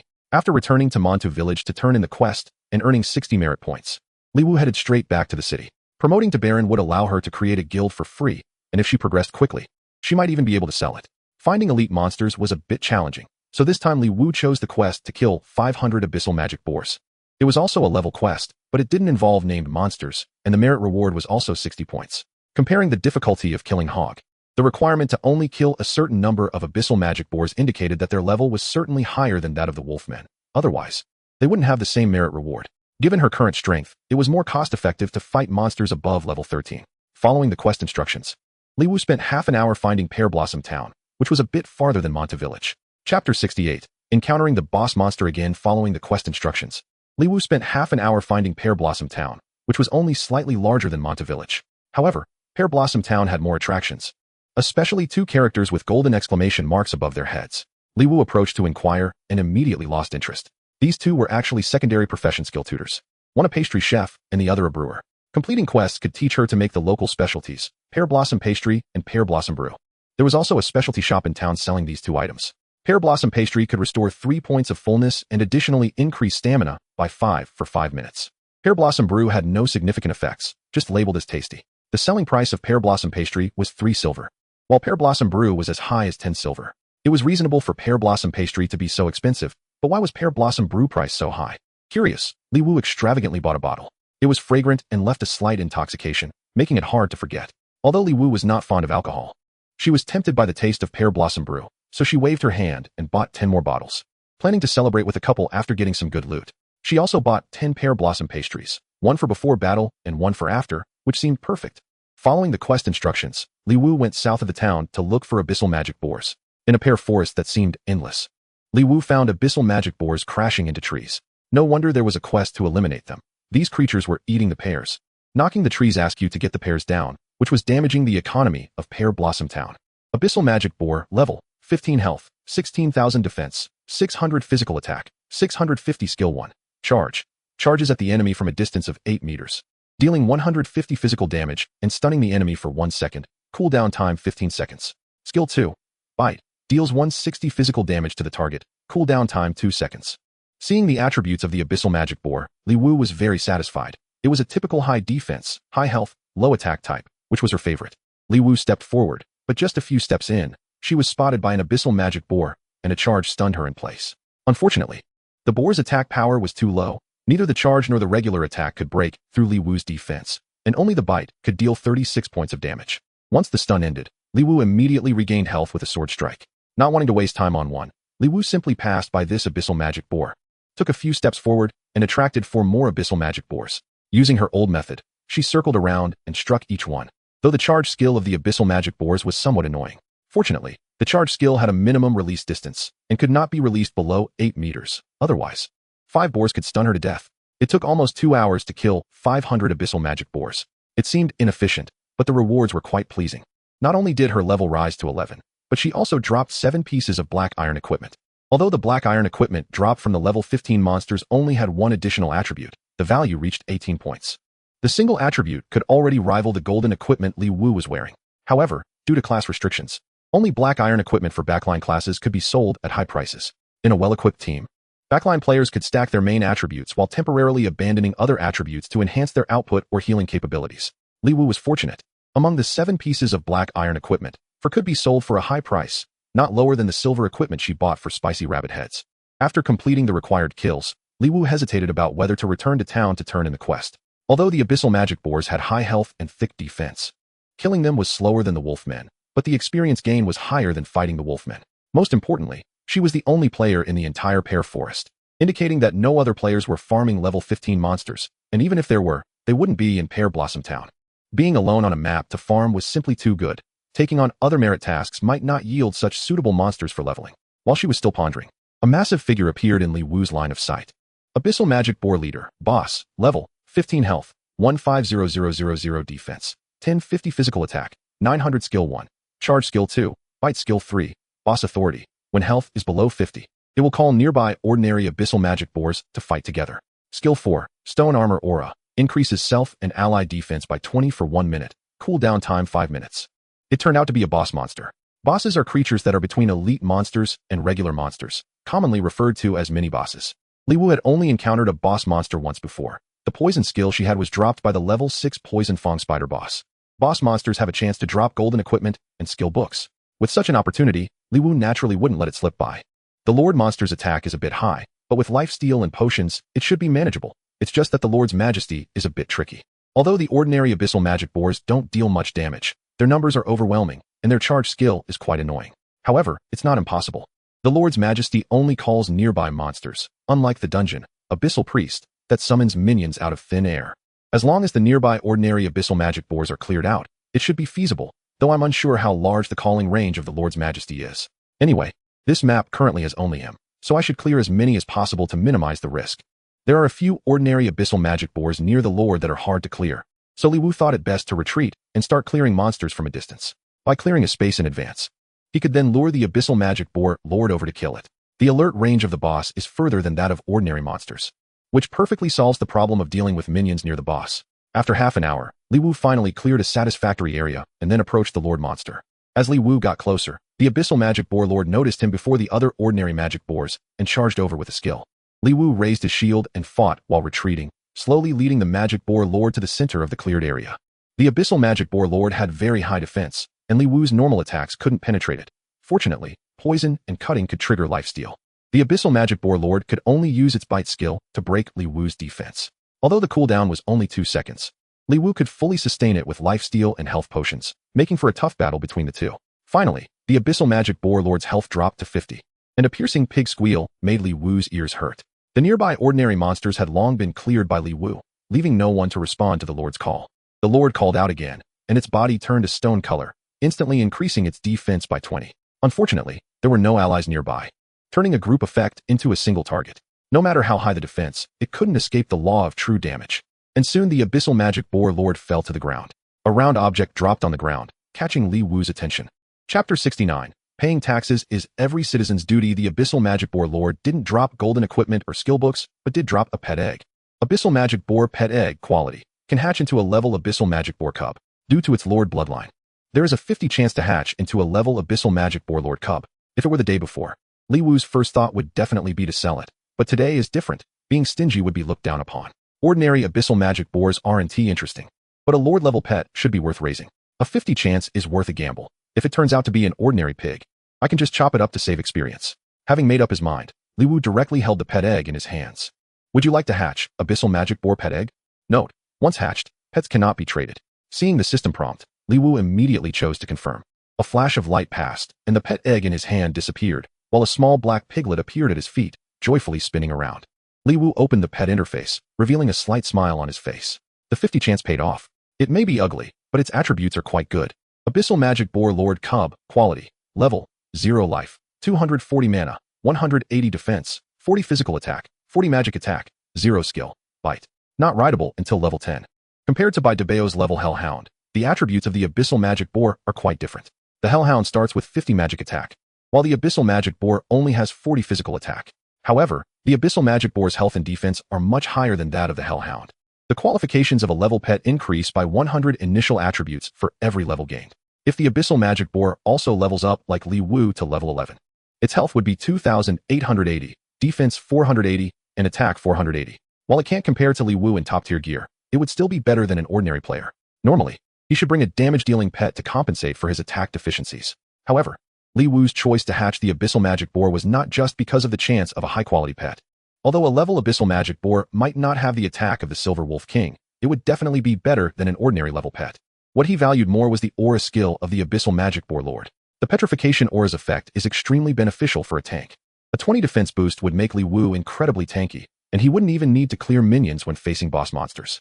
However, right now, his little piglet only has 1 skill, and it might gain aura skills at higher levels. Li Wu glanced at the pet's experience requirements for leveling up, which is about 1/5 of a player's. That's reasonable. Even if he changes pets in the future, it won't be too painful. Moreover, pets share experience, allowing for quick leveling and combat effectiveness. After checking his own experience, Li Wu decided not to return to town yet. The experience from the recent Lord Monster was very generous, and leveling up past level 4 granted an additional 80 experience, so he was not far from reaching level 12. After naming the pet Pig Large Intestine, Li Wu set the experience distribution to 80 for the pet. He estimated that by the time he reached level 12, Pig Large Intestine would also be close to level 10, and then he could switch the experience distribution between them. Once Pig Large Intestine reaches level 10, he would be able to ride it, saving a lot of time while doing merit tasks. After commanding Pig Large Intestine to stay in place, Li Wu began farming monsters. It still didn't require much skill, 5 boars rotating for consumption. Now he was effectively killing monsters at level 4, and the experience efficiency remained remarkably high. After killing 5 monsters, Pig Large Intestine leveled up, visibly gaining weight. Unfortunately, leveling up 1 level didn't grant any new skills. He continued killing monsters until he was nearly too tired to keep his eyes open and finally reached level 12, but he had miscalculated the experience, and Pig Large Intestine was still half a level away from reaching level 10. Notably, Pig Large Intestine learned the charge skill at level 5. It was already past 4 a.m., and Li Wu could no longer stay awake until Pig Large Intestine reached level 10. So he took off the gaming helmet and curled up by the bed to sleep. At 7 a.m., Lu Ying came to work with her daughter. After getting Tuan Tuan ready, Li Wu was too lazy to eat breakfast and returned to the bedroom to fall back asleep. He was woken up at 9 a.m. by Lu Ying, who had reminded him, washed his face, and then went out. After studying yesterday, Li Wu had a good idea of what to expect for his trip to the bank. He went directly to the Industrial and Commercial Bank and found the president's office. After confirming each other's identities, Li Wu didn't wait for Zhao Wuqi to promote and asked with a smile, "Has my account been unfrozen?" Zhao Wuqi quickly replied, "It was unfrozen early this morning. The Citibank president personally called to inform us." Zhao Wuqi didn't expect this matter would attract the attention of the city, Normally, it would just follow the regular process, but he didn't expect the city would call early in the morning to urge them. Zhao Wuqi didn't know the background of this young man who claimed to be depositing money to exchange for rice, flour, and oil. In any case, he was someone that the branch president couldn't afford to offend. That's good. Li Wu nodded and then asked, how do I pay this tax? You'll need to consult someone from the tax bureau for specifics. All right, since the account has been unfrozen, I'll go pay the taxes first. And then we'll discuss the transfer later. Upon hearing the word transfer, Zhao Wuqing became a bit anxious and quickly said, paying such a large amount of taxes requires our bank's cooperation as well. Why not handle it at the bank? I can invite someone from the tax bureau to come over. Is that convenient? Very convenient. Thank you for your trouble. No need, no need. Zhao Wuqing repeatedly waved his hand and then called the tax bureau in front of Li Wu. Although the bank and tax bureau belong to different departments, they are closely linked, and Zhao Wuqing directly contacted the head of the tax bureau. Normally, the tax bureau doesn't work on Sundays. But as soon as the head heard about the 87 million in taxes, he immediately agreed to make an exception. It's worth noting that taxes can be reported monthly or annually, and if possible, one can delay payment. Who knows when it can be paid? This is a performance boost that feels like a windfall. What is wrong with working overtime? The 87 million is also a significant amount for a small town. The private enterprise supported by the town only pays about 2 to 3 million in taxes a year, and the town mayor has to frequently show concern, fearing that the factory might close down and lose this tax revenue. Meanwhile, Zhao Wuqing diligently introduced various interest rates for different deposit terms and some high-return financial products linked to the bank to Li Wu. The head of the tax bureau had already arrived with a staff member. It is every citizen's duty to pay taxes legally, and Li Wu didn't act aloof. He cooperatively completed the payment process. Private gifts are considered unexpected income and are subject to a 20% unexpected income tax. Bai Fu had transferred a total of 90 million to Li Wu, which counts as unexpected income, requiring a tax payment of 18 million. Additionally, there were around 3 million from Li Wu's previous equipment sales. He did not make excuses and directly stated the source of the funds. The country's tax policy on virtual products and games was not mature before, but after the launch of Blue Star, the country directly set the personal income tax for virtual products at 20.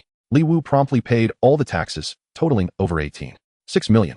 In fact, Li Wu paid too much, as he had spent 8 million to build a guild, which normally should be calculated based on profit. In reality, there is a specific tax system, but calculating it is too complicated, and the process is cumbersome, as long as everyone understands. It's fine. Chapter 70. The pessimistic young man. After a busy day, Li Wu still went to the tax bureau in the end, and the money had already been transferred directly from the bank to the tax bureau's account. However, some processes still needed to be followed. Fortunately, the tax bureau staff had already done the calculations at the bank, and Li Wu just needed to sign various documents upon arrival. Zhao Wuqing was truly worried that Li Wu might run away, so he personally drove back and forth with him. Once the tax matters were settled, Li Wu still had over 68 million in his account, which was still a substantial amount. Zhao Wuqing, who had been talking nonstop, was now eagerly looking at Li Wu, licking his dry lips and wanting to say more. Li Wu smiled wryly and shook his head, saying, Director Zhao, you don't need to introduce any financial products. I just want to make fixed deposits, and I don't want to research anything else. Mr. Li, aren't you considering any financial products? The returns are much higher than fixed deposits. I'm not considering it. Just help me set up 2 fixed deposits. One for 20 million at a 3-year term, and another for 30 million at a 5-year term. I want a 4 annual interest rate for the 2-year deposit and a 4.5 annual interest rate for the 5-year deposit. If you think it's feasible, let's do it now. If not, I'll check other banks. Hearing this, Zhao Wuqing frowned and said awkwardly, this interest rate is a bit too high. It wouldn't be a problem if it were the first 2 years. But the country has been lowering interest rates for the past 2 years, and I really can't offer such a high rate. If it's difficult for you, I'll go ask other banks. I don't have much time left and need to get back to my game. Li Wu stood up, too lazy to continue the back and forth with Zhao Wuqing, and turned to walk out. Seeing that Li Wu didn't seem to be joking, Zhao Wuqing hurriedly got up and said, wait, let me check with the city bank. I really don't have that high of authority. Zhao Wuqing wasn't lying. His authority was indeed insufficient. If it were within 35, he could have made the decision, but 4 was definitely beyond his authority. This time, Zhao Wuqing didn't take too long. With one phone call, the city agreed to Li Wu's request. Unfortunately, more than half of this performance would go to the city, leaving him only a small share. The business was processed very quickly. The bank in the town didn't have a private banking customer service position, so Zhao Wuqing personally took charge. From now on, Li Wu would directly connect with the bank president for any business. Holding 2 large deposit certificates, Li Wu felt that his life seemed to be complete. The 20 million fixed deposit for 3 years would yield 2.4 million in interest after 2 years, aside from the principal. The 30 million fixed deposit for 5 years would yield 6.75 million in interest after 5 years. Calculating this way, with the principal of 50 million untouched, his annual income would reach 15 million. With over 18 million still in his bank card, Li Wu naturally didn't plan to be idle. He went directly to a newly developed real estate sales office. Without listening to too much of the sales lady's introduction, Li Wu directly pointed to a 6-story model in the building model. How much is this building? The sales lady didn't look down on Li Wu because he was young. She smiled and introduced, this building is still under construction and is in the pre-sale stage. Prices will vary based on the floor height, and the price per square meter is roughly between 3,200 to 3,600. Which floor do you prefer? I'll check if there are any available units. Li Wu nodded. Is there any discount for pre-sale? Yes, sir. The down payment for booking a unit is only 20, and if you pay a deposit of 10,000 before the end of the month, all of that deposit will be refunded to you when you pay for the unit, which means you save 10,000. What about full payment? If you pay in full before the end of the month, you can enjoy a 5 discount. Li Wu nodded again and then asked, is your boss here? Do you know our boss? I don't know, but I'm just worried you can't make the decision. If you don't trust me, I can call our manager over. Your manager probably can't make the decision either. Is your boss here? If not, just help me make a call and say someone wants to buy a whole building, full payment. If he has time, it's best to meet in person. If not, just give me the best conditions.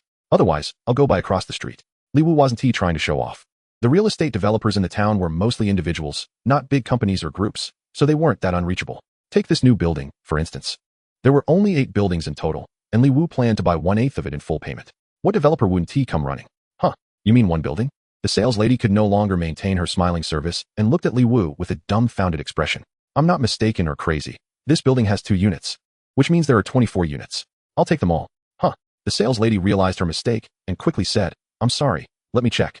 Li Wu didn't wait long before the real estate company's boss, Wang Fuguwei, appeared from outside. Whether he came to see a fool or a big customer, it was worth the trip. Seeing Li Wu looking half asleep, Wang Fuguwei's eyes showed slight disappointment, and he turned to the sales lady with a hint of anger. There was still a pig waiting for him to raise in the game, and Li Wu didn't want to engage in any pretentious drama. He directly asked, what is the lowest price for this building? I'll pay in full if it suits me. Wang Fuguwei had good composure and did not raise any doubts directly. Instead, he smiled and said, little brother, may I ask what you plan to do with so many houses?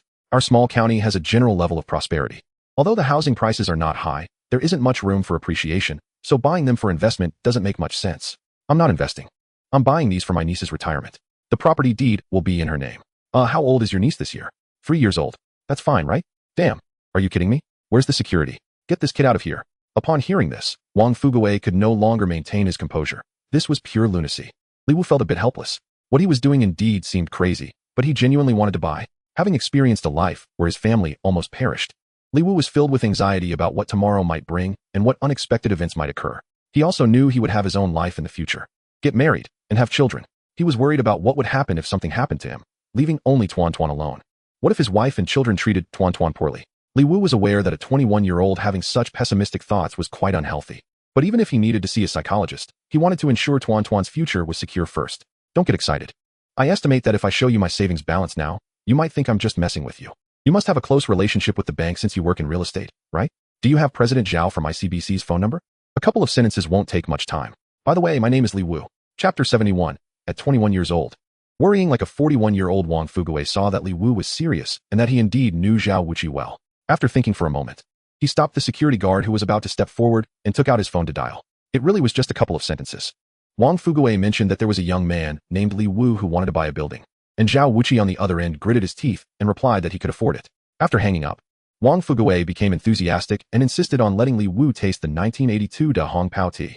Li Wu had been out for quite some time and was genuinely too lazy to engage in endless negotiations with a real estate boss over 50. He directly stated, isn't the price of this building between 3,200 and 3,600? Let's not differentiate by floor and just calculate all at 3,200. Then give me a 5 discount. Wow, Mr. Li, your cut is too steep.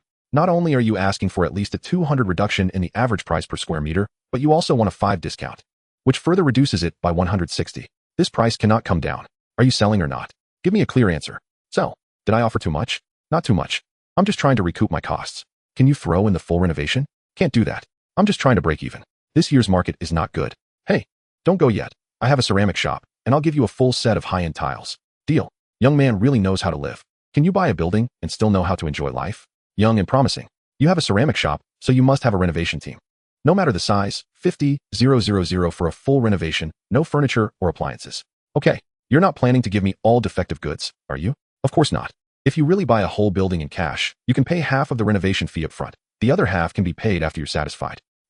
Did I offer too much again? Definitely not. I'll throw in a 55-inch TV for each unit. Looks like I really did offer too much. Li Wu sighed and decided not to dwell on it further. Let us settle the accounts. The accountant behind Wang Fuguwei had already calculated the area while they were bargaining. And now with the unit price available, it was just a matter of multiplying it out. 424 units, totaling 2,164 square meters. The total price was 560 yuan. Wang Fuguwei waved his hand and waved the 560 yuan. Adding in the half of the renovation fee of 600,000, Li Wu paid 17 million on the spot, then transferred an additional 700 yuan to the real estate company to help pay the property tax. This was much less than he had anticipated, seeing that he still had over 10 million in his account. Li Wu thought for a moment and decided to buy the last 2 street-facing commercial shops that Wang Fuguwei had left, still in the name of Tuan Liuyu. Street-facing shops were in high demand, and this time Wang Fuguwei absolutely refused to lower the price. In the end, Li Wu spent 4 million to buy 2 200-square-meter shops and again entrusted Wang Fuguwei to handle the tax payments. Commercial property tax is relatively high, at 5 of the property price, so Li Wu ended up paying an additional 200,000. However, the shops did not need renovation since tenants would handle their own fit-outs. Seeing that he still had over 6 million left in his account, Li Wu finally felt at ease. The buildings and shops were newly developed, and even after 10 or 20 years, they wouldn't be considered too old. Once the handover was complete, he could rent them out, and the rent would be saved into the new bank card he opened for Tuan. As she grows up, it would be best if Li Wu was still alive. If he passed away or went bankrupt, these properties and savings could ensure Tuan would not have to worry about food and clothing. At 21 years old, he had already handled the worries of a 41-year-old, and it felt great. Li Wu returned home with a pile of proofs, riding his beloved little electric scooter. By the time he got back home, it was already 1 p.m. Tuan and her sister were napping, and Li Wu was afraid of waking the 2 children. So he stopped Lu Ying, who wanted to heat up some dishes, and just grabbed a couple of leftover meals before heading back to the bedroom to put on his gaming headset. As soon as he logged in, he received messages from Baidaba and Malatang Tutu. Baidaba stated that the banking issues had been resolved, and after Li Wu replied with a thank you, he glanced at Malatang Tutu's message and sighed slightly. Tuan Gu, I can't go to Shinho City anymore. My mom helped me open a bank account today, and my plan to buy equipment was exposed. After giving me a beating, she insisted I go to Maodu City to keep an eye on me. Tuan Gu, I'm going to Maodu City now. My mom is outside waiting with a feather duster. I've been straightened out. Tuan Gu, I've changed jobs. This time I didn't listen to my mom and switched to a priest instead of an archer. I think the guardian definitely needs a healing profession for support. Tuan Gu, my healing spell also crits, and I'll definitely be able to help you in the future. A series of messages made Li Wu furrow his brows slightly. He truly felt a bit regretful that the young girl wouldn't be coming to Shinho City, as such an obedient little turret was hard to come by. However, the girl's tone seemed a bit off. It was a bit flirtatious. Could it be that she was developing feelings for him? That wouldn't do. We don't engage in illegal activities. They say no one knows a girl better than her mother. So it's no wonder Malatang's mom used family rules to force the girl to go to Maodu City. She probably sensed something was off and wanted to mitigate the losses in time. Li Wu thought about deleting Malatang Tutu right then and there to cut off her flirtatiousness. But he hesitated, afraid of hurting the child, and replied, Got it, keep it up. Malatang Tutu was online and quickly sent a message. Li Wu casually responded a few times before dismissing her. Anyway, the main cities probably wouldn't open up in the short term. Children's affections come quickly and fade even faster. Let time take its course, and it should naturally fade away. After thinking about it, Li Wu sighed again and sent a message to Baidaba, asking her to keep an eye on things. Without putting in any personal favors, Baidaba was almost ready to send Li Wu a referral fee upon hearing this. A 100 healing crit? Who is looking out for whom? A guaranteed core member of the guild, and you might not even be able to hire one with money. Immediately, Baidaba invited Malatang Tutu and her mom to join the guild. After handling these miscellaneous matters, Li Wu continued his pig farming business. He leveled up to level 12, and the experience from Abyss Magic Pig decreased a bit, but Pig Large Intestine was almost level 10, so Li Wu didn't change locations. After farming Abyss Magic Pigs for nearly an hour, Pig Large Intestine finally reached level 10. What excited Li Wu was that Pig Intestine had reached level 10 and comprehended the Stone Armor aura. Unfortunately, the aura effect was not level 20, but only level 10, and he didn't know if there would be opportunities for further improvement. However, level 10 was already quite powerful for Li Wu, as it was a noble percentage boost. But when he saw the pet interface showing that Pig Intestine was rideable, Li Wu looked down at the now much larger Pig Intestine, which was about the size of a domestic pig in reality, and his expression became somewhat strange. It was not the kind of fat pig that weighed 500 to 600 pounds after being raised for several years, but rather the kind that was ready for market at around 200 pounds. A petite girl like Spicy Rabbit had might manage to ride it, but at over 1.8 meters tall, wearing heavy armor, riding a domestic pig was just absurd. Where would those long legs go? Wouldn't they just drag on the ground? Chapter 72. The little pig pulls the cart. The ordinary abyssal magic pigs were already shoulder high to his chest, and how could a mere junior lord like him feel justified? Unable to help himself, Li Wu kicked Pig Intestine, but in the end, considering the boost to movement speed of 80 points listed in the information, he decided to give it a try. Ding. You lack a mount saddle and cannot ride. Mount saddles can be purchased in the system store or from lifestyle players. Seeing the system prompt, Li Wu glanced at the system store, found the mount saddle priced at 10 silver. He also checked the auction house and discovered that there were saddles for sale there as well, with many styles. And the lowest price for one identical to the system store was only 3 silver. It seemed that after the main city opened, lifestyle players were finally starting to make a profit. Li Wu looked at the dark pig intestine and, not wanting to buy something too flashy, spent 3 silver on a standard saddle. After equipping the saddle in the pet interface, a saddle appeared on pig intestine, with a reins hanging from its nose. Seeing that no one was around, Li Wu, feeling a bit excited, grabbed the reins and climbed on. After all, it was still a mount. In reality, he had only ridden a bicycle and an electric scooter before.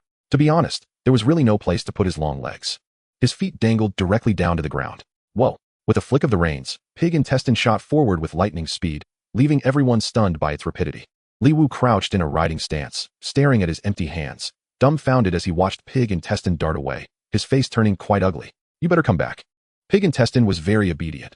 Upon receiving Li Wu's command, it immediately ran back in front of him, its little eyes looking innocently at its master, who was inexplicably angry. Li Wu sighed, climbed back onto pig intestine's back, stretched his legs forward, and flicked the reins. Pig intestine, carrying Li Wu, started to run. Though it was a small pig pulling a big cart, the movement speed did not decrease because of it. The mount speed was calculated based on Li Wu's own movement speed, adding an extra 80 movement speed, making it fly. After riding the pig back to Pear Blossom Town to complete the merit quest, Li Wu returned to the city directly. Look, someone's riding a pig, riding a mount, and still has to spread his legs. Who does that? Wow, the Black Pig Prince. Are you crazy about princes?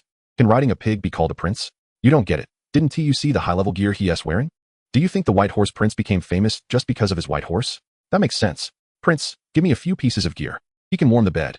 Never seen anyone ride a pig before. What a big deal. So what if he rides a pig? It's a bit ugly. But at least pig intestine is a well-known high-level pet.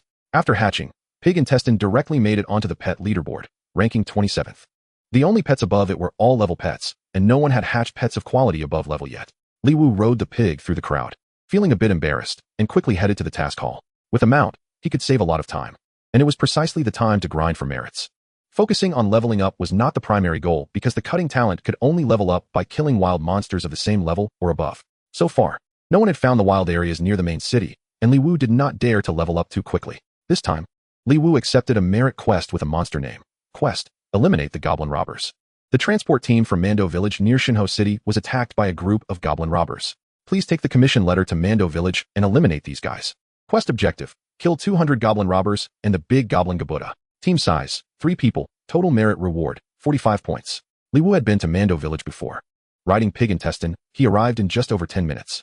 After handing the commission letter to the village chief, Li Wu followed the chief's directions to the south of the village. Since it was a transport team that was attacked, looking along the main road was the right thing to do. It didn't take long for Li Wu to discover the traces of the goblins. Nearby, the players were sparse, but not too few.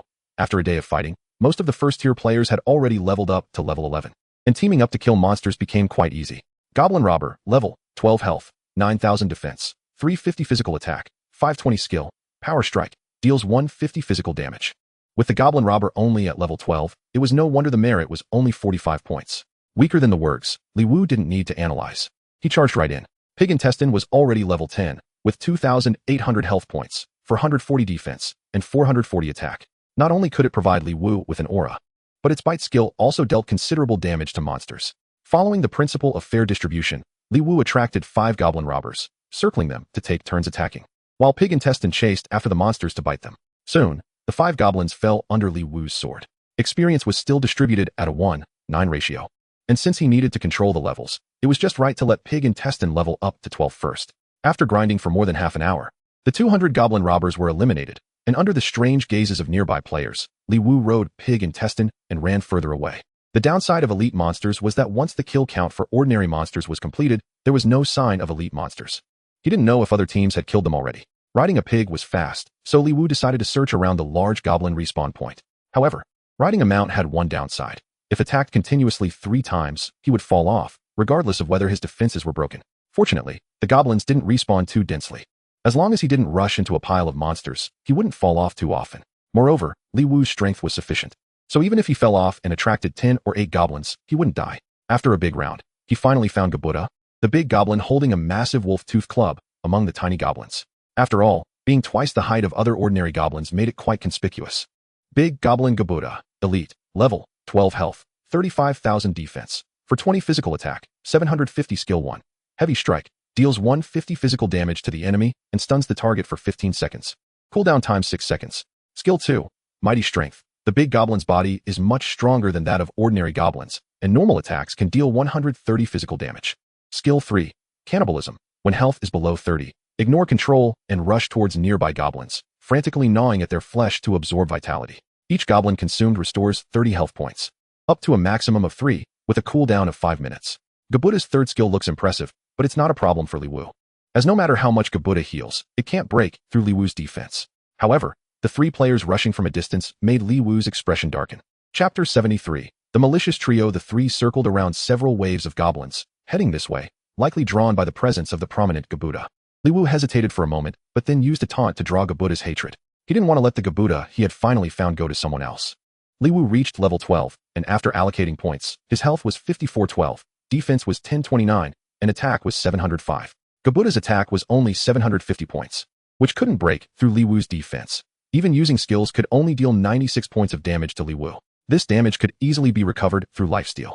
Li Wu remained cautious and did not let Zhu Dachong use skills, instead opting to attack Gabuda with basic attacks. The trio, a tank, a priest, and a mage, approached after killing a blocking goblin, surprised that Li Wu dared to take on an elite monster alone. They exchanged glances and whispered among themselves.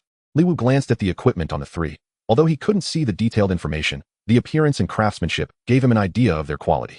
He couldn't see the jewelry clearly, but the weapons and clothing indicated that their gear was average, not reaching the golden level. The only suspect was the priest's shoes, which seemed to be golden. If a fight broke out, Li Wu felt confident that he could escape, relying on his faster shoes. With this in mind, Li Wu smiled and said, "I've been looking for this quest monster for a long time. Could you please step back and let me kill it first?" The trio exchanged glances, and the priest, crossing his arms, laughed. "You go ahead. We'll just watch the show, curious about what this monster might drop." Their words sounded nice, but their intentions were clearly not good. Whether it was to steal the last hit or to kill Li Wu for loot, Li Wu wouldn't sit idly by. If they acted first, regardless of whether they could defeat him, the red name penalty would be a big hassle.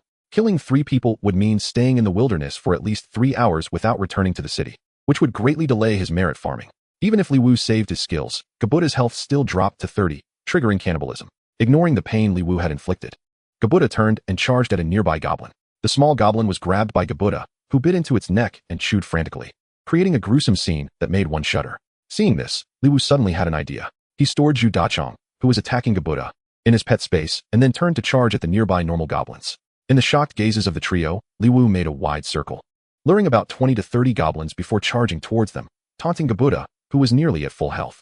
Damn! The trio was startled and turned to run. Seeing them flee, Li Wu didn't pursue but instead turned back to Gabuda.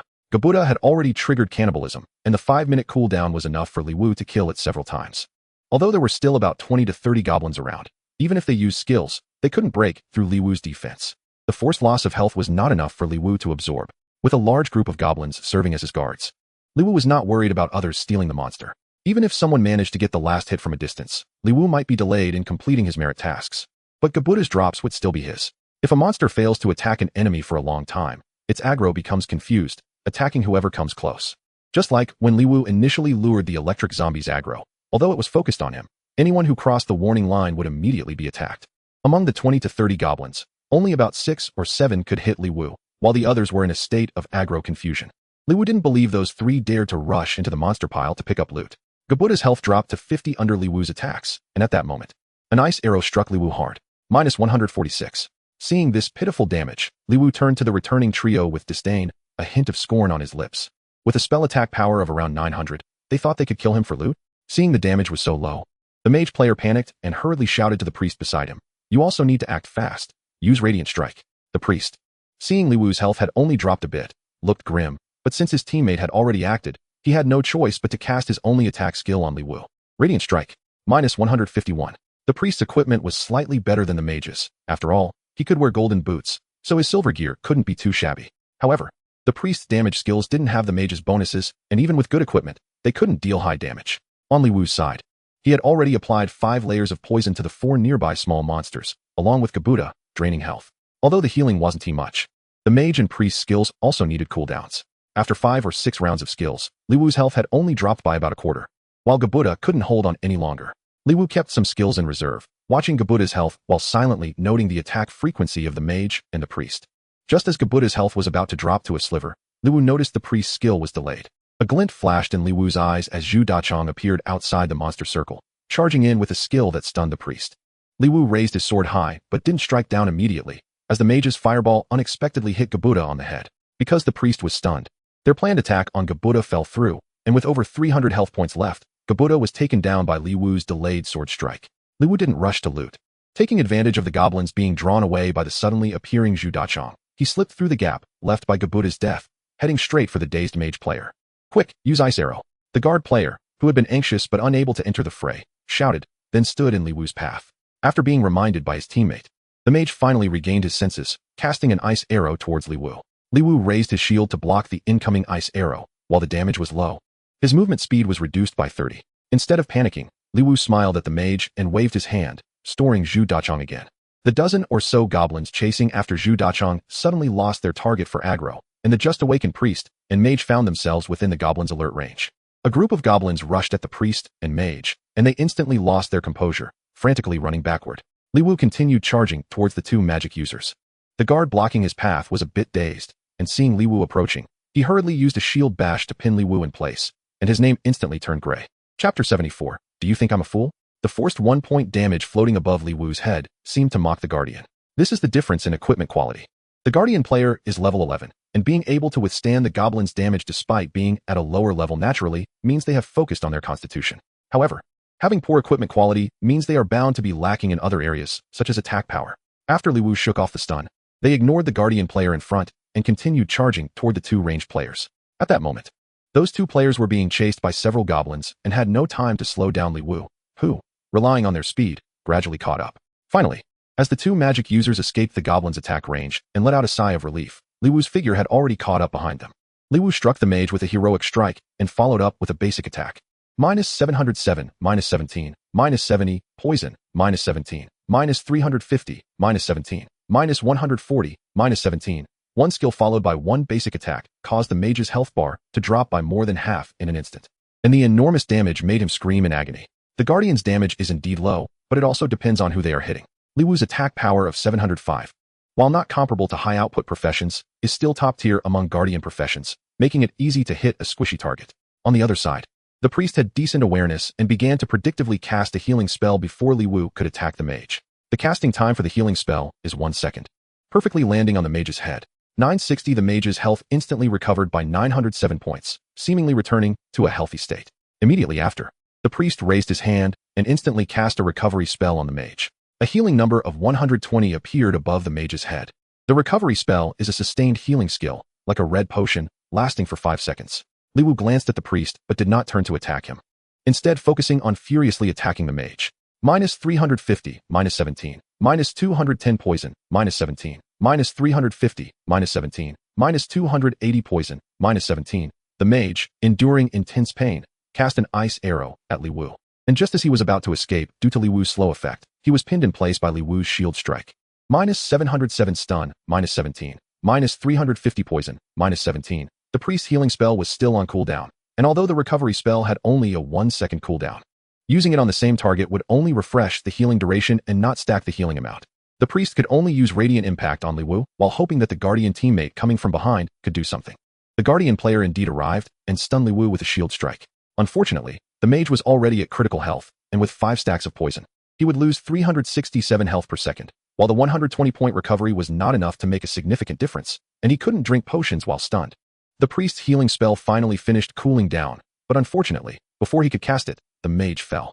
The priest showed a hint of panic, casually giving the Guardian a recovery spell and turning to run. Li Wu grinned, showing his 8 big teeth, and after the stun ended, he ignored the Guardian who was casting skills on him, calmly picked up the mage's dropped clothes, and then chased after the priest. The priest's shoes seemed to be of gold quality, running only slightly slower than Li Wu, but the Guardian player was left behind. One had no control skills, and the other lacked attack range, allowing Li Wu to close the distance little by little. The priest running ahead suddenly turned and shouted loudly, "Xiao Zhao, don't chase him anymore. Hurry and run in the opposite direction. Su Gu, I can't run. You go first, don't worry about me." The Guardian player behind, seeing that Li Wu was about to catch up to the priest, shouted in a panic. Li Wu, caught in the middle, couldn't help but ask, "Did you two get your words mixed up?" Hearing Li Wu's words, the guardian referred to as Xiao Zhao quickly shouted, "Big brother, can you let us go?" Li Wu smiled at this. "Sure, what's stopping me? Just throw down 5 pieces of white silver equipment with no level." "Damn, I only have 4 pieces of silver equipment. Then there's nothing to discuss. If your equipment is poor, don't try to kill someone for their gear." Xiao Zhao was left speechless and could only shout again at the priest. "Su Gu, hurry and leave. If he sees he can't catch you, he'll definitely turn back to attack me. I'll hold him off. I don't mind my poor equipment." The priest hesitated for a moment and said, "Sorry, brother. I'm leaving first. What do you two take me for?" Li Wu raised an eyebrow and couldn't help but taunt. "Today I concede defeat, but I will surely return the favor double another day." The priest turned his head and dropped a sentence. Then suddenly a silver light flickered around him, and his speed increased significantly, quickly creating distance from Li Wu. It was unclear whether it was a skill or a talent. "And trying to play me?" Li Wu grinned and a red light surrounded him, significantly increasing his speed as well. Rapid Fury. This skill reduces defense, and he really didn't dare to activate it when the trio was complete. After activating Rapid Fury, Li Wu's speed increased by 30. But he found that he did not close the distance between himself and the priest. The duration of the priest's speed boost was unknown, while Li Wu's Rapid Fury only lasted 10 seconds.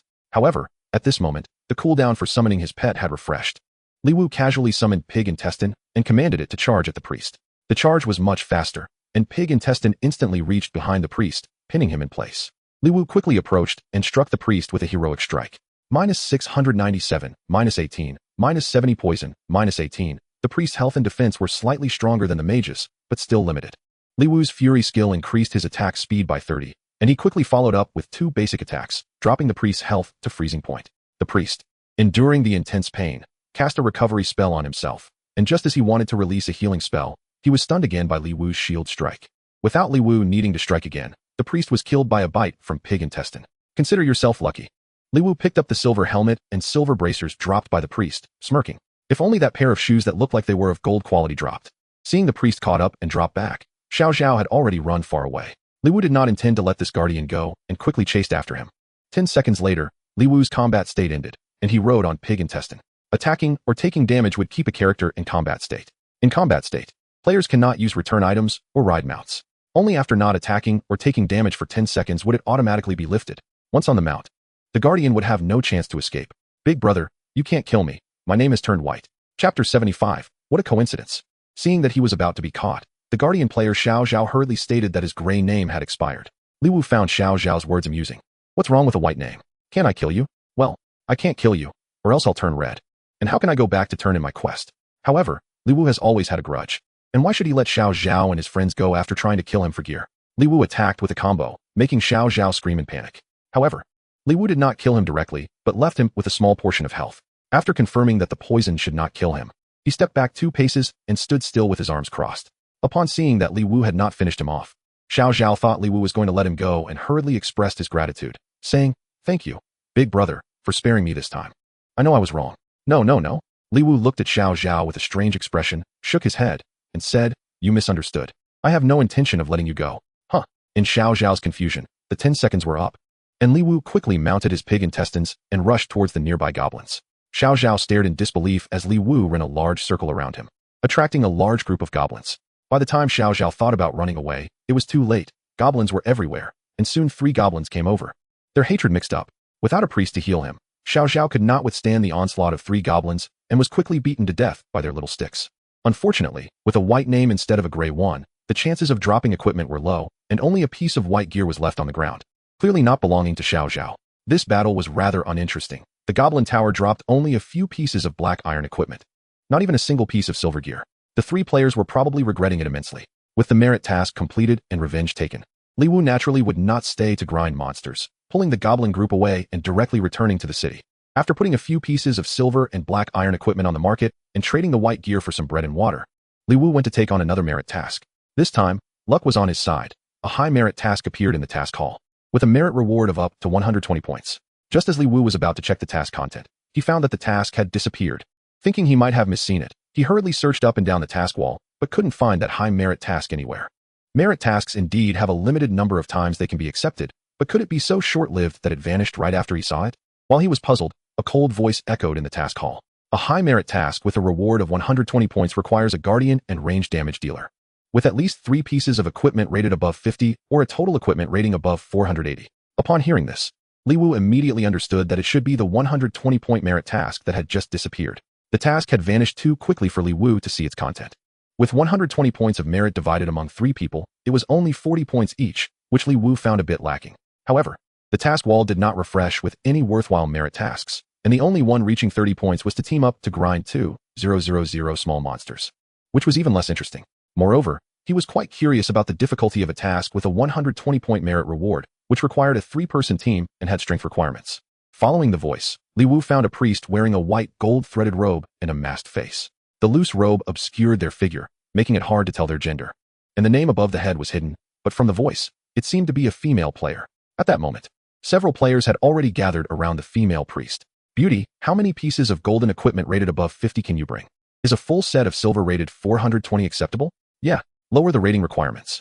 I'm a mage, so I don't need to tank. Although my equipment rating doesn't reach 480. My main focus is on intelligence, and my damage is not worse than those with 480 rated equipment. No, the female priest's voice was icy, as if everyone owed her $800. Hearing her tone, Li Wu almost didn't want to approach. However, his curiosity about the 120-point merit task was piqued. And after thinking for a moment, he asked aloud, "Can I ask what the task content is?" "No." The female priest replied immediately without thinking. But when she raised her eyes and saw that the person asking was Li Wu, she was momentarily surprised by his high-quality equipment. Li Wu hit a cold wall, and his curiosity was immediately frozen. He turned around and returned to the task wall. After searching again and not finding anything suitable, he was preparing to casually accept the task to pass the time when a cold, hard voice came from beside him. "Can I ask what your equipment rating is?" "No." Li Wu glanced at the uninvited female priest and casually accepted a task before turning to leave. As Li Wu walked out of the task hall and was about to summon his pig intestines, the female priest actually chased after him. "Weren't you asking about the task content?" "I can tell you. I don't want to ask anymore," Li Wu coldly replied, raising his hand to summon the black intestines and riding up. "Wait, the task target is a lord monster." Hearing this, Li Wu's raised reins instantly froze in midair. The next moment, the pig intestines disappeared, and Li Wu quickly turned around, his tone suddenly warm and soft as he smiled. "What level is it? Please tell me in detail." The female priest was clearly a bit taken aback by Li Wu's sudden change in attitude, and it took her a moment to regain her composure. "First, tell me your equipment rating. Although your equipment looks like it should be golden level, I can't determine if it's low level." "What? If my equipment rating is low, you won't tell me? You should understand the value of a lord monster. If I casually disclose it, someone is bound to snatch it away." "That's true, but how can you judge whether I reported a false value?" Li Wu nodded and said. The female priest was momentarily stunned by his words, but quickly thought of a solution. "Then you can apply to join my team. In Blue Star, players cannot view each other's equipment, but the team leader can set automatic joining requirements when forming a team, such as a certain attack or defense value. And after the main city opens, equipment rating requirements were added. Ding, you have joined the team of Oshernan." Without needing the priest's consent, Li Wu successfully joined the team, clearly meeting the equipment rating standard. Li Wu glanced at the system prompt and realized that the female priest's name was Oshernan. Seeing Li Wu join the team, Oshernan quietly breathed a sigh of relief, and her icy tone seemed to have lessened a bit. "The task content is 2 elite monsters. I will share the task with you once we gather enough people." "Huh, didn't you say it was a lord monster?" "Let's first complete the merit task to test our strength. Once the merit task is completed, I will take you to find the lord monster. The task area is not far from that lord monster." Such a coincidence. Li Wu looked at Oshernan with some suspicion. "Did you get killed by the lord monster, and then come back to the task hall to take a high merit task, and the location is close? Does that make sense? Besides, the lord monster isn't your pet. Aren't you afraid of it being snatched away? Could this be the legendary trap?" Chapter 76, Oshernan. It is indeed a coincidence. I originally wanted to find 2 strong teammates in the task hall to kill the lord monster, and I just happened to find a high merit task and accepted it. "Well, that makes some sense." Li Wu nodded and then asked, "Why didn't you directly shout in the area to form a team? Aren't you afraid that if you go late, the lord monster will be killed by someone else?" "How can I shout? Say I found a lord monster. Moreover, the lord monster is in the area of level 15 monsters. There shouldn't be anyone grinding monsters there right now." Li Wu smacked his lips. This guy really didn't want to act. But a question arose. If no one is there, then what about you? Secondary profession task. Oshernan glanced at Li Wu. "Why are you asking so many questions?" "Perfect." Li Wu couldn't help but silently applaud in his heart, deepening his suspicions about Oshernan. The explanation was reasonable, but Li Wu maintained a half-skeptical attitude, unwilling to give up the 15-level lord monster. After thinking for a while, Li Wu felt there was nothing to be afraid of. With his binding gear, what was there to fear? If things went south, he could just directly put the platinum shoes on the shelf. It would only be a loss of some breach of contract fees. Moreover, the lord monster might be a fake, but the merit tasks were indeed real, and it would be a pity not to do them. You don't need to look for ranged damage dealers, with only 120 merit points.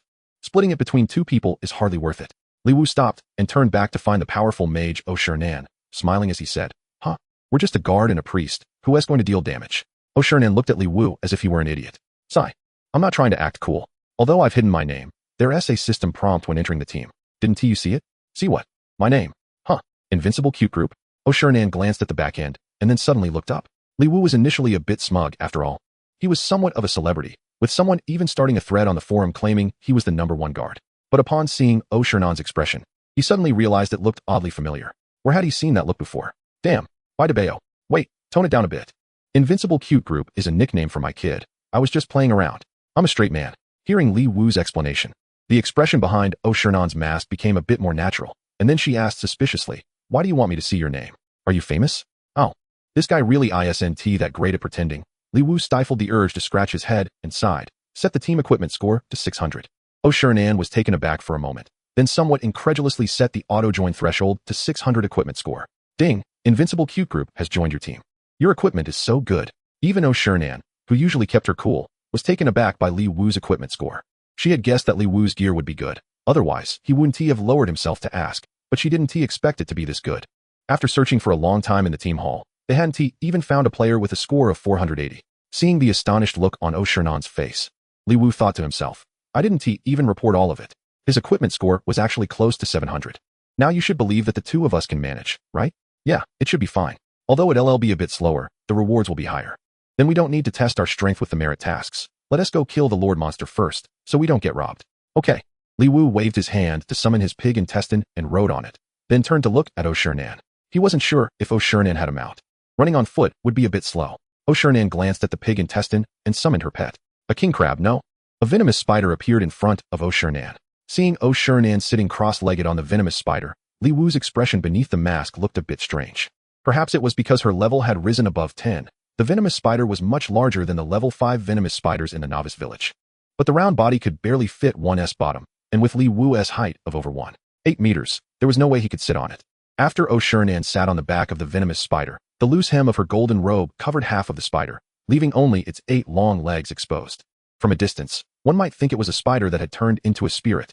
Li Wu tried to suppress his laughter and followed Oshirnan out of the Lord's mansion. Seemingly sensing something, Oshirnan turned to Li Wu and coldly said, if you want to laugh, just laugh. What is there to laugh about? My spider is dropped by the venomous lord. It's a high-level one, unlike ordinary venomous spiders. You don't need to explain. You ride a spider, and I ride a pig. It's the same. Who is laughing at whom? As he spoke, Li Wu raised his leg, indicating that Oshirnan's little pig pulling a cart had no right to laugh at him. Are you sure? You have too many questions. Oshirnan was not lying. Her venomous spider was indeed not ordinary. It only lagged a little behind the pig intestine when running. The two of them headed south from Shenhaoqing, encountering level 12 and 13 monsters along the way. Li Wu would actively run to the front to lure the monsters while riding the pig intestine. After all, it was difficult for a priest to move freely among monsters. Even with a mount, one careless move could get them knocked off their mount and beaten to death. After running for nearly half an hour, players were hardly visible in the field of vision, as they had already entered the spawn area for level 14 monsters. The two of them hadn't talked much along the way. Li Wu looked at the increasingly high-level monsters and frowned slightly. What kind of secondary profession task are you doing to run this far? Oshirnan shot Li Wu a sidelong glance and asked, do you think I'm lying to you? Of course not. I'm just purely curious. Li Wu smiled, but his eyes showed no amusement. Oshirnan looked into Li Wu's eyes, paused for a moment, and said, my secondary profession is alchemist. I need a herb called netherflower as the main material. The skill mentor told me to look for it in places filled with the breath of death. I posted on the forum, and someone said that place has undead, so I went there. But I didn't find the herb, and ended up being sent back by the Lord Monster. Alchemist. There is such a life profession in Blue Star? Li Wu was somewhat surprised. Although he didn't pay much attention to life professions, he had heard of some, but he had never heard of an alchemist. With a talent skill, an apothecary can evolve into an alchemist. What can an alchemist brew? Oshirnan looked coldly at Li Wu without answering. Li Wu felt a bit uneasy under Oshirnan's gaze and hurriedly said with a smile, I'm really just curious this time. It's okay if you don't say. Wasn't that the case just now? Cough, cough. Just pretend I didn't ask anything. Li Wu awkwardly coughed twice and turned his head to stop talking. Seeing Li Wu's awkward expression, the corner of Oshirnan's mouth couldn't help but curl up. After thinking for a moment, she said, an alchemist should be considered an advanced version of an apothecary. I can make all the potions that an apothecary can make. But I can also brew attribute pills. Attribute pills? They can enhance attributes. Oshirnan's cold tone carried a hint of pride as she deliberately paused before adding, permanent enhancement. Upon hearing this, Li Wu suddenly tightened the reins in his hand, and the pig intestine came to a halt. Oshirnan noticed and also stopped. Turning to look at Li Wu, her chin instinctively raised slightly. The shock that Oshirnan had anticipated did not appear. Instead, Li Wu coldly glanced at her and then squinted his eyes, looking around. What are you looking at? Shiran asked in confusion. Looking to see if you have any accomplices lying in ambush nearby. Li Wu appeared cautious, ready to take off his shoes and throw them into the auction house at any moment. What accomplices? What are you talking about? Shiran was baffled. What was happening? Do you think I'm an idiot? Attribute pills are one thing, but permanent attribute increases? Do you think Blue Star is your family's property? If you could casually brew 1,000 or 800 of them, wouldn't you be invincible? Are you crazy? Shiran felt she was going to lose it. Even her usually calm demeanor was now on edge, and she shouted in frustration, attribute pills have a usage limit. And do you think materials are that easy to find? 1,000 or 800? Do you think they're cabbage? I just don't believe you. From start to finish, your story has too many holes. If it weren't for the merit task, I wouldn't bother with you. And yet your lies keep getting more ridiculous, without even thinking it through. After Li Wu finished speaking, he didn't intend to waste any more time. He turned the pig's head around and prepared to leave. If it weren't for the cooldown of the returned stone, he would have gone back to the city already. You, stop right there. Shiran was truly enraged. Seeing Li Wu actually running back, he angrily pulled out something and threw it at him. A small milky white ball flew past Li Wu's ear and landed on the ground. Li Wu, riding the pig, casually picked it up to take a look. The pig's intestines stopped again, grunting in dissatisfaction at its owner's sudden tug on the reins. Li Wu smacked his lips. If it weren't for the platinum boots on his feet, he would have already dug out 2 rooms and a hall by now. Intelligence pill permanently increases intelligence by 2 points after consumption. Up to a maximum of 30 pills, excess consumption is ineffective. Are you paranoid? What do you take me for? Shiran looked at the dejected Li Wu, his eyes filled with anger and grievance. Sorry, I misunderstood you. Li Wu wished he could dig a hole to bury himself. Someone kindly invited him to kill the Lord, and he actually tested the girl all the way, treating her like a swindler. If their roles were reversed, the other party would have grass growing up to their ankles. Shiran took a deep breath, trying to calm himself down, then extended his hand coldly and said, return the pill to me, and our cooperation ends here. Li Wu gently placed the intelligence pill in Shiran's hand and apologized again. I'm really sorry for misunderstanding you. To show my apology, didn't you say you couldn't find the nether flower? As a level 11 priest, it's not easy for you to operate in a level 15 monster area. I can help you. Shiran wanted to kick Li Wu and turn away without hesitation. But Li Wu's proposal was indeed hard to refuse. As Li Wu said, it was indeed inconvenient for her, a level 11 priest, to act in a level 15 monster area. In fact, she wasn't entirely truthful. She wasn't sent back to the city by the Lord Monster, but rather by 2 level 15 ordinary monsters. However, she did see a giant monster while being chased by those 2 level 15 ordinary monsters. So it wasn't a complete lie. Although she didn't have time to use her true eye to investigate the giant monster's information, judging by its size. It was definitely not an ordinary elite monster, but surely a lord. Alright, Shiran took a deep breath, but don't ask me any more questions. Okay. The two continued forward until they reached the level 15 monster respawn point and then stopped. Although Li Wu wasn't afraid of attracting monsters, level 11 Shiran couldn't handle it. Shiran suggested they should walk slowly to avoid attracting monsters, but Li Wu threw out a true eye and denied that suggestion. Skeleton Swordsman level, 15 health, 12,000 defense, 350 physical attack, 800 skill 1, slash, deals 160 physical damage to the opponent, cooldown time 5 seconds.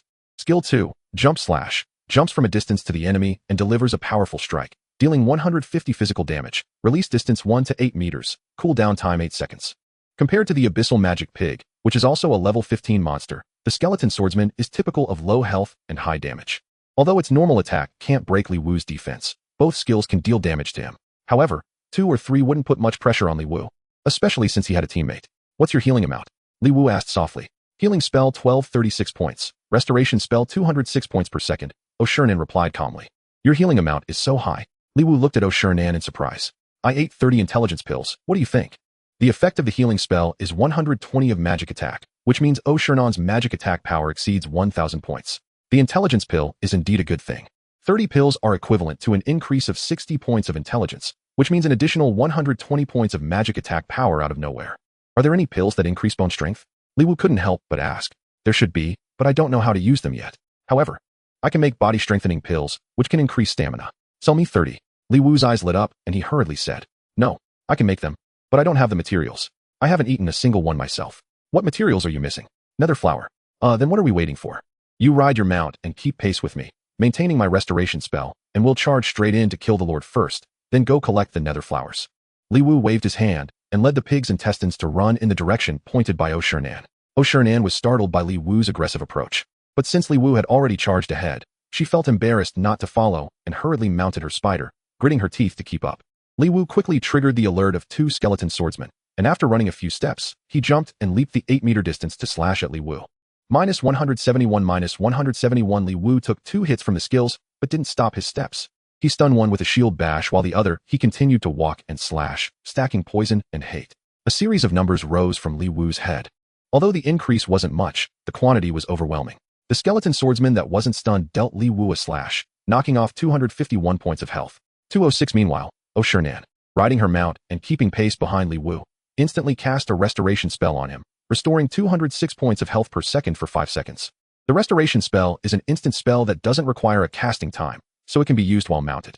Chapter 78. You call this a lord? 2 more skeleton swordsmen leaped over. After Li Wu slashed each of them, he commanded the pig's intestines, which were 8 meters behind him, to charge at one and stun it. He then didn't let the pig's intestines continue attacking, but took advantage of the target being stunned to follow up. Stun one and chase another. With this strategy, soon a long string of skeleton swordsmen was following Li Wu. However, since the skeleton swordsman's normal attacks couldn't break defense and due to positioning, very few were able to use skills to hit Li Wu. Although the skeleton swordsman had the jump slash skill, it couldn't be used beyond 8 meters, so the stunned skeleton swordsman had little chance of catching up. The chain of skeletons grew longer, and eventually, after exceeding the chase range, each skeleton swordsman was pulled away and returned to the respawn point.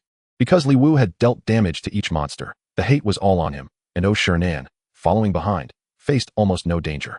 Shinan had teamed up before, and had cooperated with other guards, but she had never seen anyone who could withstand a long line of level 15 monsters just with her single restoration spell. This damn sense of security. Li Wu ran while tanking monsters for a long time, and finally, Shinan whispered, "It's nearby." Hearing this, Li Wu glanced at the remaining 7 skeleton swordsmen that hadn't been pulled away, stopped, and turned to kill the monsters. After all, he didn't have time to stack too many layers of poison, and the lifesteal efficiency wasn't high. At this moment, Li Wu's health had already dropped to half, and he quickly used taunt and heroic strike on the 2 skeleton swordsmen in front of him, then shouted to Shinan, "Give me a healing spell, then help me focus fire on these 2 in front of me." Upon hearing this, Shinan quickly dismounted, casting a healing spell to bring Li Wu's health back to a healthy level. Then, following Li Wu's instructions, she used Radiant Impact and commanded her pet to focus fire on the other skeleton swordsman along with the pig's intestines. After the 2 skeleton swordsmen fell, Li Wu's pressure immediately eased, and with just lifesteal and Shinan's restoration spell, his health quickly returned to full. After clearing the monsters, Shinan hesitated for a moment, and then quietly said, "You're amazing. You are amazing too. This healing amount gives me such a sense of security," Li Wu exclaimed, giving a thumbs up, being praised by a strong player. Even Shinan couldn't help but feel a bit proud, a rare smile appearing on her small face under the mask. "Where's the boss monster?" Li Wu looked around, noticing the area was filled with dead trees and many skeleton swordsmen wandering in the desolate forest, but she didn't see any special monsters. Shinan also looked around, frowning as she said, "It should be nearby. I remember the coordinates. What if someone gets there first?" Li Wu sighed. Shinan initially thought that no one could farm monsters in a level 15 map, but recalling Li Wu's earlier performance, she felt a bit presumptuous and lost much of her confidence, saying, "Let's look for it." "Yeah, let's clear monsters while we search," Li Wu replied, sensing Shinan's mood, and added with a smile, "Don't worry, even if there isn't a boss monster, I will help you gather the nether bloom." "Okay, thanks. No need to be polite. Just give me a discount when you make the body strengthening pill." "Sure." After they finished talking, the 2 began to hunt monsters while searching in the desolate forest. After half an hour, when Shinan was about to give up, Li Wu suddenly stopped and looked into the distance. "Is that the boss monster you mentioned?" Li Wu's voice carried an uncontainable excitement. Following Li Wu's gaze, Shinan finally relaxed. "Yes, that's it. A true I was cast over." And Shinan's face turned pale under the mask. Headless Knight, level 15 health, 500,000 defense, 1, 288 physical attack, 1, 888 magic attack, 1, 888 skill 1, death charge. The Headless Knight transforms into a ghost knight and charges in a random direction, dealing 150 physical damage to all enemies in a 100-meter line ahead, leaving a 10-meter wide death flame that deals 80 magic damage per second for 5 seconds, with a cooldown of 10 seconds. Skill 2, Knight's Sweep, swings the spear to perform a 150-degree fan-shaped attack, dealing 150 physical damage to all enemies in the area. Cooldown, 8 seconds. Skill 3, Silent Scream. When health drops to 20, the Headless Knight's unwillingness transforms into a soul scream, dealing 150 true damage to all enemies within a 200-meter range. Skill 4, Soul Devour, absorbs the residual power of the dead to strengthen itself. For every enemy that dies within a 200-meter range, the Headless Knight increases both attack stats by 1. Skill 5, Undead Body. After entering combat, the Headless Knight's endurance increases by 30 until the battle ends or is released. "What is this?" Shinan's tone was devoid of excitement. instead filled with frustration. For most players, boss monsters were not as appealing, and they were even less desirable than elite monsters. Elite monsters had a high chance of dropping silver gear, while boss monsters had a considerable chance of dropping gold gear. Although both types of monsters posed some difficulty, with a few reliable teammates, they could be defeated for tangible rewards. However, the wilderness was like a large-scale event in the game, which couldn't be tackled by just a few or even dozens of people, especially when players' levels were lower than the monsters. Trying to land the final blow was like buying a lottery ticket. After studying the trends for half a day, you might not even get a blue ball. Well, that's not entirely accurate. Participating in the event would at least earn you 5 points of reputation, so you could consider it like getting a blue ball. Sorry, I didn't have time to use True Eye back then, making you run for nothing, Oshirnan said, feeling a bit guilty as she lowered her head. Unable to look Li Wu in the eye. Let's go gather nether blooms, or do some merit tasks instead. The expected complaint did not come. Oshirnan noticed Li Wu hadn't moved for a while and turned to look, only to find Li Wu squatting there muttering to herself. Oshirnan approached curiously and saw Li Wu drawing on the ground with her finger, murmuring some numbers. What are you doing? Oshirnan couldn't help but ask. Just a moment, Li Wu replied without looking up, continuing her movements for a few more moments before standing up. I've figured it out. We can fight. Li Wu grinned. Huh, what? Oshirnan, with only her eyes visible through the mask, widened them in surprise. Are you saying we can fight it? We can fight. I have lifesteal. And with potions plus your healing, we should be able to withstand the attacks. But there is one difficulty we can't solve, Li Wu said confidently. Seemingly influenced by Li Wu's tone, Oshirnan calmed down a bit and asked in a low voice, what difficulty? I can withstand it. But I don't know if you can. How could I possibly withstand it? Li Wu sighed. That's what makes it difficult. You saw the Headless Knight's data. 2 of its skills are designed against swarm tactics. One is Death Charge, which has a random direction, so even if you're behind the Headless Knight, it might not help. The other is the Silent Scream skill, which deals 150 true damage. That means 832 damage. It's practically a clearing skill, forcing players with less than 832 health within a 200-meter range to be eliminated. Oshirnan sighed as well and said softly, I can't withstand those 2 skills either. I only have 720 health. 720? Your health is that high? Li Wu asked, somewhat surprised. My armor is gold-level cloth armor with dual endurance and spirit, Oshirnan replied. Not bad. Good equipment. What's so good about it? It's a healing priest gear, which doesn't add intellect. Dual endurance is useless. If I hadn't eaten 30 insight pills for an extra 60 intellect, I would rather wear silver-level clothing. Right now, it's practically a divine artifact. Li Wu cheerfully took out a piece of pear blossom pastry and handed it to Oshirnan. Pear blossom pastry restores 3 points of fullness and increases endurance by 5 for 5 minutes. Oshirnan took a look at the pear blossom pastry, her eyes brightening, but quickly dimming again. If I eat the pear blossom pastry, my health will be 856, which can just barely withstand the Headless Knight's silent scream. But I still can't resist the double damage from Death Charge. Death Charge has 2 parts of damage, 150 physical impact damage and the subsequent 80 magic damage per second. My defense is only 340. The impact damage alone will deal 492 damage to me, and the following 80 magic damage for 5 seconds is nearly 200 per second. Even if I drink potions and heal myself, I won't be able to withstand it. Then we can only gamble on luck, hoping that the Headless Knight's Death Charge doesn't hit you. Li Wu grinned and tossed a piece of pear blossom pastry into her mouth, turning to walk toward the Headless Knight. Wait, hold on. What if our luck is bad? Then we'll come again. If we can take down the Headless Knight, I'd be happy to run 10 times. Li Wu replied without looking back, already approaching the triggering alert line for the Headless Knight. To prevent the Headless Knight from charging directly at her and affecting Oshirnan, Li Wu moved 10 meters to the right to avoid the direct angle. Oshirnan, steeling herself, moved forward but suddenly realized something. Wait, before Oshirnan could finish her sentence, the warhorse under the Headless Knight neighed loudly and leaped towards Li Wu. Li Wu looked at the charging Headless Knight, a glimmer of joy flashing in her eyes. The first step is secure. Commanding the pig intestine to activate the stone armor, the defense increased to 1131. Then, Li Wu raised her shield to block the Headless Knight's spear and slashed out a sword. -1, cutting 4550, 70 poison, cutting 4550, 227 3, 227. The Headless Knight's normal attack dealt 757 damage, while Li Wu's sword cut off 9,171 health points from the Headless Knight and absorbed 457 health. Immediately after, the Headless Knight executed a sweeping skill, dealing -1,701 damage that floated above Li Wu's head. As she counterattacked, Li Wu shouted loudly, "Heal me." Oshirnan finally reacted, although her eyes were filled with shock. She used her skills fairly smoothly, casting a healing spell on Li Wu, quickly followed by a restoration spell. What was she going to say just now? Right. She wanted to say that even if they were lucky, how could a priest and a guard deal damage?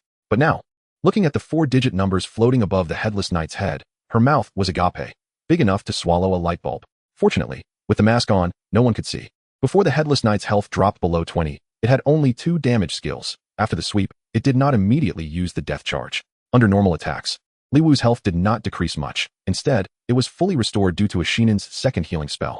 The Headless Knight finally launched the death charge. Fortunately, the direction was not towards Ashinen behind her. Unfortunately, although the Headless Knight adjusted its horse's head, the angle was not large, and with a skill width of 10 meters. It still included Li Wu diagonally. Thankfully, Li Wu was right next to the Headless Knight, and the starting point of the death charge was only a step away. Although she was affected by the physical shock wave, Li Wu only suffered from the subsequent fire damage and stepped into a non-fire area. -1,701 -757. The death charge dealt a total of 2,458 damage to Li Wu, bringing her health below half, but her expression was not good. The Headless Knight's damage was too high, and correspondingly, the pain was also high. Even though she used her shield to absorb some, Li Wu still gritted her teeth in pain. The Headless Knight charged out over 100 meters, and Li Wu naturally wouldn't foolishly chase after it. She adjusted her position and pulled away from Ashinen, casually drinking a health potion. Then, while Ashinen healed her, a taunt increased the hatred value towards the Headless Knight. The priest's healing would increase hatred. If the hatred got out of control, Ashinen could be instantly killed.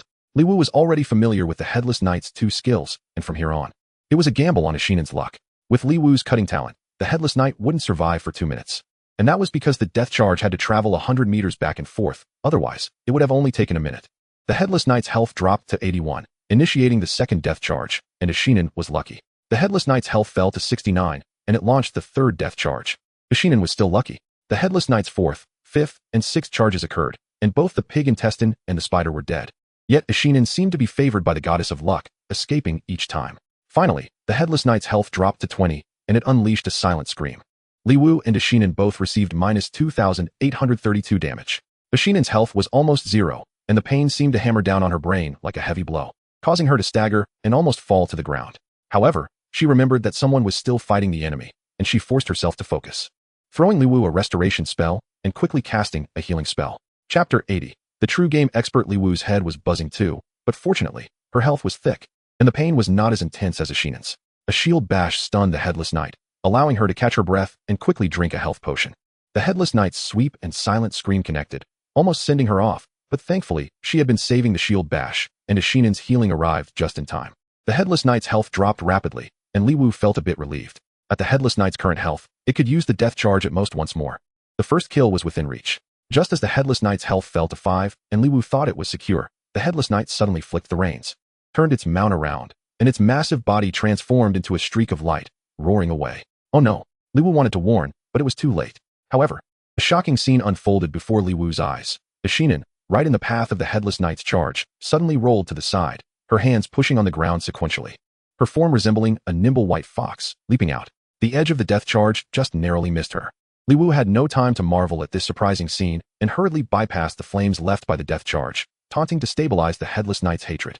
The Headless Knight no longer had the opportunity to use the death charge again. By the time it ran back in front of Li Wu, it was almost depleted by the poison-triggered cutting. With a fierce strike, Li Wu connected 2 sword slashes and took it down. Ding! Congratulations on killing the level 15 Headless Knight.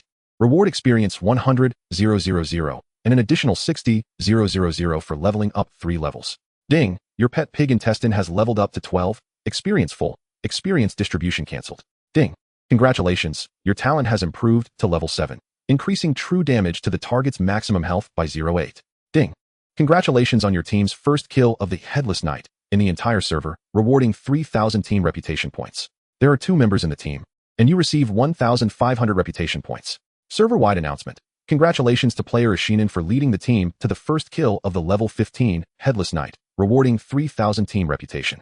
Server-wide announcement. Congratulations to player Ashinen. Server-wide announcement. Congratulations to player Ashinen. The server-wide announcement rolled 3 times in the Huaxiao server. Ashinen stared at her palms with her head down, as if detached from the world. Li Wu shouted twice for her to come pick up the loot, but received no response. Ashinen had not set the leader's loot option, and Li Wu originally wanted to call her over to pick up the loot together, so they both knew what had dropped. But Ashinen seemed to be in a daze for some reason, and Li Wu knew it wasn't the time to be nagging. So she simply bent down and picked up everything that dropped. Hey, what are you daydreaming about? Li Wu walked in front of Ashinen, waving her hand in front of her eyes to attract her attention, but unexpectedly, Ashinen suddenly grabbed Li Wu's wrist. In the next moment, Li Wu fell to the ground, staring blankly at the sky in the game. Who am I? Where am I? With a 3-part question, Li Wu asked 2 before realizing, hurriedly flipping over to get up. Looking at Ashinen, who seemed to have come back to her senses, in surprise. You know judo? Ashinan's expression was a bit excited as she shook her head. Not judo. Never mind. You wouldn't understand. Just consider it a kind of fighting technique. You wouldn't be the legendary ancient martial artist, would you? Li Wu said, her eyes sparkling. You know about ancient martial arts? Ashinan glanced at Li Wu in surprise, as if Li Wu shouldn't know. There were rumors on the forum that there were suspected ancient martial artists who could dominate in the game, and fighting monsters wasn't even turn-based. Fighting monsters isn't turn-based to begin with. What does that have to do with being an ancient martial artist? Ashinan said, puzzled. I was just giving an example. Normally, when we fight monsters, don't we take turns hitting each other? However, ancient martial artists can dodge monster attacks, unless it's a locking skill. Otherwise, ordinary attacks are ineffective against ancient martial artists. Li Wu said excitedly. Oshirnan looked at Li Wu's silly gestures and couldn't imagine connecting his previous calm demeanor to this. Do you know that you look really foolish right now? Is that so? Very foolish. Sorry, I got a bit too excited. I used to watch martial arts dramas with my father when I was a child, and I had dreams of being a hero. Now that I've seen one in real life, I can't help but feel a bit excited. Oshirnan looked at Li Wu speechlessly, thought for a moment, and asked, have you ever played virtual reality games? Well, virtual reality games only appeared in the last 2 years, and I've been quite busy with work, so I haven't had the chance to get into them. That makes sense. Oshirnan nodded and continued, if you often play virtual reality games, you should know that not only ancient martial artists can dodge attacks, some game experts can do it too. Game experts? Ordinary people? Yes, ordinary people. No way. I've actually tried to dodge monster attacks, but I couldn't at all. The monsters in the game are much faster than real-life animals, so it's really hard to dodge. And even harder to counterattack after dodging. Are you a game expert? Well, does being the strongest king in honor of kings count? Oshirnan rolled his eyes, unable to look at Li Wu, and said helplessly, being a game expert in flat games is different from being a virtual reality expert. A virtual reality game expert, whether naturally or through training, has an extreme control over their body, with reflexes much faster than ordinary people. Li Wu blinked and hesitated before quietly asking, can you explain it in simpler terms? Oshirnan sighed helplessly and asked, you should know about human reaction speed, right? I know a bit about it. Well, what I call reflex arc is equivalent to reaction speed. For example, in a battle, just as you're about to attack, your arm moves slightly. If it's an ordinary person, the visual information is transmitted to the brain, which then takes time to react and instruct the body to respond. This reaction time might be 0, 2 to 0, 3 seconds, while a well-trained athlete can improve it to 0, 1 to 0, 2 seconds. But if it's what I call a game expert, their reaction time might only be 0, 5 seconds, or even faster. Is that possible? Li Wu looked somewhat incredulous. It's almost impossible in reality because an ordinary person's physical strength has its limits. Reacting too quickly would keep the muscles in a tense state for a long time, leading the body to break down under the pressure. The body's defense mechanism sets a threshold to prevent human reaction nerves from exceeding this limit. But in virtual reality games, it's different. We have virtual bodies, and those with reaction speeds that exceed limits can truly unleash the magical power that comes with such speed. For instance, the ability to dodge attacks. Exceeding limits in reaction speed combined with long-term experience allows one to achieve true predictive synchronization. Are you such a game expert? Li Wu looked at Oshirnan with a serious expression. No, I'm not a game expert. I'm an ancient martial artist. Chapter 81, The Ghostly Flower. Once, Oshirnan added lightly, and then a hint of excitement flashed in his eyes as he asked, what did the Headless Horseman drop? Is what it dropped important right now? You're an ancient martial artist. Once, Oshirnan corrected Li Wu's mistake. What do you mean once? How can an ancient martial artist have a once to speak of? Li Wu's expression grew serious, trembling as he said, could it be that you? Yes, it's just as you think, You lost your way. I went into a trance. The two spoke almost simultaneously, and then they stared at each other in shock. What I meant was that you went into a trance. I'm not deaf. Oshirnan looked at Li Wu with a gaze that could almost shoot daggers, saying, how low-minded do you have to be to come up with such a dirty answer? I used to love reading novels a couple of years ago. I remember there was a story about a man practicing boy skills and a woman practicing girl skills who fell in love, and then they both lost their martial arts. What kind of novel writes such a dirty plot? Fan tomato. Sigh. Forget it. This isn't your fault. Oshirnan closed his eyes and took a deep breath to calm his emotions, then opened his eyes and glared at Li Wu, saying, don't ask about ancient martial artists anymore. Ancient martial arts aren't as magical as you think. Otherwise, they wouldn't have been eliminated by the times. I don't need to ask about game experts anymore either. You already have a child, so you've missed the best training period. Don't you have any more questions? Oshirnan looked at Li Wu with some impatience. I have one last question. Ask. I'm 21 this year. Do I still have a chance? Li Wu asked with a wry smile. You got married so early? Isn't that illegal? Are you an unmarried gentleman? Oshirnan looked at Li Wu in surprise, then thought for a moment and said, 21 should be considered the peak stage for reaction nerves, but it's not the best training stage. It's hard to achieve anything if you start training now. Seemingly afraid of discouraging Li Wu, Oshirnan comforted him, saying, you don't have to be too obsessed with reaction speed. Being fast doesn't mean you're invincible. Combat experience and attribute advantages can still lead to victory. Well, forget it, anyway. I don't have time to train. Li Wu nodded, then took out the items dropped by the Headless Horseman. Headless Horseman's helmet, platinum, health 880, stamina 40, strength 40, agility 40, equipment rating 120, class requirement, knight, warrior, guardian. Headless Horseman's pendant, platinum, magic attack 88, stamina 38, intelligence 38, spirit 38, equipment rating 114, class requirement, mage, priest, summoner. Knight's ring, gold, physical attack 56, stamina 28, constitution 28, strength 28, equipment rating 84. As expected from the first kill in the entire server, the Headless Horseman dropped 2 pieces of platinum equipment and 1 piece of gold equipment all at once, along with 4 pieces of silver equipment and several black iron items. Besides the equipment, the Headless Horseman even dropped a mount. Headless Horseman's whip, binds upon use, can summon or dismiss the Headless Horseman's mount, increasing mount movement speed by 100. Of course, the Headless Horseman also dropped 5 pieces of purple gold ore, which still have unknown uses, and a currency of 8 gold and 66 silver. With 4 very valuable items, even though O'Shurnan remained calm, a hint of excitement could not help but show in his eyes. The two discussed and decided not to sell the items, so they began to distribute them. First, they split the currency in half, then the equipment. The Headless Horseman's pendant is a magic-type equipment, naturally going to O'Shurnan, while the Headless Horseman's helmet went to Li Wu. Li Wu looked at the platinum helmet's attributes with slight regret. This helmet doesn't increase constitution. Instead, it boosts agility, which should be more suitable for warrior classes. However, the other attributes are too high, nearly doubling those of the gold helmet Li Wu is currently wearing. His current helmet has 400 health and 23 attributes. After equipping the Headless Horseman's helmet, his health can increase by 696 points, and attack can also increase by 28 points, but his defense will drop by 43 points. Note, Guardian passive, physical attack reduced by 20, health defense increased by 20. Although it will lower his defense, overall, it's still much better. The next distribution would be more difficult. As of now, apart from the 2 pieces of platinum equipment just revealed by the Headless Horseman, this golden ring should be considered the top equipment in the entire Huaxia server. However, compared to mounts, its value definitely pales in comparison.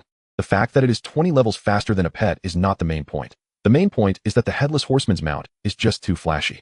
With its completely black fur and 4 hooves stepping on green ghostly flames, its coolness rating is off the charts. Recently, Ashen, who is often mistaken for a spider spirit, was dazzled by the Headless Horseman's whip.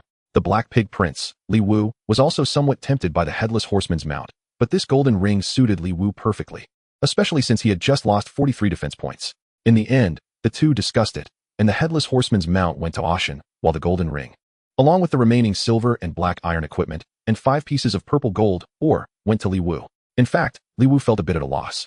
But Ashen pulled out her trump card, saying that if the number of ghostly flowers she gathered was insufficient, she could wait to consume them and would prioritize refining health potions for Li Wu. After splitting the loot, Li Wu wanted to make one last effort and open the auction house to see if there were any equipment with the same rating or slightly lower than the Headless Horseman's helmet that could serve as a substitute. If there were more suitable options, it would only mean losing a bit of the transaction fee. Unfortunately, in the auction house, there were no items of the same rating, nor even platinum equipment for the Guardian class with lower ratings. Once the main city opened, not only did several major guilds focus on cultivating Guardians, but even offline guilds or organizations preparing to establish guilds started training Guardians, and the market's top-tier Guardian equipment was basically snatched up. Li Wu sighed and equipped the helmet and ring. His health reached 6,012 points, defense 1,010 points, and attack 769 points. Ghostly flowers. Just as Li Wu was studying his attributes, Ashen, who was riding her new mount and running back and forth, suddenly exclaimed. Li Wu turned around to find that the spot where the Headless Horseman had fallen had sprouted dozens of pale white flowers. Ashen had already started collecting them, and Li Wu hurried over to pick one. Ghostly flower is a herb that absorbs the death energy to condense into a life flower, which can be used for the refinement of physical enhancement medicines. A total of 15 ghostly flowers had grown at the place where the Headless Horseman died. How many health potions can one ghostly flower refine? Li Wu asked excitedly while holding the little white flower. 1 flower, 1 potion. So little? That means only 15 can be refined, right? That's not too few. I didn't gather any before, so I didn't expect to get 15 from killing the Headless Horseman. Then what you said earlier, I'll keep my word and refine the health potions for you first. Chapter 82. Guardian task. After putting the 15 ghostly flowers into her backpack, Ashen turned and asked, should we look for more ghostly flowers first or complete the merit task? Li Wu glanced at the time and found it was almost 5 p.m. Time was not very ample, so he said, I have to log off soon to take care of the kids. Didn't you say the merit task is not far from here? Let us do the merit task first, and if you have time tonight, we can meet at 10 p.m. to look for ghostly flowers again. Sounds good. I'll share the merit task with you. Ashen opened the task sharing, but found it failed. Li Wu then remembered he had taken a regular merit task and quickly pulled out the commission letter and selected to abandon it according to the prompt. Special task. maintain the balance of nature. Paladin Kyle betrayed his faith and, in order to resurrect his beloved, sacrificed his soul to the Abyss Lord, becoming a fallen one. He recklessly slaughtered the Treant clan, disrupting the harmony between humans and nature. Please go to the drizzling rainforest to help the Shepherd Lockcatch resist the attacks of the fallen Kyle and his wife. Task group size 3, merit reward 120. Task time limit 2 hours, 15 minutes, 31 seconds. Special task, and it has a time limit? Why didn't you say so earlier? Li Wu said somewhat speechlessly after seeing the task description. There are still more than 2 hours left. It's just 2 elite monsters. There aren't mini monsters. But what if someone gets there first? We can wait for the respawn.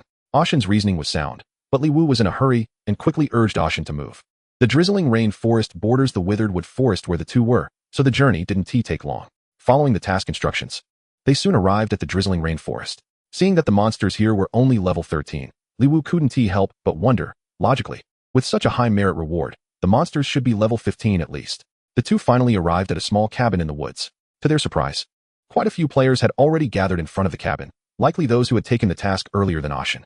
The players there were mostly in groups of 3, facing away from the cabin, looking warily ahead. Li Wu and Ashen squeezed through the crowd and entered the wooden cabin, where they found the Shepherd Lockcatch. Ashen stepped forward to submit the commission letter, while Li Wu curiously tossed out a true eye. Shepherd Lockcatch, level 25 health. Defense. Attack. Except for the level, the true eye couldn't reveal any information, and it was unclear whether killing him would yield any artifacts.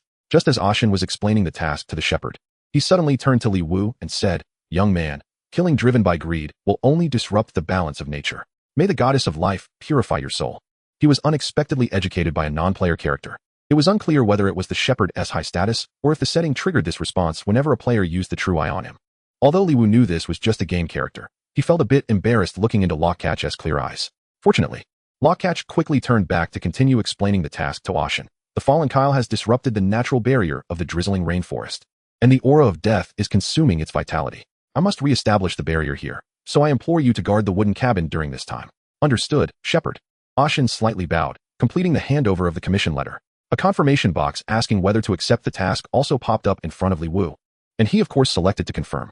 However, the countdown on the task bar did not disappear, indicating that the timer had started as soon as the task appeared in the task hall. 1 hour, 55 minutes, 13 seconds. With nearly 2 hours left on the task countdown, Li Wu frowned after glancing at the time. After exiting the wooden cabin, Li Wu quickly walked up to a player nearby and quietly asked, "Brother, what is the situation with this task?" That player was quite friendly and casually replied, "It's a tower defense battle. Every 5 minutes, a group of level 15 elite monsters will attack the cabin. Just kill them, and we have to defend for nearly 2 hours? That's right. I've been defending for almost an hour now. Although these task monsters don't drop loot, the experience is very high. It's best if they keep respawning indefinitely." Hearing this, Li Wu couldn't help but feel distressed. He didn't have that much time. Is there no way to complete it quickly? I saw that the task mentioned the fallen Kyle. Hasn't he appeared yet? Not yet, but even if he does, we probably can't kill him. The task only says to guard the cabin, not to kill Kyle. And these smaller monsters are already level 14 elites. The fallen Kyle should be on par with the shepherd, so he is likely to appear at the end. And then the shepherd will probably have a scripted death scene. The player's analysis was spot on, and Li Wu couldn't think of another solution. She turned to Oshernan and said, "I have to log off before 6 p.m. However, I see that although this quest has a team size limit, it should still allow for multiple participants. You should be able to complete it on your own. But even if you don't finish, there's no need to worry. I will compensate for your losses. Don't blame yourself. No one knew this quest would take so long. And don't mention compensation. Compared to our previous gains, this merit quest really isn't much. Long live understanding." Li Wu cupped her hands in thanks for Oshernan's understanding. As time slowly passed, a sudden clattering sound came from the dense forest in front of the wooden cabin, and then a number of skeletons rushed into view. Skeleton Warrior, Catherine Summon, level 15 health, 42,000 defense, 450 physical attack, 800 skill 1, strenuous strike, physical damage 150. Skill 2, jump slash, physical damage 160. Although the information on the skeleton warriors did not indicate they were elite, their attributes were indeed much higher than those of regular level 15 monsters. However, these skeleton warriors were shown to be Catherine Summons. Shouldn't they be from Kyle? About 40 to 50 skeleton warriors appeared, and the other players who had already experienced this quickly grouped into teams of 3 to engage them. 1 team per monster, leaving just 1 remaining, indicating they spawned according to the number of teams. Li Wu hurriedly stepped forward to take the last skeleton warrior, facing no pressure at all. Although they were labeled as level 15 elite monsters, it was likely that the player had never encountered a real level 15 elite. From Li Wu's experience, these skeleton warriors were actually weaker than the level 13 Hogger, perhaps because they lacked a name and thus seemed less impressive. It wasn't surprising to think about it.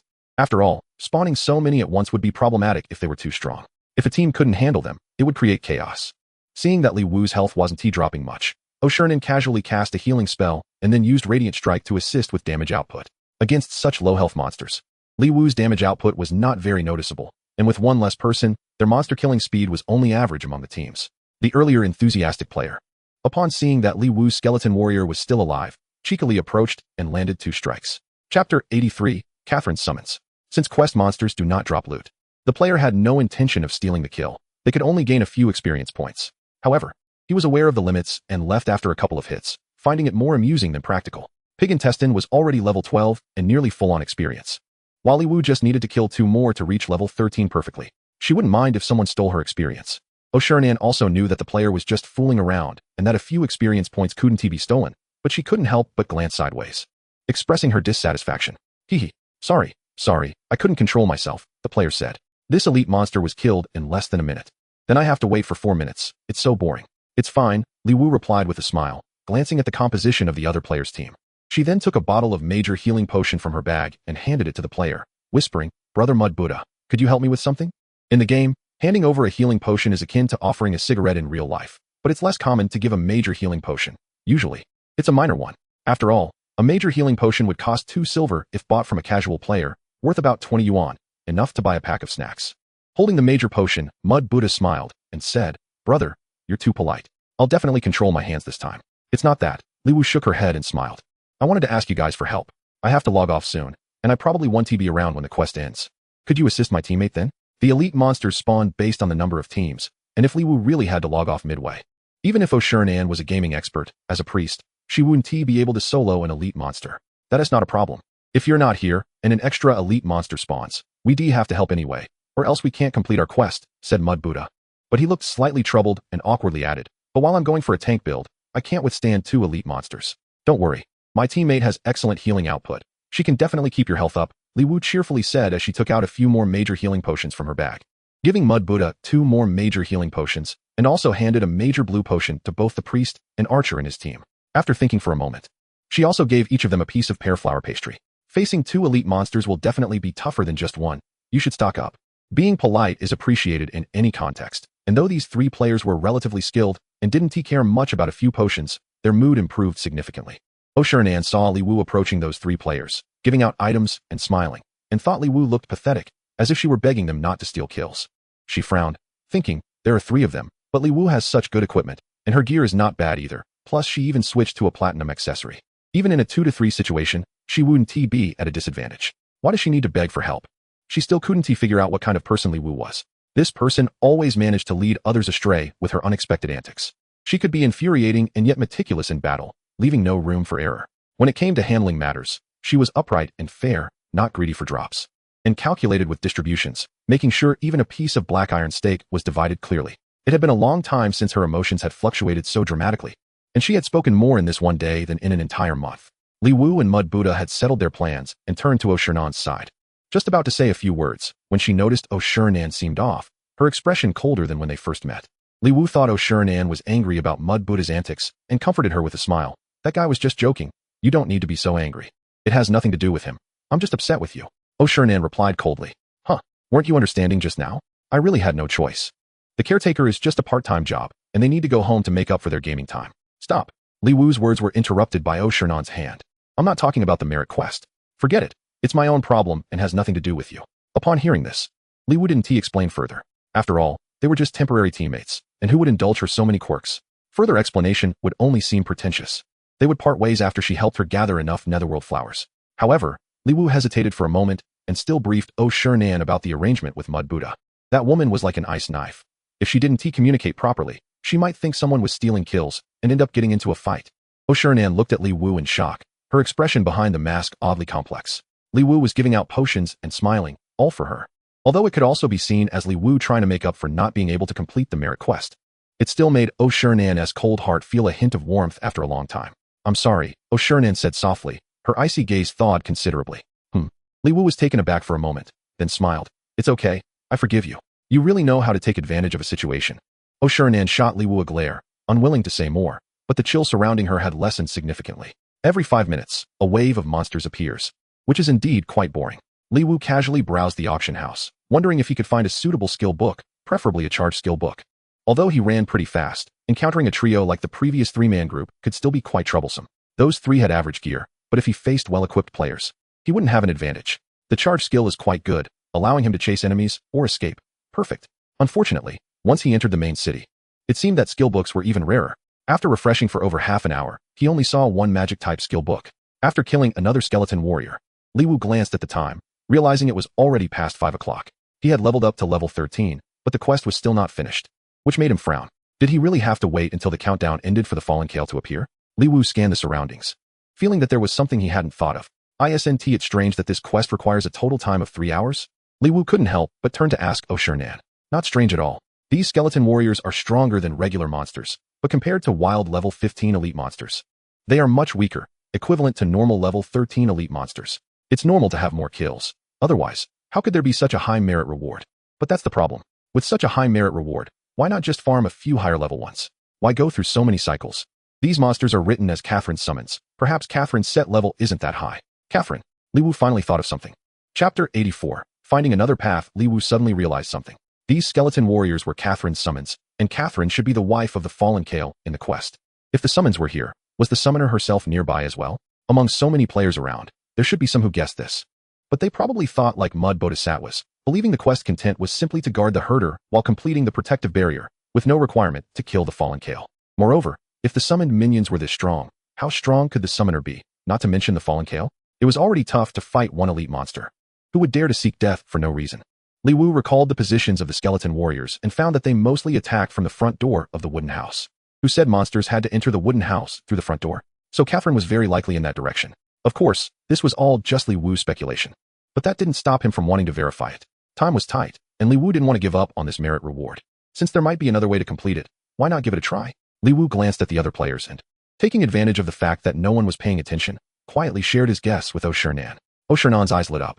But he quickly raised a concern. The summons are all elite level. Kale and Catherine are likely at the same level. Can we beat them? Let's look for them first. If we can't win, we can run. Okay. After confirming, the two quietly circled to the back of the house while no one was watching, summoned their mounts, and ran into the dense forest. After making a big circle, they arrived at the front of the wooden house, but they were still quite far away. And there were trees in between, so the players in front of the wooden house didn't notice them. Only the Mud Bodhisattva, who had been chatting with Li Wu for a long time, noticed that the two had disappeared. Although puzzled, he didn't pay much attention, as he had already stored his potions and had no intention of retreating. Let's look for them. If I can't find them, I'll log off directly. You go back and ask the Mud Bodhisattva for help. He has already taken my bribe. All right. The two began searching back and forth in the jungle, following the opposite direction of the wooden house. After searching for a long time, they didn't find Kale and Catherine, but found the skeleton warriors first. Li Wu's eyes lit up, signaling Oshirnan to avoid the skeleton warriors' path. Initially planning to move forward in the direction the skeleton warriors had come from, Li Wu suddenly thought of something, turned around, and used taunt to draw the nearest skeleton warrior over. Seeing Li Wu suddenly turn around to lure the small monster, Oshirnan asked with some confusion, "Why are we fighting this monster? Adding another one shouldn't cause a collapse at the little wooden house, right?" Li Wu chuckled. "I'm not worried about that. I'm concerned that if we're not there, adding another monster might raise suspicions. What if Kale can be killed, and an unexpected guest rushes out halfway? That would be troublesome. Aren't you being too cautious?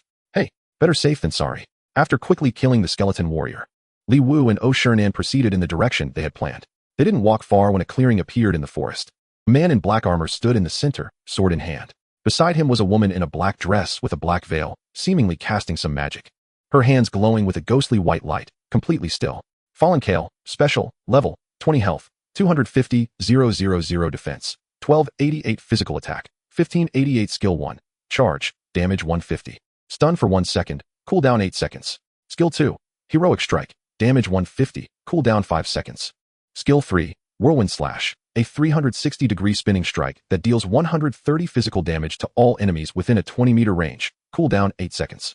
Skill 4, fallen, additional 10 true damage on attack. Skill 5, binding of love. Necromancer Catherine, special, level, 25 health. Not only was the data of the Necromancer Catherine all question marks, but Li Wu's head was also filled with question marks. The fallen Kale was not the main character. The main character was actually Catherine, whom he had resurrected. How could they fight with everything being question marks? The fallen Kale could indeed fight. Although he was level 20, he was still far inferior to the Headless Horseman and clearly wasn't at that level. Moreover, the name suffix indeed indicated it was a special monster. But Catherine's level was as high as 25, and even without seeing the data, one could guess that the damage would be something he couldn't withstand at this stage. It seems like we can't fight this, Oshirnan said after looking over the data, feeling somewhat deflated. Not necessarily. Li Wu observed the status of the two special monsters in the clearing carefully and said softly, "Look at Catherine. Her hands are emitting magical effects, and she isn't moving. She seems to be casting some magic. This place is quite far from the little wooden house. I suspect her summons need her guidance to act accurately. Or she might be fighting against the herder. Isn't the herder supposed to be repairing some barrier? Are you saying we should take advantage of her weakness to attack her?" Oshirnan's eyes lit up. "No, I'm saying we lure Kale away to kill her lover. Maybe after she gets stimulated, she'll go find the herder to fight. And then the merit task will be completed. Isn't that too cruel? Maybe it will drop a divine artifact. Then let's do it quickly. These are all just guesses. You stay back and wait. I'll go lure them and see. If Catherine moves, you don't have to worry about me. I'll try to die outside their alert range. If I drop something, remember to help me pick it up." Li Wu was quick to act. After Oshirnan retreated a bit, he ordered Zhu Dachang to stay in place and use Stone Skin Aura before rushing into the clearing. As Li Wu entered the arena, before he could get close, Kale, who was standing with his sword, immediately turned his head. Kale's strong body instantly crossed dozens of meters and charged in front of Li Wu. After Li Wu was stunned, Kale delivered a normal attack, and after Li Wu broke free from the stun, he commanded Zhu Dachang to use the charge skill against Kale before turning and running away. Although the charge skill of the pig intestine didn't break the defense, it successfully attracted Kale's hatred. Once Kale recovered from the stun, he immediately swung at the pig intestine, successfully buying time for Li Wu. Turning to look at Catherine, who showed no reaction to Li Wu's appearance, Li Wu felt a surge of joy. The plan should have worked. The fallen Kale took down the pig intestine with a skill and a basic attack, then rushed towards Li Wu. Li Wu dashed into the dense forest and was about to signal Ashinen to prepare for battle when he heard Ashinen say regretfully, "Kale has turned back." Li Wu stopped, turned around, and saw that the fallen Kale had returned to Catherine's side, as if forgetting about this unwelcome guest. What is going on? Since he was facing away, Li Wu couldn't see the situation clearly and hurriedly asked Ashinen, "After killing your pet, Kale was chasing you, but when he reached the edge of the clearing, he suddenly turned back," Ashinen said helplessly as he walked over. "Is it because I didn't attack him, so the hatred wasn't enough? Or does Kale not leave a certain range from Catherine?" Li Wu asked, but didn't wait for Ashinen's answer and instead said, "First, heal me up. I'll try again." "Aren't you going to wait for your pet to revive? It takes 5 minutes for the pet to revive, which is too troublesome. Anyway, Catherine hasn't moved. And Kale can't kill me. When I charge in, just throw me a heal." After Li Wu's health was fully restored, he turned and charged into the clearing again. Kale charged again, stunning him there, and followed up with a powerful strike. The two skills directly took away half of Li Wu's health. Once the stun was lifted, Li Wu immediately gave Kale a shield bash, then turned and ran while drinking a big red potion. As Kale's stun ended, he angrily chased after Li Wu. Li Wu's shield bash didn't deal much damage, but the slicing effect cut off 2,000 health points from Kale, and combined with the poison-triggered slicing, the hatred was extremely strong. However, a frowning scene occurred again. Kale, who was almost catching up to him, suddenly stopped at the edge of the clearing and then turned around like a loyal dog back to Catherine's side. Seeing Kale forcibly disengage from combat and instantly refill his health, Li Wu sighed. The plan to kill the lover seemed to have failed. Ashinen walked over, healing Li Wu while saying, "Catherine hasn't moved at all. Should we just go up and kill Kale? It shouldn't be that simple." Kale turning back probably has something to do with his fifth skill, Love's Bond. I can't see Catherine's data, but she probably has this skill too. If I were the planner, I would definitely set it so that Kale would trigger Catherine when his health drops below a certain level. Even if not, if Kale dies, Catherine definitely won't stay put. Li Wu replied with a serious expression. "So what now? Give up? Giving up is impossible. Since the plan to kill the lover failed, let's kill his wife first." "Huh? How do we kill her?" "Wait a minute. Catherine should soon summon new skeleton warriors." Li Wu glanced at their position and then led Ashinen to move to the side of the clearing. Not long after, a large group of skeleton warriors suddenly spawned in the clearing, while Catherine remained in her previous stance, completely unmoving. Ashinen saw this scene and whispered, "Catherine didn't use any skills. Do you think it's some kind of summoning array that she needs to continuously channel? We can only take a gamble now. But the risk of us dying is high, and we don't know if this special monster will drop anything. Do you want to take the risk?" Ashinen, having time to complete his merit task normally, found it necessary to ask for Li Wu's opinion. Without Ashinen healing him, Li Wu would be in a very bad position trying to kill Catherine while withstanding Kale's attacks. Hearing this, Ashinen eagerly said, "Let us gamble. It's just a little less merit. Besides, we're both white names, so the chance of losing gear upon death is very low. If a level 25 monster really drops gear, even if it's silver gear, it will have exceptionally high attributes. Definitely not worse than the golden gear dropped by level 15 monsters. Alright." Li Wu checked the time. "My pet still needs 3 minutes to revive. Let us wait for the next wave of skeleton warriors to spawn before we go." As another wave of skeleton warriors spawned and rushed toward the small wooden house, Li Wu, who had been waiting, charged into the arena. With charges, countercharges, and shield bashes, Li Wu quickly applied 5 layers of poison on Kale. establishing stable hatred before ignoring him and turning to charge at Catherine. Kale had area attack skills, so Ashinin cleverly ran around from the other side and began to heal Li Wu like crazy. Although Kale's attack power was not as high as the Headless Horseman S, the extra 10 true damage from the Fallen was not to be underestimated. If he was a moment too slow, Li Wu's health would not hold up. 53, slicing 2560, minus 76 poison, slicing 2560. After a hero strike landed on Catherine's head, Li Wu quickly assessed her health and defense based on the damage, over 300. 000 health and 1100 defense.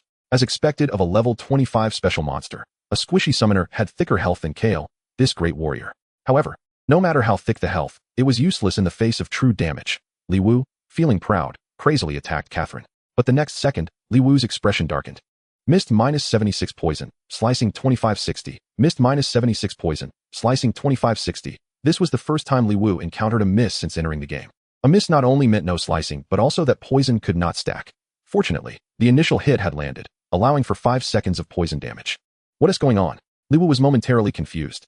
Standing at a distance, Ashinin yelled while healing, "Don't worry about what is going on. Hit Kale a couple more times, or the hatred will get messed up." Healing does generate hatred points, and if Li Wu didn't maintain his damage on Kale, the hatred could easily shift to Ashinin, who was continuously healing him. Li Wu, hearing this, hurriedly ignored Catherine and gave Kale 2 strikes to boost the hatred. When he struck Catherine again, he missed again, and the poison on Catherine also ended. Is it because the level difference is too great? I remember there are settings like this in other games, Ashinin shouted. That's about right. Either the level is too high, or Catherine has this kind of passive skill. Li Wu frowned and continued to output against Catherine, finally succeeding in hitting her again after 7 or 8 attempts. As long as he could hit occasionally, a layer of poison could bring 5 instances of slicing damage, so it wasn't impossible to fight. But as he continued, Li Wu noticed a problem. Kale's health was dropping faster than Catherine's. Since he struck first against Kale, he had to keep dealing damage to maintain hatred, and as a result, while Catherine still had 60 health, Kale's health dropped to 50.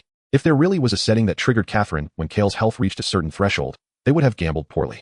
Just as Li Wu was about to control his output against Kale, trying to deal damage to Catherine, Ashinin suddenly shouted, "We're dragging this out too long. I'm running low on mana, and your health is getting hard to manage. Kale's damage to you exceeds your healing." Hearing this, Li Wu quickly took out a potion and drank it, then topped it off with a big red potion. After thinking for a moment, he decisively changed targets. Killing Catherine was going to be tough. I'll lead Kale to the edge of the clearing, creating distance from Catherine. Even if we kill one, it's still a win. Li Wu quickly led Kale toward the edge of the clearing. In this short moment, Kyle's health dropped to 20, while Catherine remained silent. Finally, Kyle's health fell to 10, and he suddenly shouted loudly, "Catherine!"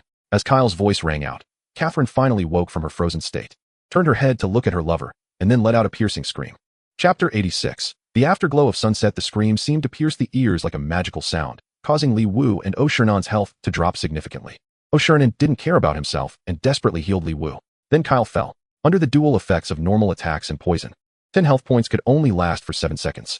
The cutting talent was too restraining against the thick-skinned Kyle, and with a shout from Catherine, her lover was gone. Catherine first looked at her fallen lover in disbelief, then frantically summoned a large number of monsters to surround Li Wu and Oshernan.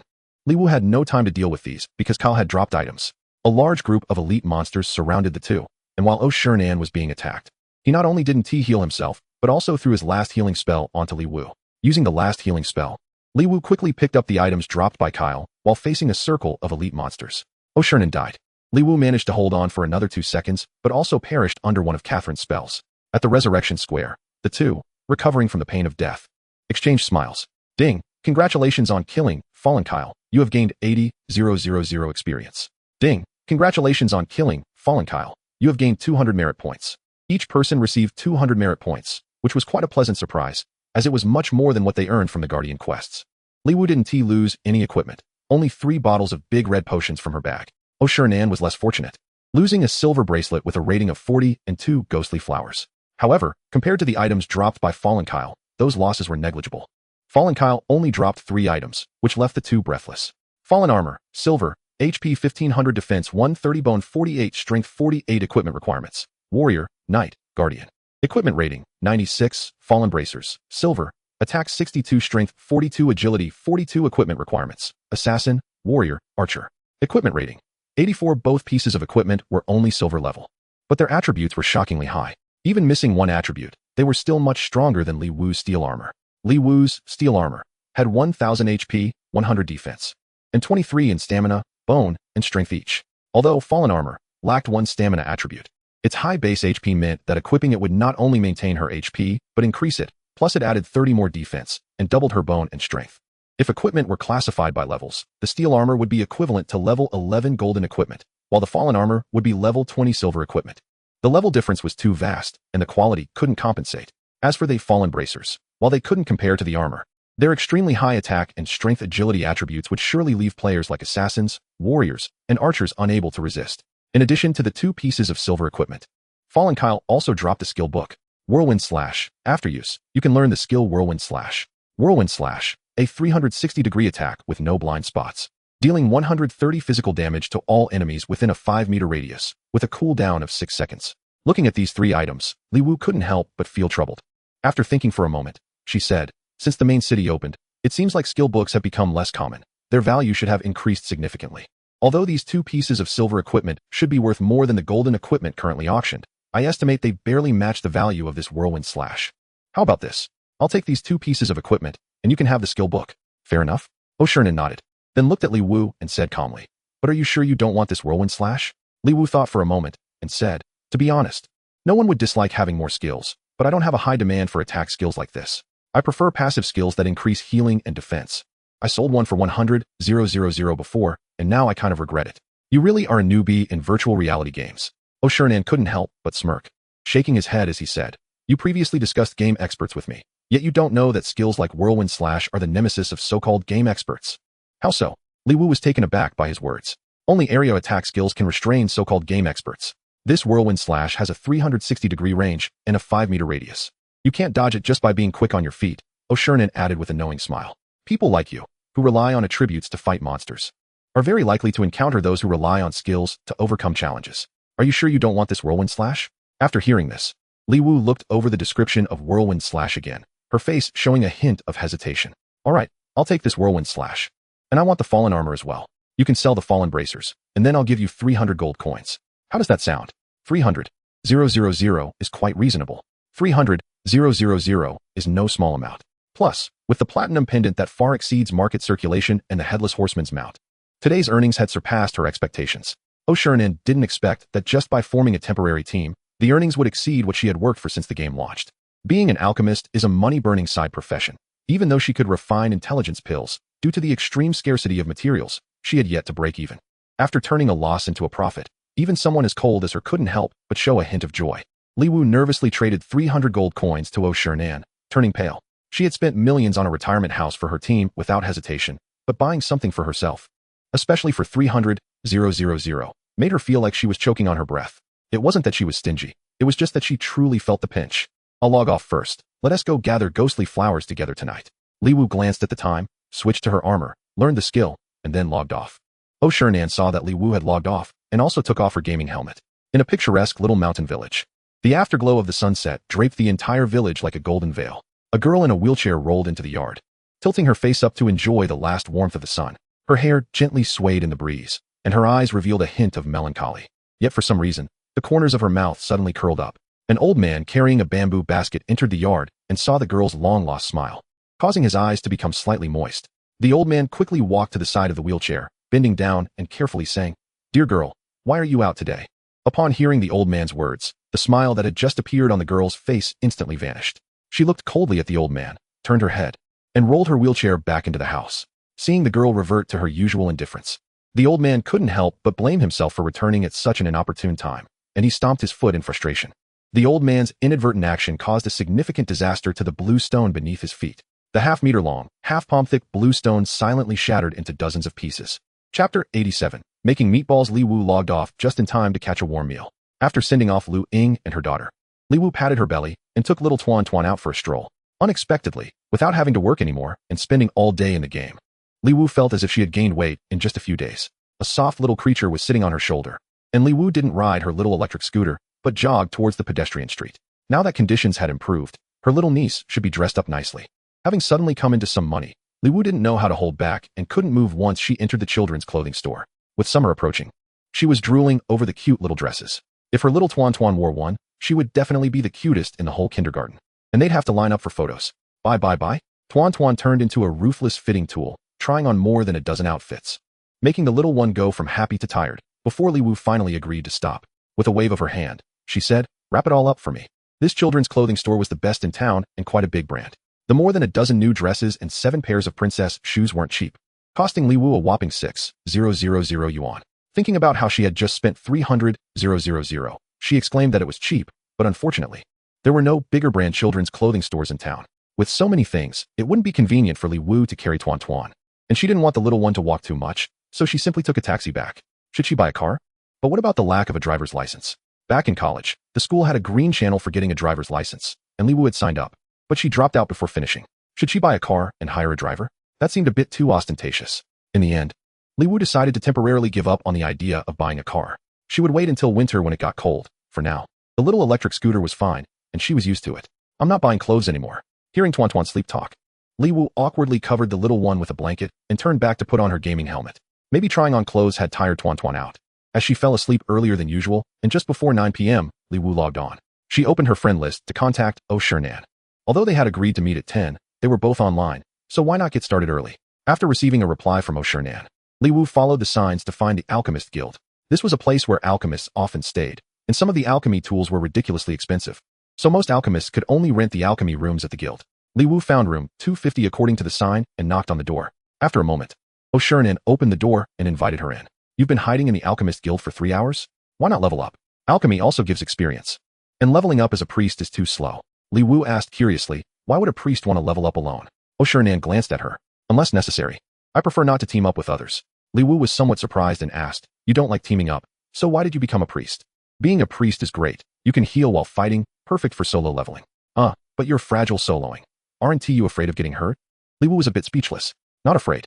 Okay. How's the fitness pill coming along? Just one more step to go. Oh Shernan casually replied.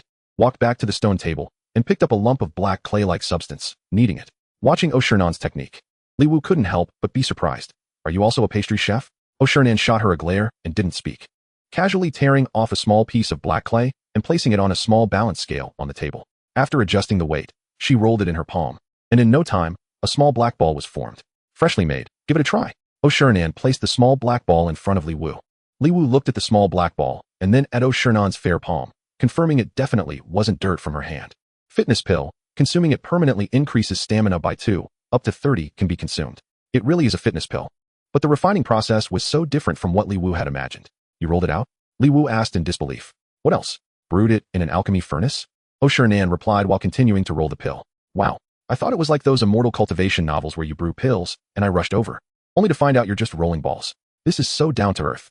It's not that simple. There are still many steps before this. Rolling is just the last step. Oh Shernan replied irritably, then continued to roll the pills.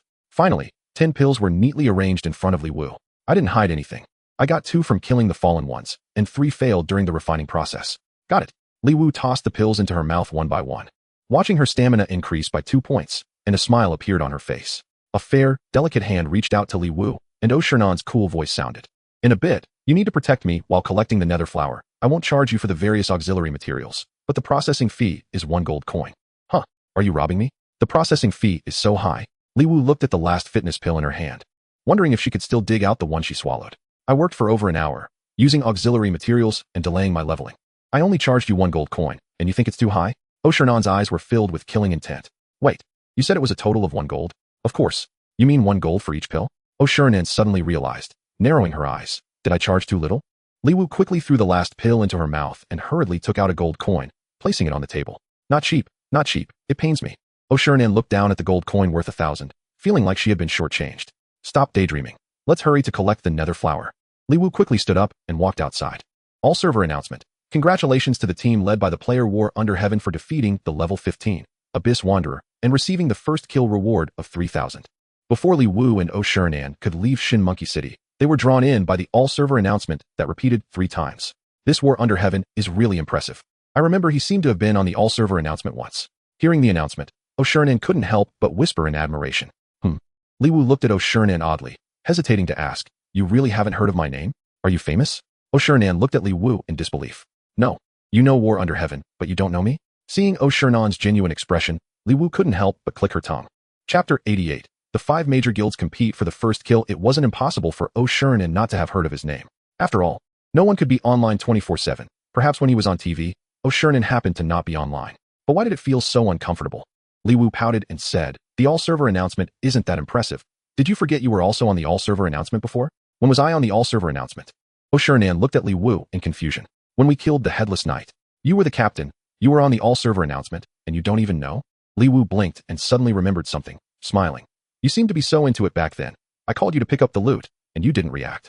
Did we get the first kill for Headless Knight? Oh Shernan seemed a bit incredulous. Are you out of your mind playing the game? Because of my health issues. My online time isn't stable. Other cities already had guilds, and I thought the first kill was taken by a big guild long ago. Li Wu recalled what Oh Shernan had said before and cautiously asked, you didn't really lose control, did you? You're really an ancient martial artist? MHM. Oh Shernan nodded. Then what about your body? I won't die. Li Wu's expression became somewhat serious. He still believed in the so-called gaming experts and their incredibly high reaction speeds. But regarding ancient martial artists, he thought Oh Shernan was just joking. Now, seeing Oh Shernan's indifferent attitude made him realize that what Oh Shernan said might actually be true. Li Wu wasn't very good at comforting people, and looking at Oh Shernan, he didn't seem to want comfort either. For a moment, Li Wu didn't know what to say. Both of them fell silent for a while as they walked toward the Witheredwood Forest. An announcement rang out across the server. Congratulations to player by DeBeos for leading his team to kill the level 15 two-headed ogre. Achieving the first kill of two-headed ogre in the entire server, rewarded with 3,000 reputation. The server announcement repeated 3 times. Seeing the announcement, Li Wu sent his congratulations to Bai DeBeos on behalf of the residents of Kaki Town. Bai DeBeos responded quickly, along with a bank transfer of 8,888. Here's a red envelope for you. The rabbit is really strong. The boss's health didn't even drop below half. Li Wu couldn't help but feel a bit envious of Bai DeBeos when he saw the reply. His little cheat was handed off to someone else. It seemed that the Headless Horseman first kill this afternoon had stimulated the big guilds. Before Li Wu and Oh Shernan even reached the Witheredwood Forest, server announcements rang out again, and they kept coming. Congratulations to player Huzhong Ryu for leading his team to achieve the second kill of level 15 Headless Horseman in the entire server, rewarded with 2,000 reputation. Congratulations to player level 8 Big Win for leading his team to achieve the second kill of level 15 Two-Headed Ogre in the entire server, rewarded with 2,000 reputation. Congratulations to players for achieving the second kill of level 15 Abyss Wanderer, rewarded with 2,000 reputation. There were so many announcements that Li Wu couldn't remember who was who, but it seemed like they all came from those 5 guilds. After the main city opened, the announcements for second and third kills started coming out too. It seemed reasonable to think about it. Although the 4 from the novice village were difficult to kill, there were over 10,000 novice villages, which represented 40,000. It really wasn't that rare. After the 12 main cities opened, it was equivalent to 12 servers, and the value instantly skyrocketed. Given Blue Star's nature, increasing rewards was impossible.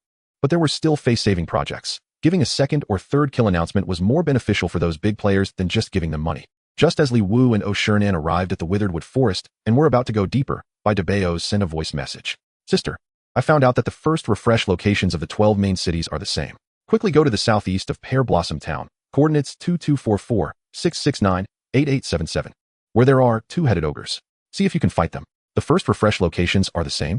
Li Wu's eyes lit up when he saw Bai DeBeos' message, and then he felt a bit embarrassed under his mask. Bai DeBeos received the news and shared it with him immediately. While he had killed the Headless Horseman without even thinking that the same location in Moutis City might also have a Headless Horseman. Feeling embarrassed aside, Li Wu couldn't hide the fact that he had killed the Headless Horseman. He quickly sent the location of the Headless Horseman to Bai DeBeos. Great. I was just looking for someone to find out the location of the Headless Horseman. Is the Headless Horseman hard to kill? Bai DeBeos was as cheerful as ever, not complaining at all that Li Wu hadn't thought of her situation. Li Wu recalled the Headless Horseman's skills and sent a summary of a few skills to Bai DeBeos, along with some advice. The Headless Horseman can't be fought with a sea of people tactic. He has a skill that increases his attack power by 1 point for every player that dies within a 200-meter range. I recommend you use melee healing from behind. The Headless Horseman's death charge has very strong continuous damage. Melee can easily dodge at the starting point, while ranged squishies should just stay out of it except for healing. Otherwise, no one can withstand the Headless Horseman in the later stages. Thank you. I know how to fight now. You've really helped a lot. Bai DeBeos sent his gratitude to Li Wu, then took the enthusiastic guild elites towards the Witheredwood Forest. Li Wu closed the chat bar and turned to look at Oh Shernan, who had been waiting. How about we fight one first, and then go gather the ghostly flowers? Do we even need to ask? Let us go. Oh Shernan naturally knew what was valuable, her eyes filled with excitement. The two of them turned around and left. The Witheredwood Forest was south of Shunho City, while Pear Blossom Town was to the east. They didn't return to the city, but headed straight for Pear Blossom Town. Although they took a shortcut, there were too many small monsters on the way, so their speed couldn't pick up. By the time they reached Pear Blossom Town, nearly an hour had passed. During that time, there were several more server announcements, and the known 3 level 15 first, second, and third kills were all snatched up, with the exception of one, Abyss Wanderer, third kill. which was basically all taken by the 5 major guilds. This is one of the benefits of establishing a guild early. I'm afraid that tonight, there will be countless players staying up to grind for merit tasks. After buying some pear blossom pastries in Pear Blossom Town, the two headed to the coordinates given by DeBeos. However, when they arrived, they did not find any trace of the two-headed ogre. Li Wu naturally didn't think DeBeos was fooling him and led O'Shern in deeper into the search. After searching for a good half hour, they finally found the towering creature about 7 or 8 meters tall in an area filled with level 14 monsters. Li Wu couldn't be bothered to throw a true eye at the level 14 small monsters and directly threw the true eye at the two-headed ogre. Chapter 89, Two-Headed Ogre, level 15 health, 500, 000 defense, 1150 magic attack, 1988 skill 1, Hellfire, randomly creates a sea of fire in a 30-meter range, dealing 50 damage per second, duration 1 minute, cooldown 10 seconds. Skill 2, Ice Roar, deals 130 magic damage to a target's location in a 1010-meter range, cooldown 5 seconds. Skill 3, Ice Rain, deals 130 magic damage to all targets within a 50-meter range around itself, reducing movement speed by 30, duration 5 seconds, cooldown 8 seconds. Skill 4, Life Drain, drains 5 health from all targets within a 50-meter range every second to heal itself, duration 5 seconds, cooldown 12 seconds. Skill 5, Double Life, 2 lives. The two-headed ogre was pretty much tailored for Li Wu, as described by DeBeos. It had all area attack skills, which indicated poor burst power, especially with one of Li Wu's favorite guided skills. Moreover, the mage had no normal attacks, which significantly reduced the pressure on the main character. As for the only difficulty, Li Wu turned to look at O'Shern, passing the pressure to her. The widespread area attacks posed a huge challenge for the priest. Not only having to constantly dodge skills, but also ensuring the healing output. The difficulty was simply hell level. What are you looking at me for? I wanted to ask if you were confident. The difficulty is very high. Only Ice Roar can't hit me. Other skills are all area attacks, and the range exceeds my healing range. O'Shern frowned as she looked at the skill descriptions, and after a long time, she spoke again. Life Drain can be ignored. It's a healing skill against the sea of people tactic. Since there are only 2 of us, it can't drain much health. However, Ice Rain and Hellfire are quite troublesome. But Hellfire is too difficult. It lasts for a minute, but the cooldown is only 10 seconds, which means that every 10 seconds there will be a sea of fire in a 30-meter range. After 50 seconds, there will be 6 seas of fire at the same time, and I'm not sure if I can maneuver around them. The Ice Rain spell has a range of 50 meters, which exceeds my healing distance. I can try to predictively dodge, even if I can't avoid it. A single hit can't take me down now. After selling that silver helmet, I bought 2 decent pieces of golden gear, significantly increasing my health and defense. Though this might affect my healing for you. Li Wu nodded in agreement. O'Shern's analysis matched his thoughts. This really tests the back row. I wonder how Daba and the others managed to strategize. Should we fight? Yes. O'Shern nodded vigorously. As you said, as long as we can kill. Dying 10 times is worth it. Li Wu didn't rush in but checked his attributes. After equipping the armor of corruption, his attributes increased quite a bit. Something he had forgotten to look at earlier. His health and defense both grew. In addition to the gear, Li Wu also consumed 10 body strengthening pills, bringing his health to 6,576 and defense to 1106. However, the armor of corruption had one less strength attribute, reducing his attack power from 769 to 732. With the effect of the stone armor aura added, his defense could reach 1216, which is sufficient. After clearing the nearby level 14 monsters, Li Wu and O'Shern each ate a piece of pear blossom cake. I'll go in, you be careful. After ordering Zhu Dachong to use the stone armor aura, Li Wu called out to O'Shern and charged in. As soon as Li Wu entered the warning line, without waiting to use a skill, he commanded Zhu Dachong to charge and stun the enemy. After waking up, an ice roar hit Zhu Dachong, bringing him down to low health.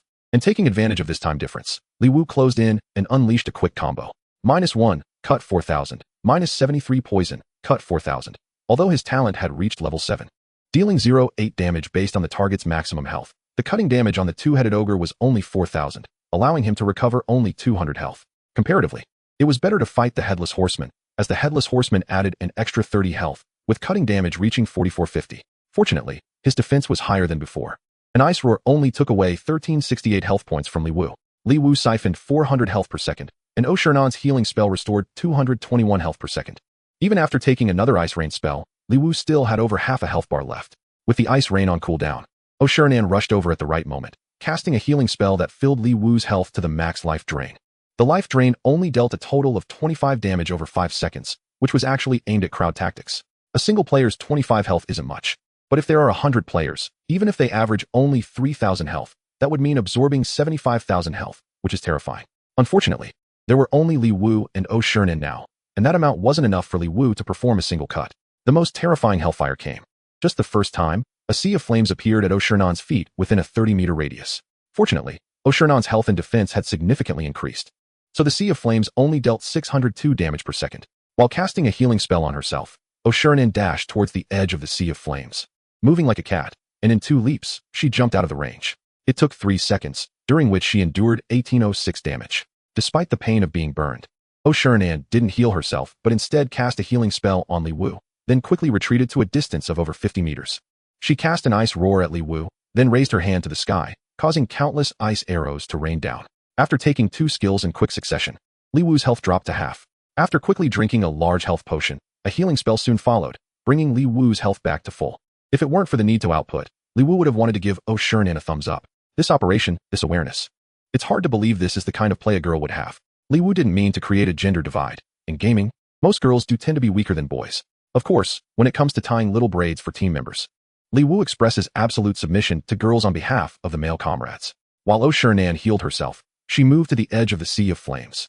She wanted to take a gamble, hoping that the Hellfire wouldn't be cast too close. Unfortunately, this time was different from when they fought the Headless Horseman.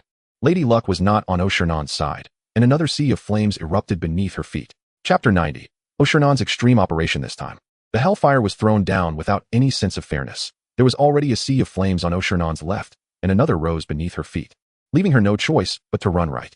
Even with her executing an extreme move of rolling forward 3.5 times while spinning 720 degrees, she still got burned in the sea of flames for 5 seconds. If Oshernan hadn't cast a healing spell on herself in advance, she would have died and returned to the city by now. Retreat. I'm drinking an instant recovery. Li Wu caught this scene out of the corner of his eye and immediately shouted. Oshernan was left with only a sliver of health after being burned by the flames. The continuous 5 times of being scorched rendered her momentarily dazed.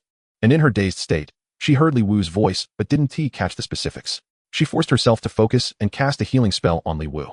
Seeing this, Li Wu was startled and urgently reminded Oshernan while keeping a close watch on the situation. The ice roar arrived as expected, but fortunately, its range did not affect Oshernan. The next moment, she suddenly raised her hand to the sky, indicating the precast of ice rain. Li Wu decisively used his shield bash, stunning the enemy in place.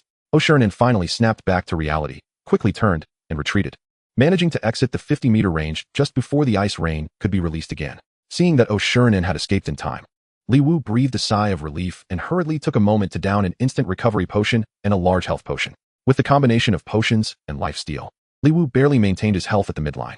From a distance, the remaining sliver of health, Oshernan cast a healing spell on herself, then drank a large health potion and charged back in. The real pain added too much difficulty to the game. If they had a different healer, the two would likely have failed long ago. Oshernan dared not gamble anymore. Standing close to the sea of flames seemed reasonable, but if another situation like before occurred, it would block half of her escape route. After 2 consecutive seas of flames appeared beneath Oshernon's feet, both Li Wu and Oshernan realized the problem. The Hellfire skill, supposedly random, actually targets a nearby player rather than a random spot on the ground. With only Li Wu and Oshernan present, the probability directly became 50. Fortunately, the next 2 seas of flames did not target Oshernan, but instead fell at Li Wu's feet. With Li Wu's defense, the damage from the sea of flames couldn't break through. It was just a bit uncomfortable, not painful but itchy, yet still bearable. Without the interference of the sea of flames, Oshernan was able to dodge the ice rain spell with a bit more composure and fully restore both her and Li Wu's health. Thanks to Oshernan's occasional displays of extreme operations, the 2-headed ogre reached its second life. At this point, 6 areas of 30-meter seas of flames had appeared on the ground, leaving Oshernan with fewer places to evade. Moreover, Zhu Dachong's stone armor aura had expired, and Zhu Dachong had long since died. Even if he hadn't, the stone armor aura would need 4 minutes before it could be used again. Without the 10-point defense boost, the healing pressure on Oshernan increased once more. But Ashen didn't give up. Instead, there was a hint of excitement in her eyes, and even wearing a mask couldn't hide her high spirits. Li Wu, on the other hand, felt no pressure at all. Besides seizing the opportunity to use shield strikes to delay skills, he simply endured the blows calmly. The 2-headed ogre was a ranged monster, leaving Li Wu with no operational options. He couldn't even pull it in the opposite direction to shorten Ashen's escape distance. The only thing he could do was to stay in the same direction as Ashen, allowing her to heal from a few meters away. After countless extreme maneuvers, Ashen's eyes gradually showed signs of fatigue, and the 2-headed ogre finally fell under Li Wu's sword. Ding! Congratulations, you have defeated the 2-headed ogre, earning 100,000 experience, and a level-up reward of 40,000 experience. Ding! Your pet, Pig Intestine, has reached level 13 and is now at full experience. Ding! Congratulations. Your talent level has been upgraded to level 8. Ding! Congratulations, your team has successfully defeated the level 15 two-headed ogre, earning team reputation of 100, 2 team members. And you gained 50 reputation. The two-headed ogre finally fell dramatically under Li Wu's sword. Let's gather the loot together. Alright, for fairness. Li Wu turned to call Ashen over to collect the loot. Alright, Ashen's eyes were filled with excitement. But Li Wu still keenly detected a hint of fatigue in her voice, even though it was just one word. The extreme maneuvering lasted over 2 minutes. Perhaps due to the game, there was no physical discomfort, but it was a considerable mental burden. Li Wu, who subconsciously thought he was carrying Ashen, felt an indescribable awkwardness in his heart. This two-headed ogre couldn't be tackled by just bringing along 1 or 2 priests. Even with 3 or 4, they might not survive the first life. At least among the players he knew, even the skilled by Debayos would find it hard to replicate Ashen's maneuvers. The spicy rabbit head might have enough healing, but that little girl's skills would probably get her killed in the first sea of fire. Perhaps because of the potential loss of kills, the two-headed ogre wasn't as generous as the headless horseman, only dropping 1 platinum piece and 2 gold pieces. But their value made both of their eyes shine. Ogre Skull, platinum. Offhand weapon magic attack 388 stamina 46 intelligence 46 spirit 46 equipment rating 138 equipment requirement. Mage, priest, summoner, druid. Equipment skill, tenacity boost. Increases stamina of allied targets by 10 for 5 minutes. Cooldown of 5 seconds. Ogre Bone Hammer, gold. One-handed weapon physical attack 5, 20 stamina 40 strength 40 agility 40 equipment skill. Crushing strike. Deals 130 physical damage to the target and reduces defense by 8 for 5 seconds. Cooldown of 10 seconds. Equipment rating, 120 equipment requirement. Warrior, Guardian, Assassin. Ogre Boots, gold. Life 2, 80 stamina 30 intelligence 30 spirit 30 movement speed increased by 19. Equipment rating, 90 equipment requirement. Mage, priest, druid. Seeing the information for these 3 pieces of equipment, Li Wu's smile carried a hint of bitterness. The only one he could use was the Ogre Bone Hammer, which had much higher attack attributes than his current steel sword, and the attached skill dealt damage and armor penetration, making it an excellent item on its own. However, it was quite different from the weapon he had anticipated. It was not very useful for him, but much stronger than the steel sword for grinding monsters and leveling up. With higher attack, the poison skill would become stronger, useful against elite monsters and even bosses. Moreover, the steel sword he had was bound, so even if he stored it in his bag as a backup, it wouldn't drop. Thinking this way, Li Wu felt much better. Chapter 91. The shepherd is dead. The drop from the two-headed ogre was generous, but distributing it became a bit of a hassle. Besides the platinum and gold equipment, the two-headed ogre also dropped 3 pieces of silver equipment. Perhaps because it was a magic type, all the drops besides the gold hammer were magic-related. Comparing with the equipment Ashen had, she only had 1 silver bracelet that was not as good as the ones dropped. Excluding the hammer and the silver bracelet, the rest of the equipment were all necessities. After checking, Ashen was momentarily stunned. The drops were too good, she didn't dare to take them. If she took them all, how much would she have to compensate to make it fair? Just the single, Ogre Skull, was worth more than her. How about we sell the Ogre Skull? Ashen said softly. Li Wu frowned at her words. Sell it? Are you kidding? Don't you know that improving strength is the most important thing? You can't give up such good equipment for a small profit. That's short-sighted, don't you think? Ashen's voice lowered a couple of degrees from Li Wu's words, and she said quietly, but I don't have that much money to compensate you. Then let's just sell it. Li Wu grinned. Seeing that Ashen seemed to breathe a sigh of relief, he said somewhat disinterestedly. I was joking. You can take what suits you first. At worst, just keep a tab. You trust me? Ashen looked up at Li Wu in a daze. What a thing to say. Li Wu patted his chest and laughed. I've entrusted my back to you. How could I not trust you? All right. Ashen smiled brightly, but unfortunately, Li Wu didn't have X-ray vision and couldn't see her expression beneath the mask. However, Ashen's eyes were exposed. The smile made her eyes squint beautifully, losing their coldness. Unfortunately, Li Wu didn't see it and instead squatted down to start calculating. Come on, let's settle the accounts. This platinum offhand weapon has high attributes, but the skill is average. Let us value it at 500 gold. The gold weapon I have has good attributes and skills, so let's say it's worth 200 gold. And the boots are comparable to general miscellaneous items. Let us say 80 gold. The silver equipment can be valued at 10 gold each. You take 2 and I take 1. Let's not count the black iron gear. That would make us look stingy. These 5 purple gold ores have no market, like before. Let us say 1 gold each. If you want them, just take them. All in all, you owe me 195 gold coins. That's not right. Li Wu suddenly raised his head while calculating. In the afternoon, didn't you just earn 300,000 from me? I spent it. Ashen replied. What a family. You spent 300,000 in 3 hours? Li Wu glared at Ashen with a look that said, Don T, try to con me. I bought a few better alchemy materials for 30,000, rented an alchemy room for 10,000, sold that excellent silver wristband to buy 2 suitable gold pieces for 60,000, and bought a set of recovery devices for 180,000. I still have about 80,000 in savings and a lot of herbs. I can give you 80,000 first. and the rest I'll return to you after I refine the herbs into finished products. What is a recovery device? It cost 180,000. What skills or effects does it have? It's used in reality. Upon hearing reality, Li Wu understood and hesitated for a moment before asking, do you still need money? It's enough. Oh, that's good. Li Wu breathed a sigh of relief, and for some reason, he thought for a moment and continued. You can keep that 80,000 for yourself, but remember you owe me 195 gold coins. Ashen didn't agree immediately. Instead, he said softly, you've miscalculated your account. This is impossible, absolutely impossible. Li Wu frowned. Even if his math wasn't that great, he wouldn't miscalculate such neat numbers. You've miscalculated the value of the ogre skull. The resilient skill is not ordinary. It's a godly skill for team combat, and its market price is no less than 600 gold. Oh, then let's say it's 600 gold, half each. You owe me 247 gold coins. If you don't want the purple gold, or, let's consider it 244 gold. Ashen nodded and said, I'll write you an electronic IOU. Li Wu didn't agree and smiled. Forget the electronic IOU. I'll first inquire about the Abyss Wanderer news. Maybe soon you won't owe anything. Such a powerful priest. Could Li Wu let him go? Keeping track of accounts wasn't the goal. The aim was to entrap Ashen with the account so that it wouldn't be like playing afterward. After distributing the items, Li Wu sent a message to Baidaba, but he didn't receive a reply for a long time. Thinking that Baidaba might be organizing the guild to tackle the Headless Horseman, Li Wu opened the forum.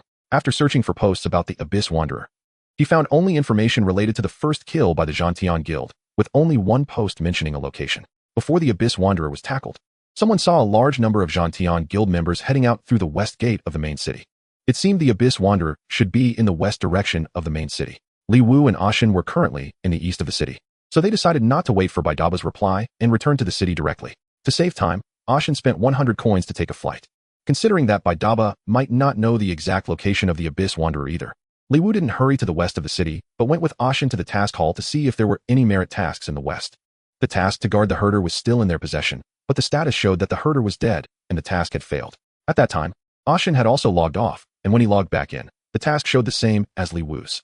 Logically, the fallen Kale had already been killed by them. There was only the necromancer Catherine left, so how did the herder die? Li Wu and Ashen arrived at the task hall, abandoned the guardian task on them, and were about to look for suitable tasks on the task wall when they noticed a somewhat familiar name.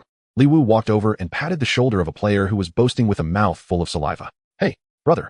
The player, who was passionately describing something to other players, turned around and showed a hint of confusion upon seeing Li Wu. You're the one. The player glanced at Li Wu and then at Ashen before uncertainly asking, are you the guy from this afternoon? It was no wonder the player wasn't too certain. They had only seen Li Wu and Ashen earlier that afternoon, and now the two were standing together, which was quite noticeable. However, both Li Wu and Ashen were hiding their names and wearing masks, and Li Wu had also changed his armor, which made it hard for the player to confirm. It's me. Li Wu smiled. Although he wasn't familiar with the player, they had chatted quite a bit while guarding the small cabin, so they were on good terms. Besides, Li Wu was also curious about why the herder had died. It really is you two. The player laughed at first, then his expression turned serious as he said, you two are really lucky. You didn't run into that crazy woman. Chapter 92. Mutation. What crazy woman? We had to leave early because of something. We don't know what happened. Li Wu pretended to be puzzled. He guessed that the crazy woman referred to Catherine, but he couldn't figure out why the herder had died. Don't mention it.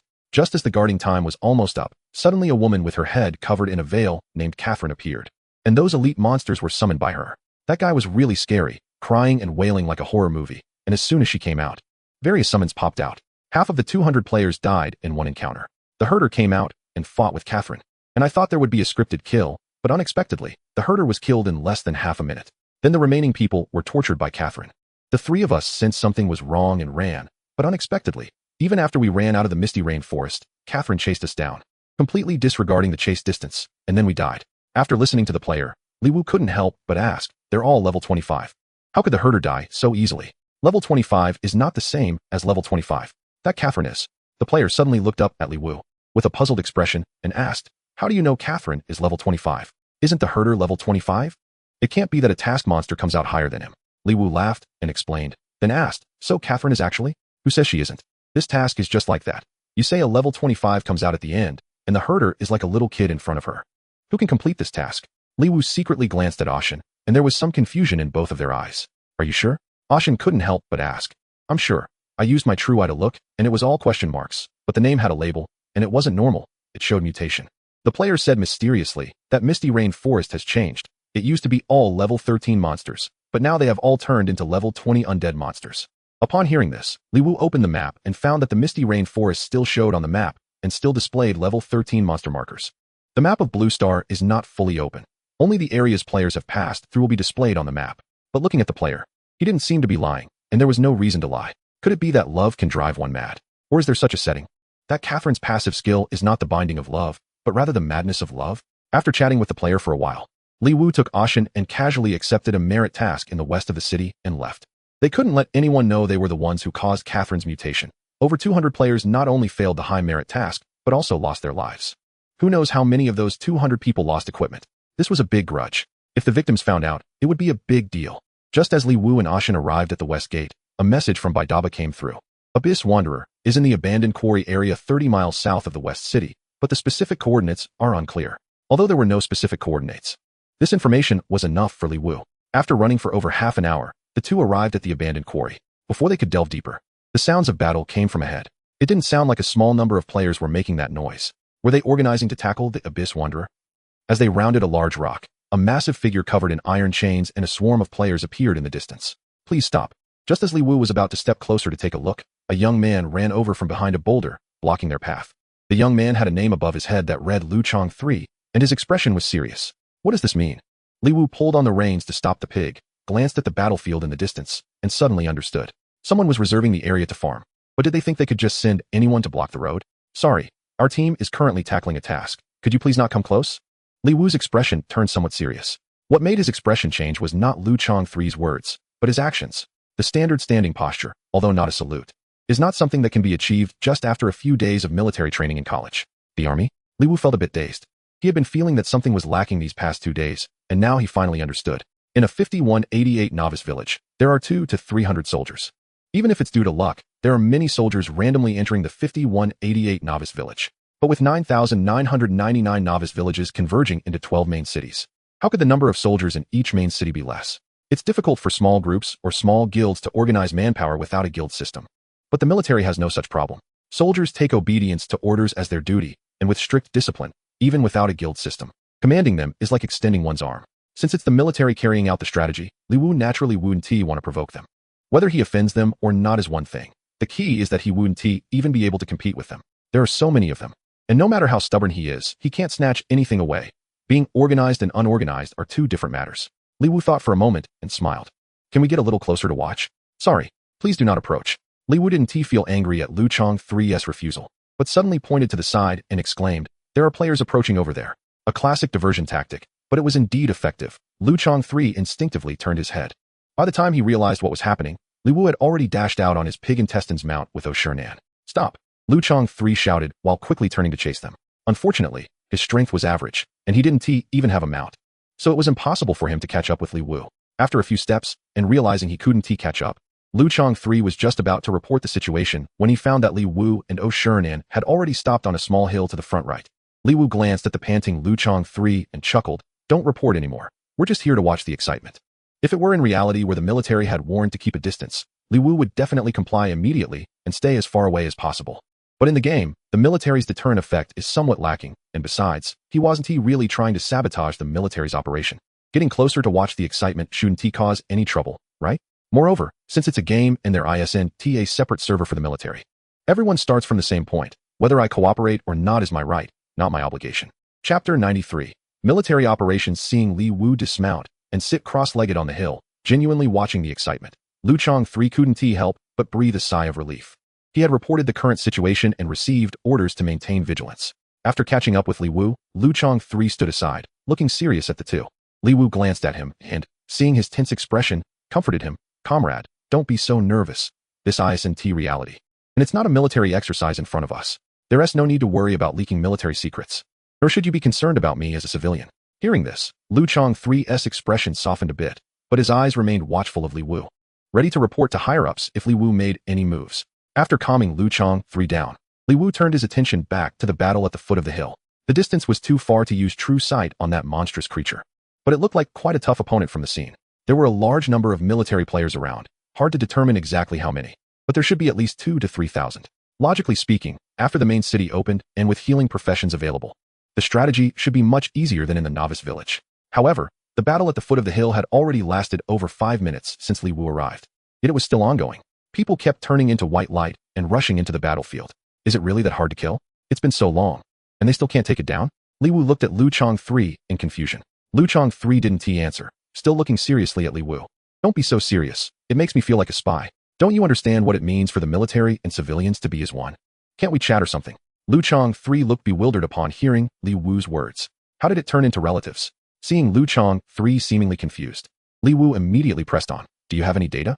Bring me a copy. I might be able to help with some ideas. Huh. Lu Chong 3 hesitated for a moment and finally spoke. I don't have any. I just leveled up to level 10 and am in charge of outer vigilance. So I Haven T approached. I can ask my comrades for a copy. It's not a secret, just a matter of getting close enough for true sight. Then I'll ask our squad leader. Lu Chong 3 thought for a moment, sent a message to his squad leader, and quickly received a reply. Our squad leader told me to go wait on the sidelines. Lu Chong 3's expression was not good, looking at Li Wu with a face that said he didn't believe him at all. Li Wu awkwardly smacked his lips. These veterans are just hard to fool. Actually, I'm not an outsider. You've heard of Hao Jianjun, right? Yes, my friend. Lu Chong 3 was stunned and asked in surprise. Which Hao Jianjun are you talking about? Huh. Does your military have many Hao Jianjuns? Quite a few. Our squad leader is also called Hao Jianjun, but he goes by Hao Jianjun 6 in the game, and I have a comrade named Hao Jianjun 7. Li Wu was taken aback, then finally realized. Don't tell me you military personnel use your real names in games? Yes, if there are duplicates. We just add numbers from 1 to 99 at the end. Li Wu recalled that in the 5188 Novice Village, it seemed that Hao Jianjun's subordinates were indeed all named after people, but there were too many players around at the time, and he didn't pay much attention.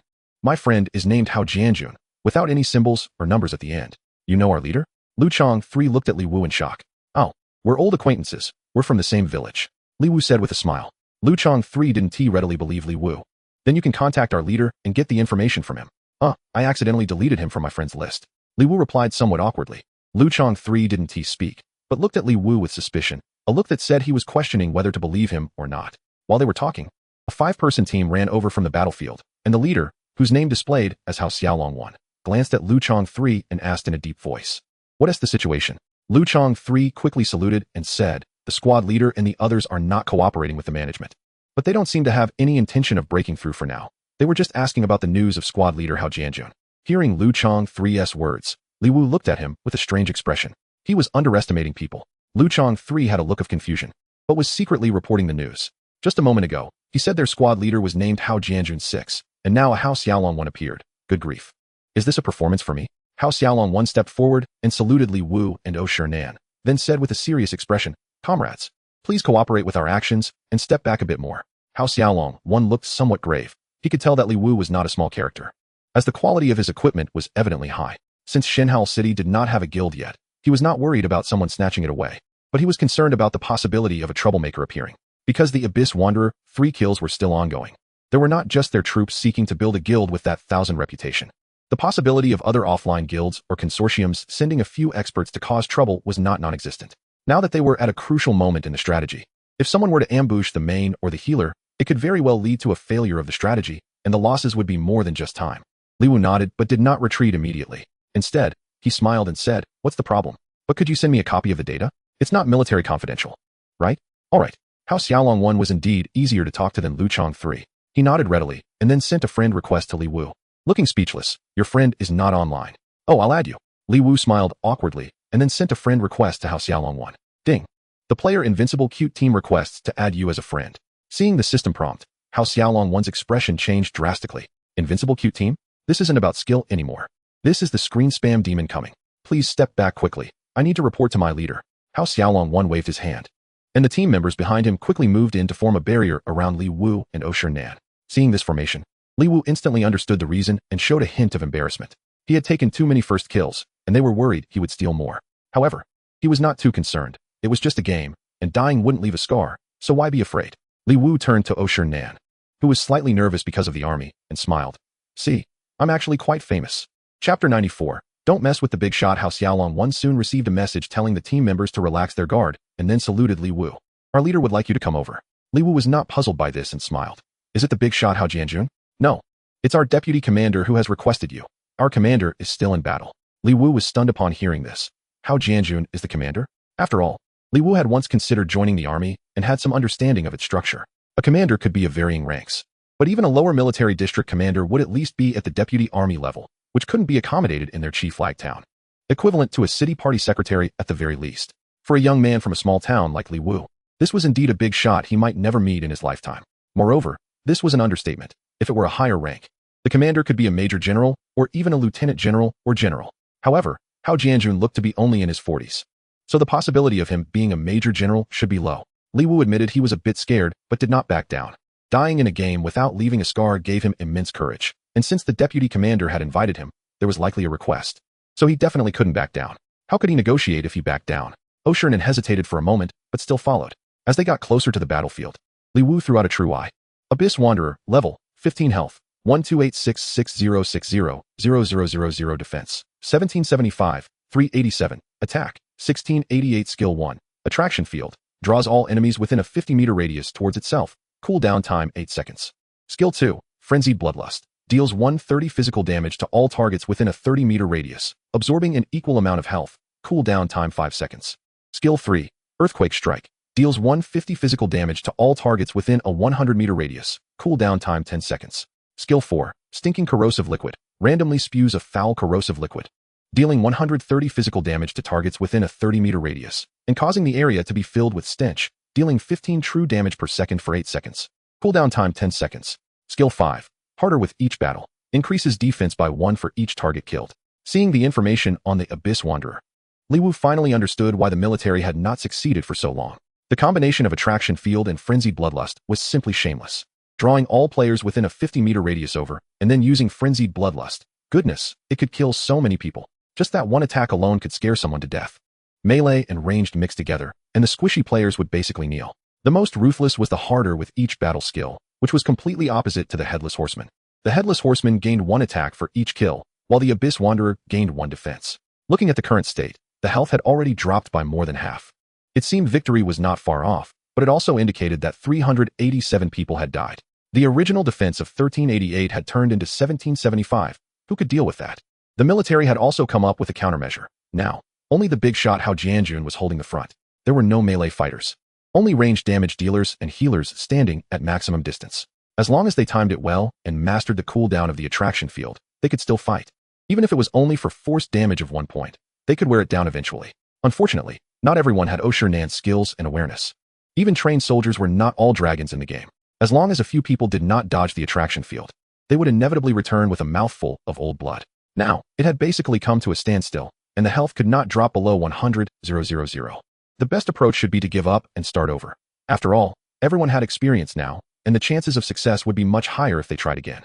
The deputy commander had Zhao Wushuan 6 over him, and his speed was clearly not as fast as that of big shot Hao Jianjun.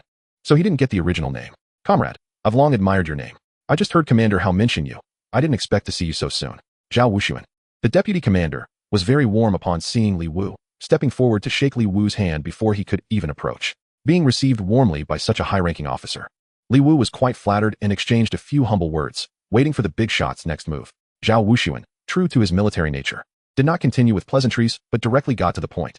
I often hear the little comrade make announcements across the server. You must have deep insights into strategies. I wonder if you could help us with some ideas? Upon hearing this, Li Wu asked the question that had just crossed his mind. I see the comrades in the field are already quite familiar with the skills. Why not just give up and try again? Alas, Zhao Wushuan sighed and said, the losses are too great. Nearly 400 people have died and returned to the city, losing a lot of equipment and supplies. Many didn't have time to pick them up before they disappeared. If we try again and make mistakes, it would be a bottomless pit. The overall strength of the comrades would drop significantly, which is not beneficial for future development. Li Wu did not expect this to be the reason. Mainly, he hadn't died many times and hadn't lost anything valuable, so he momentarily forgot about this. The loss of dozens or hundreds of pieces of equipment in one failure was indeed quite frightening, especially for an army that relied entirely on top-level funding and had no spare money to buy equipment in the game. It was mostly up to the soldiers to collect drops. With so many soldiers, was there really no talent that could counter the Abyss Wanderer? Li Wu asked incredulously. There is one soldier who can ignore 30 defense and deal significant damage, but he just made a mistake and died back at the city. He's rushing back now. Other cities do have some talents that can counter such high defense, but unfortunately, the main city is not interconnected, so they can't come over. Li Wu was also quite speechless upon hearing this. Ignoring 30 defense, if he stacked some attack power, he could definitely deal explosive damage when the defense was only 1388. He hadn't expected that someone had made a mistake. Seeing soldiers continuously resurrecting and returning to the city in the battlefield, even though it wouldn't leave a scar, Li Wu couldn't bear to watch anymore, so he said directly, forget it, I won't be polite with you. I can kill it, but I won't do it for free. Let me choose a piece of equipment after I kill it. Okay, Zhao Wushuan nodded. A kind smile appearing on his face, but whether the final blow can be taken by our people. One of our soldiers is still 1,000 reputation away from creating a guild. Big shot, don't mess around. Li Wu's head was buzzing.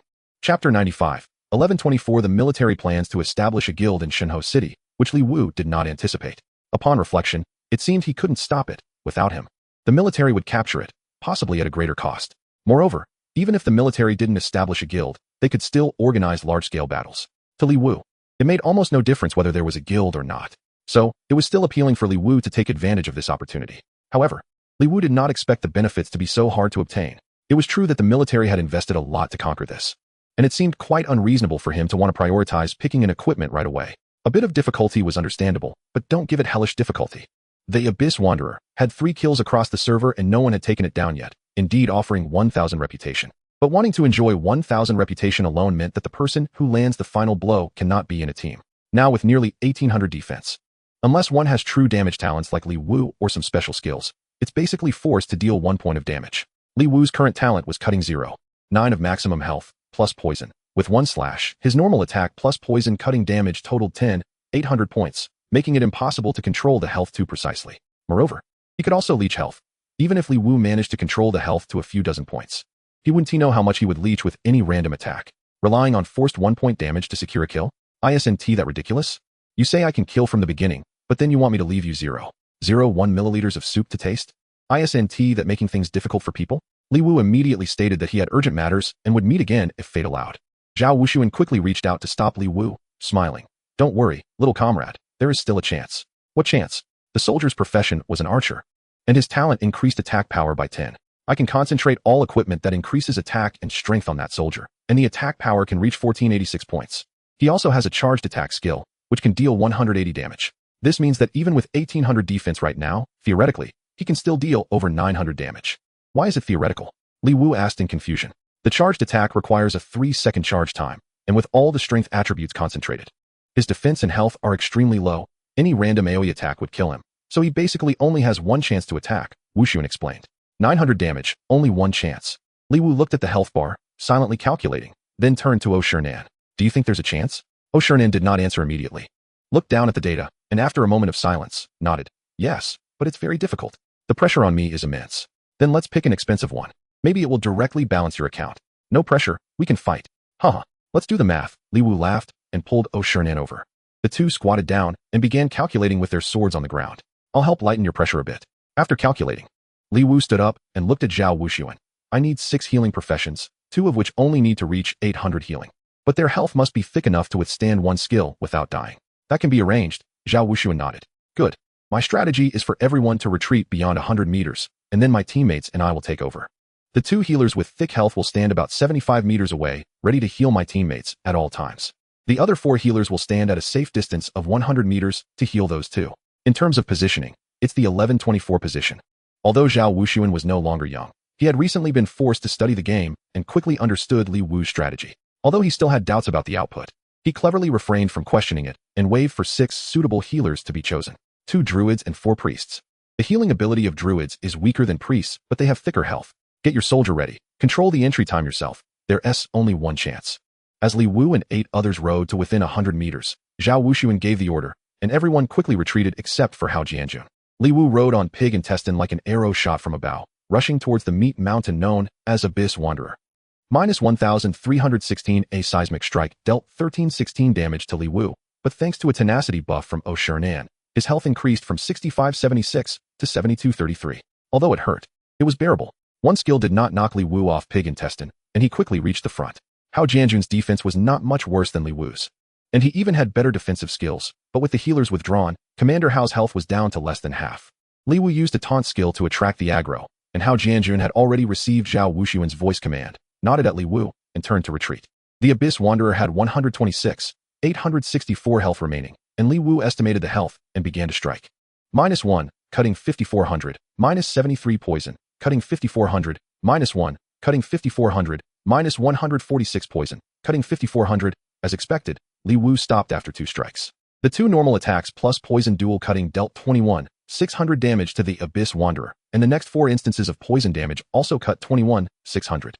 2 points of force damage plus 1 instance of first layer poison damage, plus 5 instances of second layer poison, resulted in a total of 805 damage.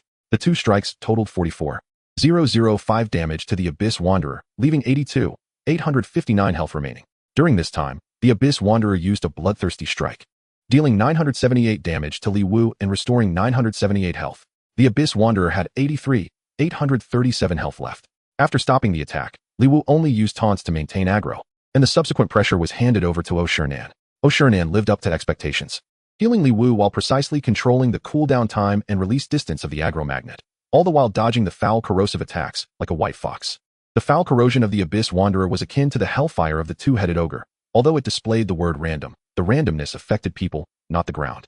Fortunately, Oshirnan's control over his body was indeed far superior to that of ordinary people, always managing to leave the foul area in the shortest time. However, his complexion was getting worse, and he was almost turning green. Chapter 96. Do you believe me if I say I slipped? After using Bloodthirsty Strike twice more, he drained 956 health from Li Wu, and then a foul corrosion was thrown beneath Li Wu. The damage was manageable, even with the continued true damage. Li Wu could withstand it, but the stench was simply too unbearable. Clearly, a high-level mask could block the smell, but it malfunctioned in the presence of the Abyss Wanderer. Li Wu's 20 years of chronic rhinitis cleared up at that moment. No wonder the military made mistakes. Even well-trained soldiers, suddenly thrown into a dung pit, would understandably be momentarily dazed. Li Wu wanted to escape but dared not move. Once he did, the 1124 position would have to shift as well. Li Wu trusted Oshirnan's awareness, but he was unfamiliar with the other 6 healers. If they didn't keep up, Oshirnan would be in danger. Li Wu stood firm in the foul area for 8 seconds, his mind becoming hazy. Second phase. Fortunately, Ishinan reminded him in time, and Li Wu finally reacted, raising his sword and striking 3 times before stopping his attack again. The 3 normal strikes combined with poison dealt 32 for 100 points of damage, and the subsequent 4 poison cuts dealt an additional 21,600 points of damage, adding the normal strikes and the poison damage itself. These 3 strikes caused a total of 55,317 points of damage. During this time, he used Bloodthirst again, recovering 978 health points from Li Wu. His remaining health was 31,454. Li Wu only needed to strike once more. With 6 cuts and 5 instances of poison damage, he could deal 32,766 points of damage. Therefore, to leave Li Wu with below 900 health, he needed to absorb health 2 more times. The archer outside the safe distance was already prepared, keenly watching the health bar. Once again, he used Bloodthirst frantically, bringing his health to 32 for 132. Li Wu silently counted down, enduring a seismic strike, and after 4 seconds, he gently thrust out a sword. The timing was just right. 3 seconds later, he used Bloodthirst again. He wasn't poisoned and his health was exactly 644 points. Meanwhile, Absorb Magnetic Field, Bloodthirst, and Seismic Strike were all on cooldown, giving the archer his chance. As he used Seismic Strike, the archer had already mounted his steed and charged forward, not only followed by 2 healers, but also dozens of decoys rushing in from other directions. With a 360-degree spread position, the chances of the archer being affected by the Foul Decay attack were minimized. After using Bloodthirst, the archer quickly entered range and charged up for a powerful shot. In just 3 seconds, the Abyssal Roamer would be taken down by the military. Everyone was waiting for this moment, but only Ishinan was fixated on Li Wu's health bar, continuously healing without pause. The Abyssal Roamer seemed to sense its impending doom and unwillingly spat out a mouthful of foul phlegm. The target was not the archer but a priest behind him, yet everyone turned pale in an instant.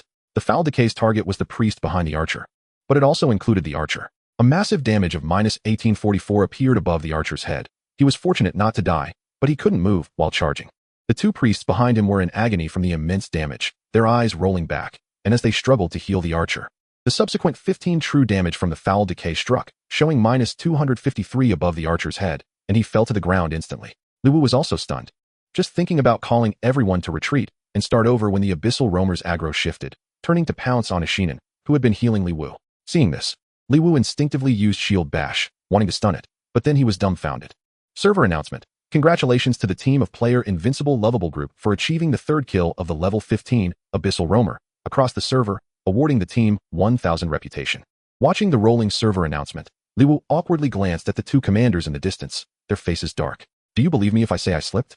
Everyone fell into silence, and Li Wu dared not pick up the loot, awkwardly watching the 2 commanders approach. Hao Jianjun walked up to Li Wu, sighed, and said, "This isn't your fault.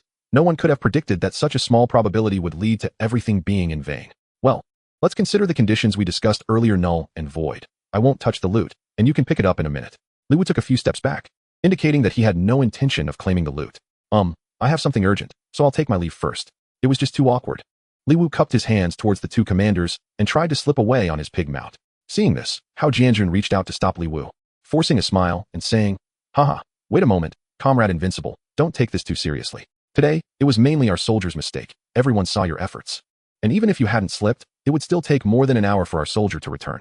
During that time, other cities would probably have already secured the 3 kills on the Abyssal Roamer." Hao Jianjun understood the situation clearly and had no intention of blaming Li Wu. Instead, he was comforting him. Li Wu gratefully cupped his hands. "I swear, I really didn't do it on purpose to steal for leveling up. We still have many opportunities to collaborate in the future. Why not add each other as friends?"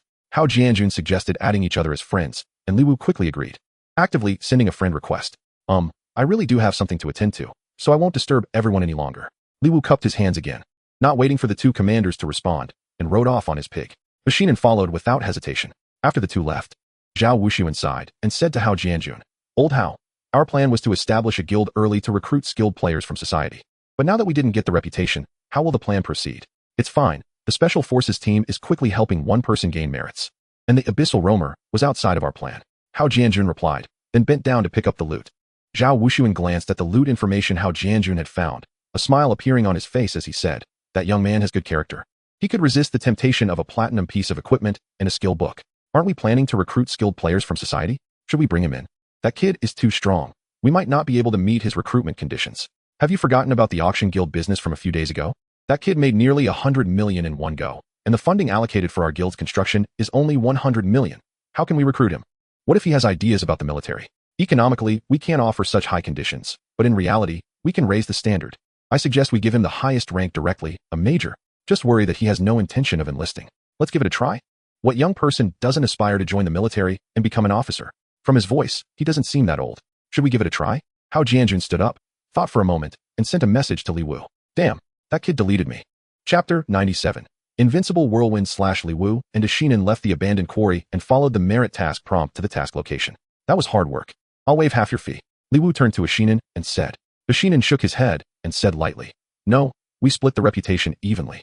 And since we didn't pick up the loot, the fee can't be waived. Don't get me wrong. Since we collaborated 3 times, you should have guessed what my talent is. Besides reputation, my talent has also leveled up, so I naturally need to give you a service fee." Ashinin wasn't naive. With Li Wu's damage output, anyone with a discerning eye could make a rough guess.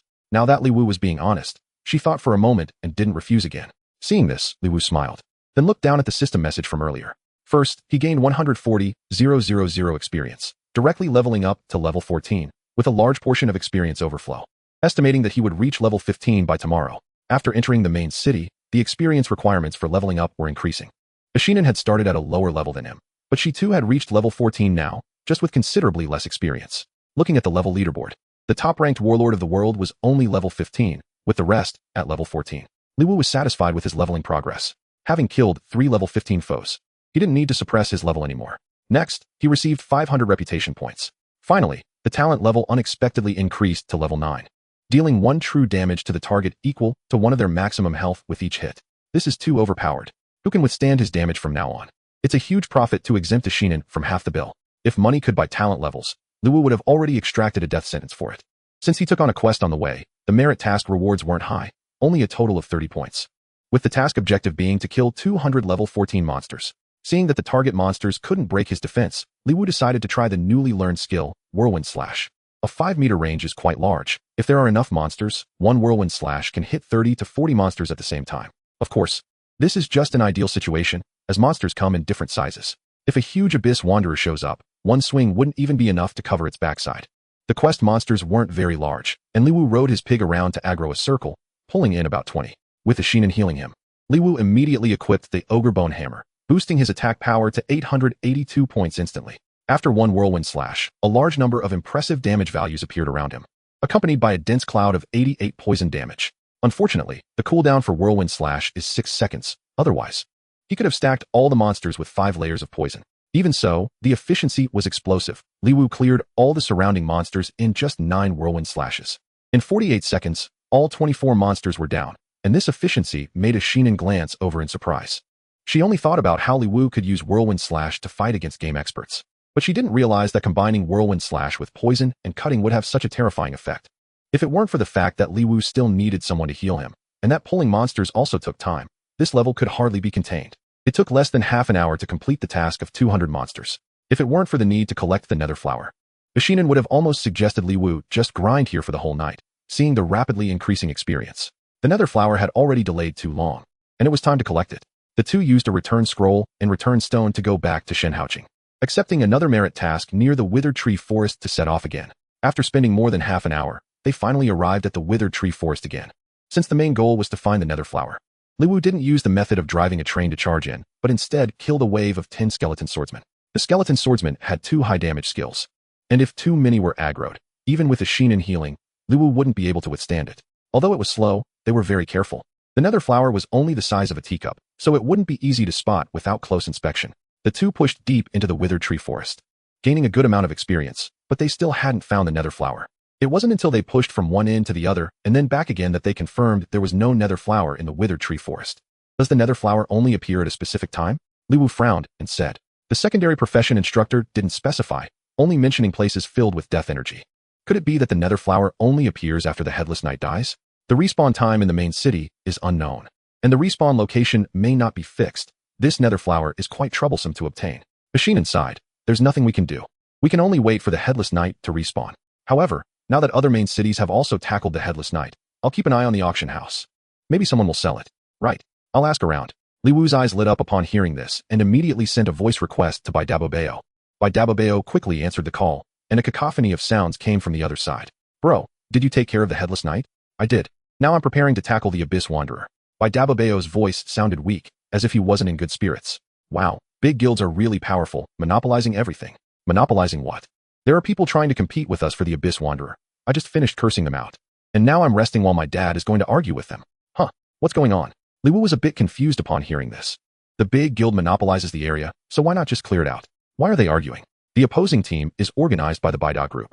That old guy gathered thousands of group employees in Mouta City and recruited a lot of experts. In a straight fight, Dubai should win. But the other side doesn't have a guild, so I can't initiate a gang war. Killing them will still turn my name red. Plus, even if we win, our losses would be significant. It's not like the newbie village anymore. Dying will cost experience, which greatly affects development. So I plan to scare them off. That old man doesn't have the thick skin my dad has. He definitely can't hold on. Baidabobeo chuckled on the other end. Wait, your father's status is arguing with another large group as president online. Isn't that a bit too much? Hehe, the Baida group has business conflicts with our family. So we curse at each other in person, let alone online. My dad isn't directly cursing. He's mainly supervising. Wow, is this how big shots play games? Liwu felt a headache coming on, then suddenly thought of something and turned to Ashinin, asking in a low voice. Do you lose experience when you die? He and Ashinin had just been killed by Catherine once that afternoon, and he didn't remember losing any experience. You lose 10 experience for your current level, Ashinin replied softly. Oh, I really didn't notice. Liwu smiled, then said to Baidabobeo, you keep cursing. I just want to ask if the nether flower respawns after the Headless Knight dies. Chapter 98. Wailing Forest it does, why? Sell it to me. I need it urgently. We've used it all up. Huh, do you have an alchemist among your subordinates? Liwu looked at Ashinin in confusion. Could anyone else have the alchemist talent? You mean the pharmacist, right? I had my subordinate alchemist make stamina potions from the nether flower. Are you looking for this?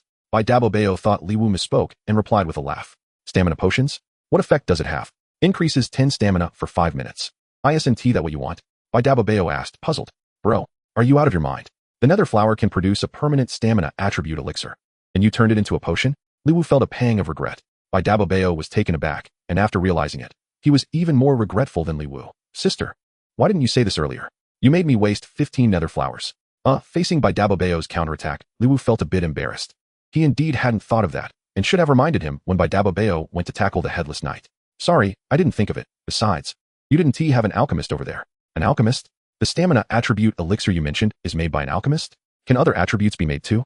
Baidabobeo's mind was sharp at a crucial moment, immediately thinking of a key question. Hearing this, Liwu turned to Ashinin and asked softly, is the wisdom elixir confidential? No need. Ashinin shook her head. The elixir is meant to be sold, so how could it be kept secret? There's a type of wisdom elixir that permanently increases intelligence by 2 points, limited to 30 pieces. There is such a good thing. Hurry and put it on the shelf. Upon hearing this, Baidabobeo rushed to put it on the shelf, but then thought of something and quickly asked, are there many of these wisdom elixirs? Don't let anyone snag them. Liwu turned to Ashinin again.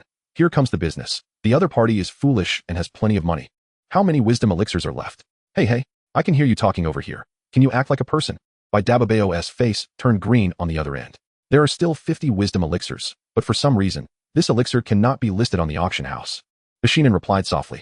I'm not sure if it's because it's a product of talent, but the elixirs can't be put up for auction, which makes Ashinin a bit worried.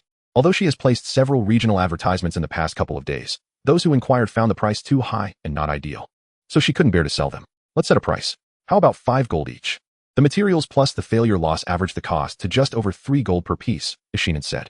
When Liwu heard that the cost was over 3 gold, selling for 5 gold didn't seem high, especially since it provided permanent attribute boosts. However, 5 gold for 30 pieces would amount to 150 gold, which is 150,000.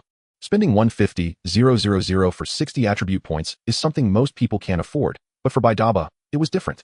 Sure enough, Baidaba's voice came through. Only 5 gold. Such a good item barely making 2 gold profit? Your friend is too straightforward. I'll take them all. It doesn't matter if they can't be listed. I'll level a low-level character to Shunho City, get the elixirs, and use the guild teleport to bring them over. Wow, you've got a good head on your shoulders, Liwu said, a bit surprised. Well, after all, I'm the leader of one of the 5 major guilds. I do have some brains, Baidaba replied, full of pride. As this idea was indeed hers. All right, my friend is called Ishinan. I'll have her add you as a friend, and you can discuss the business between yourselves. Also, you have a lot of people under you. Help keep an eye on the nether flower. Sure, no problem. I'll hang up for now. My dad is getting tired from supervising, so I need to switch shifts, Baidaba said before hanging up the call. Liwu felt a bit speechless, finding it hard to imagine that the wealthy handled conflicts similarly to ordinary people, trying to talk things out rather than resorting to fighting. She might be busy for a while. You add her as a friend first. Okay, Ishina nodded. Also, you could sell your elixirs to others for a bit more. They aren't something ordinary people can afford, and sometimes the rich really don't treat money like money. All right, but I can't produce any more for now.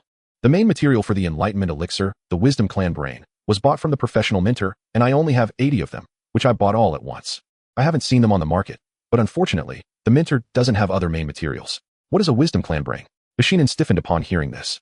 Although Liwu couldn't see her expression, her eyes revealed that she was likely having a very interesting reaction. Have you ever eaten pig brain? It's something like that. Liwu swallowed. That stuff is really fun to cook. Can you not talk about that? Well, since we don't have the nether flower, let's complete that merit task first. Liwu sighed. The two quickly moved forward following the task guidance, and as they walked, Liwu noticed that the task area seemed to be near the Drizzle Forest. Do you remember? Didn't that muddy Buddha say that the Drizzle Forest is now filled with level 20 undead monsters? Yes, I think so. Then, do you think the spawning area for level 20 undead monsters must be full of death energy? Are you saying there might be nether flowers in the Drizzle Forest? Ishinan's eyes lit up. Let's go check it out. It's not far anyway. The two set off immediately, turning their mounts towards the Drizzle Forest. As they arrived at the Drizzle Forest shown on the map, it was clear that the vibrant green trees and spring atmosphere they experienced in the afternoon had completely changed. As soon as they stepped into the Drizzle Forest area, the system prompted a message. Ding. Major changes have occurred in the Drizzle Forest. The area has been renamed Wailing Forest. Liwu saw the message and opened the map, confirming that the Drizzle Forest had indeed changed to Wailing Forest, with monster indicators now marked as level 20. Looking ahead at the desolate trees resembling a withered forest, the eerie atmosphere was even more spine-chilling than the withered woods. Towering trees had become dry and twisted, seemingly eroded by the breath of death, with branches resembling dried hands reaching up to the sky. Dim light filtered through the twisted remnants, casting mottled and terrifying shadows, making the entire forest feel incredibly oppressive and frightening. The perfect climate of Blue Star seemed superfluous at this moment. A gentle breeze blew through the remnants, making creaking sounds, as if it were the whispers of the dead. The air was filled with the scent of decay and death, sending chills down their spines. In the depths of the forest, vague figures moved, intermittently weaving between the withered trees, appearing and disappearing in an indescribably eerie manner. Liwu and Ishinan exchanged glances and almost simultaneously swallowed. How about we retreat for now? Liwu asked with a dry smile. Ishinan pondered for a moment and replied softly, since we're here, we might as well go on. Chapter 99. The corrupted tree demon Liwu led the way, with Ishinan following closely behind as they slowly stepped into the Wailing Forest. As they entered, a series of faint crying sounds reached their ears. Liwu used True Eye on the 3 monsters that appeared ahead. Bone Warrior, level, 20 health, 32,000 defense, 1,010 attack, 1,280 skill 1, Jump Slash, deals 160 damage, cooldown 8 seconds. Skill 2, Powerful Strike, deals 150 damage, cooldown 6 seconds. Bone Priest, level, 20 health, 30,000 defense, 980 magic attack, 1,280 skill 1, Life Drain, drains, magic attack 20, health from the target point every second and restores the same amount to itself. Lasting 3 seconds, cooldown 6 seconds.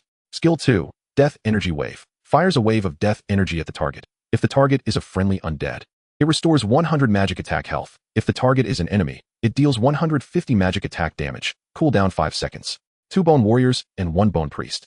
After seeing the information on the 2 types of monsters, Liwu felt a bit relieved. Fortunately, they weren't summoned creatures of Catherine, Otherwise, facing a pseudo-elite monster at level 20. Even with the Shinin healing, they probably wouldn't be able to handle it. Although the ordinary monsters were high level, both of them had good equipment. And even with a 6-level difference, they could still manage to fight them. However, the pain associated with damage made Li Wu hesitate.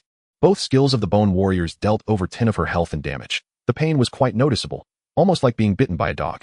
If it were to fight, or even against elite monsters, Li Wu could endure it for the sake of profit. After all, battles would last no more than 2 minutes. And the pain would only last a little while. But fighting ordinary monsters was different. To get the nether flowers, they would have to keep fighting.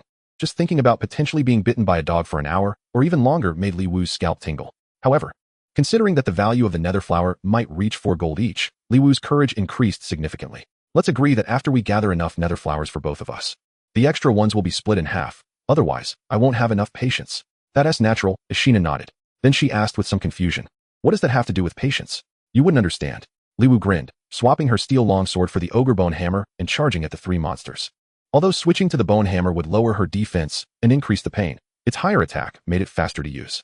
And the cutting damage against small monsters was lower, making healing easier. The 2 bone warriors launched their jump slashes, dealing over 900 damage to Li Wu. Grimacing in pain, Li Wu unleashed a whirlwind slash, damaging both bone warriors before continuing her charge towards the bone priest. The bone priest's life-draining damage of 256 per second was not particularly painful. Gather the 3 monsters together and apply poison to each of them. Li Wu's attack reached 882. Although it doesn't break defense normally, his skills can still deal damage. Coupled with the high damage from the 5 layers of toxins that provide infinite stamina, the monster farming speed is quite impressive. The 3 skeletal monsters fell one after another. And the drop rate was as low as ever, not even a copper coin. The 2 continued to advance, carefully observing the ground while fighting monsters, searching for traces of the nether flower. After an unknown number of waves of monsters, Oshurnan finally spotted a nether flower beneath a giant dead tree. Indeed, there was one. Li Wu, who had been frowning for a long time, finally revealed a hint of a smile. Could it be related to the monster level? Only places that reach level 20 will spawn the nether flower. It's very likely. Oshurnan's eyes also narrowed slightly, and his voice became much more relaxed. However, just as Oshurnan approached to pick the nether flower, an unexpected change occurred. The giant dead tree next to the nether flower suddenly moved, and a huge branch smashed down towards the approaching Oshurnan. The attack was too sudden. Even a master like Oshurnan couldn't dodge in time. Minus 1820, a massive amount of damage appeared above Oshurnan's head, and even she, who claimed not to fear pain, couldn't help but let out a muffled groan. Fortunately, Li Wu reacted quickly, taunting the dead tree to draw its aggro. The dead tree, attracted by the taunt, raised thick roots from the ground, forming 2 giant feet that eerily approached Li Wu, with his scalp tingling. Li Wu quickly retreated and commanded Zhu Dachong to charge in and pin the giant dead tree down, then threw out a true eye. Corrupted Treant, Elite, Level, 20 health, 140,000 defense, 1200 physical attack, 1600 skill 1. Whipping Strike, strikes the target fiercely with branches, dealing 150 damage, cooldown 5 seconds. Skill 2, Root Bind. Roots hidden underground extend to entangle the target's legs, immobilizing the target for 3 seconds, cooldown 8 seconds. Skill 3, Branch Barrage, deals 130 physical damage to all enemies within a 10-meter range of the target, cooldown 6 seconds. Seeing the information about the Treant, Li Wu couldn't help but breathe a sigh of relief. Fortunately, it was a level 20 elite, not absurdly stronger than the level 15 wild ones, so it was manageable. Just as Li Wu was about to counterattack, several vine-like things suddenly shot out from the ground, binding his lower body. The next moment, countless branches covered a 10-meter radius around Li Wu. Damn, there were too many branches, and they shot in from above at an angle. Li Wu's legs were tangled before he could dodge, and his shield was also ensnared, causing him to take the branches directly to the face. Although he was wearing a mask, it provided no defensive effect. It wouldn't hit the face of a person, let alone a bunch of branches jabbing at it. Li Wu took the hit hard, his eyes unable to open, but fortunately, the branch barrage had a 6-second cooldown. Once freed from the bindings, Li Wu quickly raised his shield above his head and charged under the Treant's feet, delivering a shield bash that stunned the Treant. Aside from the annoying aerial attack, with Oshurnan healing, defeating the Treant was just a matter of time. A minute later, the Treant's massive body fell to the ground. Ding! Treant Clan Favorability 10. In addition to the experience prompt, they also received a favorability reward from the Treant clan. Thinking about the name, Corrupted Treant, Li Wu's heart stirred. Killing the corrupted Treant should be akin to helping the Treant to be freed, which is why it increased the favorability of the Treant clan. However, he wasn't sure what this favorability would be useful for. Elite monsters have a chance to drop silver equipment, but unfortunately, this Treant was not so generous, only dropping 2 pieces of black iron equipment. However, the black iron gear dropped by a level 20 elite monster had individual attributes reaching 23 points, which even a level 0 character could equip, so it could still fetch a decent price. Be careful, Maybe there's an elite monster guarding the nether flower. Just like the rare materials in cultivation novels, where there's always a powerful monster nearby. Understood. Almost being killed made O'Sherinan nod with lingering fear. Chapter 100. Young and unaware of the rich woman's goodness as the two continued deeper, another nether flower appeared in sight. This time, O'Sherinan was smarter. He threw true eyes at the few dead trees next to the nether flower one by one. Indeed, one of them was a disguised, corrupted treant. Having learned from the previous experience, dealing with it was relatively easy. Li Wu just needed to keep his shield up over his head. After the corrupted treant fell, it granted each of them 10 points of treant favorability, but the dropped equipment was still just black iron level. This made Li Wu somewhat suspicious.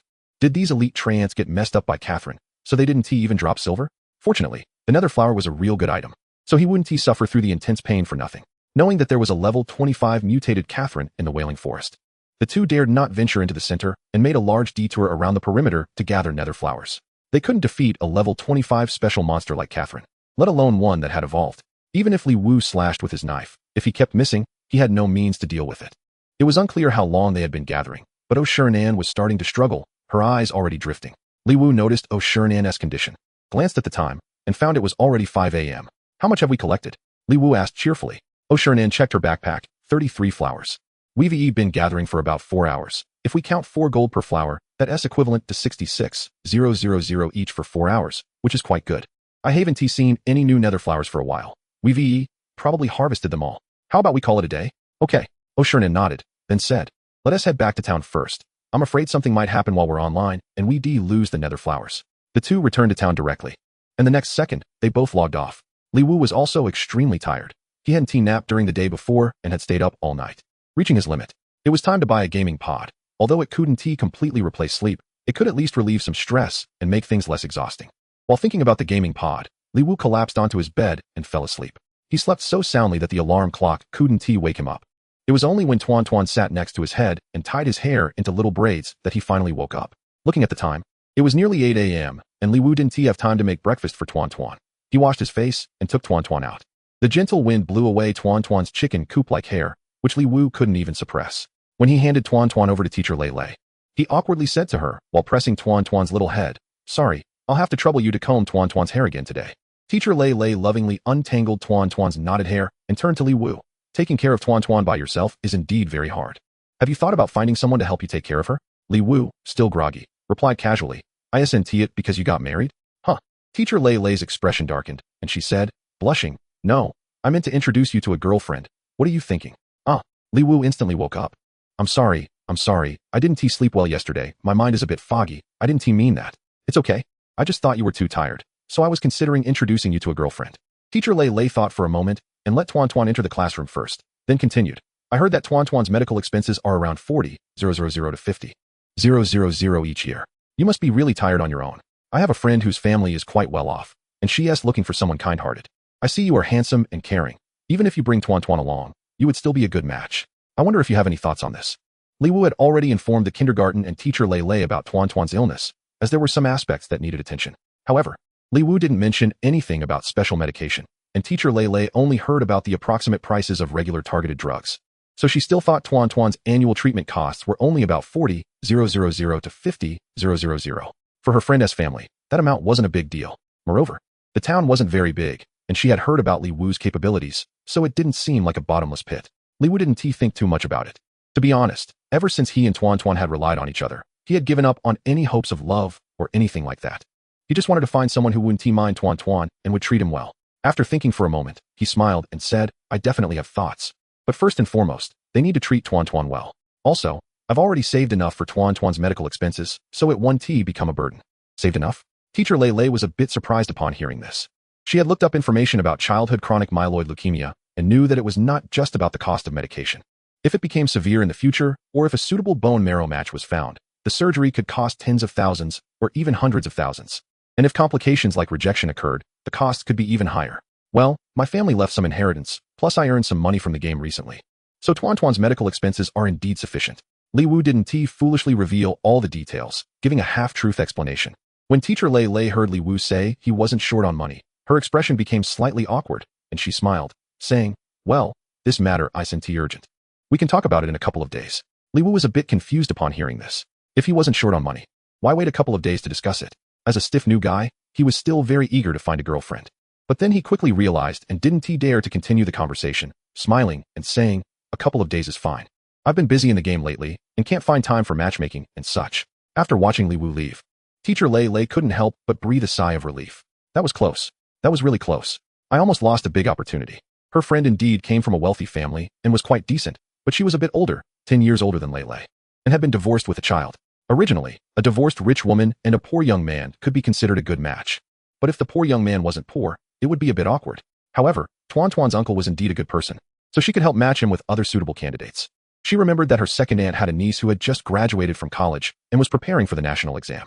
She could introduce them in a couple of days. If it worked out, that would be great, and if not, at least it would smooth over the awkwardness from today. Young people don't know the goodness of rich women, and rich women deeply understand the vigor of youth. But it's a pity that due to Li Wu, a rich woman missed out on a young man full of vitality. After Li Wu left the kindergarten, he secretly felt lucky. Thank goodness Teacher Lei Lei didn't continue to bring it up. Otherwise, he really wouldn't know how to end the conversation without it being awkward. Teacher Lei Lei treated Tuan Tuan very well, and he didn't want to change Tuan Tuan's kindergarten for the time being. Teacher Lei Lei's friend was probably either older or had health issues. If she insisted on matchmaking, rejecting it would be awkward, and accepting it would be even more so. Although he cared for Tuan Tuan, he wouldn't want to compromise for a couple of years in kindergarten just to avoid a lifetime of regret. Chapter 101. The Big White Mishap. Because of the girlfriend introduction matter, Li Wu's drowsiness had significantly lessened. He didn't rush back to catch up on sleep, but went to the Blue Star service station. Although the game helmets were distributed for free, there was still after-sales service. Li Wu came not for after-sales, but to order a gaming pod. A gaming pod costs 660,000, and there were no stocks in Kachi town. The wealthy people in town had to place orders. With the transportation being so developed, if ordered today, it could be delivered the next day. However, the gaming pod Li Wu ordered was a bit complicated, requiring many additional features, and would take at least 3 to 4 days. Li Wu added functions such as external movement capture, monitoring connection, external touch warning, infrared temperature detection connection, and a whole bunch of other features. He was worried that if he entered the gaming pod at night, Tuan Tuan might wake up and not find him. Moreover, parents of children who have attended kindergarten know that it's as rare as winning the lottery if a child doesn't catch a cold in a month. What if Tuan Tuan has a fever in the middle of the night? With these functions, Li Wu would feel more at ease entering the gaming pod. If it weren't for the fact that the gaming pod didn't have a double pod option, he would have considered ordering a double pod. Or he could have gotten Tuan Tuan a separate gaming pod, disabling the gaming function, as the soothing nerve function would also be quite nice. But he worried that the space would be too small, and Tuan Tuan might be scared alone, so he didn't go through with it. After settling on the full set of functions, the price of the gaming pod became more auspicious, totaling 888,000. This time, Li Wu didn't feel heartbroken. Although the expenditure exceeded his interest, the earnings from the game over the past couple of days were still considerable. Even though he hadn't sold any big items, he had sold quite a few silver and black iron items for a good amount of gold coins. The monsters he was fighting were all high level, and naturally, the equipment he dropped was better than most of the same quality in the market, so the prices were quite favorable. Thinking about the earlier matter of Teacher Lei Lei wanting to introduce him to a girlfriend, Li Wu actually felt a bit like wanting to marry a wife. Two people supporting each other could also give Tuan Tuan a mother's love. It was a nice thought. When he returned home, Li Wu planned to catch up on some sleep before going back to the game. But he felt he hadn't slept long before being woken up by the phone ringing. The caller was Zhao Wuqi from the Industrial and Commercial Bank, saying that a construction boss was short on funds and wanted to apply for a loan. However, the loan amount was a bit large, and since the Citibank president would retire next year, to be safe, they only approved half of it. Li Wu understood immediately and asked, "What project is he working on?" "They are preparing to build a sports and entertainment plaza in town," Zhao Wuqi said softly. "A government project?" "Yes." "Oh, I have something urgent in the game. Let us talk about this next year, okay?" Li Wu hung up the phone without waiting for Zhao Wuqi to respond. Are you kidding? Although he was young, he was a local, and even someone delivering takeout knew that the town had a fiscal deficit. Whether the project funds could even be collected was another matter. How could he invest in it? He didn't have enough money to the point of burning it. After Zhao Wuqi's call, Li Wu checked the time. It was already 11 o'clock. He went downstairs and bought 2 meat sandwiches without vegetables, quickly ate one, and went online. O'Shernan was already online, making pills. Li Wu went to O'Shernan's alchemy room and saw his batch of 20 health pills neatly arranged on the table. He didn't hold back and tossed them into his mouth one by one like peanuts. Seeing his health points increase by 480, Li Wu cheerfully placed the 2 coins processing fee on the table. O'Shernan, while making pills, glanced at the 2 coins and, "Forget about the processing fee. Consider it a referral fee for introducing me to business." Did Bai Daba buy the enlightenment pill? Yeah, a low-level character who just reached level 10 took it. He paid the coins on the spot and even gave an extra 10 gold. Like Bai Daba's style, wealthy people tend to tip well, which is nice. But let us skip the referral fee. Li Wu waved his hand and stepped aside to message Bai Daba. How did the scolding go last night? Did the president of Baidao run away? Baidaba didn't he reply to the message, but directly sent a voice request. After the call connected, Baidaba Bayo's frustrated voice came through. Last night, we almost flipped. What happened? That old guy from Baidao was so thin-skinned, he went straight to war after cursing us out. We had a clear advantage, but I don't know where that old man found 2 experts who nearly wiped out our high-level players. If it weren't for my strong magical powers, we would have really flipped. Experts? The only guild in Mao Rabbit City couldn't even recruit them? Don't mention it. Those 2 aren't from Mao Rabbit City. This is partly my fault. I originally left 200 spots thinking of recruiting experts, but since the strategy was broadcasted on TV, I opened up 100 spots and set very high entry standards. Those 2 just happened to join at that time, and it turned out they were Baida's undercover agents. Baidaba Bayo was genuinely angry. Even after a while, he was still gritting his teeth when mentioning it. Those 2 almost caused you to flip? Are they that strong? Strong. Although Baidaba Bayo was angry, he didn't belittle the opponents and said seriously, their equipment is top-notch, far exceeding that of ordinary players. Most importantly, these 2 should be professional players in virtual competitions over the past 2 years, reflexes far surpassing ordinary people. Li Wu pondered, recalling what Oshirinan had said about gaming experts. Yes, because of Blue Star, other games have basically become obsolete. The professional virtual competition teams that have emerged in the past 2 years either disbanded or are looking for opportunities within Blue Star. I've actually sent people to contact several professional players, but we are still discussing treatment and going through the process. I didn't expect that old man from Baida to be even more decisive than me, Baidaba Bayo said solemnly. Although Li Wu had already learned some information about so-called gaming experts from Oshirinan, he still asked in confusion, are professional players really that strong? Those 2 almost caused your guild of tens of thousands to flip? They caught us off guard. Those 2 are assassins. They directly stealthily left the guild, and during the battle, they took down Tutu, the super healer, with 2 strikes from behind, and killed over a dozen healers. Even my dad, the great warrior, was made to dance around by them, and was sent back to the city in a few hits. If it weren't for my area attack skill, the backline would have probably been wiped out. Hearing that the healer, Mala Tutu, was taken down in 2 strikes, Li Wu couldn't help but frown. That little girl could scream in pain from just 1 point of forced damage from the giant rabbit. This time, wouldn't she be crying out loud? A surge of unnamed anger rose in Li Wu's heart, and his expression unconsciously turned a bit stern. Oshirinan was rolling meatballs while listening to the commotion, and for some reason, she suddenly felt the temperature in the alchemy room drop. Turning to look at Li Wu, she found his gaze had turned somewhat frightening, completely devoid of the absurdity from yesterday. If you fight Baidao again, remember to call me. Chapter 102, Humans for Wealth. Birds for food. Although he wasn't sure what role he could play in the battle, Li Wu still informed Baidaba Bayo to call him next time. After hanging up the voice call with Baidaba Bayo, Li Wu turned to look at Oshirinan, just in time to catch her curious gaze retracting. If I encounter these so-called gaming experts, what are my chances of winning? Li Wu sat down at the table and asked in a serious tone. Oshirinan paused her actions, pondered for a moment, and then said softly, if they don't have special skills or equipment that surpass yours, magic users shouldn't be able to defeat you. Oshirinan's words made Li Wu's face turn somewhat ugly. The implication that magic users shouldn't be able to defeat him meant that warriors, guardians, assassins, archers, and even half-magic knights and druids wouldn't be able to either. This is so damaging to my self-esteem. Seemingly worried that Li Wu would feel bad, Oshirinan thought for a moment and added, it's also very difficult for them to kill you. It's just that I'm relatively tough. Oshirinan's addition only made Li Wu feel worse. That's not quite right. If they don't have armor-piercing skills or related talents, it's generally hard for them to defeat you. After all, you have both Whirlwind Slash and Poison, 2 powerful weapons. If it drags on, they would probably choose to retreat before you do. Li Wu felt a bit better hearing this. But being forced to defend passively without being able to attack actively was still a frustrating matter. You can pay attention to charge skills and other close-range area attack skills. Oshirinan offered another suggestion. Okay, Li Wu nodded, then asked somewhat unwillingly, is 21 years old really too late? Oshirinan didn't answer immediately, but thought seriously for a while before saying softly, starting from 0 at 21 and trying to reach a professional level is very difficult. At most you could train to the level of a standard athlete. Of course, if you can dedicate most of your time to training, you might get close to a professional level in 3 to 5 years. However, by then, you would be over 25, and your peak state wouldn't last long. Oh. Li Wu fell silent for a moment, and suddenly looked up to ask, is there a chance in ancient martial arts? Family tradition, no comment. Oh. Li Wu fell silent again, and after a long while, he looked up to ask again, are you married? Oshirinan suddenly looked up at Li Wu, full of confusion. The topic change was too abrupt. No. In the end, Oshirinan answered lightly. Then let's get married. That way, it won't count as an external transmission. Huh. Oshirinan looked at Li Wu in disbelief, her eyelids twitching. She had seen shamelessness before, but she had never seen someone as shameless as Li Wu. They had known each other for less than 2 days, had never even seen each other's faces. Just for ancient martial arts? And you already have a child. Well, maybe I didn't reach the legal age before and got pregnant out of wedlock, so we didn't get a certificate. But do you owe anything to the person who bore your child? Li Wu could see the killing intent in Oshernan's eyes growing stronger, as if she was about to give him a glorious shock, and quickly waved his hands and laughed. I was just joking. Don't take it seriously. I don't know what's gotten into me these past 2 days. I'm just being mouthy. Li Wu wasn't just talking nonsense. Perhaps it was because he had suddenly become less worried about treatment fees for the group, and his whole demeanor had shifted from the previous gloominess, speaking without any restraint.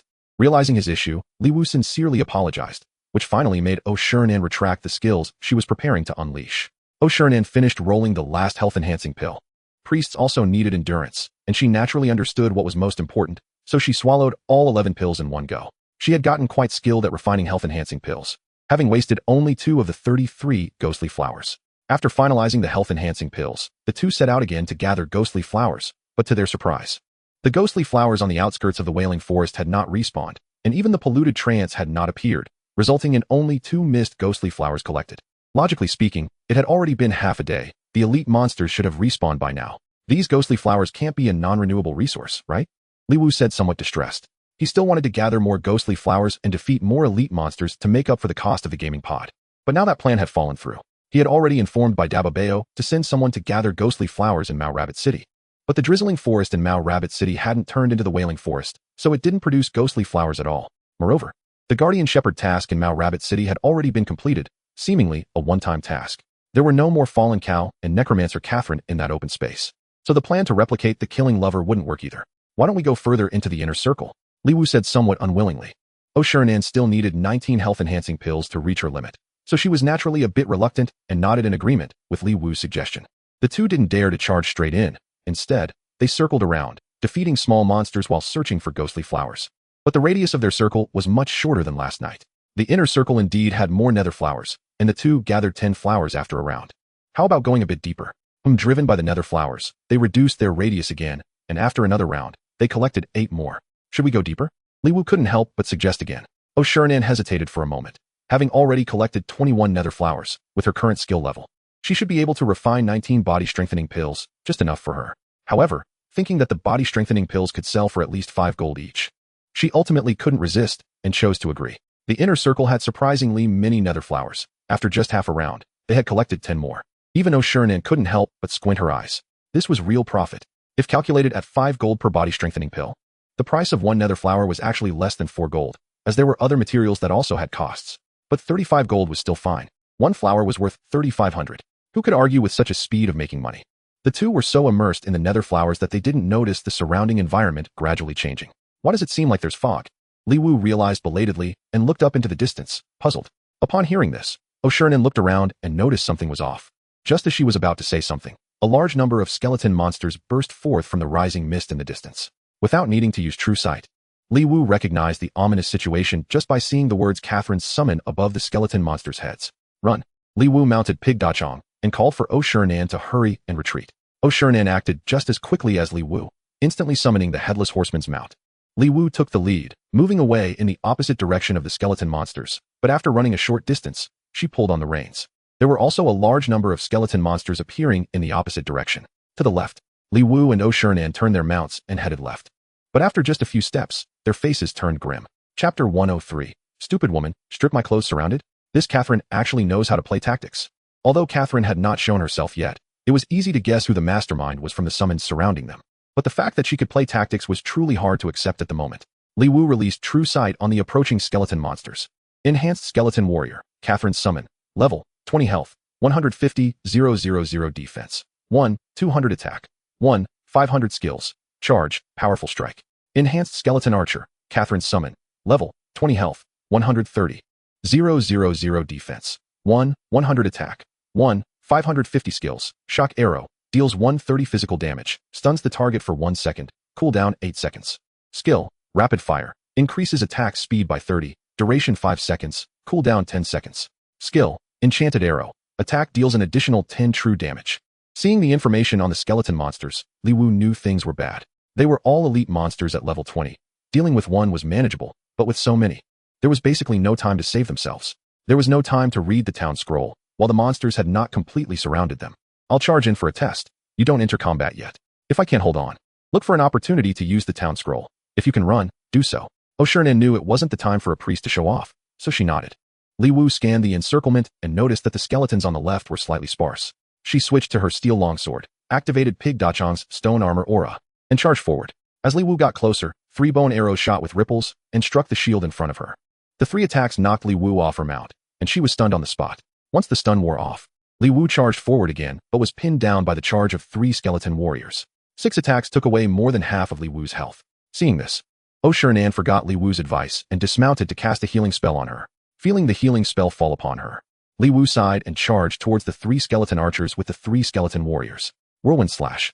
656,565,757,575 with poison and double cutting. Li Wu regained a lot of health, but the second skill from the skeleton monsters came in, and her health instantly dropped below half again. Li Wu couldn't afford to attack. She took a large potion and an instant health potion, then turned to charge at the 4 enhanced skeleton warriors that had been agitated on the left. Before Li Wu got close, the 4 enhanced skeleton warriors charged at her. Since the first wave of skeleton warriors charge was still on cooldown, although the charge from these 4 skeleton warriors caused damage to Li Wu, it didn't stun her. Li Wu stunned 1 enhanced skeleton warrior with a shield bash, squeezed through the gap, and approached the 3 enhanced skeleton archers again. Another healing spell plus a healing spell landed on her, and Li Wu frowned, shouting, "Hurry and leave. Losing 1 is better than losing 2. If there's a chance, you can lure a few more skeleton warriors, gather them, and use Whirlwind Slash to leech health back. Plus my healing, we might just break out." O Shiran stubbornly commanded her spider to attack a skeleton archer, wanting to help Li Wu relieve some pressure. While Li Wu furiously slashed at the 3 archers, she helplessly shouted, "What opportunity is there? The main one hasn't even shown up yet. Hurry." In the midst of speaking, Li Wu activated Whirlwind Slash again. This time, Whirlwind Slash hit 10 enhanced skeletons. A large number of numbers rose above Li Wu's head, and with the cutting from the poison, the numbers piled up densely. Li Wu's health barely approached the midpoint. Upon hearing this, O Shiran also understood the situation was dire and no longer hesitated, charging out through the escape route Li Wu had opened. "Finally found you." A sinister, hoarse voice filled with bone-chilling coldness echoed throughout the wailing forest. The emotional tone made Li Wu's scalp tingle. "What does found you mean? Even if it was catching you?" It wouldn't sound abrupt, but the word found sent chills down the spine. Just as O Shiran, who had already broken out of the encirclement and was about to cast healing on Li Wu, was suddenly grabbed tightly by a huge hand formed by a black, ghostly figure. The sound of bones cracking was clearly audible. O Shiran was not afraid of pain, but at that moment, she couldn't help but let out a mournful scream, like a lament. Minus 2,780, a huge amount of damage appeared above O Shiran's head. The giant hand's attack hadn't stopped. It lifted O Shiran several meters high and threw her broken body towards Li Wu like trash. Li Wu instinctively moved her shield to meet O Shiran's flying body, and in the next moment, a tremendous force came from O Shiran. Li Wu embraced O Shiran and crashed into the group of skeletons behind them. 7 or 8 enhanced skeletons were scattered by the impact, and Li Wu, holding O Shiran, charged without losing momentum, crashing into a dead tree. O Shiran's body turned into white light in Li Wu's arms, and minus 1920 damage floated above Li Wu's head, causing her health to drop to 0. The surrounding skeleton monsters slowly closed in but did not attack. Li Wu reached down to pick up the few nether flowers that O Shiran had dropped and looked up at the path opened by the skeleton monsters. A woman with a veiled hood slowly walked over, exuding an unmistakable ghostly glow. "Master of Whales, Catherine. Mutated, level 25 health. Finally found you. The murderer of my lover." The cold voice carried a deep-seated hatred, as piercing as fingernails scraping a blackboard. Li Wu looked at the scene before him, his mind in a daze. It could not only evolve, but also recognize people. Although he knew the other party was just a program, Li Wu couldn't help but shout, "You have the wrong person. I don't know your lover. You're lying. Even though you're wearing a mask, you're still wearing my lover's fallen armor." Catherine's words left Li Wu even more confused. Not only could it recognize people, but it could also recognize equipment. Just as Li Wu wanted to argue, Catherine grew impatient, and the black hand that had just killed O Shiran rose from beneath Li Wu's feet. Li Wu jumped to the side, trying to dodge, but the black hand seemed to lock onto him, and with a twist of its fingers, it grabbed Li Wu. "It's over." Li Wu closed his eyes, waiting for the pain of death to come, but unexpectedly, he felt a chill all over his body. And when he opened his eyes, he found that the armor on him had been ripped off by the approaching Catherine. "What the hell? I'm still a virgin." Just when Li Wu thought he was about to face a terrible fate, a bloody giant finger pierced through his chest from behind. The next moment, Li Wu stood bare-chested in the resurrection square of Shun Monkey City. "Damn, that bitch stripped me of my clothes." Chapter 104. The legend in the resurrection square. Li Wu's muscular upper body was exposed in front of a crowd, attracting the attention of many female players. Working 3 jobs a day, besides a pitiful salary, brought Li Wu a fairly strong body. Although his abs weren't an 8-pack, the 6-pack was quite obvious. Seeing that things were not right, Li Wu momentarily forgot that he had a bound steel armor in his bag and summoned Pig Intestine to ride away. "Damn, someone is riding a pig bare-chested." "What? Someone is riding a pig bare-bottomed? No way. Is someone actually doing indecent things to a pig while naked? Mom, I heard there's a big black pig riding a naked man. Li Wu didn't realize that the story about the black pig was getting more exaggerated as it spread. It wasn't until he ran out of the resurrection square that he remembered he had spare equipment and hurriedly equipped himself. Oshurinan had died shortly before him and was also in the resurrection square. Although Li Wu was bare-chested, the black pig he was riding was still quite noticeable. So he followed along. When the two met, their expressions became somewhat serious. Is this Catherine a special case? Or is every level 25 like this? Li Wu couldn't help but ask. Oshurinan shook her head and said, this Catherine is too high level. She seems to have autonomous behavior, knowing how to ambush people and deliberately exposing flaws in the encirclement, leading us to break out from the weak points. In the past, even if virtual reality games had multiple settings, they weren't this outrageous. What do you mean outrageous? That woman actually stripped my equipment. The fallen armor I was wearing wasn't dropped from dying. She literally ripped it off. Even if Blue Star has a high degree of realism, players can't strip each other's clothes. Yet she? No, she as a monster can. Li Wu's frantic words left Oshurinan dumbfounded, and it took her a while to react. She can strip equipment? How is that possible? If high-level monsters can do that, how can players even play? Oshurinan exclaimed in disbelief. Why would I lie to you? Is being stripped by a monster something to be proud of? Oshurinan pondered for a moment and said, although your fallen armor is silver grade, its value is higher than the gold equipment dropped by level 15 monsters. This loss is too great. We shouldn't go to the Wailing Forest anymore. Go. Why not? I'll find her to settle the score after I level up a few more times. I estimate that the missed hit was due to the huge level difference. I won't rest until I strip her of her underwear, Li Wu said confidently. Li Wu's crude words earned him an eye roll from Oshurinan, who thought for a moment and said, let's guard the Headless Horseman tonight. Just leveling up isn't enough. We need to enhance our equipment as well. Alright, let's take on more high-level monster merit quests first. Today we aim to reach level 15 and learn a skill. The two had a merit quest along the way, but the monster level and merit rewards weren't high, so they directly abandoned it and took a quest to kill 1,000 monsters for 60 merit points. Based on Li Wu's experience, this should be a task for killing level 14 monsters. Following the quest, they arrived at Lu Shui town west of Shin Monkey City, where they learned from the town mayor that the monsters to be killed were actually level 16 mermen. Li Wu thought about it and understood that the merit quest rewards were linked to player levels. Both he and Oshurinan were already level 14, so naturally, the monsters for the same merit reward would be higher than before. Although the mermen had the word fish in their name, they were not aquatic creatures. They were gathered along the banks of a large river.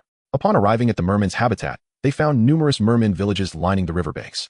The mermen were not very tall, similar to goblins, and their ugly heads reminded one of Bobo Bo and Bobo B. Merman warrior, level 16 health, 18,000 defense, 650 physical attack, 790 skills, jump slash. Mighty strike. Merman priest, level 16 health, 15,000 defense, 500 magic attack, 820 skill 1. Healing wave, fires a healing wave at friendly targets, restoring 820 health points, 100 magic attack, to the target and randomly bouncing to other friendly targets within 10 meters, restoring 574 health points, 70 magic attack. Can bounce a maximum of 5 times, cooldown time 8 seconds. Skill 2, lightning chain. Having fought level 20 monsters too many times, Li Wu found the attributes of level 16 monsters unimpressive. Although Li Wu had lost the fallen armor, his defense still exceeded 1,000 points. And Oshurinan's healing could keep Li Wu's health at full. With someone healing, Li Wu naturally didn't need to leech health. He directly equipped the Ogre Bone Hammer and charged into the merman village on pig intestine. A merman village had about 30 merman warriors and 5 merman priests. Li Wu gathered all the merman warriors and circled around to gather the merman priests in the middle, then unleashed a whirlwind slash. The small bodies of the mermen didn't take up much space, and the 5-meter radius of the whirlwind slash encompassed all the mermen. The dense damage made it impossible for Oshurinan, who was healing from a distance, to see Li Wu's figure. So she hurriedly called the system to cancel the floating numbers. 9 whirlwind slashes brought down all 35 level 16 mermen. Even if the drop rate on Blue Star was low, there were still quite a few items left on the ground, but unfortunately, only 2 whiteboard items dropped, while the rest were scattered copper coins and 2 or 3 merman teeth. Li Wu picked up the items that were worth some money, ignoring the copper coins and worthless merman teeth. Li Wu was frugal, but he had his priorities, with a vow to strip Catherine of her underwear. A few coins were nothing. Moreover, merman teeth, being white materials, couldn't be auctioned at the market. Picking them up was a waste of time, and setting up a stall was even more time-consuming. 2 players in a duo were battling a single merman. Seeing Li Wu and Oshurinan annihilating the merman village by village, they cast shocked glances. They were both level 13, a female priest and a male warrior, and taking on level 16 monsters was somewhat challenging for them. In a situation with healing, a warrior can still defeat a merman in a one-on-one fight, but he has to endure over 15 hit points of damage each time, and only he knows the pain in his heart. Who told him to show off and bring a girl along? Now he can only grit his teeth and swallow his frustration. The female priest glanced at Li Wu's back and then at the warrior in front of her, a hint of disdain flickering in her eyes. They are both bringing girls. But what level is she at? Looking down and confirming she couldn't see her toes. The female priest thought for a moment and directly exited the team to chase after Li Wu and the others. The abandoned male warrior's face instantly turned ugly. Just as he was feeling aggrieved, he suddenly noticed a faint light flickering in the village that Li Wu had swept through. He walked over and found some copper coins and a few unclaimed merman teeth. The male warrior's eyes lit up. 23 copper coins plus 4 merman teeth worth about 15 copper each, an unexpected income of 8 silver and 3 copper. He looked up at another empty merman village not far away, and the frustration in his eyes disappeared as he dashed over. Chapter 105. Lonely Rose. Li Wu had just used a whirlwind slash to clear the health of a circle of mermen when a healing spell and a restoration spell landed on him. All the monsters were dead, and his health was nearly full. A single restoration spell could top him off. Is Shiran living lavishly? A restoration spell can completely heal him, wasting mana. Huh? Who are you? Before Li Wu could finish criticizing Shiran for being wasteful, he saw a female priest in hollow leather armor, with a broad chest, raising her hand to cast another restoration spell on him. Handsome, can you take me along? The female priest with the name Lonely Rose slightly arched her back, intentionally or unintentionally showcasing her alluring curves, her eyes revealing some sort of hint. Ahem, sorry. We have enough people. Li Wu stared carefully for a long time before coughing lightly to politely decline her request, bending down to pick up the scattered equipment on the ground. Shiran didn't even look at the female player and followed Li Wu to collect items. Actually, there wasn't much worth picking up on the ground, just 2 pieces of equipment, one of which emitted a faint green glow of black iron quality, while the others were merely some copper coins and materials. But this still made the female priest named Lonely Rose's eyes flash with a hint of excitement. It seemed that the items dropped by these 30 or so ordinary mermen weren't worth much, but they could at least be sold for over 100 coins. And what kind of efficiency does Li Wu have in farming monsters? If he were to farm mermen for a few hours, he'd earn more than she did running takeout for several nights. They are both priests, yet that woman looked so cold. Wearing a mask and a long robe that revealed no figure at all. Why could she earn so much while following along? Lonely Rose was filled with unwillingness, completely ignoring Shiran's presence, and moved closer to Li Wu, sweetly saying, "Brother, you're so amazing, just take me along." As she spoke, she subtly twisted her body, her arms unconsciously squeezing together. Li Wu was bent down picking up items when he suddenly looked up and was startled by a flash of white, stepping back repeatedly. He, a newbie who was always stiff, had never seen such a scene before. Lonely Rose saw Li Wu's reaction and was momentarily surprised, then a smug smile appeared on her face. She was well versed in reading people and instantly judged that Li Wu was definitely a novice, easily manipulated by her. Lonely Rose continued her advance, moving in even closer, whispering, "As long as my brother can take me, I'll give you unexpected benefits." Li Wu instinctively took another step back, struggling to regain his composure, just about to decline again. Suddenly, a light ball hit Lonely Rose's face. Minus 1058. The massive damage made Lonely Rose scream and hurriedly retreat, hugging her face. A long, snow-white hand grabbed Lonely Rose's arm, and in the next moment, her body was tossed out like a sack of potatoes. Lonely Rose was dazed, just about to stand up and see what was happening when another light ball came flying, hitting her and causing her to scream while her health dropped to freezing point. Get lost. The cold voice carried a hint of chill, waking Lonely Rose up completely. She had around 400 defense, while the priest's radiant impact spell damage was only 120. This meant that the priest, who was casually healing the pig-riding boss, had a magic attack exceeding 1,200 points. What a mistake. She thought it was just a simple boss taking a girl along, but it turned out this girl was so powerful. "Brother, save me, okay?" Damn.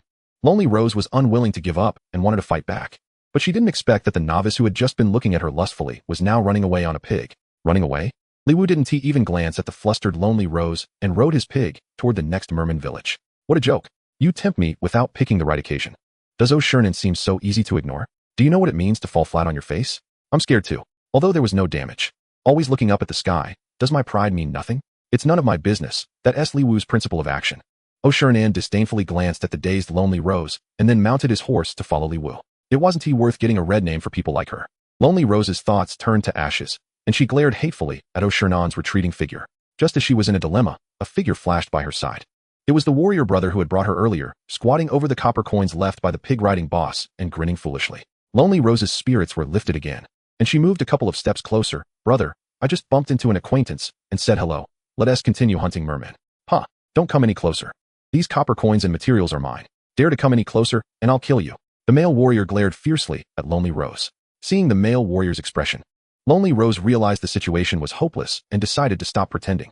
She glanced at the scraps that Li Wu and the others had no interest in, revealing a hint of disdain in her eyes. "Look at your ambitions. You treat a bit of garbage as treasure. The male warrior looked even more disdainful than Lonely Rose. Grinning as he said, "Garbage? I've looted 6 villages, pure profit of 58 coins. If I follow the boss for another couple of hours, I could buy you several nights." Lonely Rose's expression changed upon hearing this. She had been too greedy and had failed to notice this unobtrusive way to make money. Looking at the scraps on the ground, her mind started to work again, but seeing the male warrior approaching with a fierce expression, she hurriedly turned and fled into the distance. From afar, she watched that detestable woman following the pig-riding boss to make a fortune, and the other one who had been caring for her was picking up garbage and making money. Lonely Rose's jealousy grew stronger, her gaze became colder, and after thinking for a moment, she opened her friend list. Seeing a name on her friend list, a hint of disgust flashed across Lonely Rose's face. She really didn't want to contact the person unless necessary, but recalling her recent encounter, she quickly made up her mind.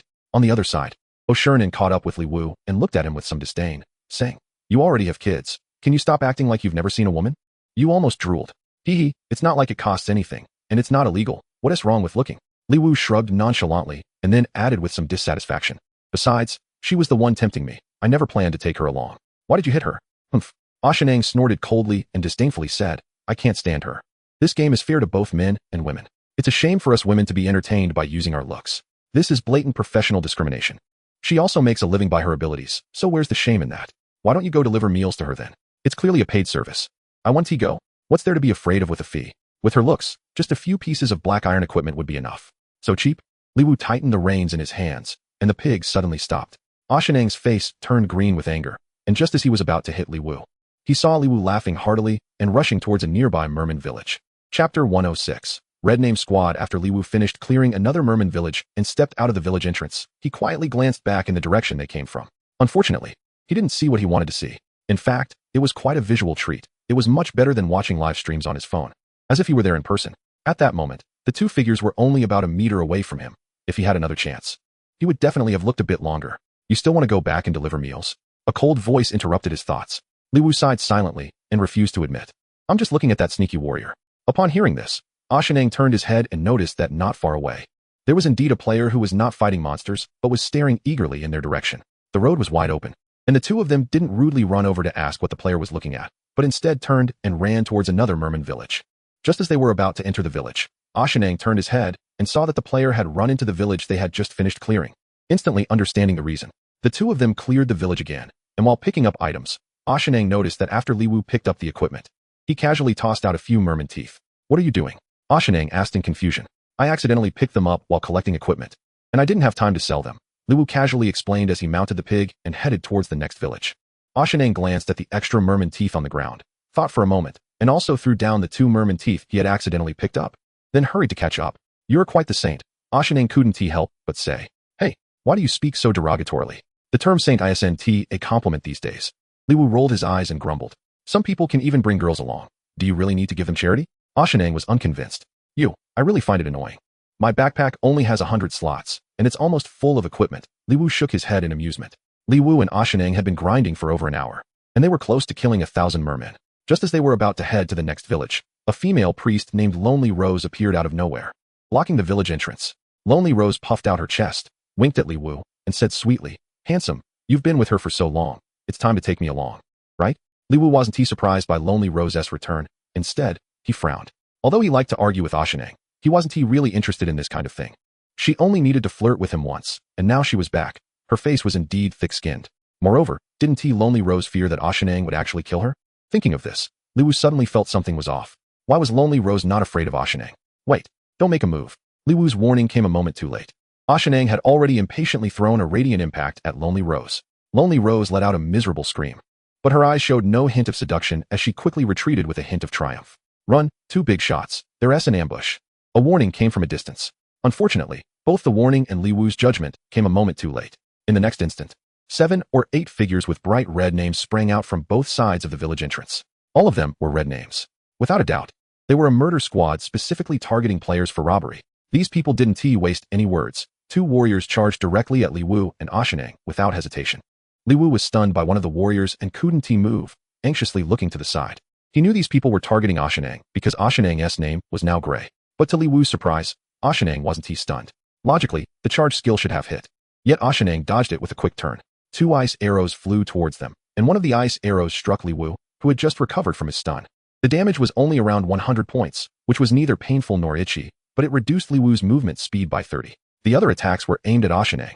Ashenang leaned to the left, clapped his hands on the ground, and his whole body shot out in a bizarre manner, evading all the half-tracking ice arrows and arrows. Li Wu didn't have time to be shocked. He stunned the warrior beside him with a shield bash and charged towards Ashenang while holding up his shield. "Don't mind me, push to the back line." Ashenang calmly shouted to Li Wu while dodging the warrior's attacks.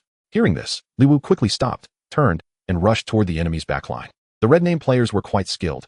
In the next moment, they spread out to the left and right, leaving only one guard charging towards Li Wu. Li Wu narrowed his eyes. Before the guard got close, he commanded the pig to charge and stun the guard, then sidestepped to bypass the blocking guard and rushed straight toward a priest in the enemy's backline. Another ice arrow struck Li Wu, further reducing his movement speed. Just when the backline was right in front of him, he couldn't reach it due to the slow speed, and Li Wu's anger surged. There were 2 warriors, 1 guard, 2 mages, 2 archers, and including Lonely Rose, 2 priests in total, 9 players altogether. The mages had slowing ice arrows, and the archers had stunning shock shots. It was almost impossible to reach the backline with conventional methods. Li Wu took a deep breath, forced himself to calm down, and carefully observed while charging forward. Since Ashenang could evade the ice arrows and shock shots, it indicated that these 2 skills were not completely locked on. The main target for them was Ashenang because a gray name would drop an item from his equipment. Ashenang had previously taught Lonely Rose a lesson, so she must have deduced that Ashenang had very good equipment, which was why she called these guys to try to loot him. Of course, their target included him as well, but he was a white name, so the chance of dropping equipment was low, and he was tough to kill, making him naturally not the primary target. It was common sense to kill the healers first, so the 4 ranged players Wu and Ti all used their skills on him. Li Wu observed calmly and finally deduced that one of the mages and one of the archers were targeting him. With the targets identified, Li Wu focused intently on those 2. The archer aimed their longbow at him, and suddenly halted their movement. The archer's normal shots could be fired while moving, so this time it was a skill. Li Wu's shield and weapon vanished in an instant. He lowered his body and suddenly lunged to the left front, surprising everyone with a speed that rivaled a bear getting on the road. Although the arrow shot by the archer's shock shot curved slightly to follow Li Wu's direction, it ultimately missed, barely grazing Li Wu. This was thanks to the reflexes Li Wu had developed over the past 2 years delivering food. Although he wasn't as graceful as Ashenang, he had succeeded. It might not have looked good, but it worked. The shock shot had a cooldown of 6 seconds, so it could be temporarily ignored. The mage, focusing on Li Wu, noticed that the archer's skill had missed and panicked, quickly casting ice arrow at Li Wu. The mage had to channel a non-instant cast skill, and Li Wu naturally wouldn't overlook this detail. After silently counting for a second, he suddenly leaped into the air, like in one 8-meter-tall frog that had gained intelligence, successfully dodging the mage's ice arrow. Chapter 107. Total annihilation. With 2 control skills missing, Li Wu had no more concerns. He commanded the pig intestines that were fiercely biting the guard to activate the stone armor aura, and then activated Berserk Speed. Although Berserk Speed would reduce defense, Li Wu had already determined from the 2 previous attacks that the opponent's attack power was quite ordinary, and even if his defense was reduced, he wouldn't be killed in a short time. With the platinum boots and the 30 speed boost from Berserk Speed, Li Wu quickly approached the priest, once again wielding his shield and ogre bone hammer. Shield slam. Li Wu executed a shield strike that dealt over 800 points of damage to the priest and triggered poison. He then performed a basic attack, turned around to taunt the Lonely Rose, interrupting her healing spell, and then delivered another heroic strike to the priest, turning his steps to position himself between the priest and the targeting mage. Whirlwind Slash. After a combo, the priest managed to cast a healing spell on himself just in time before he screamed and fell to the ground. With 1 player dead, the other 2, the mage and the archer targeting Oshirnan, finally reacted and turned to cast skills at Li Wu. Being too close, Li Wu didn't have Oshirnan's agility and took the attacks while entangling the mage. With Berserk Speed still active, even if slowed, Li Wu still outran the mage. A series of basic attacks combined with poison meant that the Lonely Rose couldn't keep up with the mage's health, watching helplessly as he was brutally killed by Li Wu. The other archer and mage, now unable to focus on the elusive Oshirnan, started attacking Li Wu while repositioning. The guard, entangled by the pig intestines, finally caught up and stunned Li Wu with a shield slam. Several attacks landed on Li Wu, and because Berserk Speed had 2 seconds left, he took quite a bit of damage, with his health dropping below half. A healing spell landed on Li Wu, and miraculously, Oshirnan managed to catch up while entangled by 2 warriors. Although Oshirnan was agile, he couldn't use a healing spell that required casting time. But 1 healing spell was already enough. Li Wu shook off the stun and commanded the pig intestines to charge towards a warrior who was being bitten by Oshirnan's spider. At level 14, the pig intestines had an attack of 600 points, and when using skills, the damage was quite high. Together with the spider, they were more than enough to overpower that warrior. Although the opponents also had 3 wolf-type pets, sadly, their quality was abysmal and lacked control skills. So Li Wu didn't even bother to glance at them. "Quick, heal me." The warrior panicked and called for help from the only remaining healer, the Lonely Rose. Li Wu coldly glanced at the Lonely Rose, suddenly rolling like a lazy donkey to dodge 2 incoming shock arrows, then stood up and charged at her. 2 big shots. I'm here to help you. A loud shout came from the side as a figure rushed out, stunning the frightened Lonely Rose in place. It was the level 13 warrior who had secretly followed Li Wu and Oh Shiran to pick up loot. Li Wu finally took a good look at this warrior who had followed them all the way, Ghostfire Aqiang. Without the Lonely Rose's healing, the warrior being torn apart by 2 pets let out a terrible scream and died on the spot. Oh Shiran, moving with strange steps, dodged another warrior's attack and leisurely picked up 2 pieces of equipment from the ground, then tossed a healing spell to Li Wu. Seeing reinforcements arrive, Li Wu decisively turned and charged towards the last mage. The mage's slowing skill was more troublesome than the archer's shock arrow, as the cooldown on the shock arrow was too long.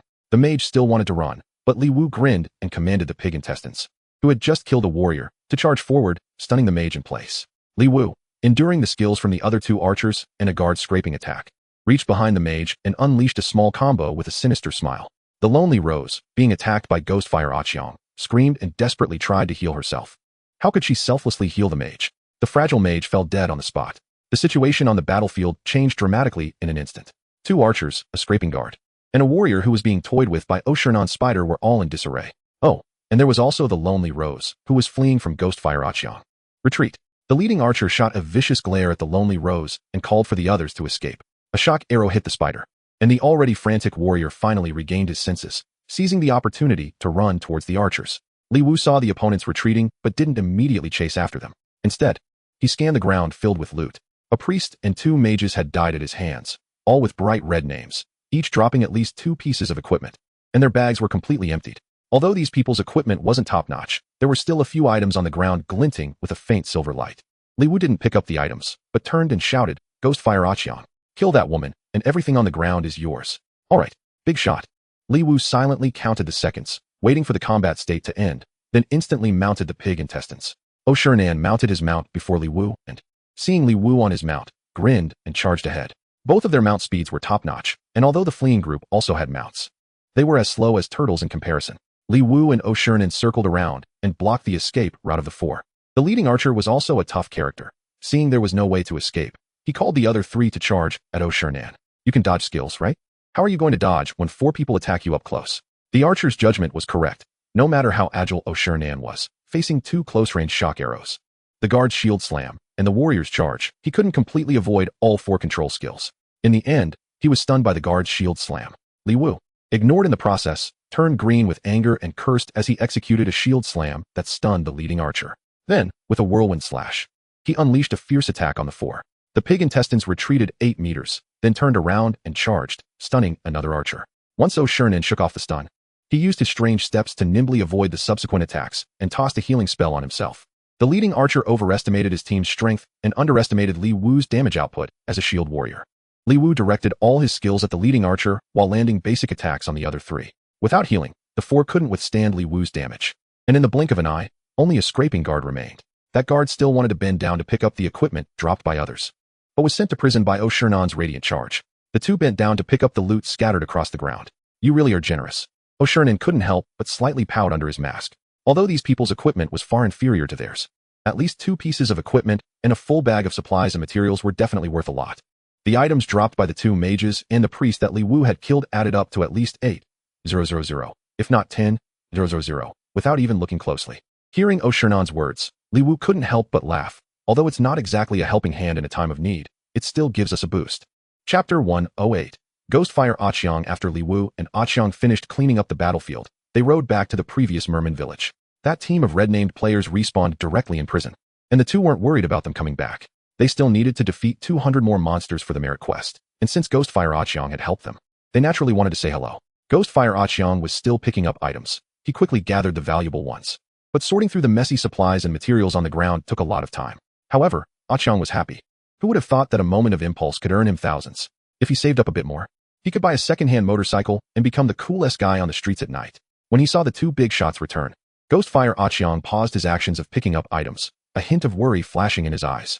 He was now red-named, and if the big shots decided to kill him, it wouldn't matter how much he collected. Dying would mean losing everything, making him nothing but a tool for collecting items. Aqiang tried to throw the equipment he had picked up into the auction house, but to his surprise, red-named players were banned from using it. So he could only hope for the mercy of the 2 big shots. Keep picking up, or there won't be anything left in a bit, Li Wu said. Worried that Ghostfire Aqiang might misunderstand, so he didn't offer to help but gestured for him to continue. Thank you, Big Shot. Aqiang quickly expressed his gratitude and hurriedly picked up the items on the ground. After Aqiang finished collecting everything, Li Wu smiled and asked, how did you get red named? That girl wasn't gray named, was she? Well, I'm not used to killing girls. After hesitating for a moment, her name turned white, Ghostfire Aqiang replied, feeling a bit awkward and cursing himself for being so foolish. Seeing Aqiang's bright red name, Li Wu thought it was too dangerous for him to run alone. If he wasn't careful, all the items he had just collected would end up cheap for someone else.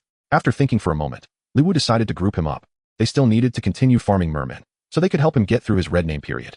When Ghostfire Aqiang joined the party, he saw that the two big shots were none other than the Invincible Cute Team and Oh Shernan, and his heart raced uncontrollably. It was indeed the legendary Invincible Cute Team. Li Wu hadn't checked the forum for the past couple of days, so he wasn't aware that he had already been recognized as a legendary figure by many players. Even though Oh Shernan was also quite famous for being the first to achieve the first kill at level 15. Aqiang felt like his life was now complete just for being invited to join the party by two legendary big shots. Ghostfire Aqiang followed Li Wu into the next village, mindlessly tagging along to fight monsters. He wanted to get closer to the big shots, but he couldn't bring himself to say any compliments. Normally, he was quite talkative, but now he found it difficult. Mainly, the name of the Invincible Cute Team was just too daunting. It felt like encountering a famous boss or a big leader in real life. He naturally felt uncomfortable. Aqiang didn't say much, and Li Wu assumed he just wasn't talkative. So he didn't think much of it. After clearing a wave of mermen, Li Wu didn't pretend to be polite and directly put the more valuable items into his backpack. Aqiang was very aware and only approached to pick up coins and materials after Li Wu and Oh Shernan had finished collecting.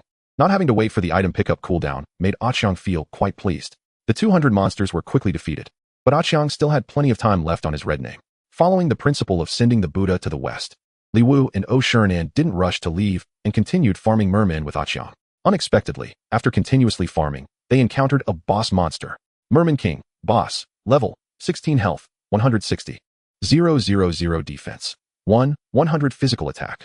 150 skill 1. Jump/skill 2. Merman poison. Normal attacks inflict merman poison, dealing 15 poison damage. Skill 3. Lordly authority. When health is below 50, calls nearby kin to fight alongside. Skill 4. Cowardice. When health is below 20, the Merman King will flee to the river, using its superior swimming ability to escape enemies. The unexpected surprise made Li Wu unable to help but laugh. Boss monsters had a chance to drop golden equipment, and a level 16 boss would definitely drop high-rated items. Since the Merman King could summon regular mermen, Li Wu naturally wouldn't rush in and first cleared out the surrounding regular mermen before taunting to attract the Merman King's aggro.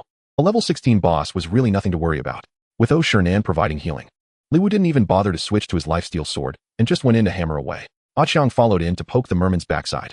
Although his normal attacks couldn't break through defenses, his skill damage still counted, so he wasn't completely just tagging along. The Merman King's health quickly dropped to 50, and with a sharp wail, two wandering mermen responded to the call and bounced over. Li Wu used a whirlwind slash to pull the aggro of the two merman warriors, then ignored them. As expected, the Merman King's health fell to 20, and its dead fish-like eyes showed a hint of cowardice. It suddenly swung its tail and knocked Li Wu back 2 steps. In the next moment, the Merman King turned and began to flee at an astonishing speed. Li Wu didn't expect the Merman King to have this trick, and his reserved shield bash was not used. Seeing the Merman King about to escape, he quickly activated his speed frenzy to chase, but the Merman King was bouncing away quickly, and he couldn't catch up. The Merman King still had 5 layers of poison on it, and its health was rapidly decreasing, but it definitely wouldn't die just yet. Li Wu hurriedly commanded Pig Large Intestine to use charge, finally pinning the Merman King down. Ghostfire Aqiang also used charge at the same time, but unfortunately, the 2 charges couldn't stack, and the merman quickly woke up. At this moment, Li Wu took the opportunity to catch up, stunning the Merman King with a shield bash. He swung his bone hammer, almost creating sparks. Unfortunately, the brief stun still wouldn't be enough to take the Merman King's life, and it turned around to swing its tail, knocking Li Wu back and fleeing towards the river again. The Merman King's health was down to just over 9,000 points. But even with 5 layers of poison and 4 cuts, it still needed just a little more to finish it off. A light orb shot in from behind, taking away about 300 health from the Merman King, but it was still not enough. Jump slash. Ghostfire Aqiang suddenly yelled, his body flying out instantly, a sword striking heavily on the Merman King's back, and then with a mighty blow, he finished off the Merman King. Ghostfire Aqiang had made a contribution. Aqiang killed the Merman King, and his eyes lit up at the sight of the loot on the ground, but he didn't pick it up. Instead, he took 2 steps back. Good job. Li Wu happily chased up, took a look at the loot on the ground, and then turned to gaze deeply at Aqiang. The faint golden light on the ground was very eye-catching, and even more conspicuous was a skill book. Although Aqiang was red-named, if he picked up the golden equipment and put it on immediately, he would definitely lose 2 items from his body when he died. But the chance of dropping the golden equipment was less than 1 in 5. Moreover, there was a skill book. The golden equipment might have class requirements, but skill books could be learned freely. Whoever picked it up first could learn it, and no one could take it away. Chapter 109. Ghostfire Ah-Chong had been secretly following Li Wu and the others to pick up trash, clearly indicating that his economic situation in reality wasn't so great. How could Ah-Chong not realize the value of a piece of golden equipment and a skill book dropped by a level 16 boss? Li Wu bent down to pick up the loot, glanced at the smiling Ah-Chong beside him, and then posted the drop information in the party channel. Fishman leather pants, gold, attack 49 endurance 27 strength 27 agility 27 equipment requirements, warrior, assassin, archer. Equipment rating, 81 skill book, learn the skill after use. Besides these 2 most valuable items, the Fishman King also dropped a silver equipment and 2 black iron equipment. Li Wu thought for a moment and suddenly threw the Fishman leather pants to the grinning Ghostfire Ah-Chong, who had been smiling foolishly since being praised. An 81 rated gold leg armor is worth a lot, although Ah-Chong couldn't afford it. He had seen it at the auction house and knew it wouldn't be less than 100,000 coins. As he saw 100,000 coins land in his hands, Ah-Chong almost dropped it in a flurry, staring at Li Wu in shock, and hurriedly said, "Boss, I can't take this. I'm just a bystander. No need to be polite, you deserve it." Without your final blow, the Fishman King would have escaped. Li Wu patted Ah-Chong's arm and then turned to O'Shernan, smiling. "Hey, you don't need this skill book, right?" O'Shernan rolled his eyes. "What a show-off. Can I clear the other half of the debt I owe you?" "Of course. After the main city opens, skill books are incredibly scarce. This will definitely cover it." Li Wu grinned and then added, "We can't use this silver equipment and black iron gear. How about we give it to Ah-Chong? After all, he only got 1 piece of gold leg armor and still ends up at a loss." O'Shernan glanced at the bewildered Ah-Chong and nodded. "I have no objections. Big Shot O is generous." Li Wu gave a thumbs up and casually stuffed the remaining drops into Ah-Chong's arms.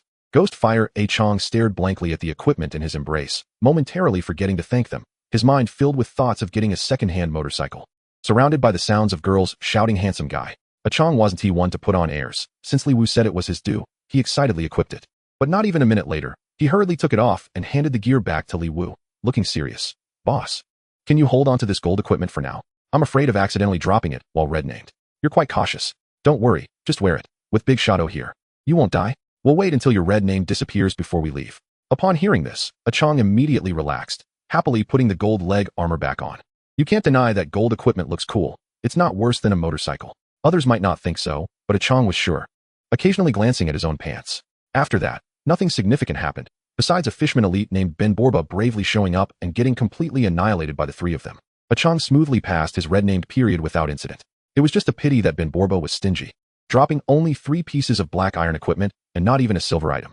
Ah-Chong had finished repaying his support, and Li Wu added Ah-Chong as a friend. After bidding farewell, he and O'Shernan headed to Lushui town to turn in their quests. Ah-Chong took a glance around the empty area, too scared to stay alone, and painfully pulled out a return scroll to teleport back to town. This Ghostfire Ah-Chong isn't bad. Walking along the road to Lushui town, O'Shernan suddenly spoke up. "Yeah, although he's poor, he has principles. There aren't many like him." Li Wu nodded, thought for a moment, and smiled. "How about I introduce him to Bai Daba? Someone like him is worth nurturing." O'Shernan fell silent for a moment and softly said, "Haven't you thought about forming your own team?" "Huh." Li Wu chuckled and said in disbelief, "You can't be serious. I don't have the strength to form a team. You really underestimate yourself. With your reputation and skills, as long as you want to, you could easily pull together a guild that rivals the 5 major guilds." O'Shernan said earnestly, "No way. I have no capital, and I don't have the charisma to lead. Why bother with a guild? I'd rather use that money to buy 2 apartments in the capital." Li Wu shook his head and laughed, then walked over to the town mayor to turn in the quest. O'Shernan watched Li Wu's back, silently sighing. Strong capital is indeed an important condition, but in terms of charisma, Li Wu isn't lacking. Li Wu praised Ghostfire Ah-Chong for having principles. But from O'Shernan's perspective, Li Wu, who seemed carefree, actually had more principles and bottom lines than anyone else. Wasn't that a unique aspect of his charisma? However, everyone has their own way of playing, and O'Shernan didn't press further, following Li Wu directly back to Shinho City. At level 15, they could learn new job skills, and the 2 didn't delay, soon taking on a high-level monster mission again. Still level 16 monsters, but not in Lushui town. The level 16 monster, Abyssal Magic Wolf, had the same name as those in the level 10 dungeon, but it was just a regular monster. There was no difficulty. With O'Shernan healing, Li Wu could attract as many as he could, as long as they stayed within a 5-meter radius.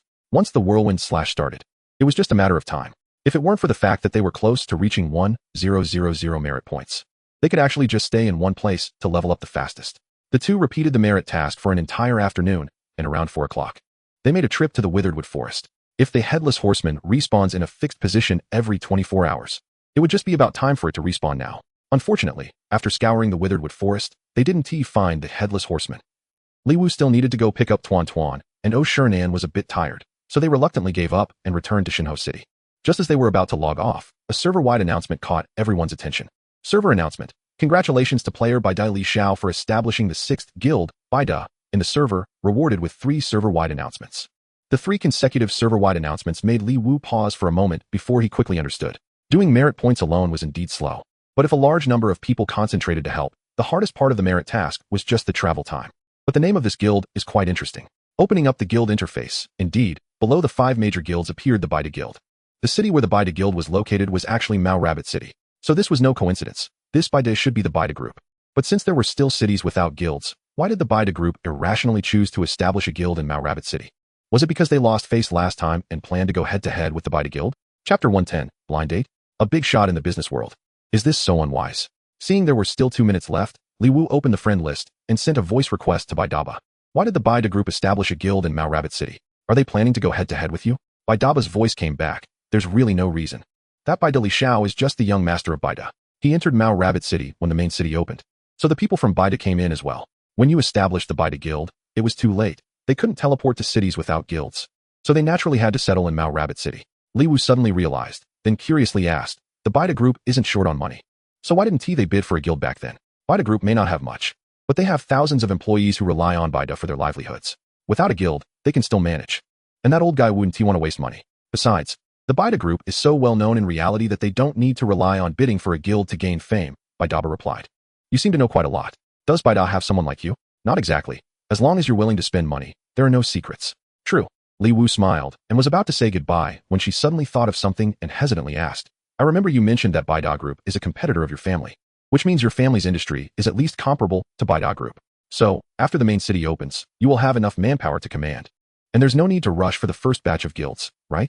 On the other end of the voice call, Baidaba paused for a moment before cheerfully replying, You're too serious.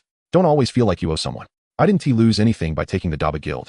All 3 level 15s in Maoda City were taken by Daba, and one was even the first kill in the whole server. This is all the advantage of building a guild early, but it's not worth that much. Are you out of your mind? If you were to sell the Daba Guild to someone else, wouldn't it still be worth at least 20 million? Got it. I'll log off now. After hanging up on Baidaba, Li Wu couldn't help but rub her face hard. On the surface, she sold the guild to Baidaba at a low price to express gratitude. But now it seemed that this gratitude indirectly made Baidaba spend a sum of unnecessary money. Not all major powers need to rush for the first batch of guilds. Just like the military, with sufficient manpower and smooth command, what is the loss in building a guild a few days later? A few items? A few pieces of platinum equipment or skill books? What do they count for in front of such a power? Snatching expert players? Can't you leave a guild once you join? Moreover, what's even more ridiculous is that no matter how skilled they are just virtual competitive players. Can't you achieve that in reality? Bai Fu has already stepped down, and Baidaba's background is no longer just her pocket money. Whether to build a guild early or late makes no difference. In the end, it all comes down to financial incentives. Only those powers that are not strong enough would rush for the first batch of guilds, trying to challenge the real large groups and powers. If Baidaba had sold the guild back then, it would have been real profit, but could she sell it? This is such a mess. Li Wu sighed and quickly logged off, rushing downstairs like a rabbit chased by a dog. There was no time to lament. She was late to pick up her child. Fortunately, Li Wu rode her little electric scooter skillfully and finally arrived at the kindergarten before school ended. Auntie, my gluteus maximus is almost flattened by you. You young people don't understand, coming late and still pushing forward. Li Wu knew she was in the wrong, apologized, but refused to leave the railing. Leaning her right side against it, and then turning her left side to the other side. The children from class 2 walked out of the teaching building in unison to the music, standing in the front row, wide-eyed, trying to identify their uncle among the crowd. Li Wu tiptoed and stretched her neck long, successfully catching Tuan Tuan's attention. Tuan Tuan's eyes instantly lit up. As Li Wu took Tuan Tuan from Teacher Lei Lei, she was about to hug her and squeeze out of the crowd when Teacher Lei Lei called her back. Tuan Tuan's uncle, can you wait for me for a moment? I have something to discuss with you. Sure, okay. Li Wu nodded and walked aside with Tuan Tuan in her arms. Please don't tell me she is going to bring up the topic of introducing a girlfriend again. It didn't sound quite right this morning. Either she is too old or has some issues. If Teacher Lei Lei insists on introducing someone, how can I decline without hurting her feelings? While teasing Tuan Tuan, Li Wu anxiously thought about how to brush this off. It didn't take long before Teacher Lei Lei delivered all the children from class 2 to their parents and squeezed through the crowd to Li Wu. Tuan Tuan's uncle, didn't I say this morning that I would introduce you to a girlfriend? Lei Lei opened with the morning's topic. And Li Wu's heart sank for a moment. Just as he was about to use his prepared words to politely decline, Teacher Lei Lei sealed it with her next sentence. I have a relative who has a younger sister. She's in her senior year this year, and her graduation certificate will come out in June. Although there's still a month left, it can be considered that she's almost graduated from college. She's studying early childhood education, and her family doesn't plan to let her go out to explore. They intend for her to work in a public kindergarten or take the civil service exam. She's pretty and loves children. Would you like to meet her? Li Wu was taken aback. She's a senior who hasn't fully graduated yet. So she's still young, and since she's looking to work in a public kindergarten and take the civil service exam, she should be mentally and physically sound. As for the remark about being pretty, only someone with a screw loose would say someone looks ugly. But the points about studying early childhood education and loving children did genuinely make Li Wu's heart flutter. But isn't she still in school? How can we meet? Li Wu chuckled awkwardly. She already passed her thesis. She just needs to return to school on graduation day. She came back a couple of days ago. Teacher Lei Lei said with a smile. Oh, I see. So should we meet? Li Wu's old face turned slightly red. This would be his first time going on a blind date. Teacher Lei Lei couldn't help but smile at Li Wu's expression. Great. How about tomorrow morning? When you take Tuan Tuan to school, I'll have my sister come over, and you two can meet, and then go for a walk. No way. Li Wu was afraid Teacher Lei Lei would misunderstand and quickly added. Tomorrow is Tuan Tuan's birthday, and I want to take her to visit a grave. Teacher Lei Lei was obviously taken aback by this, and after a long time spoke in a hoarse voice. You're thoughtful. After visiting the grave, I'll bring Tuan Tuan over, around 11 o'clock, just in time for lunch. Then let us set it for 11 o'clock. Be proactive then. Treat my sister to a meal or something, is that okay? Li Wu quickly nodded, very much in agreement. No problem, it's my duty. Then it's settled. You can take Tuan Tuan home now.